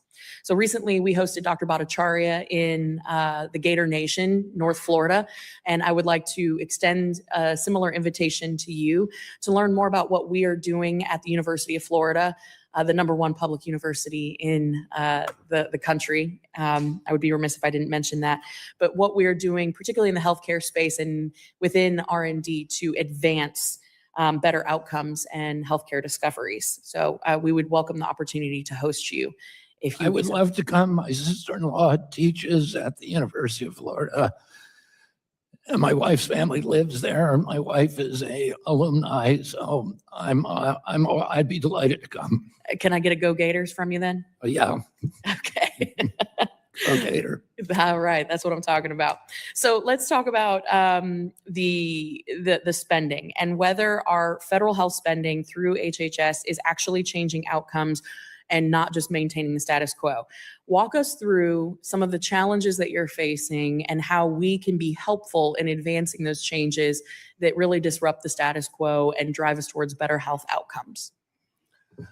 I mean, I would say there's the whole waste, fraud, and abuse issue that you're familiar with. So I won't dwell on that, but I would say the overarching issue that we're trying to create is the perverse incentives. We have a sick care system where people get compensated more for keeping patients sick. Correct. And, Medicare Advantage was supposed to be the template for outcome-based care. We have other templates for outcome-based care. The whole system ultimately has to be moved to that. Fee-for-services is not a way that we're going to get Americans healthy. Mm-hmm. We need to align the economic incentives with the outcome of good health for all Americans. Absolutely, I agree. And to that point, we've seen the use of QALYs, right? That has been prohibited when we talk about Medicare because they undervalue the lives of our seniors and people with disabilities and chronic conditions. That's just fundamentally wrong, in my opinion, to have an algorithm, a formula determine whether or not you are of value enough to receive certain treatments. So as we're going through this, can you confirm that HHS will continue to uphold this safeguard and ensure that coverage and payment decisions are not based on discriminatory measures like QALYs? And would you be willing to work with us to extend and clarify this protection across all of the federal health programs? I would be delighted to work with you on that. Excellent. I know people around the country are celebrating that answer for sure. And shifting a little bit to the FDA while I've got some remaining time here, I would like to hear about how you guys are improving the clarity and predictability in FDA as you review different applications. That's something that I hear often, particularly from startups, of the process. It's still bogged down. We need to move faster. Can you just talk a little bit about that? The process at FDA for approving correct new drugs. Well, we're now using AI. 90% of FDA is on it. Using it, we've been able to condense the time for reviewing final applications from typically 60 to 90 days to 2 hours. Member's time is up. Then you Okay. can answer her question via written circumstances. And I now recognize Representative Trahan for her 5 minutes of questioning. Thank you, Madam Chair. Secretary Kennedy, since day one of your administration, the Department of Health and Human Services has made it much harder for Americans to enroll in health coverage and afford their health care. Americans are currently experiencing an accessibility and affordability crisis in our country due to the Trump administration's actions. Now, before President Trump came into office, a record-breaking 24 million Americans were enrolled in healthcare coverage through the ACA marketplace. Millions of families were saving thousands of dollars each year in premiums. Secretary Kennedy, you're aware that at least 1.2 million Americans have lost ACA marketplace coverage this year under your leadership. Yes or no? They were people, the only people who lost coverage were people who were never entitled to coverage, who were Yeah, no, not, I've heard the illegal aliens, not just illegal yeah, aliens. look, that's not how the law works, and I would People who expect were you to know dead. that. Undocumented immigrants aren't eligible to enroll in the People who were ACA dead, marketplace people who at were all. enrolled in They 2 wouldn't be states. reflected in the 1.2 million. They wouldn't be reflected in that number. So don't offend us by. No, I didn't saying- mention illegal aliens, although that is part of the issue. People, No, we've had found 3.7 million people Premiums have who were sharp- double enrolled. Oh, okay, I know, it's all fraud, waste, and abuse, even though that we know the paperwork that you're now putting on more people are causing them to drop their insurance coverage, and the price of premiums has gone up so much that eligible Americans are dropping coverage because they can't afford it anymore. And I'd like to enter into the record the 2026 Marketplace Open Enrollment Public Use Files. Further, that doesn't even tell the entire story. We're seeing growing evidence that many Americans have gone through the process of selecting coverage, but they never actually receive it because they can't afford to activate their plans. Independent analysis of 2026 insurer data suggests that roughly 3 million Americans who selected marketplace plans have never paid their first month's premium and never actually got covered. Mr. Secretary, do higher premiums lead to fewer insured Americans, yes or no? 87% of the people No, who it's just are on a the simple- exchanges now are paying less than $96 a month. You can't. 54% are paying. No, I'm reclaiming my time. The question is simple. If people can't afford their premiums, does that lead to more insurance of Americans or less? Like I said, the Democrats had a chance to expand Obamacare 3 times. Yeah, I know. They I've didn't heard do the it. blame Biden too. It This is wasn't like lowering it's a common theme with all of you. Look, was when just coverage becomes unaffordable, healthier people are often the first to drop it, leaving behind a smaller, sicker group of people who need more care. That's what insurance call a risk pool. Now, if that risk pool gets sicker, premiums go up, right, Ms. Secretary? Yeah, of Yes. course. So nothing about your agency's harsh policies, including the $1 trillion cut to Medicaid, reduces. There's been no the cuts to number- Medicaid. I know, no cuts. There's no cuts to Medicaid. That $1 trillion cut, it doesn't reduce the number of strokes, heart attacks, cancer diagnoses, or car accidents. So what your policies do mean is that more people will show up in emergency departments without appropriate coverage. And when that happens, the cost doesn't disappear, does it, Mr. Secretary? It shows up in uncompensated care, which Look at the experts have congressional shown is often shifted onto insured patients through higher premiums and out-of-pocket costs.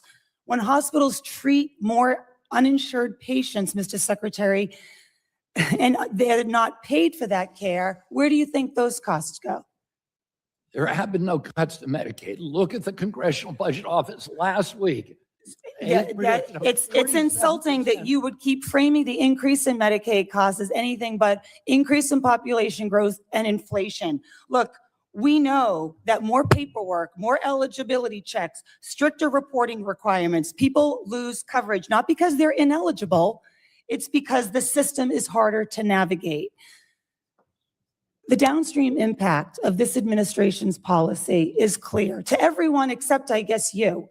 More uninsured patients means more strain on hospitals, fewer services, higher costs for everyone. It makes care more expensive, harder to access, and weakens our healthcare infrastructure. That's not making America healthy. And I've just sat here and listened to you. You managed to give a go Gators from the witness table, but not a go K-Shot. I mean, it's incredible that you Witnesses- are heading up as the Witnesses' Secretary of time Health and is Human up, Services. And I now recognize Representative James for his 5 minutes of questioning. Mr. Secretary, I want to thank you for your courage. As somebody who's a Democrat his entire life, and this time, 2-3 years ago, ran as a Democrat, now sitting here choosing the people over a party, I want to thank you for your courage and your leadership. Mr. Secretary, the Department of Health and Human Services issued a rule in 2020 requiring healthcare providers to clearly label prices so that patients can make informed decisions about where to get treated. Under the Biden administration, that rule was not enforced, sir. As a result, patients end up paying radically different prices for the exact same services and the exact same level of care. We're talking hundreds of thousands of dollars different. That's wrong. Dilbert cartoonist Scott Adams had a term for this kind of system, confusopoly. He called it that because the friction makes it difficult to shop around by design. In 2025, President Trump issued an executive order to make America healthy again, which included an April 1st deadline for healthcare providers to comply with price transparency laws. Sir, that deadline was 3 weeks ago, and yet a third of hospitals in Michigan, and I have to imagine around the country, have not fully complied. A big part of the problem is that HHS does not have strong enough enforcement mechanisms. That's why I introduced Patients Deserve Price Tag Act to require price transparency by law, with consequences for health providers who continue to hide their prices from consumers. Mr. Secretary, will you support my efforts to lower prices and increase access, transparency, and quality of care for Americans who are struggling in today's sick care system in America? Yes, I thank you for that legislation. We have already finalized regulations that are now requiring all hospitals in the country to post and certify their prices. And so patients will be able to, if you go into a restaurant, you are able to see the price on the menu. If a car dealer told you, you can buy this car, but I'm not going to tell you the price till afterward, you would not buy it. But that is what the hospitals are asking you to do. Thank you for increasing transparency. And we are and giving changing people the that. choice. Thank you, Mr. Secretary. I would appreciate your support on making that permanent so that it cannot be ripped away from the American people after this administration is concluded. Happy to work with you. Thank you, sir. Mr. Secretary, ticks are becoming a bigger problem in Michigan and around the country. My wife and son have Lyme disease and other co-infections, but they don't show through standard antibody testing. If you have the ability to pay for a high-cost test like IGeneX, it shows the strains and confirms Bartonella in her red blood cells, and my son has Babesia in his red blood cells. We know that undiagnosed Lyme causes fatigue, autoimmune conditions, and neuropsychiatric issues in elderly and even schizophrenia in younger patients. We also know that with proper diagnosis, many of these symptoms can be treated and the disease reversed. My concern is that many Michiganders who are suffering from unexplained symptoms may think they've been tested for Lyme, when in reality, they have not because the standard test is not thorough enough. What can we do together to make sure that people are getting thorough and accurate testing for Lyme disease to stop these types of spreads, sir? Yeah, I mean, this is a priority for us, Congressman. Lyme disease has been a hidden disease because the government has been denying its existence. Prior to me getting in, heads of my agency, the leading heads of NIH, were telling the American people it's a myth, it doesn't really exist. We've changed all that. We've conducted a Lyme roundtable with the best experts from around the country. Many people from this body participated in it. We put up a web page. I'm not sure if it's up yet, but it should be up so that people can find the best physicians for treating it. We're putting large amounts of money into Lyme research, and absolutely we should be doing pre-screening for people to see if they have it. So many millions and millions of Americans have this disease and don't know it. And it's absolutely debilitating to their lives. Mr. Secretary, in the time that I have remaining, are there any questions, comments, or concerns that you feel like you have not had the opportunity to address? I mean, I would say the same thing about long COVID, and we're addressing that too. We're getting the best physicians in the country together. We're identifying the treatments and the protocols that work and those that don't, and we're giving patients for the first time good information about it. Thank you, Mr. Secretary, for your leadership and your patriotism. God bless. With that, Madam Chair, I yield. Thank you. The representative gentleman yields back, and I now recognize Representative Vesey for his 5 minutes question. Thank you. Secretary Kennedy, I noticed something kind of funny today. You don't really want to talk about vaccines, and your written statement doesn't even mention vaccines once, which is odd because you've basically spent your entire career and life trying to shatter American trust in vaccines. Under your leadership, we're in the midst of literally the worst measles outbreak this country has seen in over 30 years. And in my home state of Texas, we're ground zero. 92% of the over 3,600 cases we have seen are an unvaccinated people. Mr. Secretary, tragically, 2 Texas children have literally died from measles. If you look here at the poster that I have up, two Texas children have died from measles. And this is all under your watch, Mr. Secretary. I don't know why you won't look at the poster. This happened under your watch. That's Secretary, not one of the children who died. Mr. Secretary, you are the author of a book in which you insisted that the measles outbreaks have been fabricated by government officials to create fear. And so here's my first question. Who in this administration should Texans blame for fabricating the deadly measles outbreak in our state? Did you, well, let me take my time back. 4 days ago, you told my colleague, Representative Suzanne Bonamici, that you, quote, have never been anti-vaccine. That's a ridiculous lie, because you're probably the most anti-vax figure that I can remember in my lifetime. And in 2007, you founded the anti-vax group Children's Health Defense. In 2021, you were literally banned from Instagram because you said baseball legend Hank Aaron, an American icon and hero. You suggested that Hank Aaron died due to the COVID-19 vaccine. And in 2022, you compared vaccines to the Holocaust. And in 2022, you said, quote, there is no vaccine that is safe and effective. And just last year, you dismantled the Advisory Committee on Immunization Practices and replaced independent scientists with anti-vax pseudoscientists who removed 6 vaccines from the childhood vaccine schedule. And after an unvaccinated little girl died from measles in my home state, you told her father that, quote, you don't know what's in vaccines anymore. So I'm curious as to why such a vocal vaccine skeptic has all of a sudden gone silent on these issues. And Secretary, I have a question for you. Please answer yes or no. Did Susie Wiles or anyone in the White House instruct you or suggest that you stopped talking about your controversial vaccine skepticism? No. Okay. It was reported late last year that Republican leaders were briefed on a memo that made it clear that anti-vax candidates would negatively impact their party's performance in the most competitive congressional districts in the upcoming 2026 midterms. I would like to enter this memo from the Republican polling firm Fabrizio Ward into the record, Madam Chairman.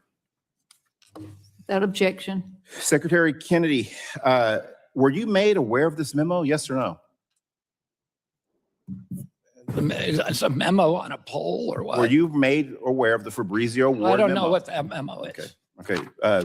Well, if you look here and at chart 5 of this memo, it says that 70% of all voters do not think that the federal government should remove recommendations for childhood vaccines, including measles. Do you agree that the majority of American people oppose your anti-vax actions according to your own administration's internal polling? Yes or no? You've never removed recommendations for measles, and I've never been anti-vaccine. Yes or no? Yes or no? I've never been everything you said I'm reclaiming my time. is a lie. I'm reclaiming my time. Conveniently, since the White House received this memo, it seems that you are miraculously no longer an anti-vaxxer. But the American people are not dumb, sir. The American people are not dumb. You and I both know what is going on here. You have absolutely not had a change your heart. You do not care about this child with this rash from measles on him. And it took this polling, it literally took this polling to change your public posture about vaccines. This is real life, Mr. Secretary, and you have blood on your hands. I honestly hope that Donald Trump tells you to get to stepping next. I yield back my time. Gentleman yields back, and I recognize Representative Bentz for his 5 minutes questioning. Thank you, Madam Chair, and thank you, Mr. Secretary, for being here today. The Wall Street Journal on April 12th, John C. Goodman wrote in the opinion page, Trump is making the best of Obamacare. And in that article, he talks about the 2027 ACA exchange rule, which would allow health insurers to offer non-network plans on market exchanges. Health insurers would be able to set reference prices And actually, this is a really clever idea. And I'm just curious, your thinking on it, and if it's one of those things that someone has been trying to get in place for years. I happen to think it's excellent, but perhaps I'm wrong. What do you think? Can you just repeat the proposal? Yes, the idea is that a non-network plan on an exchange would be able to set reference prices. For example, you could say $30,000 for a knee replacement, and then the person who enjoys that insurance coverage could shop around and select other providers to do the work. They wouldn't be stuck inside the space that they might have been required to obtain the coverage from.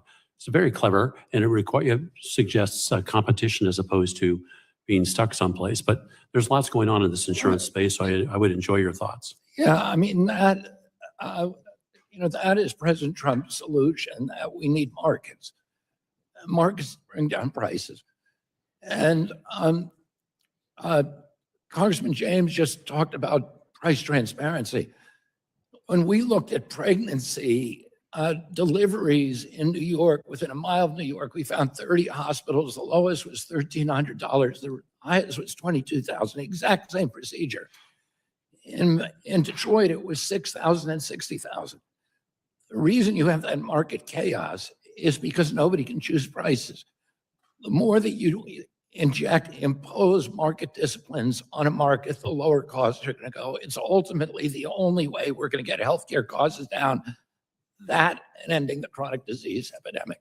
Well, it seemed to me that in studying this situation, this kind of thinking is exactly what we need, because when I go back to my district, the amount that people are paying for health insurance is through the roof. And so this kind of transparency is one step. I'm sure there are others. I think in the budget, I note a few. Do you have, I think you've put in your testimony what you think would drive down prices, but perhaps you can share with us other ideas that will drive down prices. Just so I may share with you, one of my brothers is paying $26,000 a year for coverage with a $10,000 or $13,000 deductible covering 2 people. So what in the world can I go back to him and say, hey, the administration is working on trying to drive these prices down?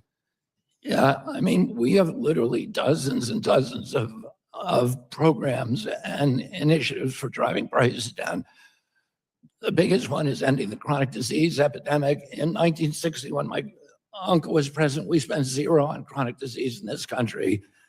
Now we spend about $4.3 trillion a year, and it is rising exponentially. So that's one issue that we are addressing for the first time in history. The drug pricing, the MFN, we were paying the highest price in the world, 10 times in some cases what Europeans were spending for the exact same price that was made in a factory in New Jersey.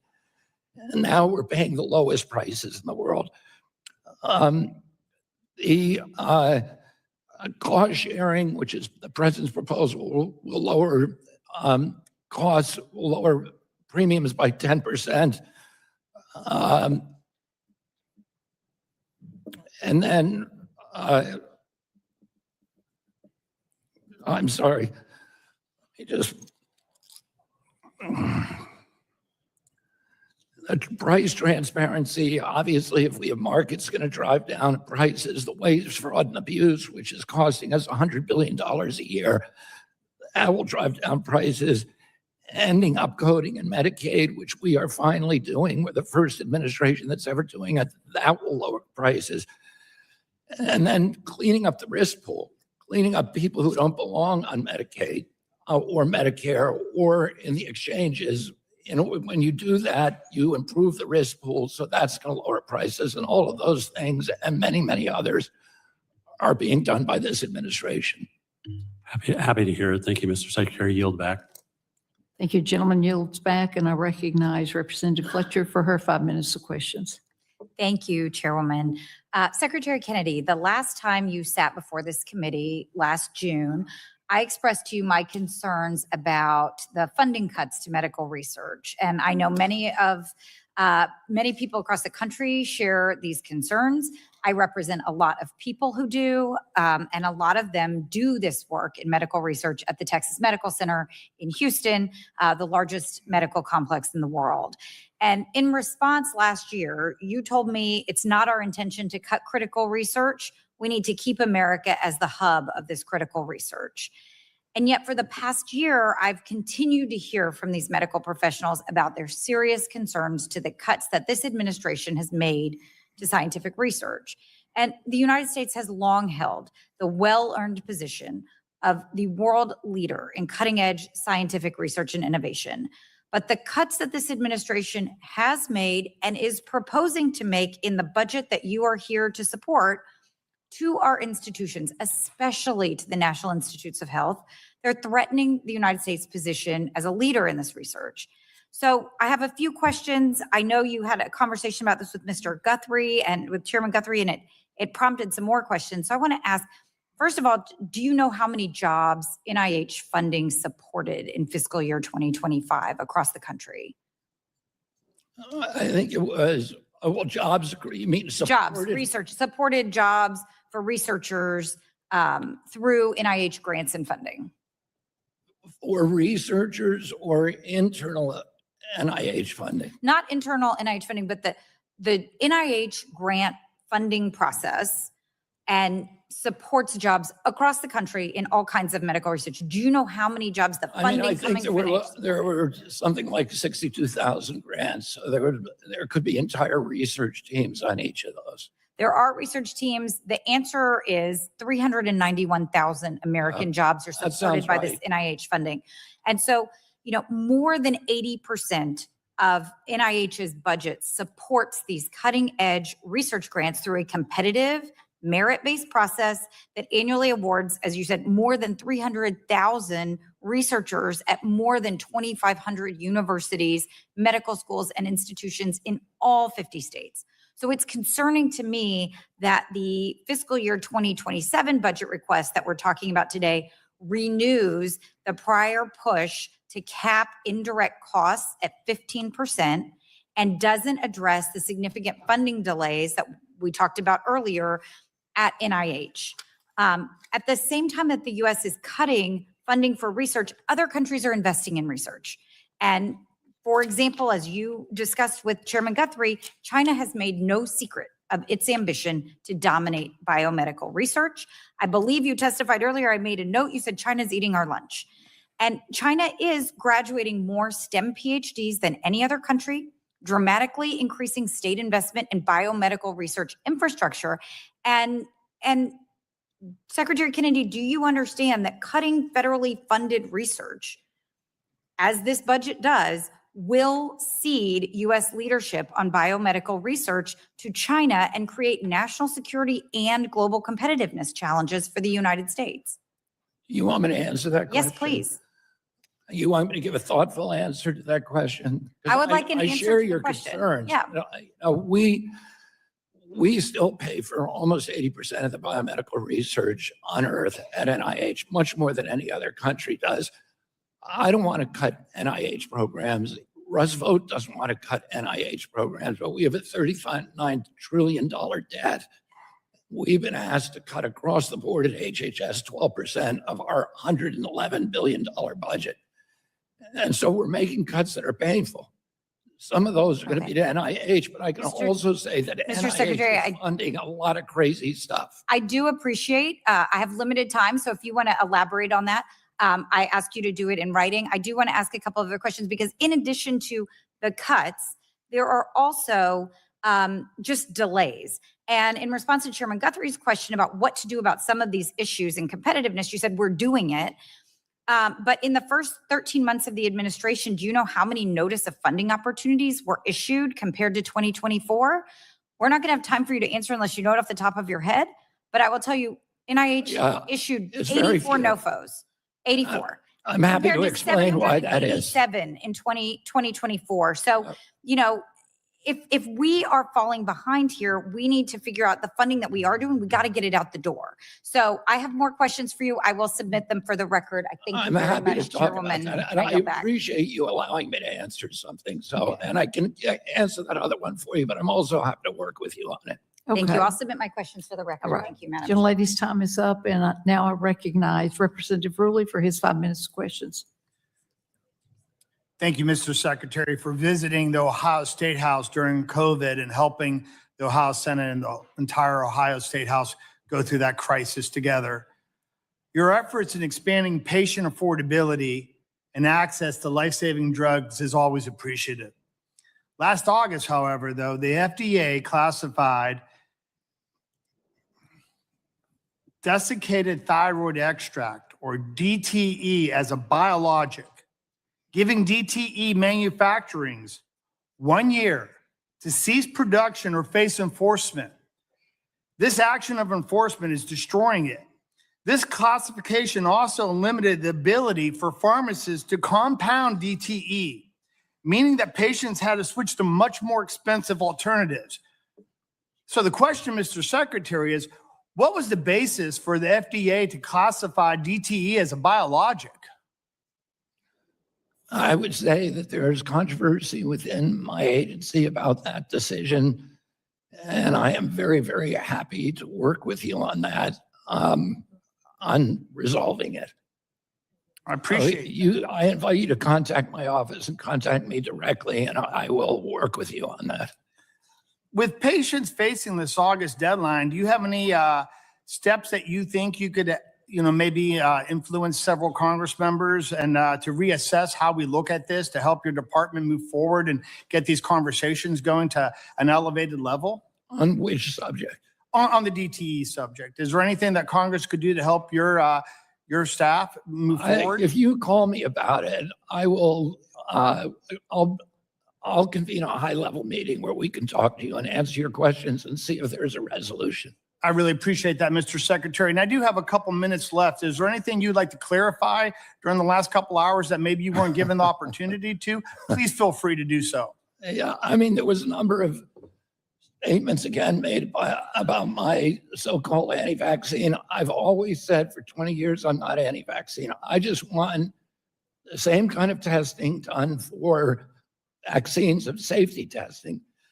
Hepatitis V vaccine was tested for 4 days with no placebo, a product that's given to millions of children every year. You would never allow a medical product to do that.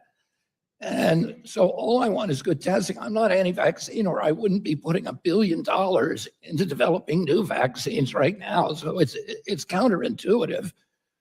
Look at my record here and say I'm anti-vaccine. I'm pro-science. I want to ask the right questions. I don't think there's any taboos. I don't think this religious belief that you have to say all vaccines are safe for everybody and they're all effective for everybody, that we all have to accept that, and anybody who disagrees with that is marginalized, vilified, and deplatformed. I think we ought to be able to talk. We ought to be able to talk about science and do it in a way that's dignified and congenial and open-minded. Mr. Secretary, I will say in the last 5 years that I've known you, the one thing that anyone that knows you would say is you welcome conversations and open debate. That's how we grow, and I appreciate your time. With that, I yield my time back to the chair. Thank you. Will the gentleman yield? I yield it back to the chair. Okay, thank you for yielding back to the chair. And now I recognize Representative Ocasio-Cortez for her 5 minutes. Thank you, Madam Chairwoman. How you doing, Mr. Secretary? Good. Thank you for asking. No, of course, of course. I'm not sure if you remember our last chat about a year ago where we talked about Medicare Advantage. But, I think one area of agreement that we have, I hope, is that these insurance companies are fleecing the public, right? Can we agree on that? Absolutely. And they are, it's highway robbery on the American people, on people who are sick, on seniors. We're on the same page about that, right? Yes. And last year, I brought up Medicare, the Medicare Advantage program to you, because these corporations like United Healthcare, Aetna, are known to be defrauding the public. And really, we know that with Medicare Advantage, it's to the tune of about $80 billion. And the Department of Justice has in fact opened an actual— You mentioned United last time. So you remember this, right? Yes. Okay, I'm glad that we're able to kind of jog the memory on there. And we chatted about this, and we actually chatted about it afterwards too. And so we know this, we're all on the same page here. United, CVS, Aetna, they're defrauding the American public to the tune of $80 billion a year. We know that they're doing this to the public. You know it, I know it. We've even had some bipartisan chat about this. And so I was surprised to see about 2 weeks ago, you had decided to give them another $13 billion. And it was used through the mechanism of the MA reimbursement rates. But I want to know, why did you do that? And first of all, I agree with you on everything that you said. We have to look at the reimbursements that the industry get, which they said there'd been a 5% increase in cost. And that if we didn't give them the full 5%, they were going to lose, that it would impair patient choice, particularly in some regions of the country. The industry would leave. We gave them a 2% raise. Right. And I hear what you're saying, Mr. Secretary, that the industry is saying that they're increasing these costs, but the industry is defrauding the public. So we know they're lying. We know they're lying through even their mechanisms. They are upcoding. They are telling us, the public, the government, Medicare, our systems, that people are sicker than they are so that they can get more money. They're lowering their reimbursement rates. They're increasing denial. So we know that these folks are lying. We know that they're bad actors. And if I'm hearing you correctly, we are giving them more money because they're saying that they need it? Can I answer the question? Yeah. First of all, I appreciate everything you've done, and you speaking out about upcoding. We are ending upcoding. We're using AI now to detect it, to prosecute it, and to end it. Yeah, they're lying, but my job as HHS Secretary, I have to balance the impact on patients if there are no options in those areas. So we'll do a lot to verify we don't trust. We do a lot to verify. And I hear what you're saying. I mean, even when you talked about that 2%, it's something that I found interesting too, because that 2.48% wasn't initially what you were going to go for. You had announced in January that, in fact, CMS had proposed an increase of 0.09%. Yeah. Which would have essentially kept payments flat at minimum to these corporations like United and Aetna that are robbing us. And so there was an interesting amendment that you had made. We've got the experts saying, okay, even when you start looking at that inflation rate or that cost rate, even that at most is 0.09%. But then it seemed as though there was some industry backlash. And now we're at 2.48%. We're giving them $13 billion when they are stealing $80 billion a year as it is. I say we let them eat it. Why not? Well, you can see from what we originally published what our intention was, to give them essentially nothing. Okay. And we got a huge blowback, not only from the industry, but providers and everybody else who said, we are going to experience closures. We're going to experience places where you cannot get insurance. It is going to leave all these patients high and dry. We did our own investigation, and you can look at healthcare. Representative, time's up. And you can. Anyway, I really appreciate you giving me a chance to answer questions. I can't thank you enough for that. Okay. Appreciate it. Bye. Thank We'll you. hear more about that. Now I recognize Representative Houchin for her 5 minutes of questioning. Thank you, Madam Chair. Thank you, Mr. Secretary. Appreciate your patience today. An issue that has been consistently brought to my attention is the vital need to simplify and expedite the FDA approval process for pharmaceutical manufacturers who already are operating in the United States or seeking to expand operations in the United States. This is part of the Biomedical Advancement Research and Development Authority trying to expedite our national security for manufacturing medicines here in the United States.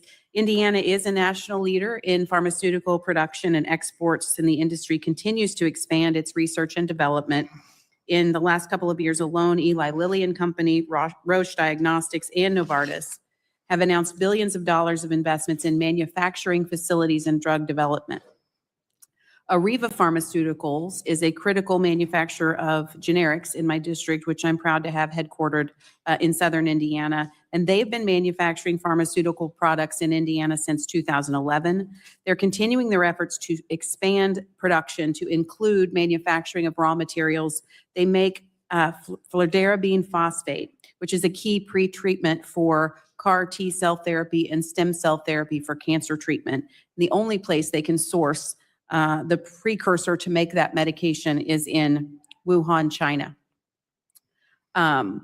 They are facing a lengthy and complicated approval process with uncertain timelines, making it extremely difficult to expand these productions in raw materials. Mr. Secretary, what are HHS and the FDA doing to accelerate U.S. pharmaceutical domestic manufacturing of these precursors and minimizing regulatory roadblocks while still maintaining high safety standards? And thank you for asking me that. It's been a huge stumbling block for the production of generic drugs in this country, which are the majority of drugs that we use. And we're getting them all from China and from India, almost all of them from China and India. And it is a vulnerability in our supply chain. It's a national health threat, a national defense vulnerability as well. So we're doing everything that we can to ease the production pains of construction and expanding plants here and getting quick approvals. We have a new FDA has initiated a new program called the Pre-Check Program that fast tracks these proposals. I'm happy to talk to you or to the people who run this plant to make sure that they're aware of that program and that they can take advantage of it. Thank you. And when we were talking about the cost of medicines in the United States as well, just importing that precursor is $40,000 in shipping. So it would be great to for the cost of our prescription drugs here, particularly for cancer treatment, to reduce those costs by helping to onshore that manufacturing. I want to switch now to an issue, the issue of long COVID.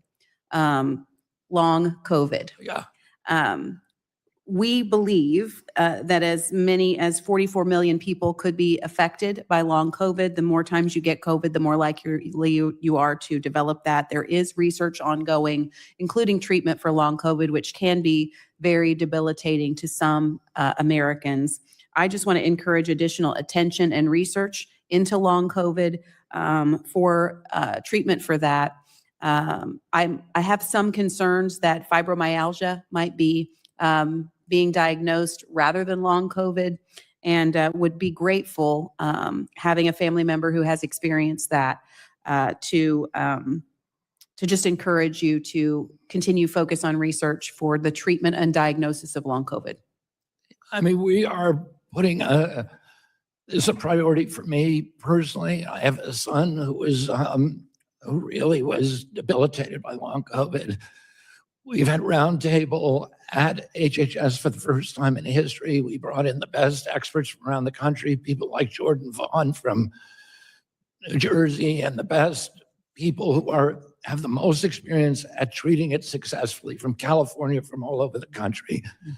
And we are targeting diagnostics to make sure that there's uniform diagnostics of very, very complex illness that manifests differently in almost every person. Treatment protocols are different than people. There is no panacea. But there are biomarkers that can tell us what kind of treatments work best for what populations. Thank you. And we're working on identifying those biomarkers, matching them with the treatment, and then getting the patients together with the appropriate physician. Okay. Thank you. My time's expired. I appreciate your Thank service you. and leadership, Mr. Secretary. Gentlelady yields back, and I now recognize Representative Auchincloss for his 5 minutes of questions. Thank you, Chairwoman. Hi, Secretary. Good afternoon. Good afternoon. I want to talk about the Food and Drug Administration, which reports to you. And by law and by logic, the FDA should make decisions on science, not politics, right?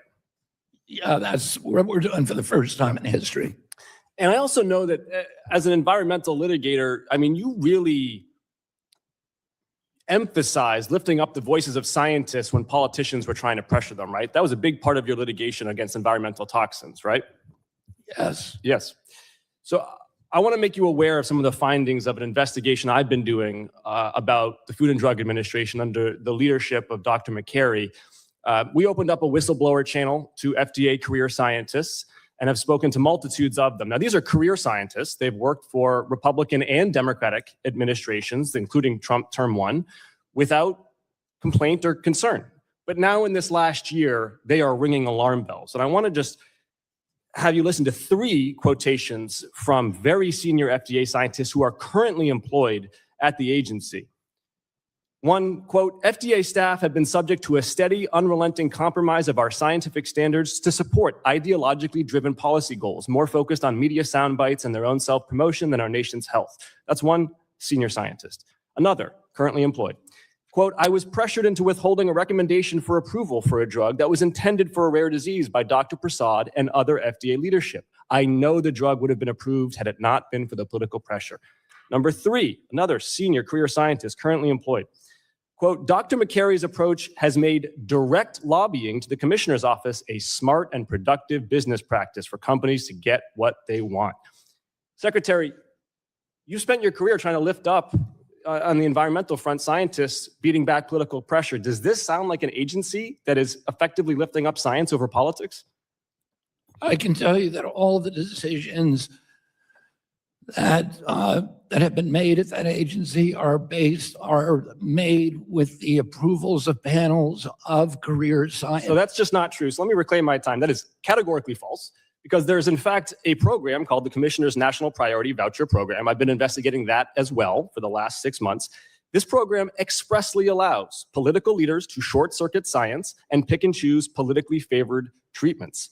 Now, White House and FDA leadership have pressed staff to award vouchers to certain companies as part of White House pressure campaigns. And most recently and egregiously, the FDA just issued 3 of those vouchers for psychedelics based on a text from Joe Rogan.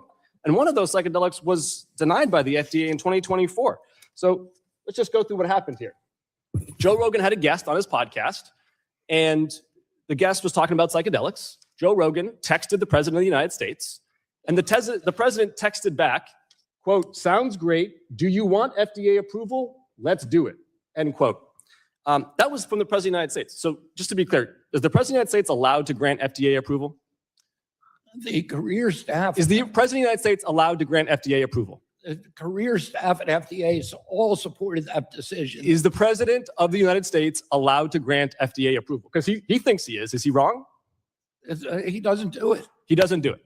So, and yet the FDA within hours There's been no FDA approval. issued 3 priority vouchers from this illegal, unauthorized program to respond to political pressure from the White House. Secretary, this flies in the face of your stated commitment to putting science over politics. We are literally seeing politics put over science. Now, let's just understand why the president might have bent over to do the bidding of Joe Rogan. He has a disastrous war in Iran that has led even his most committed supporters in his base, like Joe Rogan, to question his competence. And in order to appease Joe Rogan's ire, He grants FDA approval. Safety and efficacy should be the standard for these You drugs. want a grandstand or do you want an answer? Not You the want a president's- grandstand or do you want an answer? I want safety and efficacy to be the standards by which psychedelics are approved, not the president's attempt to shore up support from his base for a disastrous war in Iran. It should not be Joe Rogan's decision what psychedelics are approved. It should be the decision of randomized controlled trials. And we are doing non-politicized science for the first time in history. Let me close with a And final let me- question here, reclaiming my time. And You let had me talked, just- you had said about the research here to my colleague from Texas that you wish that the NIH didn't have to cut the billions, right? We what? That you wish the NIH did not have to cut money. You had said that to Congresswoman Fletcher. FDA? The NIH, the National Institutes of Health. Of course. Right. Do you think it'd be a better use of money to spend $1 billion a day on the NIH or $1 billion a day on bombing Iran? Which do you think would be a better use of money? $1 billion a day on bombing Iran or $1 billion a day on the NIH? Members' time's expired. I now go to Representative Langworthy for his 5 minutes of questions. Thank you very much, Madam Chair.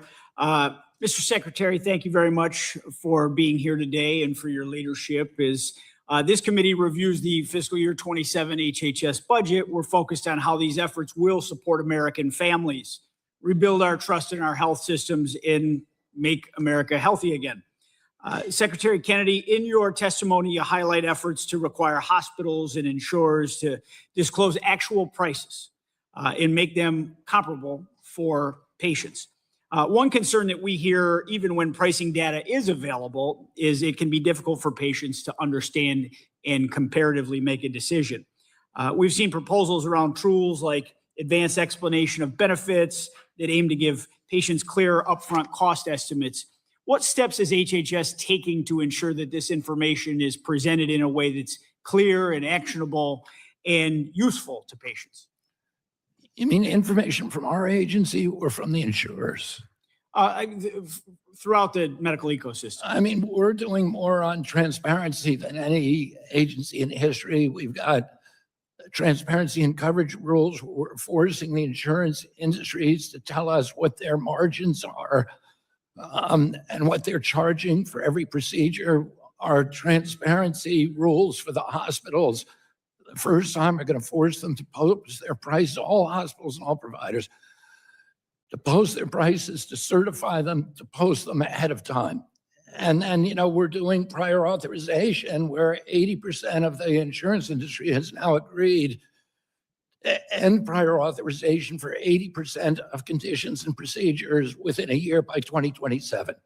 That's great. I appreciate your efforts on that. In just about every other part of life in this country, people know what something costs before they commit to it. And that is critically important. You wouldn't make a major purchase, you wouldn't book travel or sign up for a service without at least a general sense of price. And this is going to be very helpful as people make their healthcare decisions.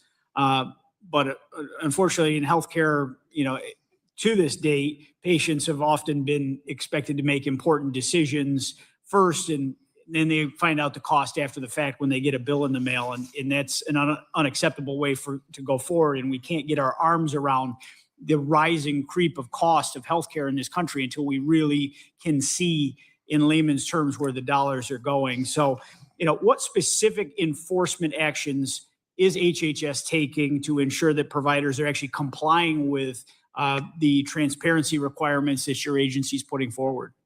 I mean, during the Trump administration, the first Trump administration passed the transparency and coverage requirements. During the Biden administration, they passed at the end of his administration. During the Biden administration, they just didn't enforce them. So there was no resolution of the problem. We've now sent out 1,000 letters. We're enforcing discipline. We have hardened the regulations, just finalized new regulations that will provide draconian penalties for hospitals that fail to comply. So we are going to end that problem. Well, thank you very much. We look forward to working with you and HHS on this issue. On biosimilars, Secretary Kennedy, you noted in your testimony that HHS is taking steps to streamline the development of biosimilars. What specific actions is the department taking to accelerate uptake and ensure that these lower cost options actually reach patients? We've changed the approval process for biosimilars so that they will get fast-tracked. And biosimilars are basically the generic version of biologics. They're 35% cheaper. And we are doing everything that we can to maximize their access to the market as quickly as possible. I appreciate that, Mr. Secretary, because at the end of the day, this is really about affordability for patients and making sure that they have availability of low-cost options.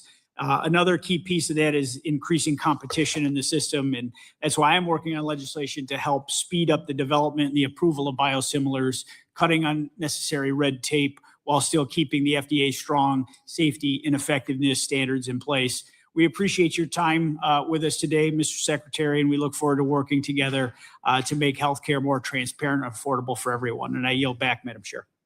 Thank you. Gentleman yields back, and I now recognize Representative Carter for his 5 minutes of questioning.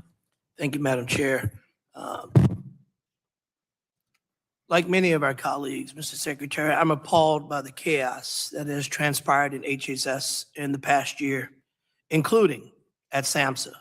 On January 13th, SAMHSA canceled some $2 billion in grant funding for mental health and substance use programs, putting grantees in a state of uncertainty. Approximately 2,000 grantees received a letter stating they were being terminated immediately and that no corrective action could align the award with agency priorities. Madam Chair, I'd like to enter a copy of that letter into the record. Without objection. Mr. Kennedy, Secretary Kennedy, you stated that you weren't aware of these cuts. Are you not aware of this letter that went out relative to these? I was not aware of it prior to going out, but as soon as I found out about it, I withdrew it within 24 hours. And how does such a mistake happen in an agency of the size of yours? How does something like this happen that sends a reverberating fears throughout the hearts and minds of people who are suffering in our country? We have a $2.3 trillion agency. It's the biggest agency in the history of government. It's the size of the 6th largest economy in the world. We have hundreds and hundreds of agencies and sub-agencies. We have careers working for us who oftentimes are hostile to are not aligned with the president and his agenda. Are you suggesting that someone? Are you suggesting this was done nefariously by somebody? And then because of the corruption during the Biden administration, we did a lot of things that some of them were overcorrected. Sir, respectfully, can I cut you off? I asked you about these egregious cuts. You said there were a mistake by the Biden administration during your administration. It was a mistake by my administration. Then how do you then inject something about the Biden administration? I'm asking you about something. You want me to answer that question? Yeah, I do, but I want you to answer it honestly, sir. Because we had to do an extra amount of surveillance because of all the corruption that was happening within our agency. Corruption caused your mistake? What? Corruption caused your mistake? Corruption was Biden's mistake, yeah. No, corruption caused you to mistakenly cancel these grants for SAMHSA? The surveillance procedures and protocols that we had to put in place to stop money from flowing out the door to people who Okay, let's leave that because you're not respectfully, you're not answering that either intentionally or by. I'm answering the question precisely. You are. I asked you about a mistake that you admitted was from your agency. It was and my mistake. But then you go on to tell me about corruption in the previous administration. It has nothing to do with you canceling these grants. So let's move It had on. a lot to do. Is there any chance that this could happen again? Have you corrected whatever caused the error? May I, sir? Have you corrected whatever caused the error to ensure that these grantees will not have to suffer as so many did? Our phones were ringing off the hook. A bipartisan group of legislators, Republicans and Democrats, sent a letter that caused you to immediately reverse it. Has a mechanism been put in place to fix it so it doesn't happen again? Well, I can't tell you that a mistake will never happen again in a 2.3 Okay, I've got about a agency. minute and 16. I want to touch on a couple of other things. Secretary, you publicly shared your experience about your 14 years of heroin addiction. You've also gone on to say a day doesn't go by that you don't think about heroin. So certainly you understand the gravity of people who are suffering. Certainly you understand the gravity of people who have addictions and they need resources. But how do we expect that you really understand that when your own budget undermines substance use prevention, treatment, and recovery services, block grant, state opioid response, and community mental health block grant programs by consolidating them into behavioral health innovation grant? How do we expect mental health and substance use providers and administrators of high quality, evidence-based care that they'll be able to compete against the other same limited funding under your proposals? What message are we sending to people back home? We're making the system more efficient, and I'm putting more money into it than any other HHS secretary in history. Not only that, we're putting 49 million into opioid response and putting 100 million into sober housing. I got 2 seconds. Respectfully, you know what I really wish you'd spend more time on? More time thinking about the American people, less time talking about whale heads, bear heads, and raccoon parts. Okay. Talking about what's important to the American people and how they can. I don't talk about any of those things. Okay, You guys are all Representative talking about time is up, and we have one more original member of the committee, and we'll let him ask his questions. And I know you've got a heart out, and we appreciate you staying over. I'll turn it over to Representative Landsman for his 5 minutes of questions. Thank you, Mr. Chair. Good afternoon. A couple things. One, I'm from Cincinnati. As I mentioned last time, our community action agency, as you know, they do Head Start, utility assistance. They were awarded a grant. Their CDBG grant was awarded to them, but it hasn't come yet. And so I got a frantic call from a constituent saying that they were going to get furloughed or fired because of the delay in the grant going out. Can we work together to try to get that grant out? I would love to work. Okay, thank you. This is the Cincinnati. You're welcome to call me. Yeah. If, We've sent a note to them. I'm more accessible to Congress than I think any other cabinet member. We've sent a note to your office, but I want to make sure we can get these out the door so that no one gets fired. You had mentioned the rural hospital piece, $50 billion, largest investment.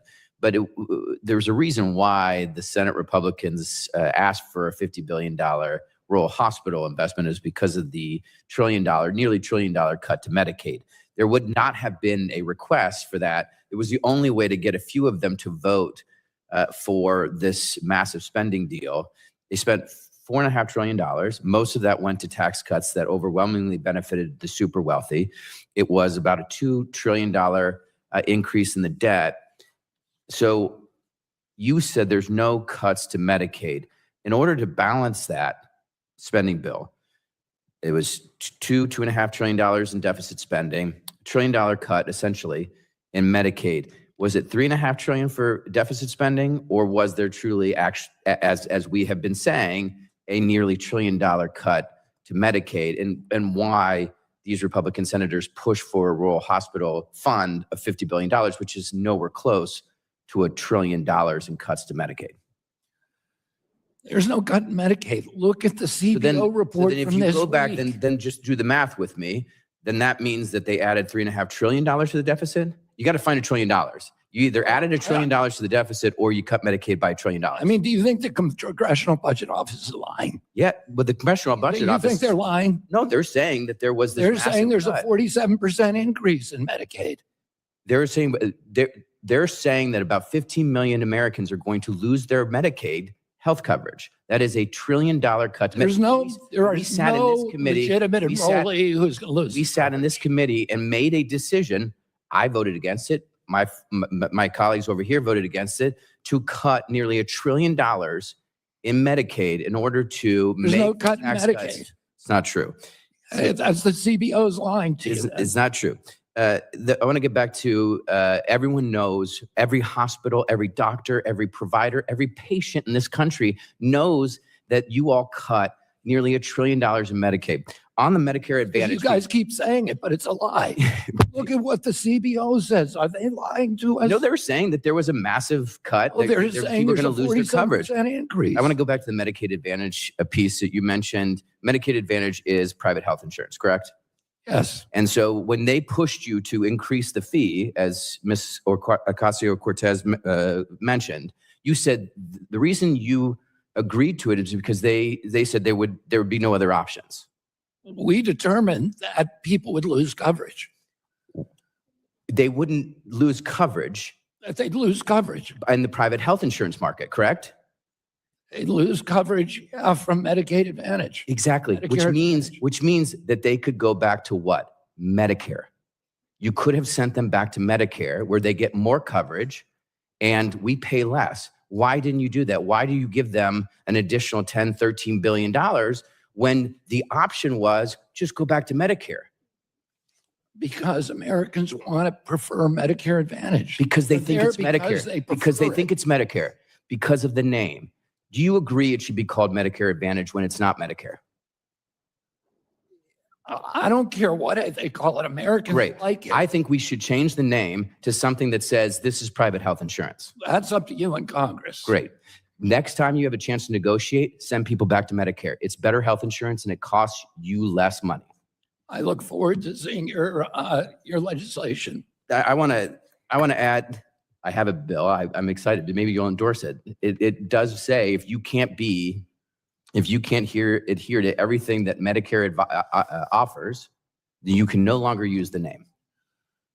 Okay, I mean, the reason that people prefer Medicare Advantage, people like my agency, is because it's outcome-based care. Okay. Because the member insurance signs for- companies. I got to yield back. Thank you. Thank you. Okay. I know, Mr. Secretary, we had one more wave-on member and she won't have time to ask her questions, but I would remind members they could submit questions for the record. I ask unanimous consent to insert in the record the documents included on the staff hearings document list, which is here. Without objection, so ordered. So I'd like to thank our witness again for being here today, and members may have additional written questions for you, sir. And I'll remind members that they do have 10 business days to submit questions for the record, and I ask the witness to respond to the questions promptly. Members should submit their questions by the close of business on Tuesday, May the 5th, and without objection, the subcommittee is adjourned.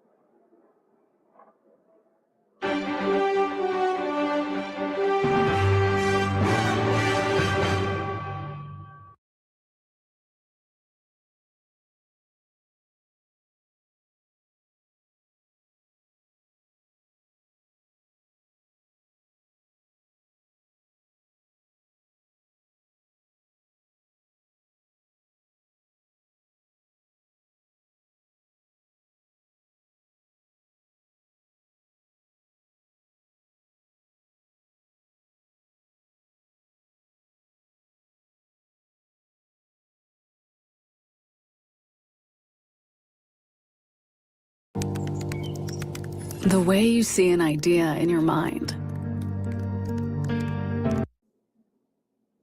Guess I had to hit that a little harder. Hint, hint, didn't work.